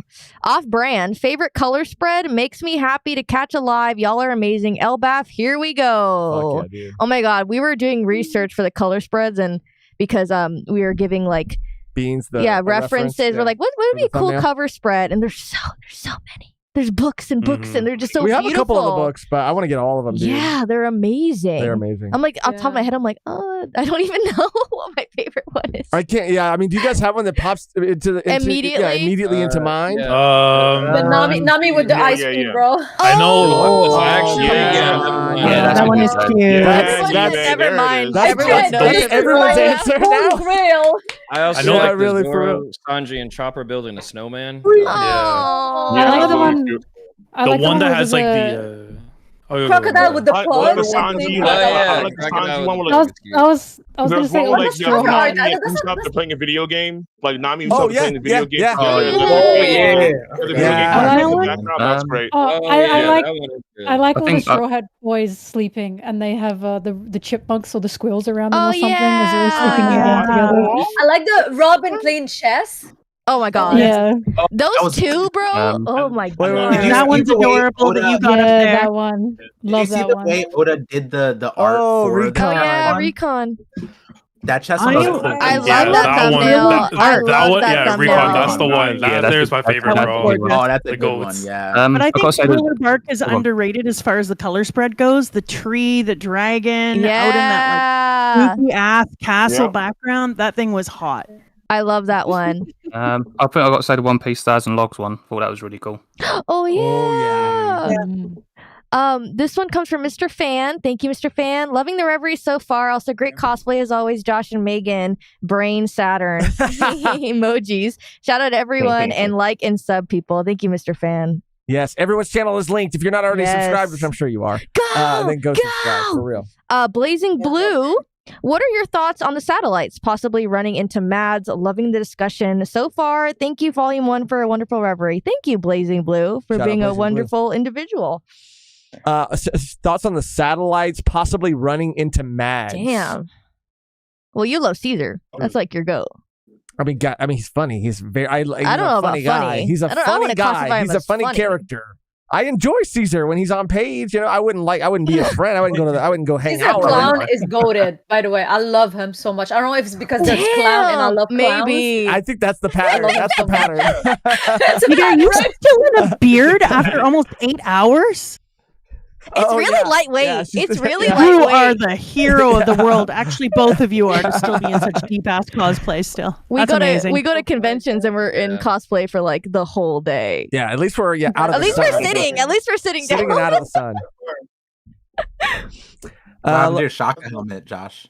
Oh, But he's how still can you got it. stand being It's Saint over there. Saturn for so long? That's Oh, I actually know. I was like defending Bonnie, and I was like, "Oh, I love her arc and her story." And everyone's like, "What is Dressed Saturn as- talking about?" Like, dressed as Saturn. as the Only abuser, 180. like the literal abuser. I'm like, Yeah, you should have came in character, bro. You should have really I know. just been mean the whole time. Well, I just got fired from my job, so I'm a little bit salty. Yeah, you're a little fucked up about that. Well, I mean, Saturn did. I literally got fired. No, Fired. Saturn. I'm not talking about me. I'm not talking about me. okay. That was I'm about to say, like, yo, you can't drop that on no, here. I just dropped some like personal Yeah. lore Shit right just got now. dark. Like, damn. Hey, but if anyone No. wants to donate, in Yeah, case if you want to donate right now, I mean, we're not telling you to, but Oh my god, that's hilarious. That's no, funny. I was not about to drop that on y'all. Pause by giving this video a like. Yeah. give me the thumbs up, good one, Cole. Oh my Hey, god. Chestnut, are you don't know. super drunk? Thumbs up. Because that's how you have to come back into chat now. For real. Yeah, You you have see to it, come did back with a Can I drink in start? your hand. Like, My head's okay, all funny right. as Give me like 3 seconds. Did you see right. it? Chestnut's back. You're unlocking. Chestnut's back. Zigzag. Chestnut. This is from Zigzag. They say Lilith is evil, but all she did was steal from the cops. That's based. Oh, damn. Oh, damn. You know what? Spitting. I see no faults with that. Hell no. Uh-huh. Mechatroid gifted Volume 1 podcast membership. Let's Let's go. go. Thank you, Mecha. East Boo Saga. Can we talk about Emu's response to Joy Boy's hockey? Yes. Yes. Let's talk about Yo, that. that moment, I yo, loved it. I loved it. I can't wait Yeah. for the Too good. voice acting. Michael Jordan out of 10. aura. It was beautiful. Michael Jordan out of 10. Like, Oh, We yeah. lost what a aura. moment. They lost aura. It's lovely. Mm. Oh Yeah. my god, look at that art. No, That's but it crazy. just means Oh, Joy Boy hold was on. with him. Yeah, Yeah. I asked him to do Whoa. this Whoa. art. That is but he took crazy. it- What? He took it in a different direction and made a crazy straw. Sucking out his soul. Oh my god. How did you get a picture of me getting fired from my job? Bro, Im is like moving like Pap from like Hunter x Hunter, bro. That's so crazy. Bro, Yeah. Im looks Too like good. the Ice King a little bit. He looks kind of cute. He my looks God, kind of yeah. cute. King, bro. Yeah. Wait, Right. is Emu So having a sick. lollipop? What is this? No, it's a silly straw. Oh yeah. That's a crazy straw. Stop Yeah. I was calling looking it at it. Yeah. It's Oh, like, okay, I see it. I Like, like like saying- And then there's these hearts all around Wait, Jay. wait, they flipped it. I'll flip it. more like lily pop. It's amazing. That's I mean, that goes hard. But That's amazing. Yeah, it's very nice. That's dope. Hell yeah, dude. Joygirl says, sorry I got a dip, but I'll be back after work if you guys are still going. Have a great reverie. Everyone, big W's for hosting cosplay, Josh and Megan. Thank you, Joygirl. Shout out Joy Girl. Love you, Joygirl. Thank you for stopping by. Ozzy said, just got here and I got to catch up for the start of the stream at 2x speed. I'm so glad it's, oh my God, imagine watching the reverie at 2x speed. You're like, My brain I literally, melted. like, yeah, I couldn't. I'm so glad it's finally happening. See y'all when I catch up live. Thank you, Ozzy. Aw. First, super, like, amazing. Constantinos, props to hosting, guys. Thank you, Constantinos. Shout out Vote. Constantinos. Evelyn MP, Figarland Garling, goat of Egghead. Yeah, That's did anybody have Garling as their goat? No. I gave him a shout out because that's my guy. You like that guy? I mean, it's not mentioned, honestly. What about the Don Quixote? That is not my guy. Honestly, hold up, bro. Honestly, man's serving too much I mean, he Mac didn't- at I night mean, for me. He didn't As soon do as I saw his anything. hair color in the anime, he Bro, lost himself in the conversation. Yeah. Bro, what? I- Who invited what- this what- to the what combo? What bro do? What does bro do? It's drippy. Yeah, he just showed up, bro. Yeah, he he's just just showed up. drippy. That's really it. The mere the mere goal to go Look up good. to the Gorosei's room and be like, "This is my room now." My room. Yo, that was crazy. It was beast. My It was fellow, beast. he said, my fellow, Elders, I don't know my what. Satellites and He stuff. was talking as if he Yeah. was there. No, Since yeah. the But beginning. I was have like, a what the real hell? talk. He took a seat. There was You a- got to See see him for real, bro. No, but He's the only been here for Gorosei, 5 minutes. the Gorosei were hella rude to him though. He should have took that seat. They Yeah. walked in like, "Why are you here? How dare they talk to the Supreme Commander of the Holy?" Could you imagine being the Supreme one, Commander of the Holy Knights Yeah, and they my little fellow bro him like that? elders. Bro, I've Yeah. felt that. I've felt his Gorosei was like energy. sweating when he sat down. He was Yeah, like, good. Bro, I Do you don't think even he's like gonna get his Darwin. power? I don't even like Darwin. isn't it crazy? Like, isn't it crazy? Just thinking, isn't it crazy how like Emu probably contacted Garling directly? Like he bypassed all the other elders. I want to talk to you, like probably through telepathy. I need you to come over here right now because this. Hey, you know what's crazy here? You're He's getting nicked tonight. He's getting nicked tonight. I'm tired of this bum. Emu yo. could have Get your ass over told them via telepathy, "Hey, I'm killing Saturn." No, they don't even know. We don't even know if they know. And He like, chose not to tell them. Yeah. Do you guys think though Yeah, it's the that's first how time much- this has happened, or this happened before? No. Like, in the That's past? how much they happened in fucked the up past. though. It They had messed up happened so already. bad that Imu said, "No, gone." And but I'm that's switching you out. it's huge though because then the Gorosei are probably looking like, "Yo, any of us could just in a second, Did right?" you see Jupiter? Jupiter was the most stressed one. Yeah, that Like, means he yeah, has because he was next. Yep. You know that No, Five Nights no. at Freddy's meme where like I think Bonnie is freaking out and Freddy is like looking side to side. I mean, we talked about impactful moments earlier. I was thinking, are you kidding me? We just killed a planet. Like all this time we've had these people at the pinnacle of being the most strong. Like, what are they gonna do? Oh my god! And then gone. How do you like I them think green it's to apples? showcase Kill how the much planet. Emu is so strong and is so This- like above them.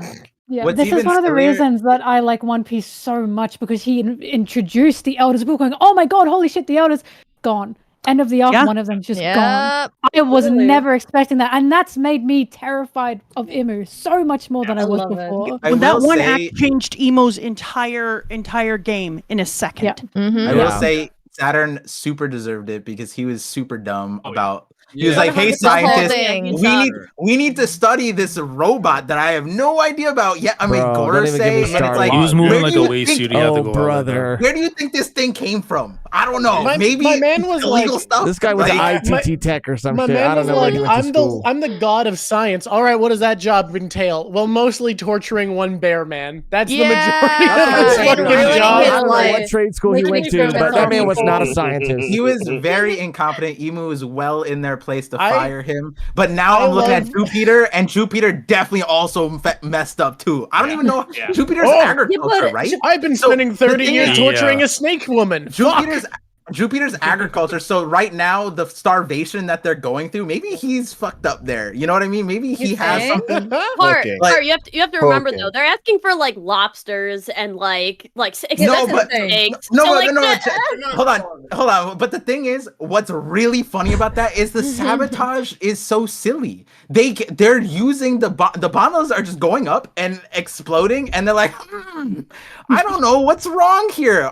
Make new ropes, make new bondalas. I don't know. Don't use the same bandala. What is happening here? I mean, you Maybe can every also have, time like, they make a new gondola. a new gondola for every order. Like they're Yeah, every time they make a new gondola, the revs are just cutting it back down. It's like like lighting up the candle, blowing it back out. It's time to get some jetpacks or some shit. They could just I use thought- like Taurus fruit, can't they? I don't know what they The gravity? if they can't figure don't this know shit what out they need and to Lafitte do. is watching it and laughing, that's so silly. Bro, it's the because- world government can't figure out Bondala. They only have two. It's because they're so And I love old. it. They're so old. The greatest scientific discovery was like fire and shit. Yeah. You know what I mean? So, They probably fired all their tech That's guys. the issue. They before. killed the Minister of right. Science. Now no one knows how they work anymore because No, literally. science is gone. Literally. Yeah, everybody just retired. They quick. gave up. I thought that They don't let anybody Blackbeard. smart enough live. Oh, that's Isn't Blackbeard the one stopping the food? I thought They it was kill everybody who's Blackbeard. smart. Because Oh, that's is it why Black- Lafitte was there. That's what.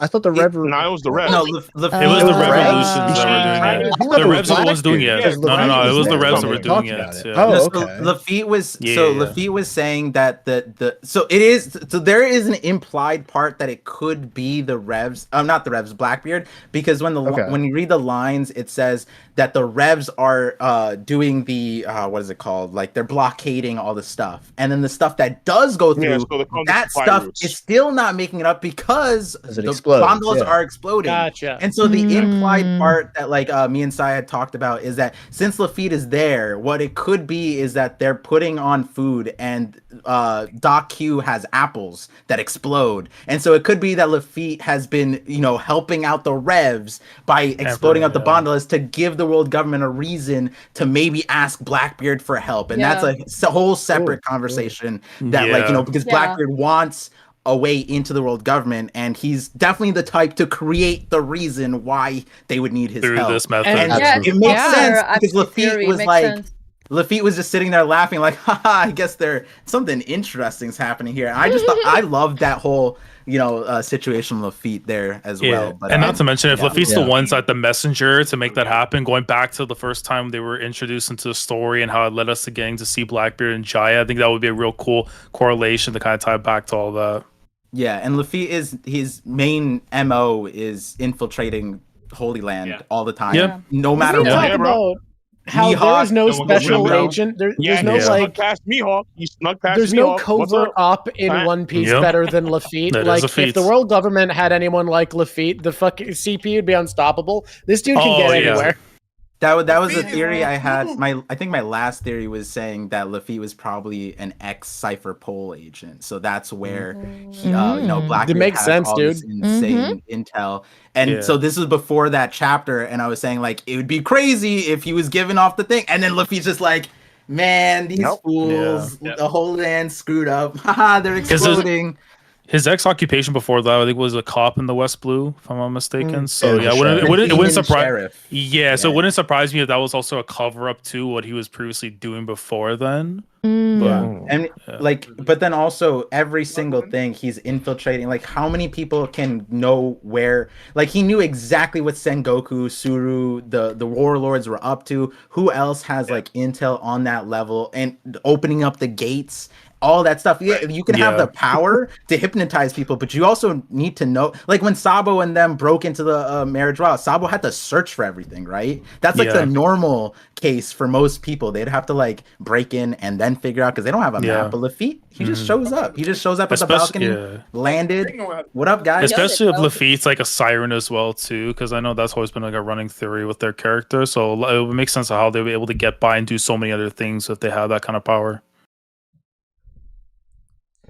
I'm going to read one more because the next one after this might be the best username I've ever seen in my life. Very motivated. Monster Trio Egghead. Ooh. Monster Trio Egghead fits needed to shift. Luffy in Sanji's, Zoro in Luffy's, and Sanji in Zoro's. It could have been perfect, but Oda plays too much. Those do feel kind of right, though. Actually, they do. Mm-hmm. They do. I'm not mad at it. It makes sense. Well, Sanji wearing the Zoro mask, and then Luffy Luffy has a knight, huh? No, he's talking about Egghead. Wait, guys, it makes perfect sense because they didn't dress themselves. Road doesn't know their fashion sense. He just got them wrong. But this is Egghead because they're talking about Egghead. I misunderstood. Never mind. I'm not. I thought we were talking about Luffy didn't really dress himself in Egghead either. But that's true too. Yeah, exactly. Yeah, that's true. Exactly. Well, I'm glad. This one I got to think about. I fully agreed when I was imagining Elbaf. Now I got to think about it again. Luffy in a Hawaiian hoodie is kind of that would make sense. Like he would do. Yeah, that's pretty tight. Actually, exactly. Yes. That's pretty tight. I think the worst offender in Egghead was Frankie. I liked his outfit, but why wasn't he in his Speedos? Yeah. What was that about? Everyone's in a Speedo except Frankie. I didn't even notice. Except for Frankie. Oda had to subvert expectations, you know. He had to put everybody put him in such a low fit for his fit in this arc to be one of his best. You know, he has to.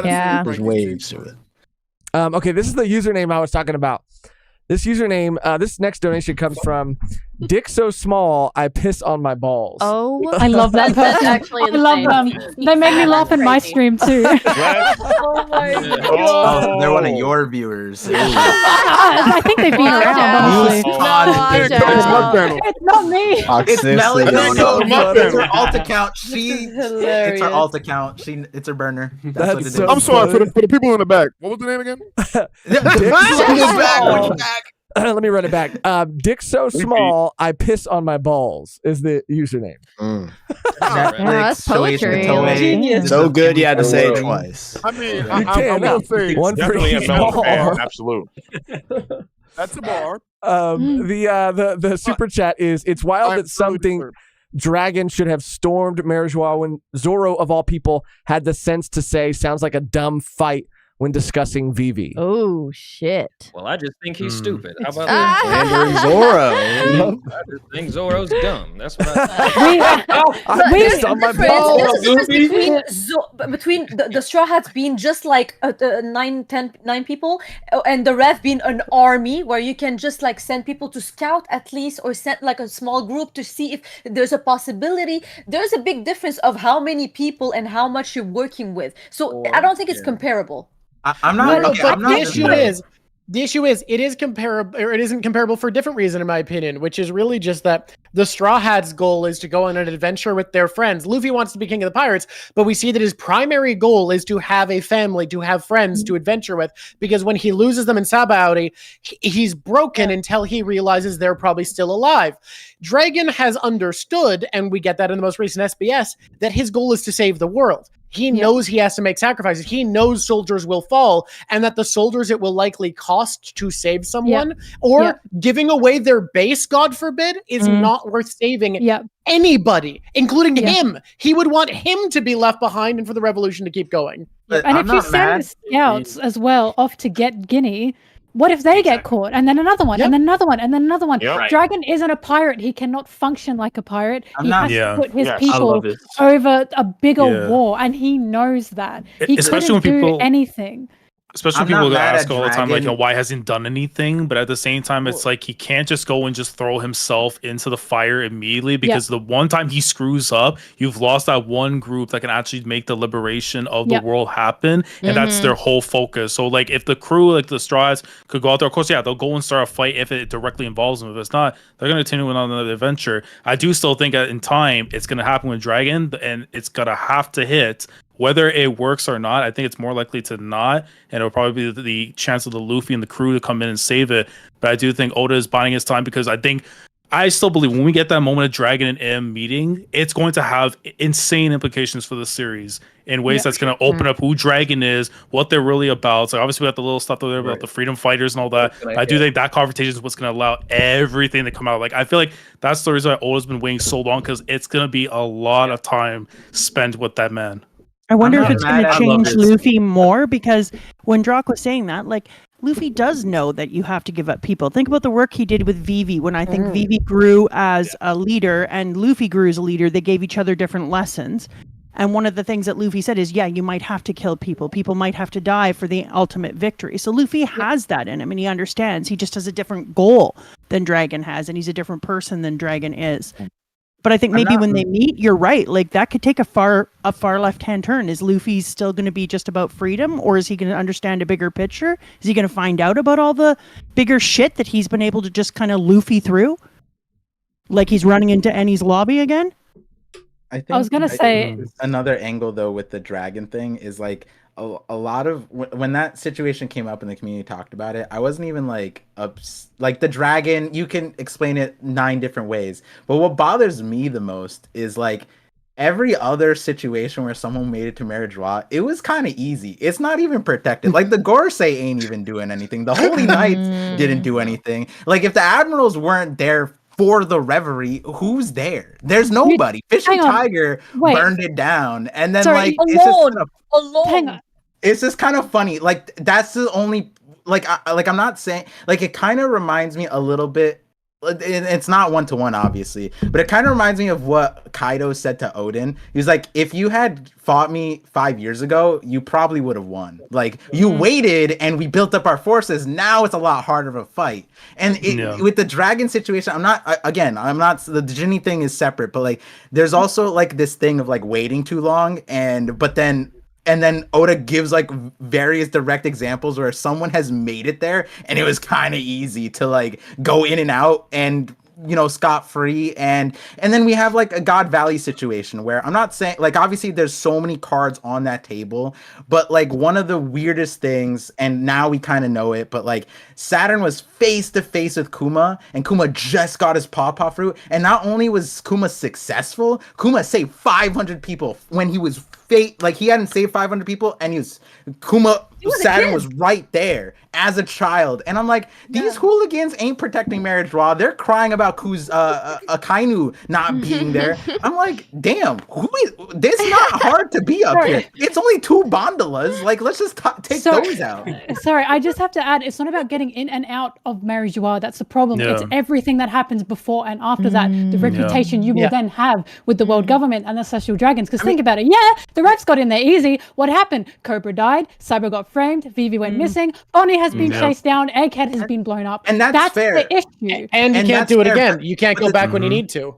Exactly. And that's fair, but the thing is, they didn't even do anything, and the worst happened to them, right? They waited, and then Leloucia gets nuked, but that's only because Vegapunk had created the weapon. If they acted before, world government wouldn't have like the nuclear power that they have right now, which is an interesting thing, because like we don't know how much Dragon knows about that power, obviously. Like that whole situation with Robin, like, oh yeah, Robin told us about the ancient weapons or the poneglyphs. That was a little weird, but I'm not too sure about like how much Dragon really knows about that. But are you saying Dragon should have attacked the world government earlier so this wouldn't have happened?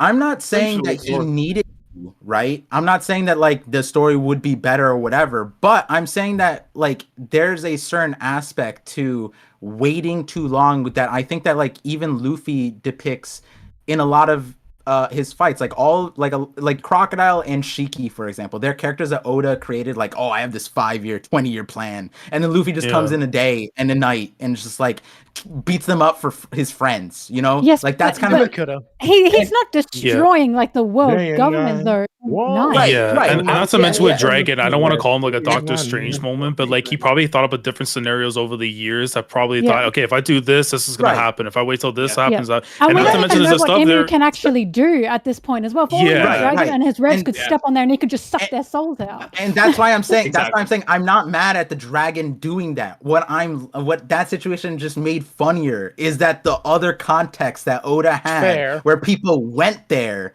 it makes Dragon's cautiousness seem interesting given how simple all these other operations went. But like I said, I'm not mad at Dragon for being I'm a cautious person too. I would probably be more similar to Dragon.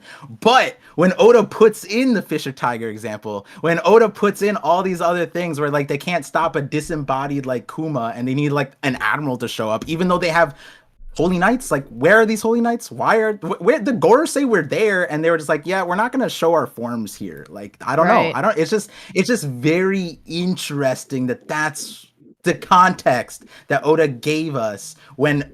Like, I think when people first got that Kuma flashback where Dragon didn't do anything, the first things that came into the mind were like, well, Fisher Tiger did it. Well, this person did it. Why is Dragon making it such a big deal? And it's like, well, yeah, this and that and this and that, but it does feel weird with the context, right? Well, hold on, but have you noticed that before? Like, whenever these civilians or these celestial dragons, like the random ones, whenever they do something and then they want, like, let's say punishment, they always rely on the admirals. You like, for example, in Shiboni, they never call for bring a holy knight down because thing going on here. No, they say get an admiral, right? They don't say get a holy knight. And I feel like that's because they're in the lower world. That's different. In my opinion, that's a little bit different because that's like right next to Marineford. About some things about even their own higher ups. Yeah, I mean, like even like within like their own grounds, they always call for like you have one guy saying to Green Bull, "Hey, Green Bull, if you hurt any of us, we're gonna execute you, bro. And Greenwood's like, what the fuck, man? Damn, Be trying to help fair. you out. No, but I'd like to see them try. Honestly, the Holy Knights seem to be above the Celestial Dragon in a way, but the Admiral seems to be underneath the Celestial Dragon. So there's that. Too. There's like, you know, but I mean, this is a larger conversation about the Holy Knights. Summon them though, right? It's like when they're on their own lands, why not have them be summoned? I think Oda had like an idea of Holy Knights. I have like we don't have to talk about that part, but I think moving forward, like it's kind of interesting how Oda fits the Holy Knights and like, you know, and all these scenarios. Like, where have they been? Why has no top tier pirate ever mentioned them? Really? Maybe Whitebeard did mention Garling, but like other than that, like Dragon's like, oh man, the real war's starting. The Holy Knights, and it's like, who? Where were they? They could have been moving in silence, man. Like that's just probably Dragon's cooking. Dragon's been cooking. Think about it. We didn't even know that M even existed until like what was it, like the mere hints back to Doflamingo and even going to Akainu. So it wouldn't surprise me if they were been hidden all this time. Honestly, if I reread One Piece, maybe I will find something that foreshadows. I'm like, I promise you, there probably is an inkling of our God Knights. Yeah. It's the Whitebeard, yeah. The biggest one would be the Whitebeard conversation where he says like, your face reminds me of the person who gave me the scar, and there's several scars, and that's a whole contentious issue. But the one that now makes sense is Garling. Like I would say like 75%. If not more now at this point, especially with the God Valley incident, being like shown who's on everyone. They're present. It's there, right? So we know that Garling literally looks like Shanks there, so it would make sense. But yeah, I mean, there might be a few others. Like, I mean, one thing to note is that the Warlords weren't a planned thing at the start. Like when Oda first made the series, he introduced Mihawk, and then 2 years later, he decided to make the Warlords.